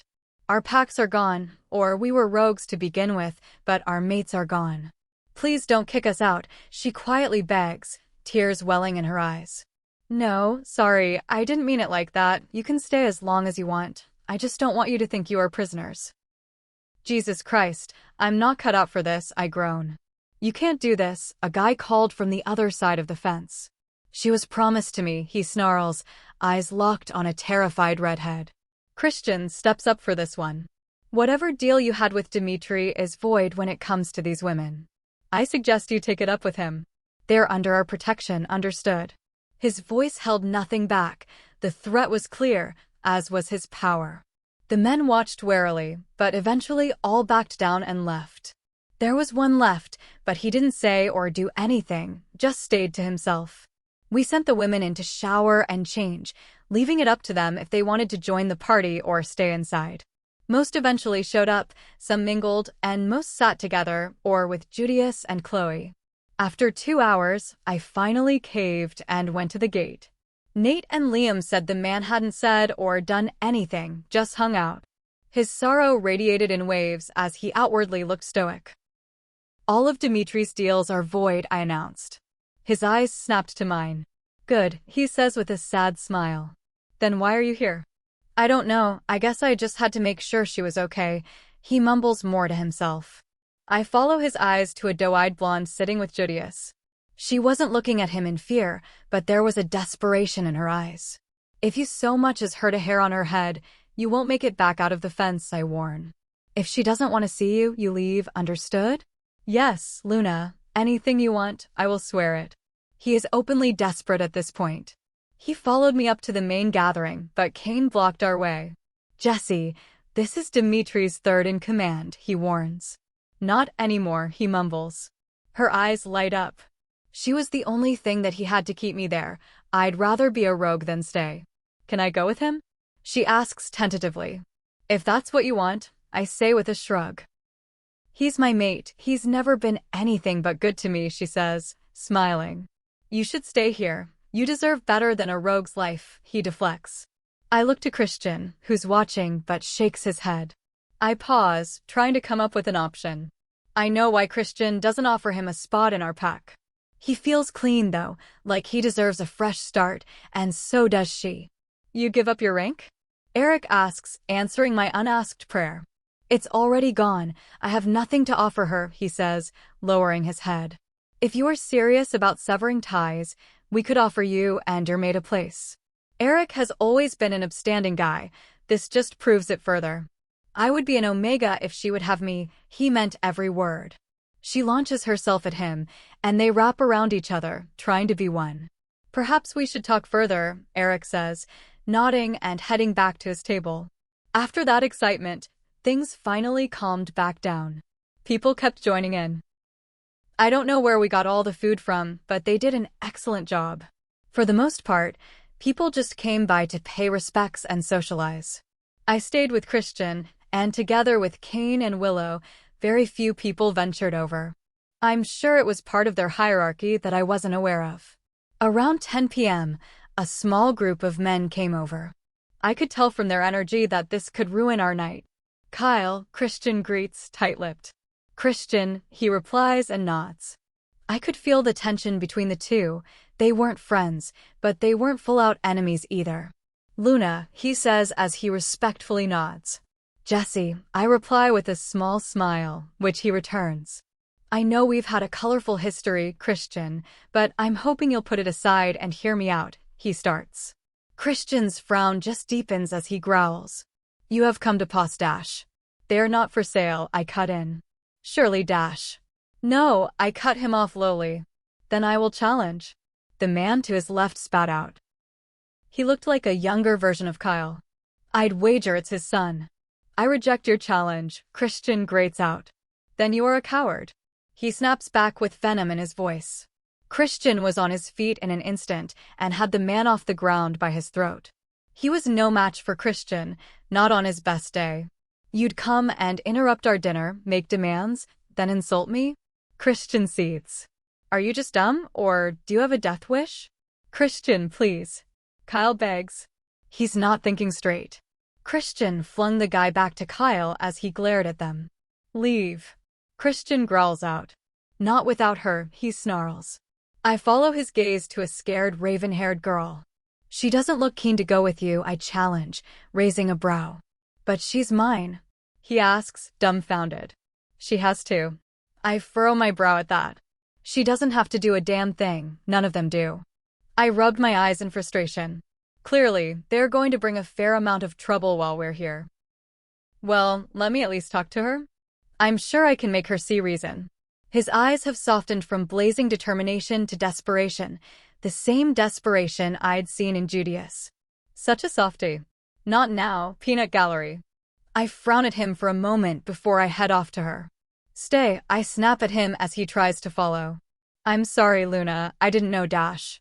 Relax, I say, cutting her off. Is he your mate? She nods, but keeps her eyes down. Do you want him? She shrugs. Do you want me to send him away? I ask in exasperation, earning another shrug. I pinch the bridge of my nose in frustration, begging to keep my temper in check. Why don't you talk to him and see what he has to say? Chloe offers. That earns a worried look. Judius and I will stay the entire time. Just say the word and Judius will throw him out.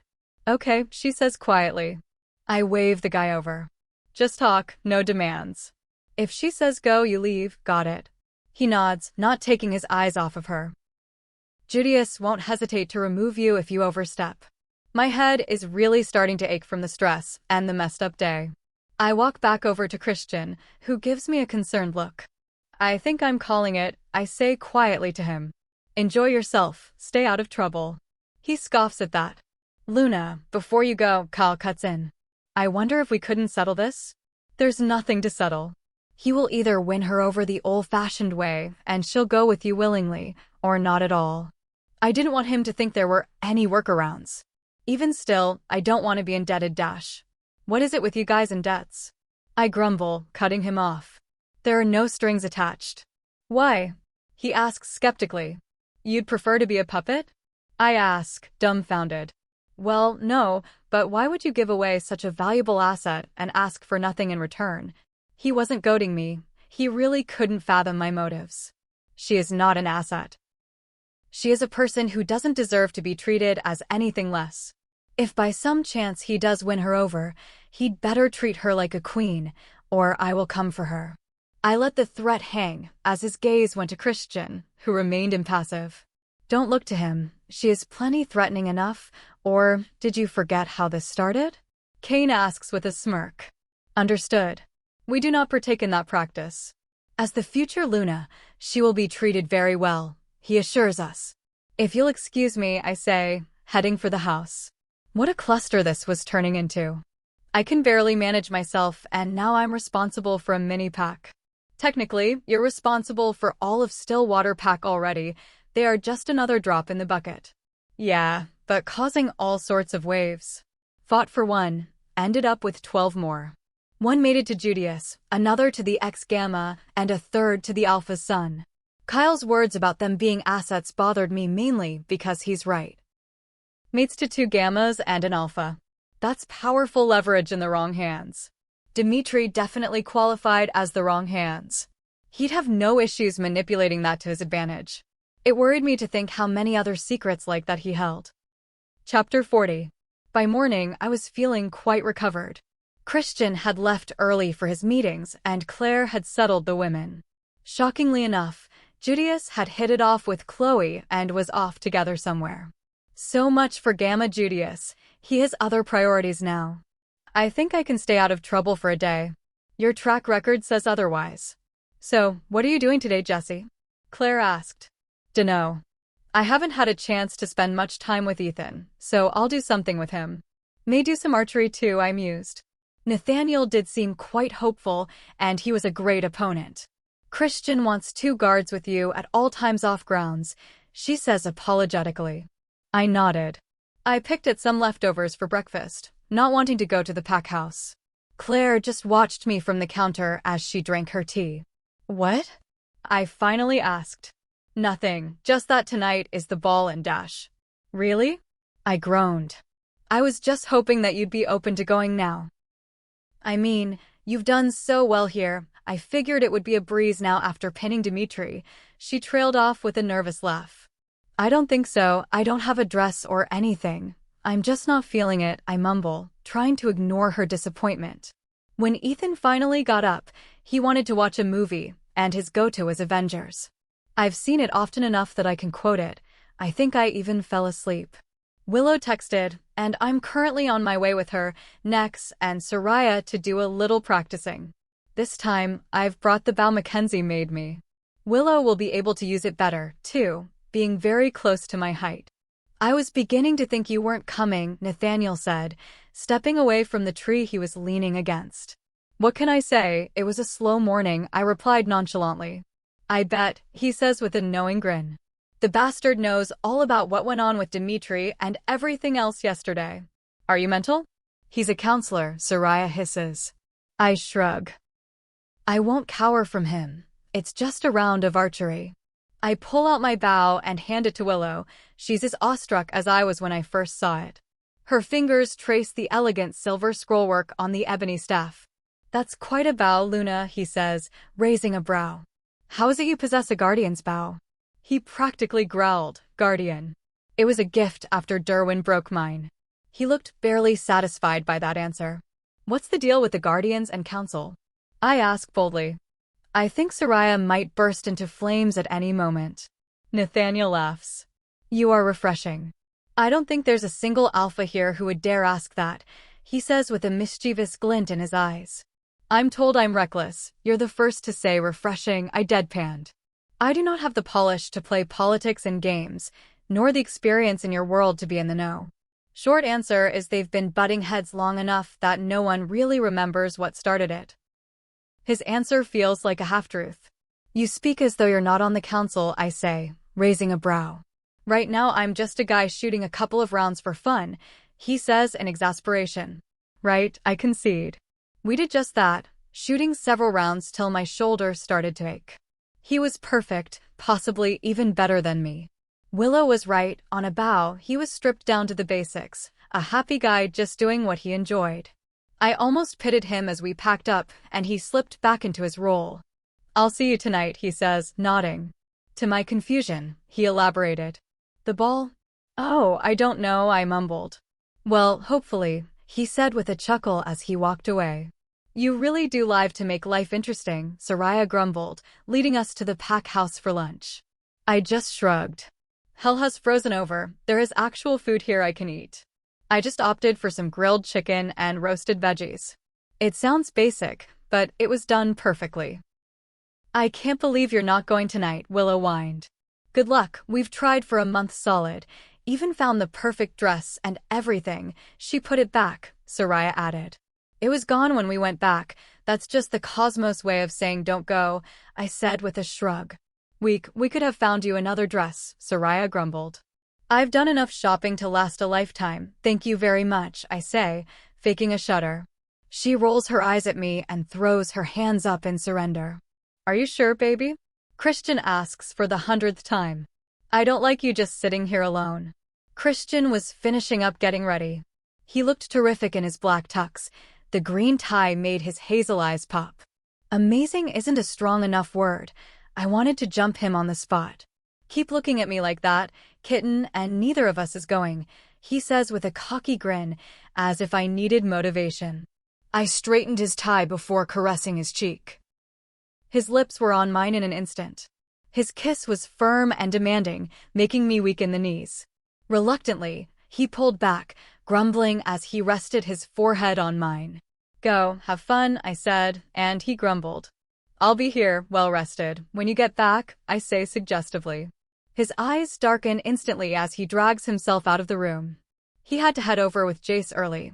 The rest would head over later. I felt underdressed in my sweats, but hey, at least I showered. My night would be dedicated to movies with Ethan. After the week I've had so far, that's bliss. Jessie, can you give me a hand? Claire asked. I nodded and made my way up. She looked stunning in her galaxy blue dress. Xavier disappeared, and Soraya is God knows where. Zip me up. I zipped up, and she let her hair down. Her makeup was dramatic and stunning. I couldn't help but grin at her. Xavier was gonna have a heart attack. Oh, pass me my mask, she asks, gesturing to the box on the bed. Soraya showed up, leaning in the doorway, absolutely smoldering in her skin-tight, revealing red dress. Heaven help the guys, someone's fighting tonight for sure. I passed the box over, and she opened it, frowning. What's wrong? I asked. It's the wrong one, she said, passing it to me. I looked at the mask and furrowed my brows. It's a beautiful black and forest green lace with dark gems that caught the light. But it should be blue or silver. Maybe it got mixed up with the other dress? Soraya offers. I raise a brow skeptically as she pulls another garment bag from the closet. An identical box was tapped to it. There was a stunning multi-hued blue lace mask in it with silver crystals. Clearly, the match, and Soraya had her flaming lace mask in hand. So are you gonna try it on? Or are you gonna drag this out as much as possible? Soraya asks, raising a brow. I laugh and slip the mask on. It fits like a glove. I meant the dress, dork, she retorts, rolling her eyes. I open the garment bag to see the green and black dress I tried on. But how? I ask, stunned. It was sold out when I went back. Soraya just grinned widely. I doubled back when you and Claire went for dinner. She beams at her own deception. Now hurry up, we have a lot to do. Soraya, I complained. Don't tell me, she snapped. You beat a principal alpha in hand-to-hand combat in front of a crowd. You can wear a dress and hide behind a mask. I promise you won't be sober and you'll have Christian. Think about how happy it will make him. Low blow, but she's got you there. Claire is looking at me like a lost puppy. I sigh, but relent. I can't admit it, but part of me really wanted to go.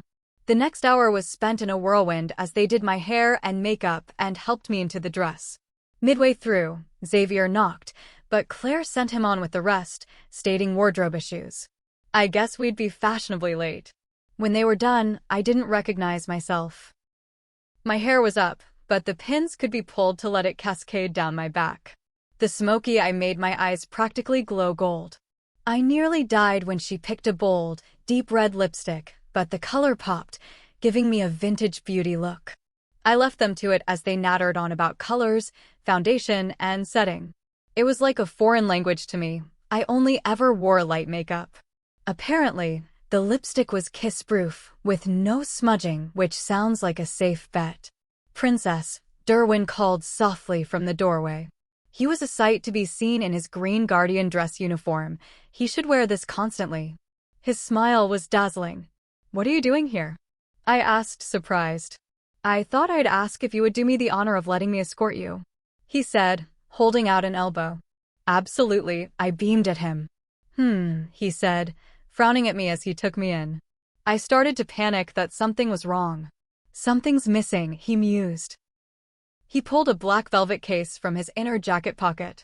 Inside was a stunning silver necklace with brilliant sparkling black gems and matching teardrop earrings. I ran my finger along it, admiring the elegant beauty. What is it with you and petting gifts? He asks with a chuckle. He slipped behind me and took the necklace, fastening it in place.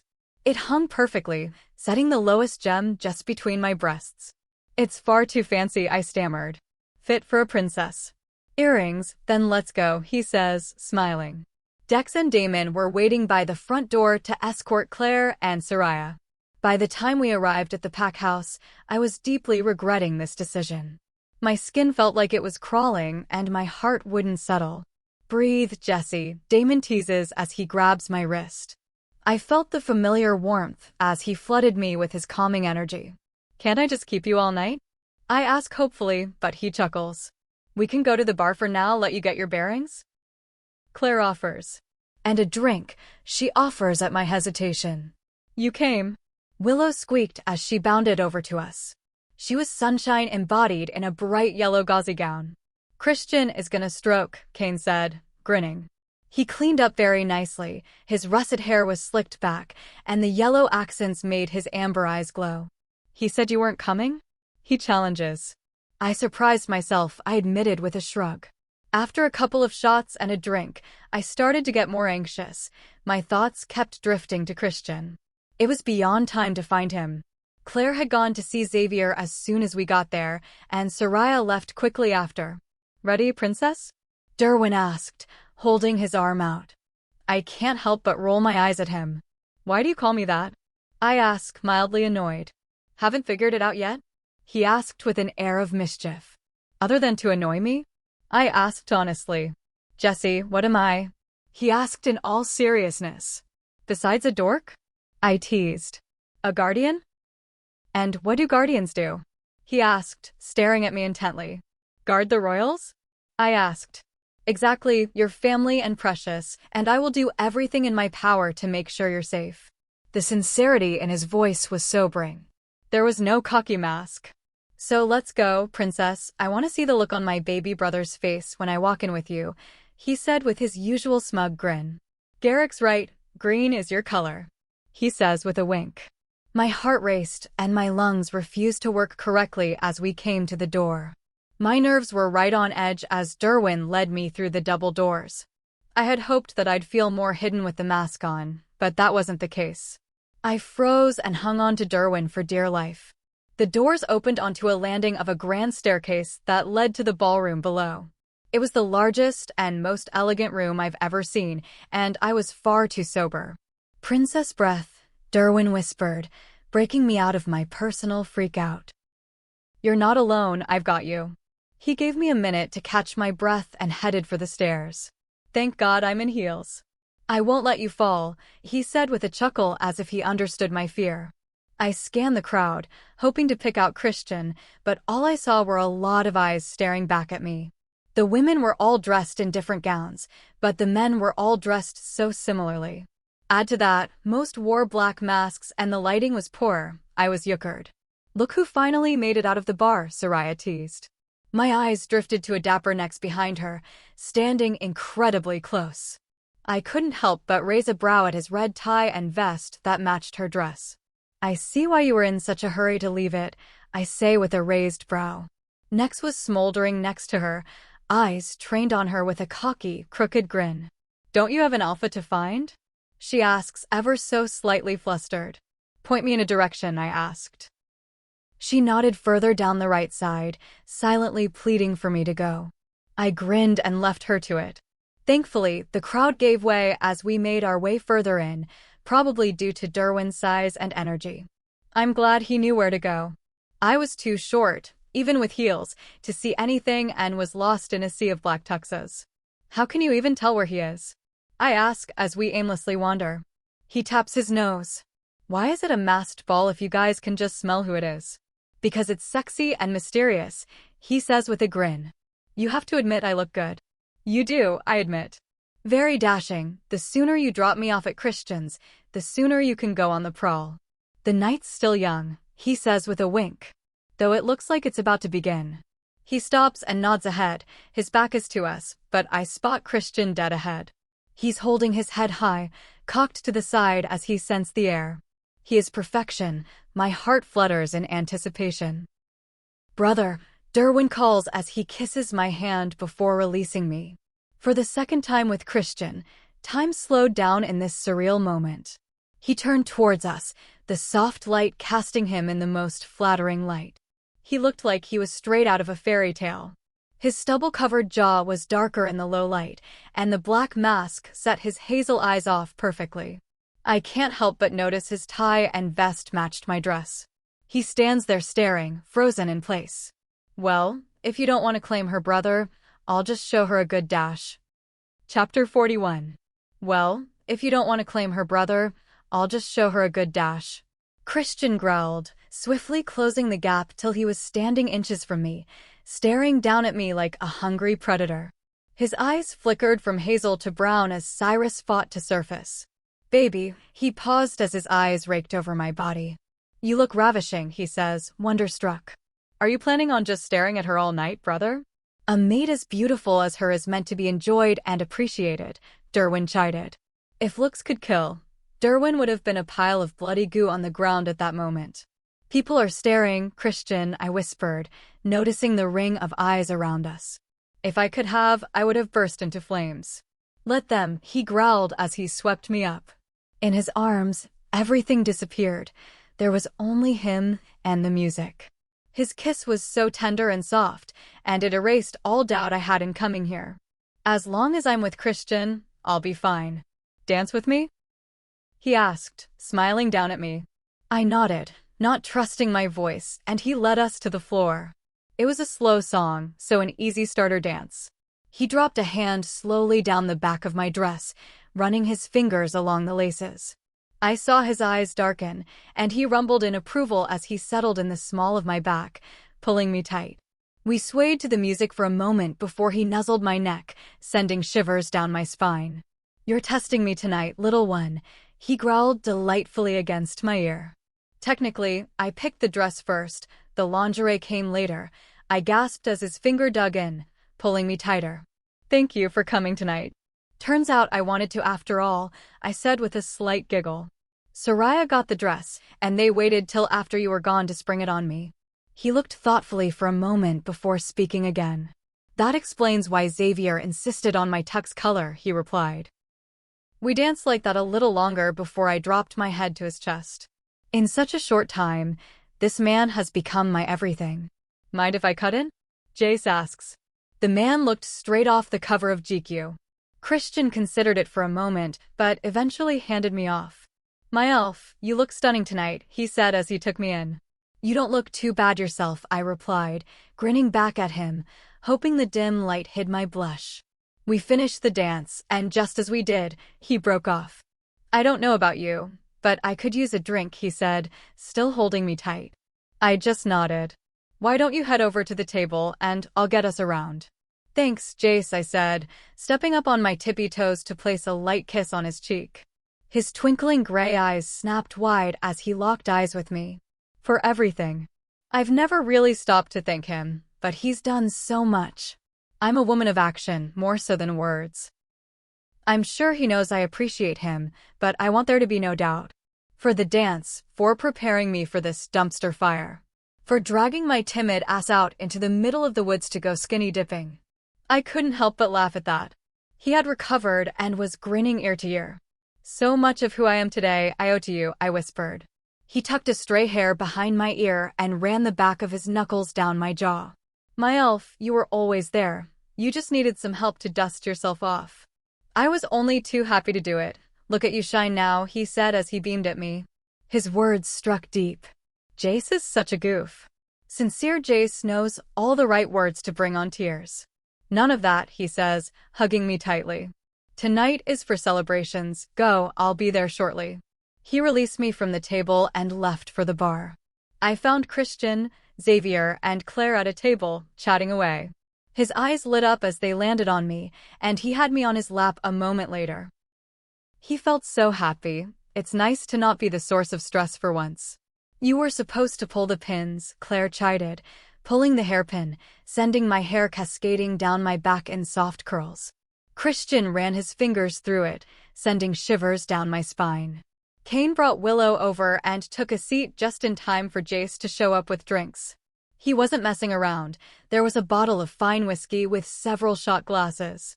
A server followed behind carrying a tray with a couple of pops and 3 pitchers of beer. He picked the straight pop out for Claire and gave me and Willow the mixed. Why is it you show up the minute the booze does? Christian digs at Kane. Impressive timing? Kane replied, not missing a beat. A couple of shots later, and the conversation was flowing freely and lightly. So what's her story? Kane asks, nodding at Soraya, who is dancing with Nex. Soraya? My head warrior. Christian asked guardedly. Yeah, I can't help but notice, he trailed off, raising a brow. You'll have to ask her that, Christian deflects. I've learned long ago that her business isn't my business. Nex is mateless, he pressed on. Kane, worry about your own mate. If they decide shit, they'll tell us. No use worrying about it till later, if there even is anything. He wouldn't be the first guy whose heart she's broken, Christian grumbles. About what? I ask, being my usual nosy self. Typically, the pair goes to the higher position pack, so you'd be out ahead warrior as Nex is my beta. Kane practically salivates at the win. That's getting ahead of ourselves, Christian grumbles. Let's just drop it for now, okay? Clearly a sore spot for him, but come to think of it, she's grown on me, and I'd hate to see her leave. But at least she'd be happy. 10 minutes, alphas, a server chimes in as she heads away as quickly as she came. 10 minutes for what? I ask. The opening dance, Christian says. But people have been dancing since before I showed up, I point out confused. Christian laughs. People have been coming since just after noon. The ball officially commences at 8, the principal 5 start, then their packs join in, then the dance floor fills. He eyes me like I'm gonna run at any moment. He's not new, you have a track record, a proven track record, might I add. Shut it. I grab the bottle of whiskey and fill up 3 shot glasses, tossing them back one after another. The fiery liquid warms me through as I do a silent prayer to the gods of liquid courage.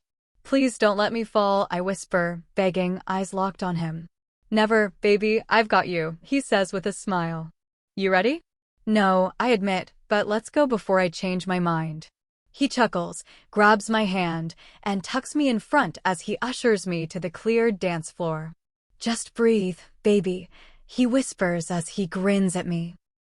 His usually restrained energy is bubbling over with pride as I follow his lead, completing a circle before we take our place. Dmitri is on the floor with Sylvia. I'm surprised she would tolerate him. Silas gives a speech welcoming everyone and introducing the principal 5 pairs. Christian beamed at me when they called still waters and introduced us. The crowd cheered, and I'm sure I rivaled a tomato as my cheeks burned. I can't say Dmitri got as warm a welcome, but he wasn't openly booed much. The music started, and Christian pulled me close. I freaked out briefly hearing the waltz, but Christian quickly took charge, and I followed his lead. "Focus on me, no one else," he whispered, his hazel eyes locked on mine. The world melted away as he whirled me around the dance floor. After a couple of laps, he had me laughing as he whirled me around. Being with him is effortless. The dance floor started to fill. Xavier and Claire spun in next to us, Soraya and next joined in near Kane and Willow. Judius proudly led a smiling Chloe onto the floor, her beautiful mauve dress fluttering as they whirled around. Before long, everyone had joined in, and the ball was in full swing. "May I?" Marcus asked to cut in. Christian respectfully bowed, passing my hand over. "You look radiant, Jessie," he complimented. "How are you enjoying the ball?" "It's quite spectacular," I admitted. "I've never seen such a thing, let alone attended." "I must confess, I had ulterior motives to cut in," he admitted. My heart dropped at that. "Nothing so sinister, Luna, relax," he says with a chuckle. "Conference has kept us incredibly busy this year. It's nearly over, and I've yet to talk with you properly." He gazed intently at me as the song ended and the next began. "You remain quite a mystery." "You give me too much credit," I deflect. "There really isn't anything special about me." "I highly doubt that," he says with a laugh. Christian certainly doesn't believe that. I never thought I'd see the day he'd soften up. "I must admit, you've been a refreshing presence." "That is not what I normally hear," I scoff. "I can imagine," he says with a laugh. "There aren't many that would go toe-to-toe with a counselor, guardian, and a principal alpha, let alone all in one day." "Blame that on my ignorance," I deflected. "I don't think so. Lydia seems to think there's something about you," he muses. "Christian says I'm reckless," I deadpanned. "The most interesting people are," he says with a laugh. "Mind if I cut in?" Judius asks, his blue eyes twinkling. "Of course," Marcus says, passing my hand to Judius. "Looks like everything worked out in the end after all," Judius said with a knowing smile. "You don't have to be right all the time, you know?" I chided. "And yet," he says, grinning. "Looks like those dance lessons have really paid off," he teases. "Yes," I say with a smile. "Thank you, Judius, for everything. I was more than happy to teach you how to dance. We had some fun, right?" "I mean for everything, Judius." I paused, trying to gather my thoughts. "There aren't many people who could handle me at my worst and stick around, but you did. You called me on my bull and pushed me past my comfort zone, but never past my limits." "I'm not going anywhere. I don't think you've quite outgrown me yet," he chuckles. "Laugh it up, but I'm serious. Without you, I'd probably still be hiding on my farm, or have messed things up with Christian any number of ways," I admit with a sad smile. "St. Judius has a certain ring to it," he says, grinning at me. "Jessie, we've taken care of each other. I'd still be a lonely rogue if you didn't come into my life. I have a pack to call home, a respectable position, even a mate," he says, pausing. 6 months ago, I would have never thought my future included any of that, let alone all of it." You've earned all of it." "Speaking of which, how's that going?" I ask. "She's amazing," he says, smiling like a lovesick puppy. "She's kind and smart. She was a healer in her pack before they took her," he trails off sourly. "Even through it all, she's so strong. Christian has already offered to let her finish her training in the pack hospital with Doc Phillips. She's so excited. Long gone is the sad, lonely, shy guy I met at the market. His inner strength radiates calm power, joy, and pride. He is my rock and has been through some very rough times. He deserves all the happiness possible." "Speaking of Chloe, shouldn't you be dancing with her?" I tease. "Thank you for the wonderful dance, Gamma Judius, but I think I could use a break." "Luna," he says, kissing my hand before heading off to her. Before I could make it off the floor, I was swept up by a new partner and quickly whisked into the crowd. I nearly shrank back from the contact as his energy flooded me. "Leaving so soon, Luna?" "I haven't taken my turn with you yet," he said, dragging me deeper into the crowd as I shuddered. Chapter 42. Leaving so soon, Luna? I haven't taken my turn with you yet, he said, dragging me deeper into the crowd as I shuddered. Let me go, I growled. Now, it's just a dance. You don't want to make a scene and ruin the night over a harmless dance, do you? He wasn't wrong. Everything had been incredibly smooth so far. It's not like he'd risk something so openly. What do you want, Dmitri? I snapped as he moved us around the dance floor.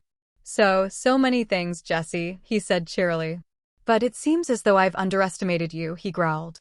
I failed to see how I should have factored into any of your plans, I retort. He grinned at me in a way that sent cold shivers down my spine. There's a lot you fail to see, Luna, he sneered. After that performance, you have rocketed to the top of my list. I didn't like any of his insinuations. This has gone on long enough, so I pushed off, but only managed an inch or two of space before he pulled me painfully tighter. I gasped at the unwanted contact as he squeezed harder. Let me go, Dmitri, I growled, finding my voice. For now, little Luna, but you've left me a scar to remember you by. I've given you nothing, he grumbles in promise. You've given me plenty, I retort, and he darkens instantly, dropping the facade. What you have taken, I will take back tenfold. Remember this moment when I wrap that collar around your neck and show you your true place, he growls. There is no bravado. It's a promise that he fully intends to deliver. It took every ounce of my being not to react to him. His threat was repulsive and bone-chilling. He's talking about open war with still waters, with Christian. But it's talk, and he's trying to push my buttons, so I refuse to give him the satisfaction of a reaction. Mind if I cut in? Nathaniel asked, staring Dmitri down. I do actually, we were. Done, I would be delighted. I cut Dmitri off. The men stared each other down briefly before Dmitri finally relented. Until later, Dmitri promised before kissing my hand and handing me off to Nathaniel. He stalked off, and I released a breath and a shudder I didn't know I held. Strange choice in dance. It was not voluntary, I assured him as I took his offered hand. He took the lead, spinning us around the dance floor effortlessly. I thought as much, he said with a frown. What did he say? His eyes and energy gave away very little. Nothing I wanted to hear, I mumbled. Even mad men spill grains of truth, he mused. Well, I certainly hope not, because that would be very unpleasant, I admitted with a shudder. Nathaniel pulled me in very close enough that if Christian saw us, counselor or not, there would be a problem. He has never been anything but proper. This sent my heart racing. Dmitri will not go against you openly without support, he warned, whispering in my ear. Still Waters is too evenly matched, and Christian's warriors are better one-on-one. I don't want a war over a stupid challenge, I said in dismay. Events were in motion long before you came into the picture, Luna. You may have hurt his pride, but this was coming to a head long before this year. The song had ended, but I wasn't ready to leave with half of the story. But why? I asked as the next song started. That's always the question, isn't it? Unfortunately, there are events that were set in motion long before either of us was born, and we are left to play our parts, he replied sadly. So you're a puppet? I challenged. He glared at me for a moment, considering it. I'm not so sure anymore, he mused. Someone has left me scissors. There may come a time when we all need to choose sides, he warned. And you're here to warn me to choose the council? I challenged. A sly smile spread across his face. The fact that you know that's one of them just shows how much you notice, he replied, amused. That I see things happening around me doesn't mean I understand it all, or know the right counter, I deflect. True, but that's why friends are so important. Stay close to your friends, Luna, he warns as the song ends. He bows, ending the conversation, and leaves me stunned on the dance floor. I was lost in a sea of dancers as I dissected everything he had said, and more importantly, I picked at what he didn't say but implied. Has your dance card finally cleared, Luna? Garrick asked, snapping me back to the world around me. He, too, was dressed in a formal guardian dress uniform and looked smashing. Sorry, I was off in my own world there, I said, accepting his offered hand as he took the lead. How is it that everyone here can dance so effortlessly, and I feel like a sheep in a dress? Green looks good on you, he says with a grin. Why do I feel like a chess piece to you? I asked skeptically. You don't like me much, do you? He asked with a hint of mischief. Well, you answer my questions with questions, so that doesn't win you any points. I don't like people purposely keeping me in the dark. I paused before continuing, gathering my thoughts. It's not that I dislike you, you just get under my skin sometimes, much like Derwin does. Maybe I'm still working things out, he challenges. Same difference, I grumble. So, what did Nathaniel have to say? He asked, changing the topic. He talked a lot and said very little. I replied with a frown before moving in closer. It's what he didn't say and what he hinted at that has me more concerned. Perhaps we can continue this tomorrow morning in private? He asked. Sure, between him and Dmitri, I have a few concerns, I admitted. And what business are you having with a mongrel like him? He asked, disapprovingly. As little as is possible, I deadpanned. Now there's a guy that should have been drowned as a pup, he reiterated. There is something fundamentally wrong with him. I can feel it, I whispered. I can see we have much to discuss tomorrow, but for tonight, enjoy yourself. I cocked my brow at that. Nothing will change tonight. These games have been in play longer than we've been here and will be playing long after we are gone. The song ended, and he bowed and left. My feet were starting to ache, and I was keen to leave the dance floor before anyone else caught me. The fresh breeze from the terrace caught my attention, and I was out in no time. I didn't realize how oppressive the energy was in there until I left it. It was as if a weight had been lifted, and I wasn't eager to return anytime soon. The night air was refreshing and the stars bright, so I decided to take a moment for myself by the fountain. The garden was beautiful with many twisting paths that I had taken during the day. Given the circumstances, I thought it best to stay close. I wasn't sitting long on the fountain edge before I felt a familiar presence. He stood there watching me as I leaned against the cool stone, eyes closed, relaxing. Enjoying the view?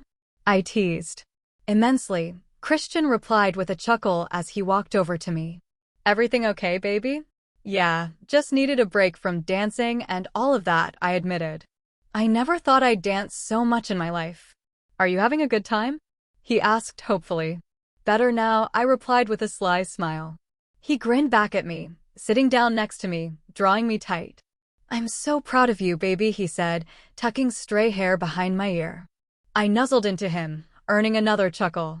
I'm serious. The ball wasn't nearly as bad as I expected, I admitted.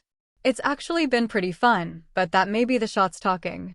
The ball was an unexpected bonus, he says, smiling at me. The way you've handled yourself and stood up for our pack, he trailed off, nuzzling my neck. You are every bit the Luna I could have ever hoped for and then some. Flattery will get you everywhere, Alpha Glass, I say with a laugh. You guys are family, I'll always stand up for them, I admit.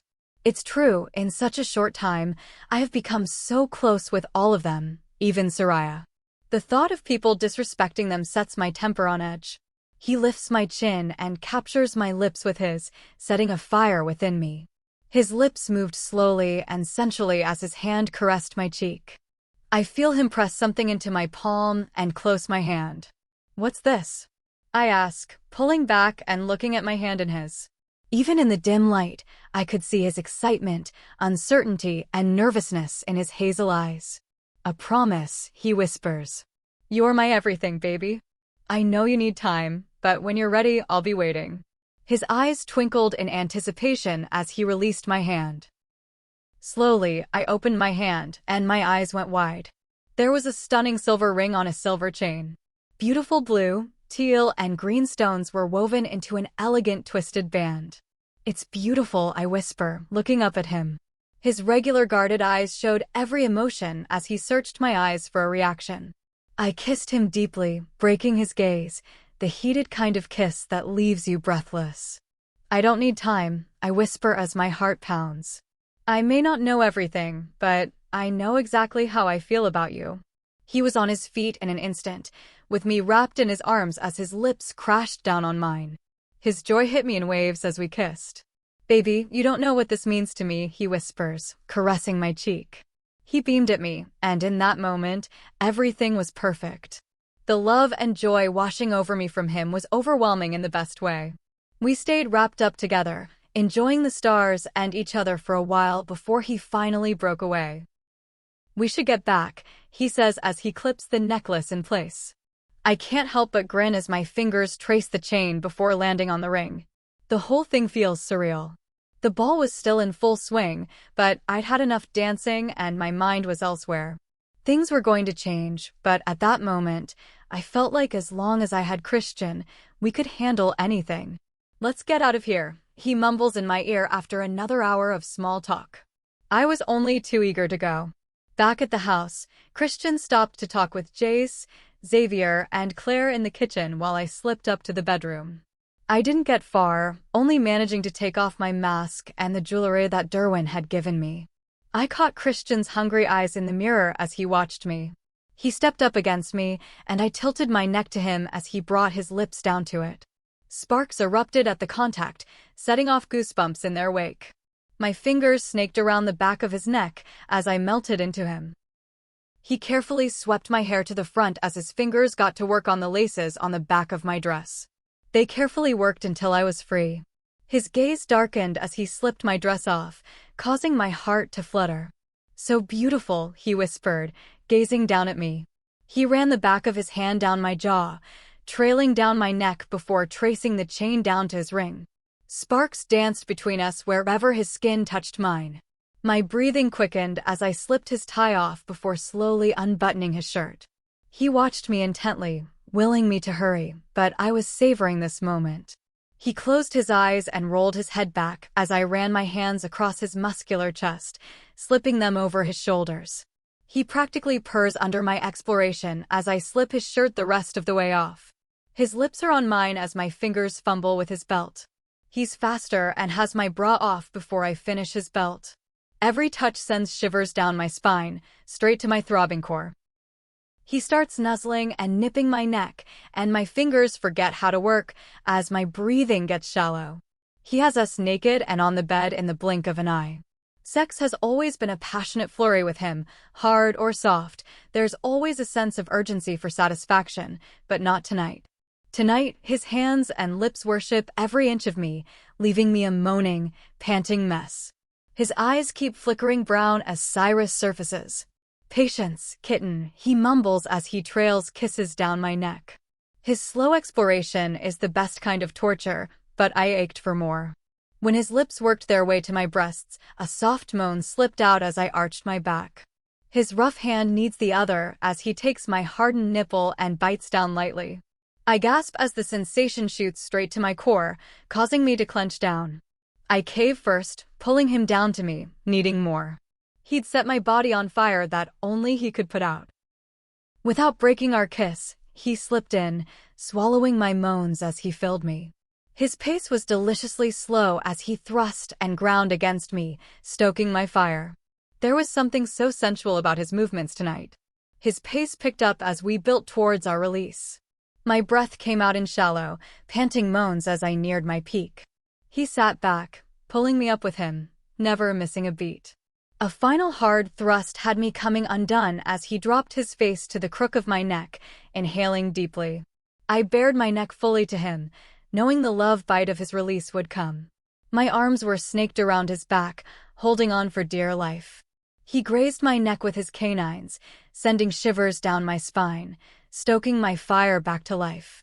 Pressure was replaced by pain as his canines sank deep into my flesh, sending me into a panic as I clawed his back. As quickly as the pain came, it was gone, replaced by waves of pleasure as I came hard with him. He grunted and growled at his release as his fangs dug deeper and deeper. I moaned loudly in euphoric bliss as wave after wave rolled through me. It was like nothing I've ever felt before, so intense and raw. When the orgasm ended, he released me, licking the wound. His brown eyes locked with mine as we came down from our highs. I felt hot and was only getting hotter, and my head started to pound. In no time, it felt like my skin was burning and my head was splitting. "Baby, fuck, what have I done?" he cried out, looking at me writhing in pain. "Shit, I don't know what to do." I whimpered in pain, pushing and straining against him as he held me, wide-eyed and terrified. I gasped as a fresh wave of pain hit me, causing my eyes to well up. Please don't leave me, he begged, the desperation and regret clear. I couldn't breathe, I just writhed, whimpering and gasping as he tried to calm me. The pain was too much. Something in me snapped, and I screamed in agony until everything went black. Chapter 43. Christian POV. I couldn't believe my eyes when Jessie showed up at the ball. I had left her safely at home in sweats for a quiet night. Yet there she stood in front of me in a stunning, low-cut green corset dress with black lace and a matching mask. Derwin had a grin on his face as he displayed my mate like a prize. She was all mine, and she played the part perfectly. I was part of me that was disappointed when she said she didn't want to come. I understood, but I was excited to show off Stillwater's Luna, even if she hadn't formally accepted it yet. It was clear throughout the conference that she is my Luna. From her friendship with Willow and how she handled those alphas in the meeting, there was no doubt. I may not have approved of it, but the way she handled Dmitri for Judius, I couldn't have been prouder. That ring's been burning a hole in my pocket for well over a month now, trying to find the right time and place to give it to her. When I saw her by the fountain in the moonlight, it just felt right. I thought she might take it as a promise for the future. Never in a million years did I expect her to say yes. My heart skipped a beat as I waited for her to say something, anything. She's bare except for the necklace with my ring. I can't take my eyes off of it as it bounces on the chain between her breasts as I push deeper. Every touch, smell, and sensation is more intense tonight. Cyrus has been pushing right at the surface all night. It's been hard to keep control. I can feel her nearing her peak as her fingers dig into my back. She drops her head to the side, baring her neck to me as she comes undone, clenching down on me. Smirking, I bring my lips to her neck, grazing my canines against it, causing her to shiver. I'm nearly there, so I go to retract before I bite down, but feel the snap as Cyrus takes over. In an instant, he bites down hard, sinking his fangs into her soft flesh. She tenses in pain, clawing at my back, before the pleasure takes over as she moans deeply. I'm drunk on the euphoric bliss as my own powerful orgasm takes me. I sink them in deeper, earning additional moans of pleasure as I growl in satisfaction. The bond snaps firmly into place, making her mine forever, binding our souls together. Her whimper pulls me out of my euphoric state as I realize what has happened. I seal the wound, but the damage is done. What the heck were you thinking? I snap at Cyrus. She's ours, he whimpers weakly. No, but why? You know this could harm her, I seethed. Our mate is strong, he offers. And if you've just hurt her? I can barely finish. He retreats to the back of my mind, knowing he's messed up, leaving me to pick up the pieces. Baby, what have I done? I cried. I don't know what to do. I could feel her heating up in my arms as she began to tremble. Her brows furrowed in pain as she squeezed her eyes tightly shut. Desperation gripped me as I watched her helplessly. She whimpered in pain and started fighting, pushing against me blindly as she twisted. Her skin felt like it was on fire. Panic swallowed me, and tears began to fall as she cried out, the anguish clear on her face. Please don't leave me, I begged, the desperation and regret clear. In this moment, I would give my life to take it back. My heart broke to watch her pant and gasp against the pain, fingers clawing wildly. Her whole body tensed as her back arched. Throwing her head back, she screamed. It sent cold chills down my spine to hear her scream. Never once has she screamed like that when hurt. She only stopped long enough to catch her breath before screaming again. I did this. The guilt and shame threatened to drown me as I watched her frozen. I'm supposed to protect her, and I may very well have hurt her. The door smashed open as Jace burst in, no doubt drawn in by her screams. He looked around, confused, searching for an attacker. Jessie passed out, slumping against the bed as Xavier and Claire came in. What the heck did you do, Christian? Jace snapped, seeing my mark on Jessie. Cyrus I lost control. I don't know what to do. Now what? Jace asks. I don't know, I snap in frustration. She's burning up, sweat glistening as she begins to whimper again. Her cries tear at my heart. Bring her to the Guardians. The healer will meet us. Max are there, Claire says, hanging up the phone. As fast as I could, I threw on sweatpants, scooped up her trembling form wrapped in a blanket, and took off at a run. "Stay with me, baby. Please stay with me," I beg as she fights, crying out in pain. "Mackenzie," Derwin calls as she runs over. She grabs her wrist, but locks eyes with Derwin before shaking her head. "Bring her inside. We'll see what the healer can do," he said, clasping my shoulder. "What happened?" Kane asks, holding Willow close. "It was an accident," I mumbled, stroking her hair. "I lost control," I growl as Willow walks up to her, but she's oblivious to me. "Can you do anything?" Derwin asks Willow, confusing everyone. "No. Change is painful sometimes, but time makes everything easier," she replies. "The heck does that mean?" I snap. "And where's the healer?" There are so many people around, but no one is actually helping Jessie. "Here, Alpha, let me take a look," the middle-aged woman says as she gets to work after shooing me back, checking the mark and her vitals. "I'm sorry, Alpha. There's nothing we can do other than sedate her and make her comfortable. The mark itself is sound. Her body hasn't rejected it. There's something else going on." She rummaged through her bag, drawing a syringe. Derwin nodded. "Isn't there anything we can do?" I whisper. I brush the hair back from her face. At least she is relaxed with sedation.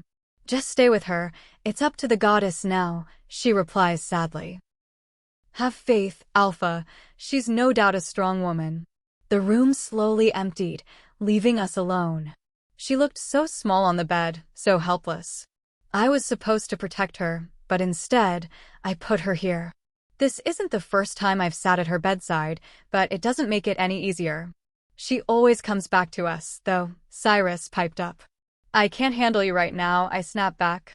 "Why Cyrus? Is it really worth losing her to complete the bond?" "We can't lose her," he whispers back. Finally, something we agree on. I feel her stirring against my chest, causing me to freeze. I'd slipped into bed and pulled her close last night, savoring the sparks dancing between our skin. "No," she complains. Judius is on his feet in an instant. I didn't even know he was there. "Baby?" I call, brushing her hair back from her face. She snuggles in tighter against me. "Baby, can you hear me?" My heart is hammering in my chest as I pray for an answer. "Christian, it's too early," she mumbles into my chest. "Baby, I know it's early, but please open your eyes," I beg. My heart leaps as her honey-brown eyes flutter open. Suddenly, she looked concerned as her hand caressed my cheek. "What's wrong, Christian?" she asked, worried. "Nothing now, baby. I thought I lost you," I whisper. My heart could burst at this moment. Never have I been so relieved. "I'm not going anywhere," she whispered, laying her head back down. My head is splitting. "Here," Judius said, slightly startling her as he offered her meds and water. "Sorry, didn't mean to scare you." "Where are we and why?" she asked, suddenly very confused. "At the Guardian house, there was an accident. We came here to get help," I said, not knowing how to proceed. "What do you remember?" "The ball?" she questions, scrunching up her face in confusion. I remember coming back and she trailed off, blushing, before her eyes snapped wide. I could hear her heart race as she brought her hand to my mark, and a breathy moan slipped past her lips as she traced it. "You marked me," she whispered in disbelief. "I'm so sorry, baby, I lost control dash." "I'm okay?" she asked, cutting me off. "You had a rough night, but you look like you're back to your normal self," Judius offered with a shrug. "The healer's here to check on you." A soft knock on the door preceded the middle-aged woman from last night as she entered the room. Her eyes lit up as she saw Jessie awake on the bed. She was as relieved as the rest of us. "Good to see you alert and awake, Luna." "You gave us quite a scare," she admits. After a quick exam, she can find nothing wrong with Jessie and gives her a clean bill of health. "Plenty of rest, Luna. You're freshly marked. Conference isn't the best place for it, but it's nearly over," she says, chiding me. "What does that mean?" she asks. "We never talked about this." With her being human, it wasn't safe to mark her, I admit. The healer questions, raising a brow at my mark, before side-eyeing me. "I have no idea how it affects a human, but with wolves, Newly marked mates tend to be more emotional, a bit needy or clingy, territorial and shorter-tempered. Great, Jessie says, frowning. My temper's already out of control lately. It will pass eventually, just take some time, the healer reassured. Call me if you need me, otherwise, congratulations. She smiled and left, leaving us all a little stunned. Are you okay, baby? I ask, searching her eyes for any clues. Yeah, I'm just tired and have a headache, she admits. Can we go home and go to bed? Of course, baby, I say as I wrap her in the blanket and carry her home. She's curled tightly against me and has nodded off by the time I get her to bed. I can't help but let out a sigh of relief. To see her curled up and sleeping peacefully is everything. She snuggles up next to me. I can feel how content she is. That must be the mark at work through the bond. I can't help but grin as I spot my mark on her neck. I have dreamt of it many times, but never thought I'd see the day. It's better than I'd ever imagined. Mine, for all to see. I swear to God, Jace, I snap as he wakes me up. Sorry, Christian, I tried to send them away, but they won't go. I can't decide who has the bigger death wish. What do they want? I relent. Apparently, you're late for some meeting? They won't go till you're going with them, he replies apologetically. What is it? Jessie asks, rubbing her eyes. Don't worry, baby, I just need to get rid of some people, I grumble. I'll be right back. Don't you have meetings or something today? She asked, confused. Not after last night, I replied. I'm not leaving her side, not after what I did. Christian, she chides. Conference is almost done, I'm fine. But I dash. Christian, go, I'm good, I promise. Even my headache's mostly gone. I promise to have a quiet day, but if you fight them on this, that will draw a lot of attention. She raises a brow in victory. She knows she's right, and as much as I hate to admit it, I know she is too. Fine, but take it easy and keep Judius with you at all times. No games today, Jessie, I command. At least he can link me to the second anything goes off. Fine, Christian, I promise. Now go, she says before kissing me and pushing me away. This is gonna be a long day. Chapter 44. After my shower, I just lost myself in my reflection.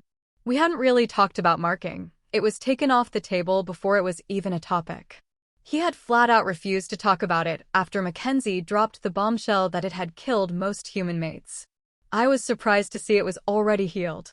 Perfect silver pink scars where every tooth had sunk in. It was everything Judius said it would be and then some. The pain was minimal, while the panic that had gripped me when I realized what had happened was all-consuming. But everything was washed away by the intense pleasure that took over. The memory alone had me shivering in delight. Ethan caught me first when I made my way downstairs, wrapping his arms around my waist. He just stayed there, head on my chest, without a word. You okay? I finally asked. He nodded, still hanging on. I'm good, I say, sweeping his hair back. I could really go for some breakfast, though. You hungry? He smiled at that, gold eyes glistening. The kid is growing like a weed. At this rate, by Christmas, he will be taller than me. We went to the kitchen, and everyone was waiting, just watching. Okay, all of that, stop it, please. I'm feeling like a science fair project when you look at me like that, I complain. Soraya just started to laugh. Yep, she's good, she affirmed. Really, I'm fine, just a bit worn out? I didn't know how to explain it. I felt spent but not tired. I can make you some breakfast, then you could lie down? Claire offered. Thanks, I am hungry but not tired, I replied with a shrug.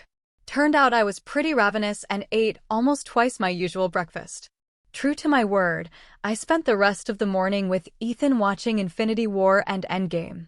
After several hours of Marvel watching, I couldn't sit still anymore. I was feeling increasingly anxious and restless. Wonder what Christian is up to? Meetings like all the time. He has to eat eventually, though. Should go have lunch with him. That's not a bad idea at all. Maybe I will send him a text to see if he's eaten yet. Me, hey? Christian, are you okay? Me, yeah. Me, I was checking in to see if you had lunch yet. Christian, we're breaking soon. Hungry? I'll order you something. We're in conference room B. Me, on my way. Christian, see you soon, baby. Christian was apparently good motivation, as I ended up there in record time. Judius dropped me off at the conference room and took off to the dining room to catch up with Chloe and Claire. As I was let in, my happiness quickly soured. A woman was flirting with Christian, and it took all my restraint not to react. This needs to stop. Not helping, but yeah. I stood there frowning as he politely ignored her advances, turning his attention to Kane or anyone else. She, however, was persistent and stepped it up, laying a hand on his arm and laughing a fake laugh to draw attention. My eyes were locked on her hand on his arm, and my temper was feeding gasoline to my fire. I could feel my blood pressure rising as I got angrier. That's it, do something or I will. Can it? Fortunately, Christian brushed her off as I started to make my way over. Defeated, she sank to the seat next to him. She glared at me when I walked up. I couldn't help but raise a brow at her. Is she for real? You're in my seat, I challenge. She scoffs and looks at me in disbelief. So that's what we're doing? Smashing. Baby, there you are. Christian greets, clearly reading my hostility. Angelina was just leaving, right? She started to protest, but I was in no mood. By now then, I snapped, stepping closer. Suddenly, she wasn't feeling so confident. Half a heartbeat later, she was scurrying away. Unfortunately, my irritation didn't leave with her. Jessie, your eyes, Christian whispered, lifting my chin to match his gaze. Are you okay, baby? Yeah, why does everyone keep asking me that? I snap. Well, at this exact moment, because your eyes are on fire, more than I've ever seen before. His hazel eyes were locked on mine, and I started to feel my fire relent. Yeah, I'm fine, but my temper's out of control. I nearly lost it with her for touching you, I grumbled. Baby, relax, I'm all yours, he says before kissing me. As hot as jealous Jessie is, you need to keep her under wraps right now, okay? I glare at him. You're looking well, Jessie, Kane cut in, saving Christian. Did Willow find you yet? I shook my head no. She was hoping you'd teach her at the range again. Sure, maybe I'll stay out of trouble there, I say with a laugh. How many more meetings do you guys have today? A few yet, we're likely here till dinner, Christian replies. I couldn't help but frown. I was hoping for much sooner. If all goes well, we'll be done today. Give me a free card for tomorrow. It is what it is, I guess, I say with a sigh. Go on and shoot with Willow, the day will fly by. Claire says she's making pizzas for dinner, and a couple of people are swinging by, Eric, Kane, and a few others. Nothing crazy, I promise. He looked far away for a moment, likely preoccupied with someone. Judius is waiting for you in the dining room, just keep him close, right? He's such a mother hen sometimes. Yes, Dad, I groaned, rolling my eyes. I bumped into Willow on the way to the dining room. She was her regular chipper self, and even that seemed to rub me the wrong way, though she was the only one not to ask me if I was okay, so that was good. So I hear you want to shoot? Do I have a convert? I joke. She beamed back at me, yup. Kane even promised to find me a coach for after the conference if I wanted to keep it up. Sounds like things are looking up there. You could say that. She trailed off with a blush.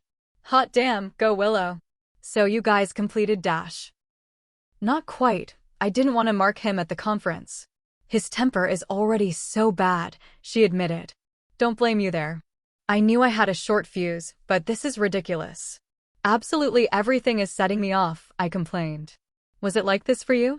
Sort of, but I was more scared than anything. I was mad at Kane for marking me, but also scared of what else he would do. He left me mostly alone afterwards, so he wasn't there to upset me, she said with a giggle. Willow grunted as she tripped and fell hard. Her shoelace had knotted and caught in a gap in the floorboards. She sat there hissing and rubbing her knee as her lips started to tremble. For goodness sake, crying. Not today, Dash. Dang it, I hissed, dropping the dagger. It clattered to the floor as I clutched my fingers tightly to my chest. Are you okay, Jessie? She asked me, doe eyes full of concern. Yeah, I grumble, embarrassed. I must have cut myself when I grabbed my dagger to cut your shoelace. Slowly, the throbbing subsided, and I released my hand to take a look. What the? I trailed off, looking at the bright pink color of my fingers. There was no blood or cut, It just looked like I had touched scalding water or something. But even as I watched, the color went back to normal. I thought you said you cut yourself? Willow asked, confused. I thought I did. It hurt, that's why I dropped the dagger. I trailed off, confused. Come on, let's get you free so we can find Judius before anything else happens. Absent-mindedly, I grabbed the dagger and sliced the lace before dropping it again. The dagger that I had handled daily for months was now unbearable for me. What the heck? I whisper in disbelief. I stare at it, looking for some clue as to what is different. Nothing stands out. Its flawless silver finish has no residue on it, and the Guardian crest is clearly visible. I have long since had it memorized. I'm sure it's the one I always carry. While I'm distracted, Willow reaches for it before pulling back, clutching her hand. Shit, don't touch that, Willow. It's silver, I snapped. Why do you have that? She whispered, the fear evident. Derwin gave them to me months ago, just in case. Then they taught me how to use them. He figured the only chance I'd have against a wolf was if I had silver. I replied with a shrug. Doesn't it hurt? To use them, I mean. Not until today, I mumbled. Wait. What? The heck? I carefully slid the holster off, making sure not to touch the other dagger and only handle the leather. With the aid of my shoes, I was able to slip the dropped one back in. This can't be happening. We've been over this. This isn't a thing. My mind raced as I fought against logic. Funny thing about logic, it refuses to go away because you want it to. By the time we reached the dining room, I was practically running, my heart racing to keep up with my mind. I spotted Judius on the far side, sitting with Claire and Xavier. Oh, good, just the people I wanted to see. Think they got a fact wrong or something. A pretty important fact. You think? Jessie, what's wrong? Claire asked, concern clear on her face. I don't know, but something's seriously off, I say, not hiding my panic one bit. Jessie, calm down. Everything's fine, Judius reassured. Yeah, I disagree there, I snap. What's got my elf all upset? Jace asks, walking up. Want me to kick someone's butt? Not the time, Jace, I growled. What is it, Jessie? Jace asks, concerned now. There's something wrong with me. Oh, honey, Claire says, giving me a sympathetic look. You're freshly marked. We all experience dash. I groan in frustration. You're not listening to me. Something's not right. My temper's out of control, dash. Jessie, you have to calm down. Xavier cuts in. It'll pass in a few days. It's perfectly natural. Maybe they were right about the temper, but I know I've had no issues handling the daggers before. Their dismissive tone really angered me. I slammed the holster on the table, catching their full attention. After a final breath to prepare myself for what was to come next, I made my move. Then explain this, I snapped, grabbing the dagger's handle and holding on for as long as I could bear. My hand snapped away of its own accord, curling into a tight fist as I waited for the sting to become manageable. Everyone was looking at me like I had lost my mind. I felt like I was. Slowly, I opened my hand, palm up, showing the angry red blisters across my fingers and palm. All eyes were glued to it as it sank in. Explain this, I growled. Chapter 45. Explain this. I growled. If it weren't at my expense, it would have actually been funny. All five had the same slack-jawed, wide-eyed expression as their minds tried to make sense of things. "Da heck?" Jace asked, finally breaking the silence. You tell me. This is out of my scope, but you told me this wasn't a thing, I snapped at Xavier. What's not a thing? Judius asked. His brow furrowed, his blue eyes locked on my hand, as his mind raced. That you're either a wolf or you're not. Bites can't change people, I quoted. I mean, it's true? Jace replied, uncertain. How do you feel? Pissed and confused, but otherwise normal. Well, now what? Judius asked, confused. Are you seriously asking me? Dang, Shadow wasn't kidding when he said you were moody today, Soraya chirped, walking up behind me. Not in the mood, Soraya, I growled, glaring at her and Judius. I'll show her moody. I didn't say that. Judius defended, paling. He didn't, I paraphrased, she admitted, unfazed. Jessie? What's with your eyes? She's right, I haven't seen them blaze this bright since you had that big argument with me, Jace admitted, concerned. I told you I'm having temper issues today. I'm not lying, I growled. You think I'm moody? You should hear all the stuff bouncing around in my head that I'm not saying. Wait, what? Soraya asked, confused. That inner filter that stops you from saying stuff you shouldn't? Yeah, you wouldn't know what that is. Hey now, let's tone it down a notch or two, shall we? Jace asked, trying to keep the peace. I need to get out of here, I mumbled. Go for a walk or something. No, they shouted in unison. I mean, you probably shouldn't be wandering around until we know what's going on, Jace offered. What about the Guardians? Maybe Derwin will know what to do. Judius asked. Should we tell Christian? Soraya asked. Tell him what? There's nothing to tell at this point, so no point in interrupting his meetings. That's an order, I snapped directly at Soraya. This is crazy, we should go, Jace said, running a hand through his already messy golden brown hair. A short while later, we made our way to the Guardian house, but I was lost in my thoughts. Why no? The only thing that makes sense is that Christian marked me. But now what? Jessie, what brings you by? Dex greets. Brought the whole house, yeah? Must be serious. Hey Dex, have you seen Derwin? I ask. And yeah, it's important. Sorry, love, he's at the pack house. His shift's for another couple of hours yet. Dang it, I groan. What's got you all riled up? Dex asked. Something's wrong with me, and I need to talk with him, I groaned. Dex took one last look and then nodded. I'll see if I can't pull some strings. Give me a few, he said before leaving. This doesn't make sense, I mumbled as I took a seat on the porch. Are we sure it's not the daggers themselves? Like maybe they're contaminated? Jace asks, desperately grasping onto any options. With what? They're on me all day, and then when I sleep, they're on the bedside table. How could they have been? I ask, slightly annoyed. I don't know, I'm just trying to figure this out, Jace snapped back. It won't hurt to have Mackenzie take a look at them, will it? Have me look at what? Mackenzie asks, walking up. Her daggers may have been contaminated? Can you test it or clean them or something? Sure, she says skeptically as she takes the sheathed daggers. Why don't you guys wait in the study?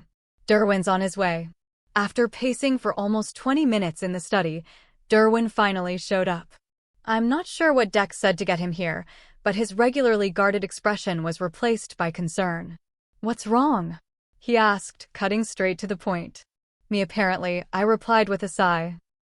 We don't know that, Jessie, it could be the dash. Daggers are clean.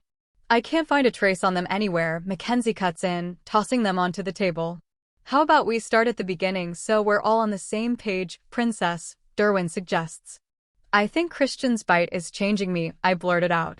Derwin, Mackenzie, and the newly entered Dex all broke out laughing.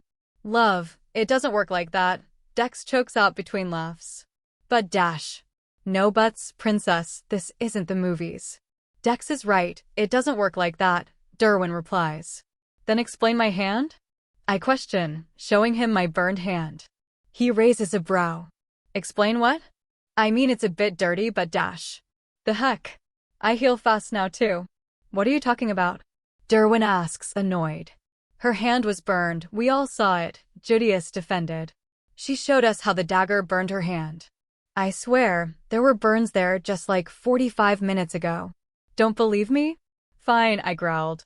Would you stop touching Dash? Dang it, I cursed as the blade burned my hand. I turned my palm over to show him the burn.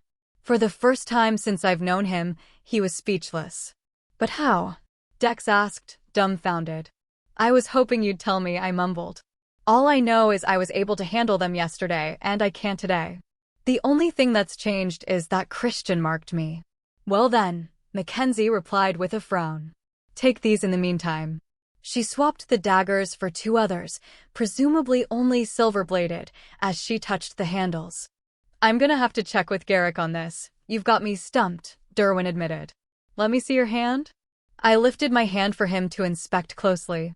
Already, the redness was fading, and the blisters were nearly gone. When did you get this? He asked. His thumb traced a faint crescent scar on my wrist.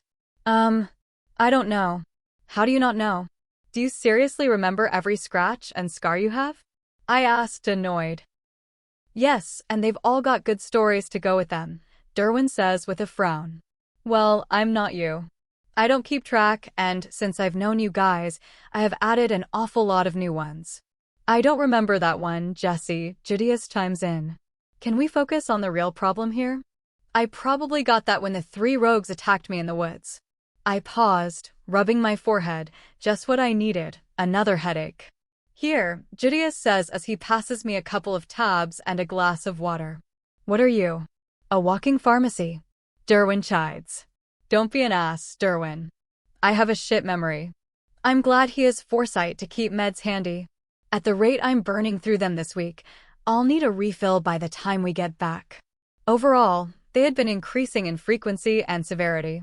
I'm not sure what's causing it, but the last 2 months have been way worse. I'm not going to be able to keep it from Christian for much longer. Throwing us a curveball again, are you, Jessie?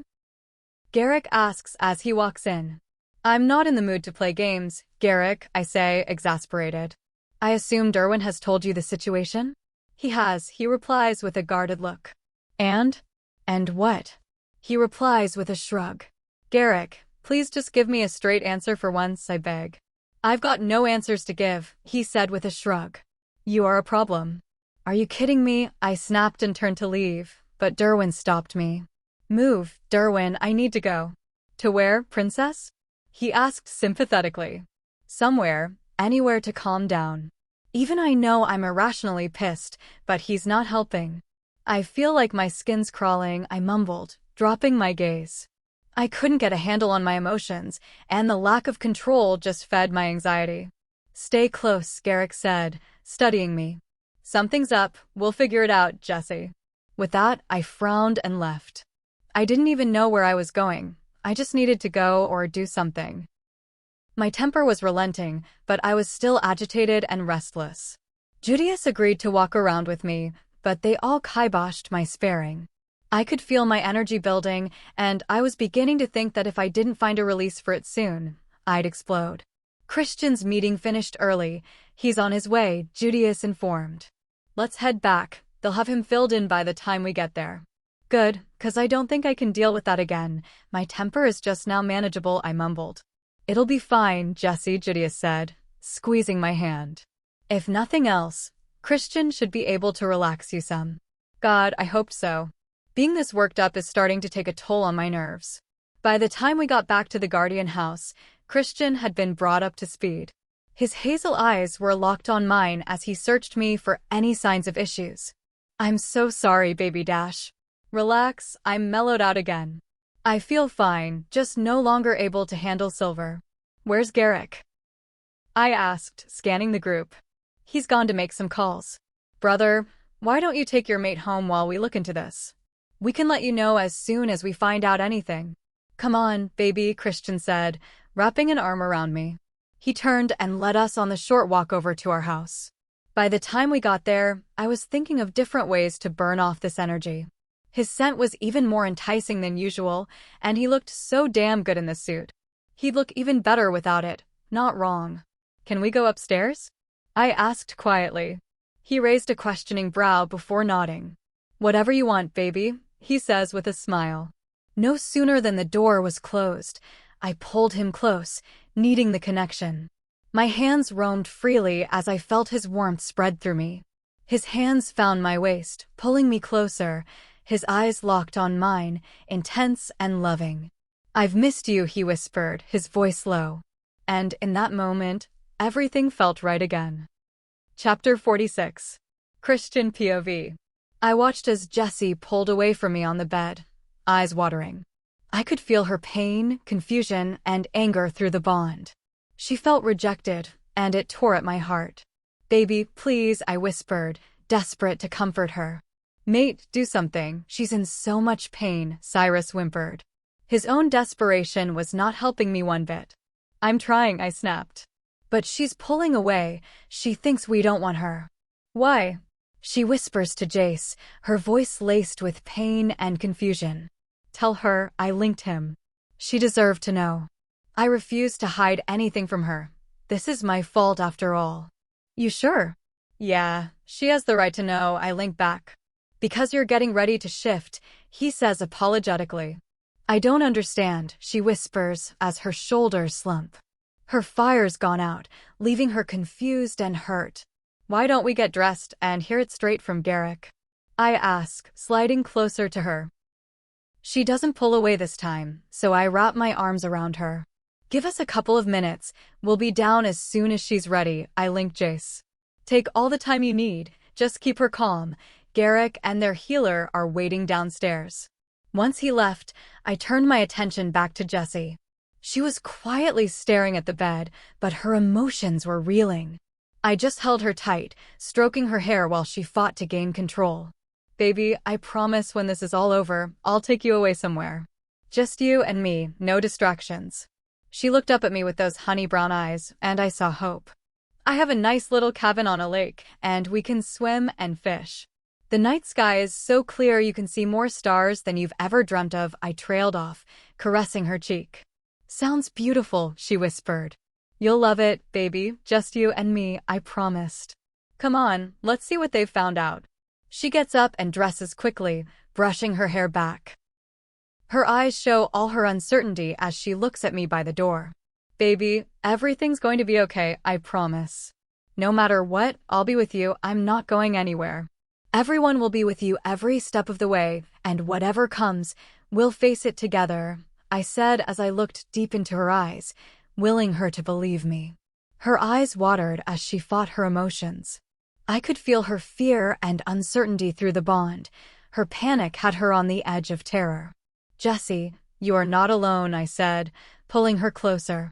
Baby, you'll never be alone again. I sealed the promise with a tender kiss before resting my forehead on hers. Thank you, she whispers. Let's go figure out what's going on now, she says with a sigh. I can't help but laugh as I open the door and lead us out. Judius is waiting at the bottom of the stairs, his eyes locked on Jessie. I still don't like it, but it bothers me less and less. He leads us to the study where everyone is waiting. Luna, Garrick greets her. That bad, eh? She asks, raising a brow. Why don't you take a seat? He suggests. Some of what I have to say may be difficult to hear and understand. He trails off as he gauges her reaction. Already, I could feel her annoyance with him. I can't blame her. He has the ability to annoy a saint. She was literally heating up too. What have you figured out, Garrick? I prompt, trying to speed things along. Quite a bit, actually, and things are making a lot more sense now, he mused. Can you, just for once, spit it out? Jessie grits out. The fire is dancing in her eyes as her temper flares back to life. Calm down, Jessie, Judius pleads. He's provoking me, she grumbles. Listen to Judius, it is very important you remain as calm as possible. Heightened emotions will just trigger it sooner, Garrick warns. Trigger what? She snaps. Your first shift, baby, I answer, pulling her closer. Her eyes snap wide as she registers what I've said. She looks confused, from me to Garrick, looking for the lie. You're a wolf, Jessie, Jace says softly. What do you mean? She whispers in shock. You're like us, Judius reiterates. So, his bite is changing me? She says, her voice laced with fear. No, baby, you've always been one, I say, tucking her hair behind her ear. You're lying, she snaps, pulling away from me. I think I would have noticed changing into a giant wolf under the moonlight. That's not Dash. Jace was silenced by a hit to his gut from Judius, who just glared at him as if to say, now isn't the time for that. We're not lying, princess. I promised never to lie to you. Derwin cuts in, trying to calm her back down to hear what they have to say. Do something, Judius links. She's getting too worked up. Like what? She keeps pushing me away, I reply. Figure it out fast, or she's going to start shifting, and here is not the place. He snaps back.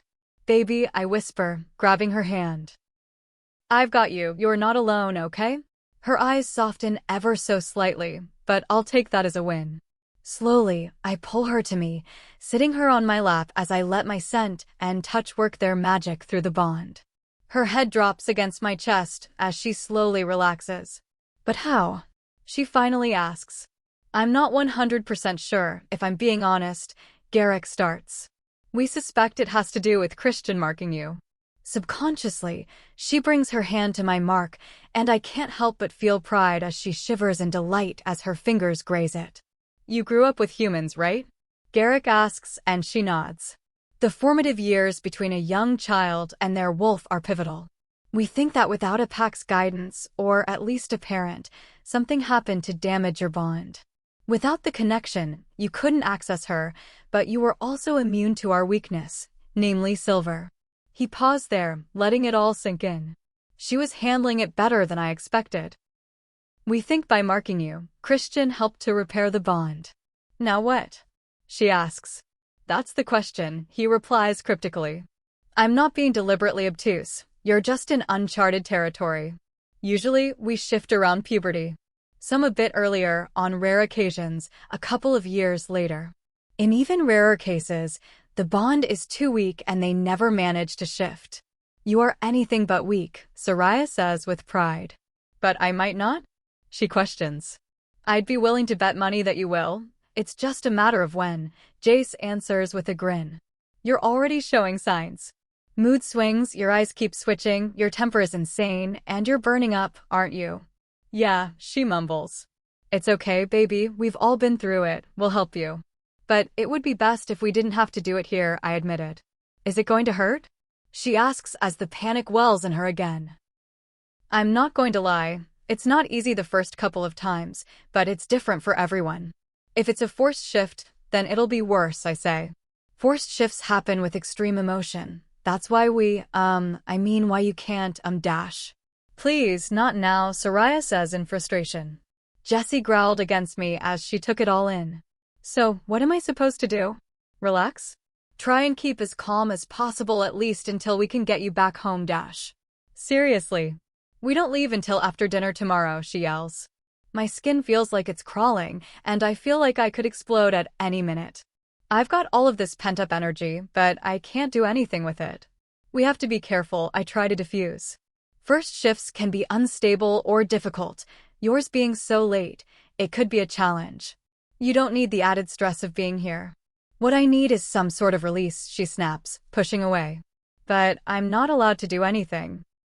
I can't go for a walk, I can't fight, and now I can't even dash, she stops herself, trembling now. Do something. Jace snaps. Baby, I know it's hard, but you have to calm down, I plead with her. She glares at me, fire consuming her eyes fully. Her hands knot in her hair as she fights for control. Anytime now, Jace prods. I could feel the heat rolling off of her as her temper soars. She began to tremble, and I worried she was losing her battle. I pulled her back to me, bringing my lips to hers. The distraction was all she needed to regain control as she returned my kiss eagerly. After a moment, I pulled back, searching her eyes, seeing less fire but hungry longing.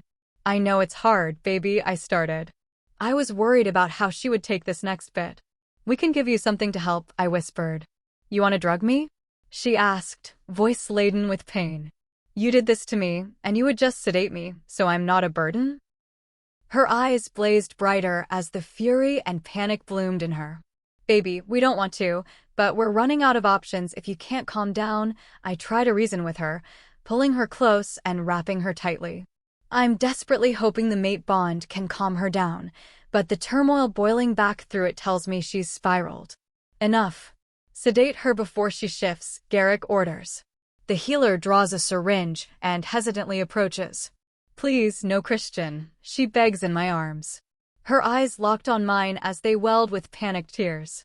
She twists and struggles, but I hold her tighter as the healer silently asks for permission. I'm sorry, baby dash, I nod, and she freaks out. No, she screams as the panic takes over. No, Christian, please don't do this to me. I didn't ask for any of this. I know, baby, I whisper as I hold her tighter. My heart's breaking for her panic and pain. Christian, please. She begs. Her desperation is overwhelming. Cyrus, please no. She screams as the healer closes in. Please. Her honey brown eyes are wide in terror as she begs and twists in my arms, desperate to get away. The tears streaming down her cheeks are like a knife to my heart. It's my fault. The healer injects the syringe, but Jessie is still fighting. Cyrus is fighting to comfort Jessie. I wish I were anywhere else, but here right now. After a second shot, she starts to slow. Why, she sobbed. I don't want this, she mumbled as she cried. I felt like crap at this moment, knowing that she is going through all of this because of me. She wants me, and instead I drugged her. I should have tried harder. I can't tell what heartache is mine and how much is coming through the bond. She should sleep till noon tomorrow at least, she says with a sympathetic smile as she tries to reassure me. It had to be done, brother, Derwin says, squeezing my shoulder. Put her to bed, there's still much to discuss. I scooped her sleeping form up and carried her back to bed. Her brows were furrowed, and she sniffed occasionally as the tears still came. God, I hated seeing her so upset. I would do anything to make it stop for her. She finally started to calm down as the tears slowly stopped. I wiped her cheeks clean and just watched her. She'll understand, Judius says from the doorway. I've seen her in some serious lows, and she's never lost control like that. I think that's what's scaring her so much. She's always been such a control freak, you know, he says with a small, sad chuckle. I know, but damn, it's so hard to see her like this. And the timing, what the hell was Cyrus thinking? I say, shaking my head. Same thing they always do, he wanted what was his. Thinking about the consequences isn't a wolf's strong suit. He never considered the consequences of a freshly marked wolf's mood swings, all the worse by her situation and conference. He eyed me for a moment before beginning again. How are you? I'm fine, I dismissed. You know I don't let that slide with Jessie, right? He said, raising a brow. I'm not Jessie, I challenge. No, you are not, he replies with a laugh, but he keeps watching me, waiting for an answer. I sighed, sitting down next to her. I don't know, man. I feel like I'm slipping. I've always known where I stood and what to do and what I wanted. Now I feel like I know nothing. Cut yourself some slack, Christian. She's not the only one affected by the marking. I can't even imagine what it must be like to have a one-sided bond. I think you're handling it rather well. We'll be leaving soon, and we can help her with her shift, then you guys should take some time. She's so angry, I whisper. I've been all over the place since it happened, and Cyrus is going nuts. I have to fight him all of the time. I keep losing control. Add to that the waves of emotion flooding back through the bond. She's so scared, angry, and confused. She doesn't blame you, he answers my unasked question. She should, I reply, full of guilt. Despite the risk, part of her wanted this too. I mean, it would have been better if it happened at home, but I can't blame you for caving after that night. He paused before continuing. I can't help but notice some new jewelry. She said yes, I say with a sad smile. I saw her by the fountain, and the time just felt right. I never expected her to say yes, I just wanted her to have it, but she didn't even hesitate, man. I don't know why you're surprised. You know she's crazy about you, right? Judius asked. Every time things start to go right, something messes up again. Usually me, I grumble. You give yourself too much credit, he says with a laugh. Really, if you think of it, this is a good thing. As close as we are, she's always felt like a bit of an outsider dash. But she's not, I cut in, dumbfounded. We know that, but she always felt like she wasn't good enough. She felt that by being human, she could never measure up. Shifting and being a real part of the pack will be good for her, he says with a sense of relief. She was already more than enough. I don't know what else I could have done to prove it to her, I say in frustration. Christian, it was never about you. We can only help her so much. She has to see it for herself. Deep down, I know he's right, but it doesn't make it any easier. This woman is my life, and she struggles every day to see how incredible she is. Go, I'll sit with her and link you if anything changes. Garrick has more to say, but we didn't get there, he warns. As much as I hate to leave her, I know he's right. If I'm going to do anything to help her, I need to find out as much as possible about what we're up against. How is she? Jace asks as I enter the room. She's finally settled. Judius is gonna keep an eye on her. What didn't you tell her? I ask, not wanting this to drag out any longer. There's a good chance her shift will go very badly. The younger they shift, the better, Garrick replied. We didn't find any records of a shift after 25. But maybe she won't shift? Claire asked weakly. Honey, you saw her. She nearly shifted tonight. It's coming, and soon, Xavier replied. How can she not have known? She asked, dumbfounded. That's the question, Garrick replies. You really had no idea? He asks skeptically. Looking back, her eyes should have been a hint, but they were the only thing that let me know what she was feeling. They'd shine golden when she was happy and light up when she was angry, Jace offered. The madder the brighter. But she didn't heal fast. She could handle silver, though she got really sick with the wolf's bane. I trailed off, remembering when I nearly lost her to the tainted blade. Doc thought it was strange at the time, but also said it could have easily killed a wolf. What if she knew but didn't know? Soraya asked, deep in thought. What do you mean? Earlier today, when she snapped at me, she said something about, if you think I'm bitchy, you should hear what's floating around in my head. Maybe she's already there? Just under the surface. Chapter 47. I woke up alone and groggy. My eyes hurt, as did my head, significant, another headache. I groaned as I got out of bed, making my way to the ensuite. Memories from yesterday filtered back.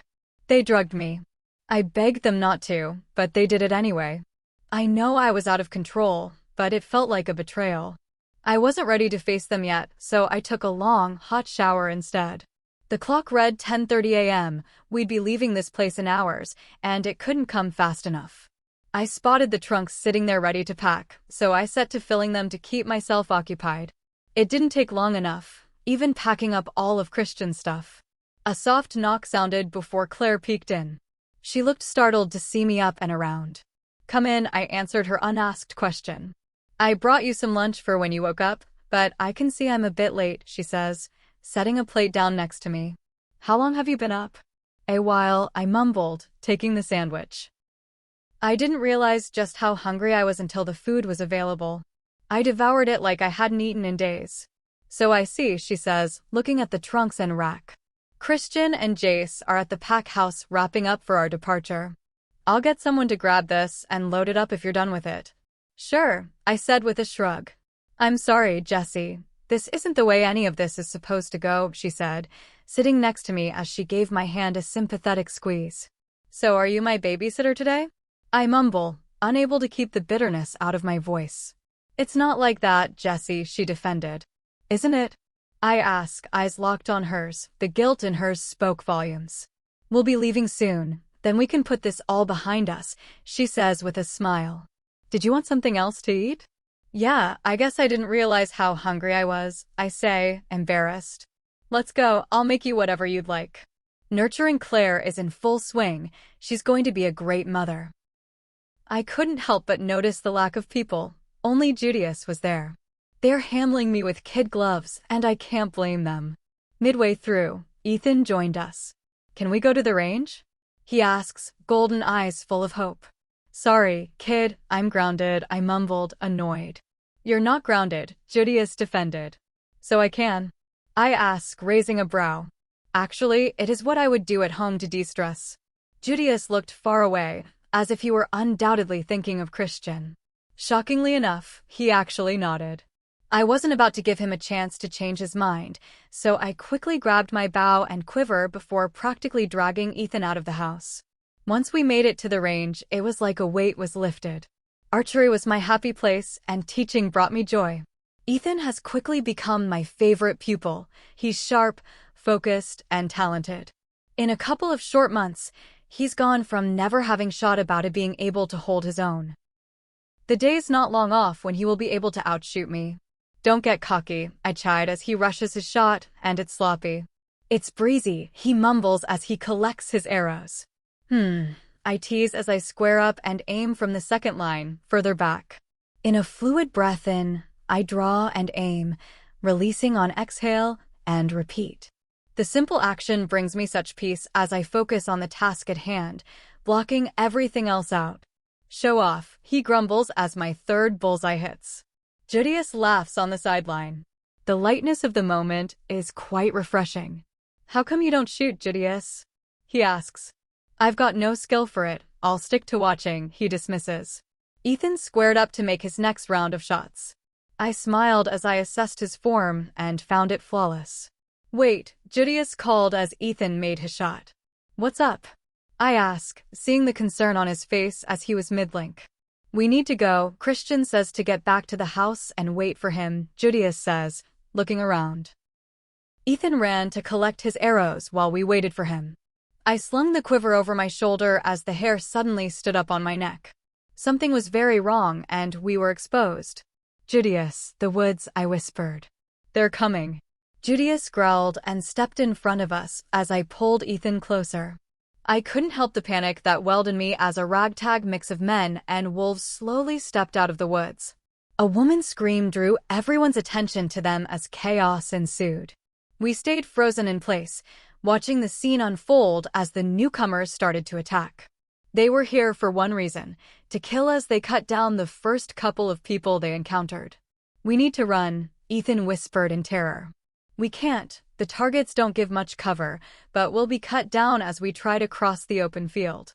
Stay close. You run and hide if anything happens to me or Judius. I was surprised at how even my voice was. I grabbed my bow, knocking a silver arrow. The archer's gloves let me handle them without issue. My heart burst with pride as Ethan grabbed a bow and a batch of arrows from the stand, knocking an arrow like me. Gone is that defenseless little boy I met just months ago. It's a bittersweet realization that his childhood is ending far too soon. A squadron of council guards had joined in, along with a handful of guardians. The civilians were shifting and fighting to defend themselves. Meanwhile, the guardians were battling the attackers, but the council guards were divided. Some were fighting the attackers, while others were fighting the guardians, civilians, and other council guards. Time's up. It's happening now. It's all a setup. They're coming on all sides, Judius snarls as he looks around for a way out. Christian and Jace are pinned down in the pack house. Xavier and everyone else are pinned back home. The Guardian house is being swarmed. Judius, I need you to listen to me and hear me with no questions, okay? I asked, locking eyes with him. He raised a brow but nodded. Ethan is everything. He is more important than I will ever be. I need you to promise you will make him your #1 priority. Jessie, I'm not leaving either. Judius, promise me that if it comes to me or him, you will pick him. I didn't bother to hide my desperation as I begged him. Jessie, he says, pained. Fuck fine, but I'm not leaving either of you. A snarl to our left brings our attention to a leaping wolf. My bow is drawn before I've entirely aimed, and by the time I'm lined up, the arrow's already flying. It hits true, sinking deep in his chest as he crumples. I set the next arrow and look for my next shot. Lydia is running towards a woman fighting with a rogue. It's an easy shot, and he drops fast. Both women snap their attention to me, nodding before they take off to the pack house. My next 2 shots take down council guards attacking a guardian.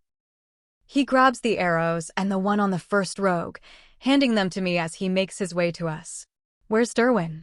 I ask, unable to contain my panic. Thwop. The sound of Ethan's bow spins me to shot.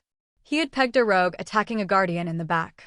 His plain arrows weren't as potent as my silver, but they were enough to give the guardian the time to make the fatal strike. Perfect, I say, reassuring Ethan. You did well. Look for shots like that to help the defender gain the upper hand. Derwin's stuck at the guardian house, but he's fighting his way to us, he says, taking up a defensive position beside Judius. I pick off another rogue as he pins a screaming woman. She shoves him off and gets up, staring at us, shocked. It's Ashley, the woman from before, but even she doesn't deserve this. The civilians are all breaking for the pack house. I know Christian is that way, but every fiber of my being is telling me to go the opposite way. Howls ring out from the far side of the pack house and send a chill down my spine. We can't stay here, Judius warns. We can make it to the pack house, the Guardian offers.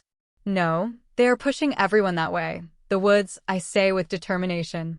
He looks at me skeptically, then looks to Judius. The fighting is slowing down as the attackers are losing and civilians retreat. She's right, they are hurting us, Judius growls. Christian wants me to get you as far away from all of this as possible, steal a car and drive home if need be. My next shot takes out another council guard going after a guardian, followed by a rogue after a civilian. If we're making our moves, we'd better go now. There are more coming, the Guardian warns. Ethan grabs a packed quiver and slings it over his shoulder, while I do the same. Even with the salvaged arrows, I'm down to 12. Ethan falls into step behind the Guardian while I follow Judius. I shove my fear aside. I could really use a bit of that fire from yesterday right about now. We made our way through the corpses heading to the woods, and I was able to salvage a couple of my arrows. It was a sound system. Judius and the Guardian took care of anything that got too close, but Ethan and I were efficiently picking them off before they had a chance to get close. By the time we reached the safety of the trees, I began to hope that we might actually make it out of this. We stopped to catch our breath at the base of a cliff. "We'll rest here for a minute," Judius said, pausing by a tree. He had taken a couple of minor hits along the way, but overall was fine. The Guardian was a bit beaten up to begin with, and the lengthy running and fighting haven't done him any better. "You need to keep moving. They'll find you here." The Guardian is running on empty. It's just a breather. "How are you holding up?" Judius asks, pulling me out of my reflection. "I'm fine," I mumble, holding Ethan close. "Bullshit," he calls me out. My head's pounding and it's so hot, I complain. "I don't think this is what Christian meant by having a low-key day," I say with a dry laugh. "You just need to hold out a little while longer." He tries to reassure me, but his energy is giving him away. I snap to the left as I feel someone approaching, scratch that many someones, and they aren't friendly. In an instant, I'm up and dragging Ethan with me. "What is it?" the Guardian asks. "We have to go. They're coming," I warn as we take off in the opposite direction. One foot in front of the other. I can do this. We can do this. As long as we're still moving, we haven't lost. I repeat this over and over, pushing all the fear and doubt to the side. I'll deal with it later. For now, we keep running. My heart was threatening to burst out of my chest as we ran aimlessly through the woods.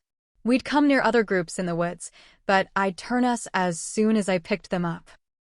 A searing pain in my thigh caused me to stumble, sending me crashing to the ground.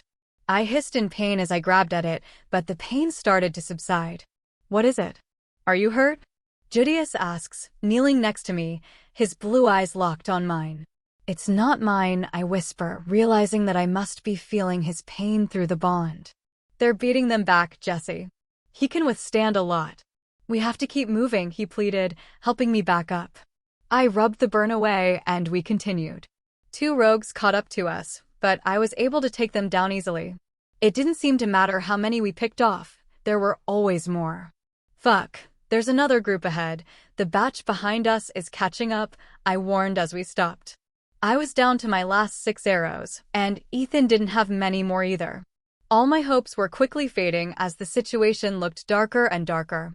We were isolated and outnumbered. We're screwed. The first wolf caught up to us, and I dropped him with a clear shot to his chest. Ethan tagged the next one, leaving the Guardian to dispatch him. I picked off the next 2 as the group charged us. Damn, 3 arrows left. Judius grabbed the next one, ripping out his throat. "Where's Derwin?" I snapped desperately. "He's coming," the Guardian growled as he grappled with the next wolf. "Tell him to hurry. We're out of time," I beg as I feel the other group coming closer. Ethan used up his last 2 arrows as Judius dispatched them, turning to grab the third mid-lunge. A new wave of wolves and men joined in from the other side, trapping us. Panic threatens to take over as I take in the scene. The Guardian is failing, Ethan's out of arrows, and on the verge of panic. The ground is littered with the dead and dying, but there are still more than a dozen opponents. His golden eyes are locked on me, desperate for something, anything. I took one of the 2 daggers I had and pressed it into his palm. "Hang on, stay behind me. You'll be okay," I promise him, having no idea how I'm going to hold up my end of the bargain. My heart drops as I spot the newest arrival. His powerful aura announces him before he comes into view. We're so screwed. Chapter 48. "Nathaniel," I whispered as my heart sank. He hung back, taking stock of the events unfolding around us. "By time, you need to stall. You're a long way from your pack, Luna," a council guard sneered. "Kevin, the one who attacked me in our room at home." "Why," I snapped, my anger finally showing up. Isn't it obvious? Kevin said, stalking over. Our opponents were surrounding us now. I'm afraid you'll have to dumb it down for me, I drawl. Times are changing, power is shifting, he says with a menacing glint in his eye. Is that what this is all about? This whole conference was just a game. My temper flares dangerously as I feel my heart hammer. You'll never get away with this, the Guardian challenges. Defiant to the end. Look around you, he says, spinning wide for theatrics. You have been a fly in the ointment long enough. The wolves spring at us as the Guardian takes two, snapping one's neck as the other latches onto his throat. My shot's not fast enough as they both fall dead. Judius snaps one, throwing him away as another launches at him. My shot is faster as I drop him before he reaches Judius. My last arrow is knocked as I desperately search for the best shot. I aimed squarely at Nathaniel, planning to take out the most significant threat, but I froze as he locked eyes with me. Like the day I had Derwin in my sights, I had doubts. I take the next best shot, aiming for Kevin, but then something crashes into me, knocking my shot off slightly. There's no one to save you this time, Luna, he snarls, his hands and knees covered in blood as he coughs it up. Nathaniel walks up to him, and for a moment, Kevin seems to light up until he is ripped up to his feet by his hair. He screams briefly before Nathaniel rips out his throat, tossing him aside. The council guards and rogues froze, clearly not expecting that. All too soon, the peace was broken as the shock wore off. Movement to the side catches my attention as a wolf tries to sweep in behind to take Ethan. A feral growl rips from me as I launch myself at it, burying the dagger deep in its neck before slicing it wide open. Rage like I've never experienced takes over as I take on the next wolf that goes for Ethan. He bites down hard on my forearm, but in my blind anger, it doesn't even register as I bring the blade solidly into his side, splitting him open. I scream as I jump on the next one, dropping it, but in my blind rage, I miss the one who came up behind me. I gritted my teeth as it sank its teeth into my shoulder, pulling me off the last wolf, but it was too late for it. My shoulder burns as he drags me away from Ethan and Judius. A second wolf joins in, snapping and lunging for my throat. I kicked wildly, catching him in the snout. Suddenly, I'm flying face first to the ground as the wolf releases me. Tucking and rolling, I land in a crouch to see Nathaniel tossing the newly deceased wolf to the side. I scramble for the dagger and tuck Ethan behind me as Judius finishes the last wolf. When I said to keep your friends close, I meant more than one in the middle of the forest, Nathaniel chided. Well, I didn't exactly have any warning, I snapped. Jessie, get away from him, Judius growls as he steps in between us. Relax, Gamma, I'm not out to hurt her, Nathaniel said, stepping back as he put his hands up in surrender. What's going on? I growl. My head is throbbing as my body burns. I can't even feel the bites through all of it. Silas decided to roll the dice. He and Sylvia apparently are starting a new world order. They're not alone, Nathaniel warns. You expect us to believe you aren't a part of this? Judius accuses. No, but I didn't know this was going to happen, he admitted. It's not safe here. You need to get her out of here now. They're capturing or killing as many alphas and lunas that aren't sworn to the council as possible. Dmitri is their war chief. I don't know all the players yet, but if those three get their way, the wolf race won't be worth saving, Nathaniel says in disgust. Why are you telling us this? I ask, dumbfounded. Consider it a thank you for the scissors, he replies with a smirk, confusing Judius. Watch your people, Christian and Cain are their biggest threats. They will stop at nothing to cripple them, including using you. Helena went to warn Cain. Stay alive, Luna, he says as he turns, heading back the way he came. Let me take a look at that, Judius says, grabbing my arm. They're already closing in. I'm kind of glad you're healing now. I don't know what to do anymore, Judius, I whisper in defeat. I'm the last one left in the middle of the woods as a war rages around us. How will we ever be able to protect Ethan? Breathe, Jessie, one foot in front of the other, he says, holding my shoulders, trying to calm me. Focus. Can you feel anyone familiar? I shake my head. It's all static, and my headache is making it really difficult to focus. Dig deep, Jessie, clear your mind, reach. You need to pick the safest direction. Judius practically begs. I close my eyes and focus, forcing my heart to stop hammering as my breathing slows to normal. I push past Ethan and Judius's energy, searching further and further away. People are hiding everywhere, but no one feels familiar. Two energies hit at the same time, snapping me back as I groan. I rub my eyes hard, trying to push the pain away. Definitely not that way, I say, pointing ahead. There's a counselor and a squad at the forest edge. Ethan has been busy and has retrieved all of the salvageable arrows from the area, bringing me back up to 6, and he's got 8. It's better than we were. So we backtrack, Judius suggests. We start heading back the way we came. Nathaniel's words were playing on my mind. Watch your people. I pulled my cell out and sent a couple of quick texts. I hope I'm being paranoid, but I'd rather be safe than sorry. Judius catches a lone rogue while I was distracted, dispatching him before he had a chance to do any damage. Rustling in the bushes has me aiming as I wait for my target to emerge. Fuck Derwin, what took you so long? I asked, the relief clear in my voice. Thank the goddess. Where's Garrick? He asks. He looks like he's been through hell, but has come out the winner. He didn't make it. I'm sorry, I mumble. Princess, it's okay, he says, wrapping me up in a tight hug. You've done everything you could. I'm so proud of you. Where's everyone else? I ask, seeing only Dex and a recruit. It's a mess, Jessie, he says sadly. Most of the Guardians are still stuck at the Pack House or Guardian House. We barely got out, lost row on the way. We have to go. There's a counselor and squad closing in from there, I say, gesturing where we had come from. We can't go that way. There's a ragtag group of rogues and guards on our trail, Dex offers. You need bait to get Ethan away, I offer. Jessie, no. Derwin growls, catching on. Nathaniel says dash. Don't listen to that viper. He'll say whatever to trap you, he cuts in. He could have had us, he helped us. I don't think he's in on it, Judius admits. They're after Lunas and Alphas. If I head off in the opposite direction, that should let you get him away, I suggest.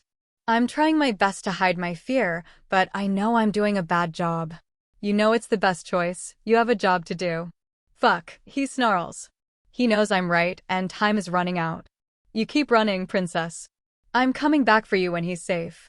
Please, Jessie, don't leave me, Ethan cries, latching onto my waist. Please, he begs, looking up, golden eyes locked on mine in desperation as the tears fall. I'll meet up with you soon, I promise, I say, hugging him back. But you've got to go with Derwin so they can keep you safe. Come with us, please, he begs again between sobs as Derwin slowly pulls him away. My heart breaks for his desperation. I turn away to Judius, wiping silent tears from my eyes as my heart breaks. I hear him cry out once more as Derwin picks him up and takes off. Judius wraps me up, and I lose it as the tears flow and sobs rack my body. I know it's hard, Jessie, but we have to start running again, he whispers, trying to calm me down. You should go, Judius. This is a stupid plan. There's no point in both of us dying dash. I'm not leaving you. Not now, not ever, he promises, fierce blue eyes locked on mine. Promise me if something happens, you won't throw your life away. You have a mate that needs you if I'm gone. Don't dash. You have a mate counting on you too. We better start running, he says, cutting me off. I take a shaky deep breath, trying to gain control again. At this rate, I'm surprised I haven't shifted already. Exhaustion is already setting in as my body fights itself. He grabs my hand and leads us down a path. I let him guide us as I feel around for opponents. They are going further away instead of towards us. I start yelling Christian's name to catch their attention. My panic soars as I realize how well it's worked. Poor Judius is practically dragging me along. I can't keep up with him. I pull free as the first wolves catch up. This wave's small, only 5. My first arrow drops the lead wolf before I pick off a second. The third arrow lands true as the beast launched itself at me. Its dead weight floored me. Judius caught the next wolf by the throat, but the fifth latched onto his arm before he could snap the fourth's neck. My blade sank deep into number 4, letting Judius focus on dispatching the fifth. I barely had enough time to collect my arrows before the squad showed up. The counselor grinned smugly as he eyed us. His energy was repulsive. He was one of the ones I felt the first night that I couldn't isolate.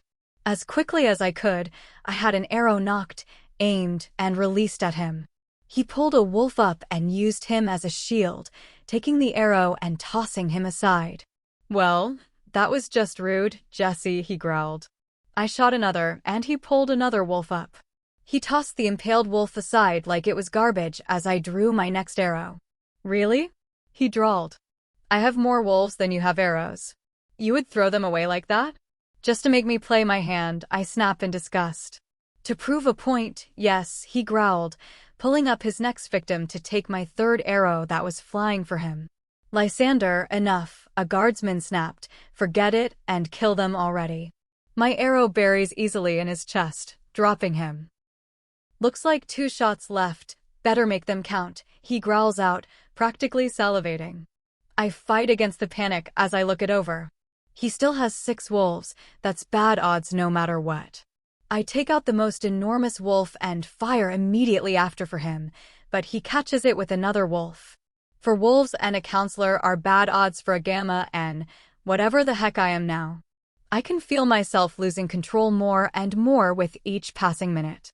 "There's only one way your gamma leaves here breathing," he taunts as he throws something at my feet. "Put it on."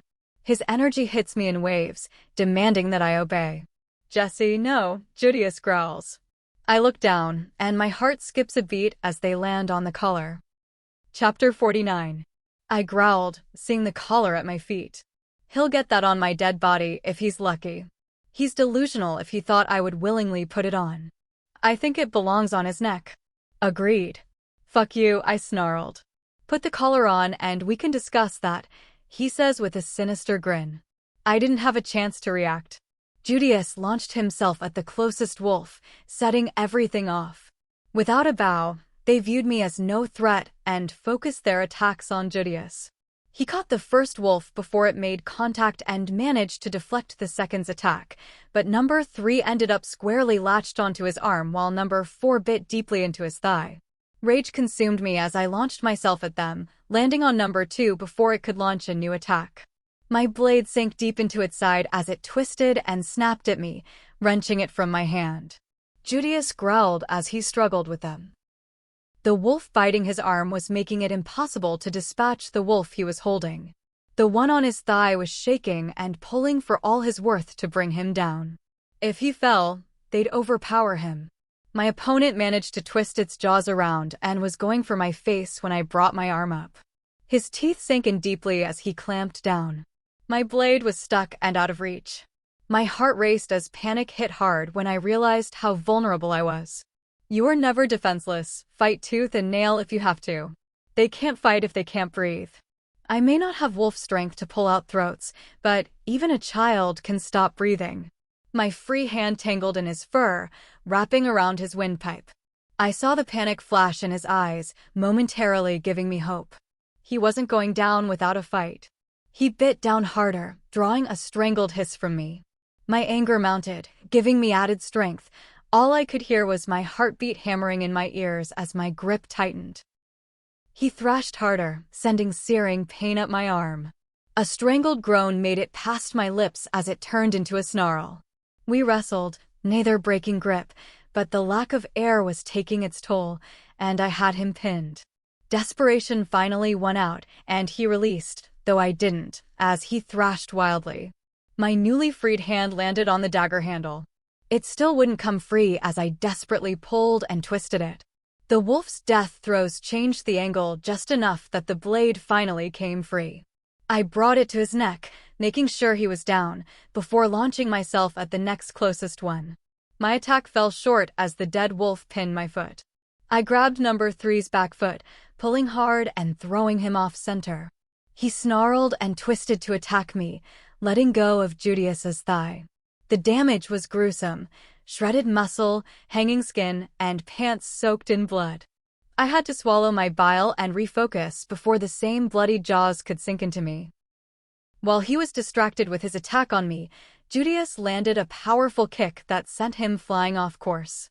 My hold on his foot was enough to rip me out from under the dead wolf. Judius brought the same powerful kick to the wolf that latched onto his arm. By the third strike, It lost its hold, freeing Judius's arm to dispatch the first wolf. The wolf backed up, not as confident in its odds, one-on-one.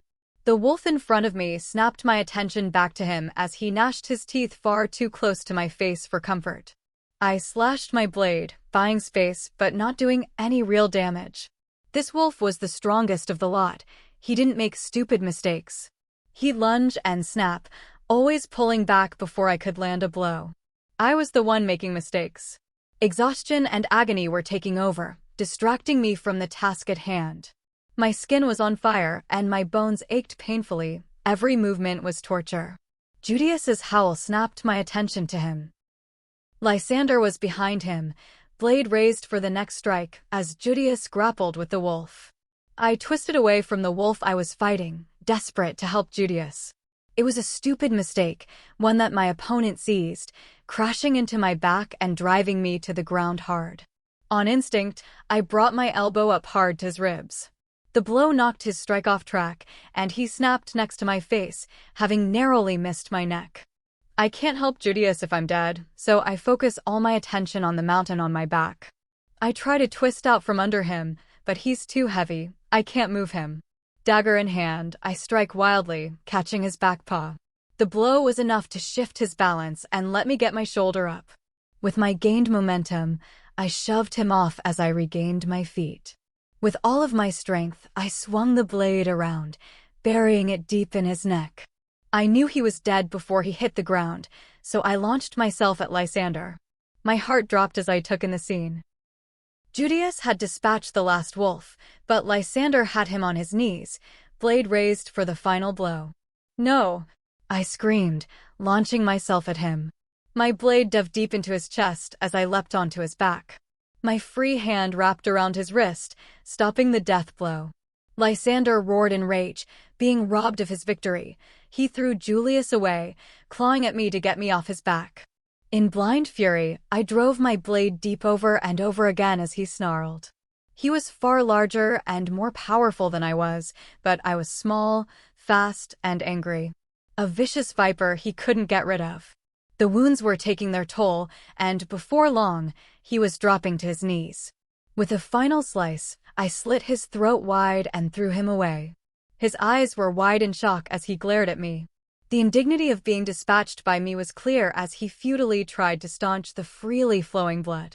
With one last kick, I sent him backwards to die alone in the bushes. I turned to find Judius lying crumpled on the ground, unmoving, and my heart stopped. This unstoppable force was brought to an end at last as I dropped down beside him. My eyes blurred as the tears flowed freely. "Judius," I cried in desperation, my heart breaking. He groaned, shifting slightly to his side as my heart hammered in my throat. I carefully rolled him over as his blue eyes found mine. "We put up a hell of a fight," he panted out, barely a whisper. "We did," I whispered, holding pressure on a gaping wound on his side. He was a mess, soaked in blood. He was so torn up I didn't know where to focus on first. As much as I hated it, I grabbed the collar and put it on his leg like a tourniquet. I could barely see through the tears as I tried to stop the bleeding. "Jessie," he said weakly, grabbing for my hands. "Jessie, you have to go. As soon as I stop the bleeding, we can dash." "Sorry, Jessie, I can't go with you," he says, cutting me off. "You have to go." "No, Judius, I'm not leaving you. Not like this," I cried. He pulled me to him in a one-armed hug. My forehead rested on his chest as I sobbed. "You have to. Christian is on his way, but so are others. I'm all used up, you have to go," he begs me as he struggles to breathe. Despair consumes me as his words resonate. Every step of this craziness, he has been with me, my shadow. I wasn't ready to break out alone. But he was right. He was in too rough a shape to move, and far too large for me to carry. What about Chloe? A low blow, I know, but I was desperate to change his mind. His blue eyes flared brighter at her name. "Take care of her for me. She deserves a better life than she's had so far. Promise me this, Jessie," he begged. Not trusting my voice, I nod as the tears flow. A smile spreads across his face as he relaxes, taking solace in my promise. In this moment, my heart breaks. The moment is cut short as a dark figure bursts through the brush. I spring to my feet, dagger in hand, to face the new threat. Jessie? Kane calls. Kane. I answer as a spark of hope flares in me. He looks rough as he comes to stop beside us, carefully setting Willow down. She seems drained and extra pale. Kane is covered in blood but has no severe wounds, unlike Judius. What happened to her? I ask, checking her over and finding only mild scratches. She's spent, she healed me, giving too much of herself, he replied. I couldn't help but feel a pang of jealousy, along with dark thoughts, as I struggled to resist asking her to risk herself further for Judius. No words were needed as she reached for the gaping hole in his side. I felt her energy shift as she tried to help him, but the damage was too severe. No, you're too weak, Kane says, pulling her away. I'm sorry, Jessie, but we have to go. They're coming. Go, Jessie, Judius says, pushing me away. I know he's right, but I can't pull myself away. Kane, sensing my turmoil or just needing to go, scooped me up with Willow and took off. Judius. I screamed as I fought against Kane, but he was too strong. My body was failing, and what little control I had was crumbling fast. The pain was becoming too much, and fear was swallowing me whole. He ran like this for what felt like an eternity, every step setting off lightning bolts through my body. How I wished and begged for oblivion. Kane, stop, Willow pleads. She's out of time. He stops at the base of a valley, setting us down gently as he pants. Carrying us all this way over rough terrain has taken a toll on him. Hang on, Jessie, he said, brushing my hair back. Now's really not the time for this, you have to fight it. She can't stop it, Willow snaps. Fuck, he growls, running a hand through his messy hair. My head snaps back, as it feels like electricity lights up every nerve ending I have. The blinding pain racks me, robbing me of my very breath, leaving me unable even to scream. Everything I've ever experienced up until this point pales in comparison to this. It feels like there is glass in my muscles as they tremble and flex out of my control. I suck in a deep breath, the very air setting fire to my lungs. My muscles start cramping, pulling me back painfully as my fingers claw the ground desperately. Willow whispers to me, but I can't make out anything over the hammering of my heart. Her hands feel like ice on my molten skin. Terror grips me. Christian promised to be here for me, that I would never be alone again. It's not fair to him, but I can't help but feel betrayed as I writhe on the forest floor in agony. When the first bone snaps, I can't hold back my scream. All too soon, another snaps, followed by another. Agony isn't a strong enough word for this torture. How the hell do they do this like it's no big deal? Jessie, I know it hurts, but you have to stop screaming, Kane says, covering my mouth. You're going to draw every wolf for miles. I won't be able to hold off an army, he warns, not bothering to hide his concern. I start to thrash wildly as my bones continue to break and rearrange. My breathing is reduced to shallow pants, and I can't get enough air to scream if I tried. My clothes strain as my body changes. Willow rips my jeans away, freeing my contorting limbs, giving me slight relief, before the next wave burns through me. The only sounds are bones cracking and clothes shredding as I pant and whimper. A strangled scream turns into a snarl as my body is remade. A searing pain splits my head, and a blind panic grips me as I lose myself. I start fighting against the hands on me. The more complex they grip, the more desperate I am to get away. I try to ask them to let me go, but I've lost my words, replaced by incoherent growls and barks. I snapped, trying to break the iron grip, but he won't let go. My fangs dug deeply into his hand, loosening his grip on me. That was all the encouragement I needed as I started biting and clawing viciously at my attacker. Words screamed at me. We lost in the background noise as I fought for my freedom. My fangs found flesh time and time again as I fought back. They sank into his throat, and his blood coated my tongue as something deep within told me to stop. He finally let me go, and I released him, backing away slowly. There were two of them, a small doe-eyed female looking at me wide-eyed, and the dark hulk of a man. I could feel the anger rolling off of him, and wanted nothing more than to put space between us. He reached for me, lips moving, but I couldn't make out what he was saying. All I could make out was his anger. So I snapped at his outstretched hand as more wolves broke through the woods. Instinct told me to run, and I was only too happy to oblige as I turned tail, leaving the scary man and wolves behind me. Chapter 50. Christian POV. Leaving so soon? Silas asked as we picked up our takeaway pack. I had Jace with me, but everyone else was supposed to be packing. I want to be on the road as soon as possible. I left Claire and Judius to keep an eye on Jessie, but she should sleep for hours yet. Soraya is wrapping up her own business. She shouldn't be around Jessie to trigger her right now. Just a few hours more and we can head home. It's been a long week. Everyone's anxious to get home and sleep in their own beds, I dismiss. Understandable. It's been a rather eventful week, he replies with a sinister grin. Never a dull moment at these things, I reply with a shrug. You will of course be at the wrap-up dinner, right? He asks, raising a brow. Actually, we were planning to head out as soon as we wrap this up, I say, showing him the paperwork. But the dinner? Silas asks, slightly annoyed. It's never been mandatory before? Many have already left, I deflect. None is a principal alpha, he grits out. He seems strangely invested in keeping us here to you. Jace asks. Yeah, I admit. Well, at this point, we're still tying up loose ends. We may very well still be here, I say with a chuckle. Well, I'll leave you to it, he says with a frown. The sooner we get out of here, the better, Jace warns. Agreed. Seriously? Are we rewriting the Bible? Jace asks as we start to divvy up the paperwork. This is 3 times worse than last year. This seems super trivial, I admit. How long is Jessie supposed to be out for? Claire asks. I glance at my cell and frown. It's 10 a.m.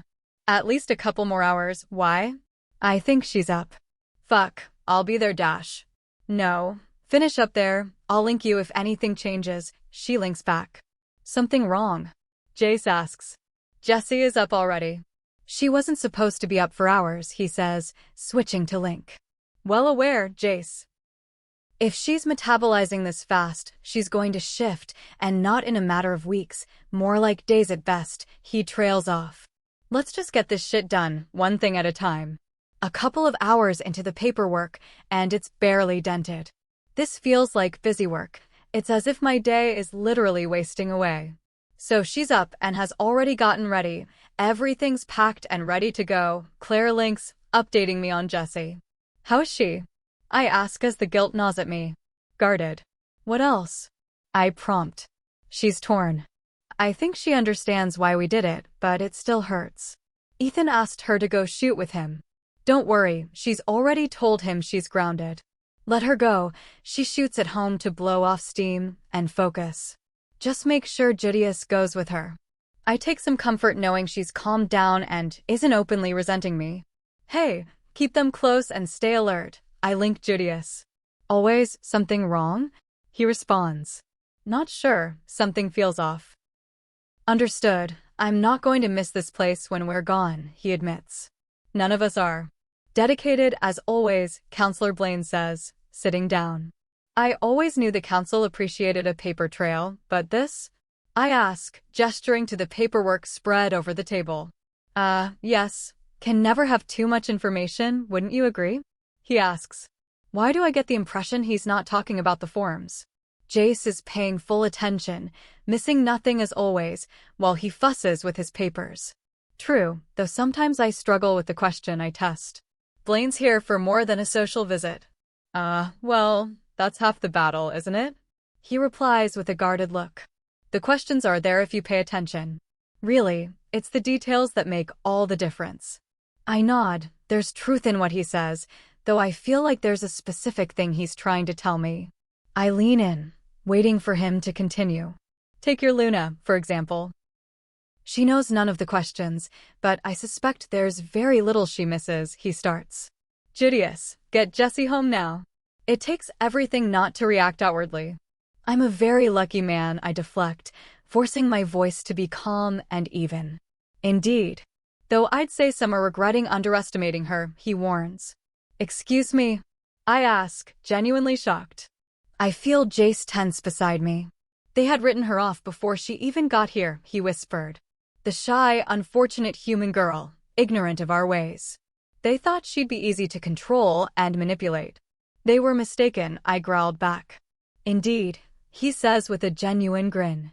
So tell me, Alpha, why would they want to control your mate? His question rocked me. All this time, all the little things were designed to get at her. The bad food, the servants, and the people. Dmitri. Now it's falling into place, he says with a sad smile. They messed up, and now they're playing damage control. Don't you have better places to be? Rogues, coming out of the woods. Too many of them, Judius warns as my heart stops. What do you know? I snap, grabbing him by his shirt. Not enough, he admits. But the timeline has clearly been moved up. Dmitri is with them. You and Cain were always out of reach, leaving Marcus and Alexander the wild cards. I dare say Jessie has won Marcus over. Why are you telling us this? Jace cuts in. Because not everything is green or purple. Nothing is clean-cut and never as easy as you think. You need to give them something worth fighting for. Thank you, I say as I turn to leave. Some of us still believe in the job and still wait for the day the royals take their rightful place. Hurry, Blaine says as the door bursts open. A council squadron was pushing in as screams rang out. Sounds of fighting from outside could clearly be heard as it pitched closer. Tell me you've made it back, I asked Judius. Then I'd be lying, but we've picked up a guardian, Judius replies. Where are you? Xavier cuts in. Pack house? Now what? I snapped. Rogues and council guards, they've swarmed the guardian house and have us hemmed in, he warns. Fuck. I snap. Soraya says Cain's house is swarmed too, Jace confirmed. It's getting messy out here. We're making our move, Judius links. Get her out of here. Don't worry about us. The house is cut off. There's nowhere to go. I don't care if you have to steal a car. Don't stop till this place is miles away. Xavier, get the household out. Jude's got Jessie, and I'm going to tell Soraya to stick with Cain's pack. We'll regroup once we're out of here, I link Xavier. We're on our own, I shout as the first rogues break in. It was a numbers game. There were so many of them, and they were hitting everywhere at once. The rogues were fodder. The real problem was the council guards and counselors. It was a crapshoot as to who was good or bad. I was too busy trying to make sure everyone else was taken care of that my head wasn't in the game here. A rogue took full advantage, latching onto my leg. He was dead before he hit the ground, throat ripped out. Derwin found us. Judius linked in the middle of a fight. Good, go with him, I link back with a sense of relief. Jessie won't go, she's sending Ethan with him, and we're drawing the attention so they can get away, Judius links back. Fuck. Make her go, I snap back. They're coming from all sides, if we don't draw them away, they'll catch us all. He's got him, they're gone. Christian, she's losing the fight, she needs you, he warns. We need to get out of here. Jessie and Judius are running a diversion, buying Derwin time. He says she's running out of time, I link Jace. With a final push, we're through the back door and cutting our way through the woods. Even through the overwhelming stench of blood and carnage, I can still make out her cherry blossom scent. A trail of bodies confirms I'm on the right path. I growl as I feel the phantom pain as she takes a nasty bite on her arm, and the next bite on her shoulder burns more. Where are you? Judius links. We're coming. Hurry, I'm sorry, I tried. Hang on. Christian, I'm done, they're coming, and I have nothing left. Judius's link is barely getting through. My heart drops. Judius is a good man, and I've come to respect and depend on him a lot in a short time. Things must be very bleak for him to say this, and that leaves Jessie all alone in the woods with no link. Cain's got her, but she's not going to last, he warns. We found him lying on the forest floor, surrounded by dead council wolves and rogues. They did a number on him. I can smell her and her blood everywhere. Judius, buddy, hang on, Jace says, taking him in. I crouch beside him, grabbing his hand. He's so cold and broken. The damage is extensive. Even if we weren't lost in the woods, Doc would have a hard time with this. She was amazing, Christian, he whispers as my chest tightens. Fierce and fearless. You need to find her, he pants, blue eyes locked on mine. Go. He pulls his hand back. We give him one last look before we pick up her trail again. Blinding pain lights up my body as I crash into the ground. Christian, what's wrong? Jace asks, eyes wide as he looks me over. I can't catch my breath as fire consumes me from the inside out. The agony feeding back through the bond is unbearable. My body won't respond, and I can't see straight or talk. Finally, it subsides a bit, and I catch my breath while I stagger to my feet. Her screams cut through the air like a knife. Fuck, we have to find her. She's shifting. It's so much worse than dash. I drop as the air is sucked out of my lungs. I stagger, crashing into a tree. Go, I pant. He takes off, full speed towards her screams. I can barely stay on my feet as I trudge onto her. Finally, the pain subsides, and I take off after Jace to find Jessie. I find Kane and Willow first. He's torn up and bleeding badly. Numerous bites and slashes litter his body. Go, he growls. I tried to hold her back, but she's gone. Gone where? I snarl. Why wouldn't she stay with them? Fuck. She's not there, man, she's feral. Turned on me like she's never seen me before in her life, Kane warns. The blood flowing freely from the numerous fresh bites supports his story. Christian, she's dangerous, be careful. I've found her, but she won't stop running. It's like she doesn't know who I am. Jace links, his confusion clear. I'm coming, don't lose her, I beg. Fuck, rogues, too many of them. Jace? Jace? Answer me, damn it. The silence was deafening as I raced towards the growls and snarls of the fight ahead. Fuck. I can't be too late, goddess above. Please don't let me be too late, I plead.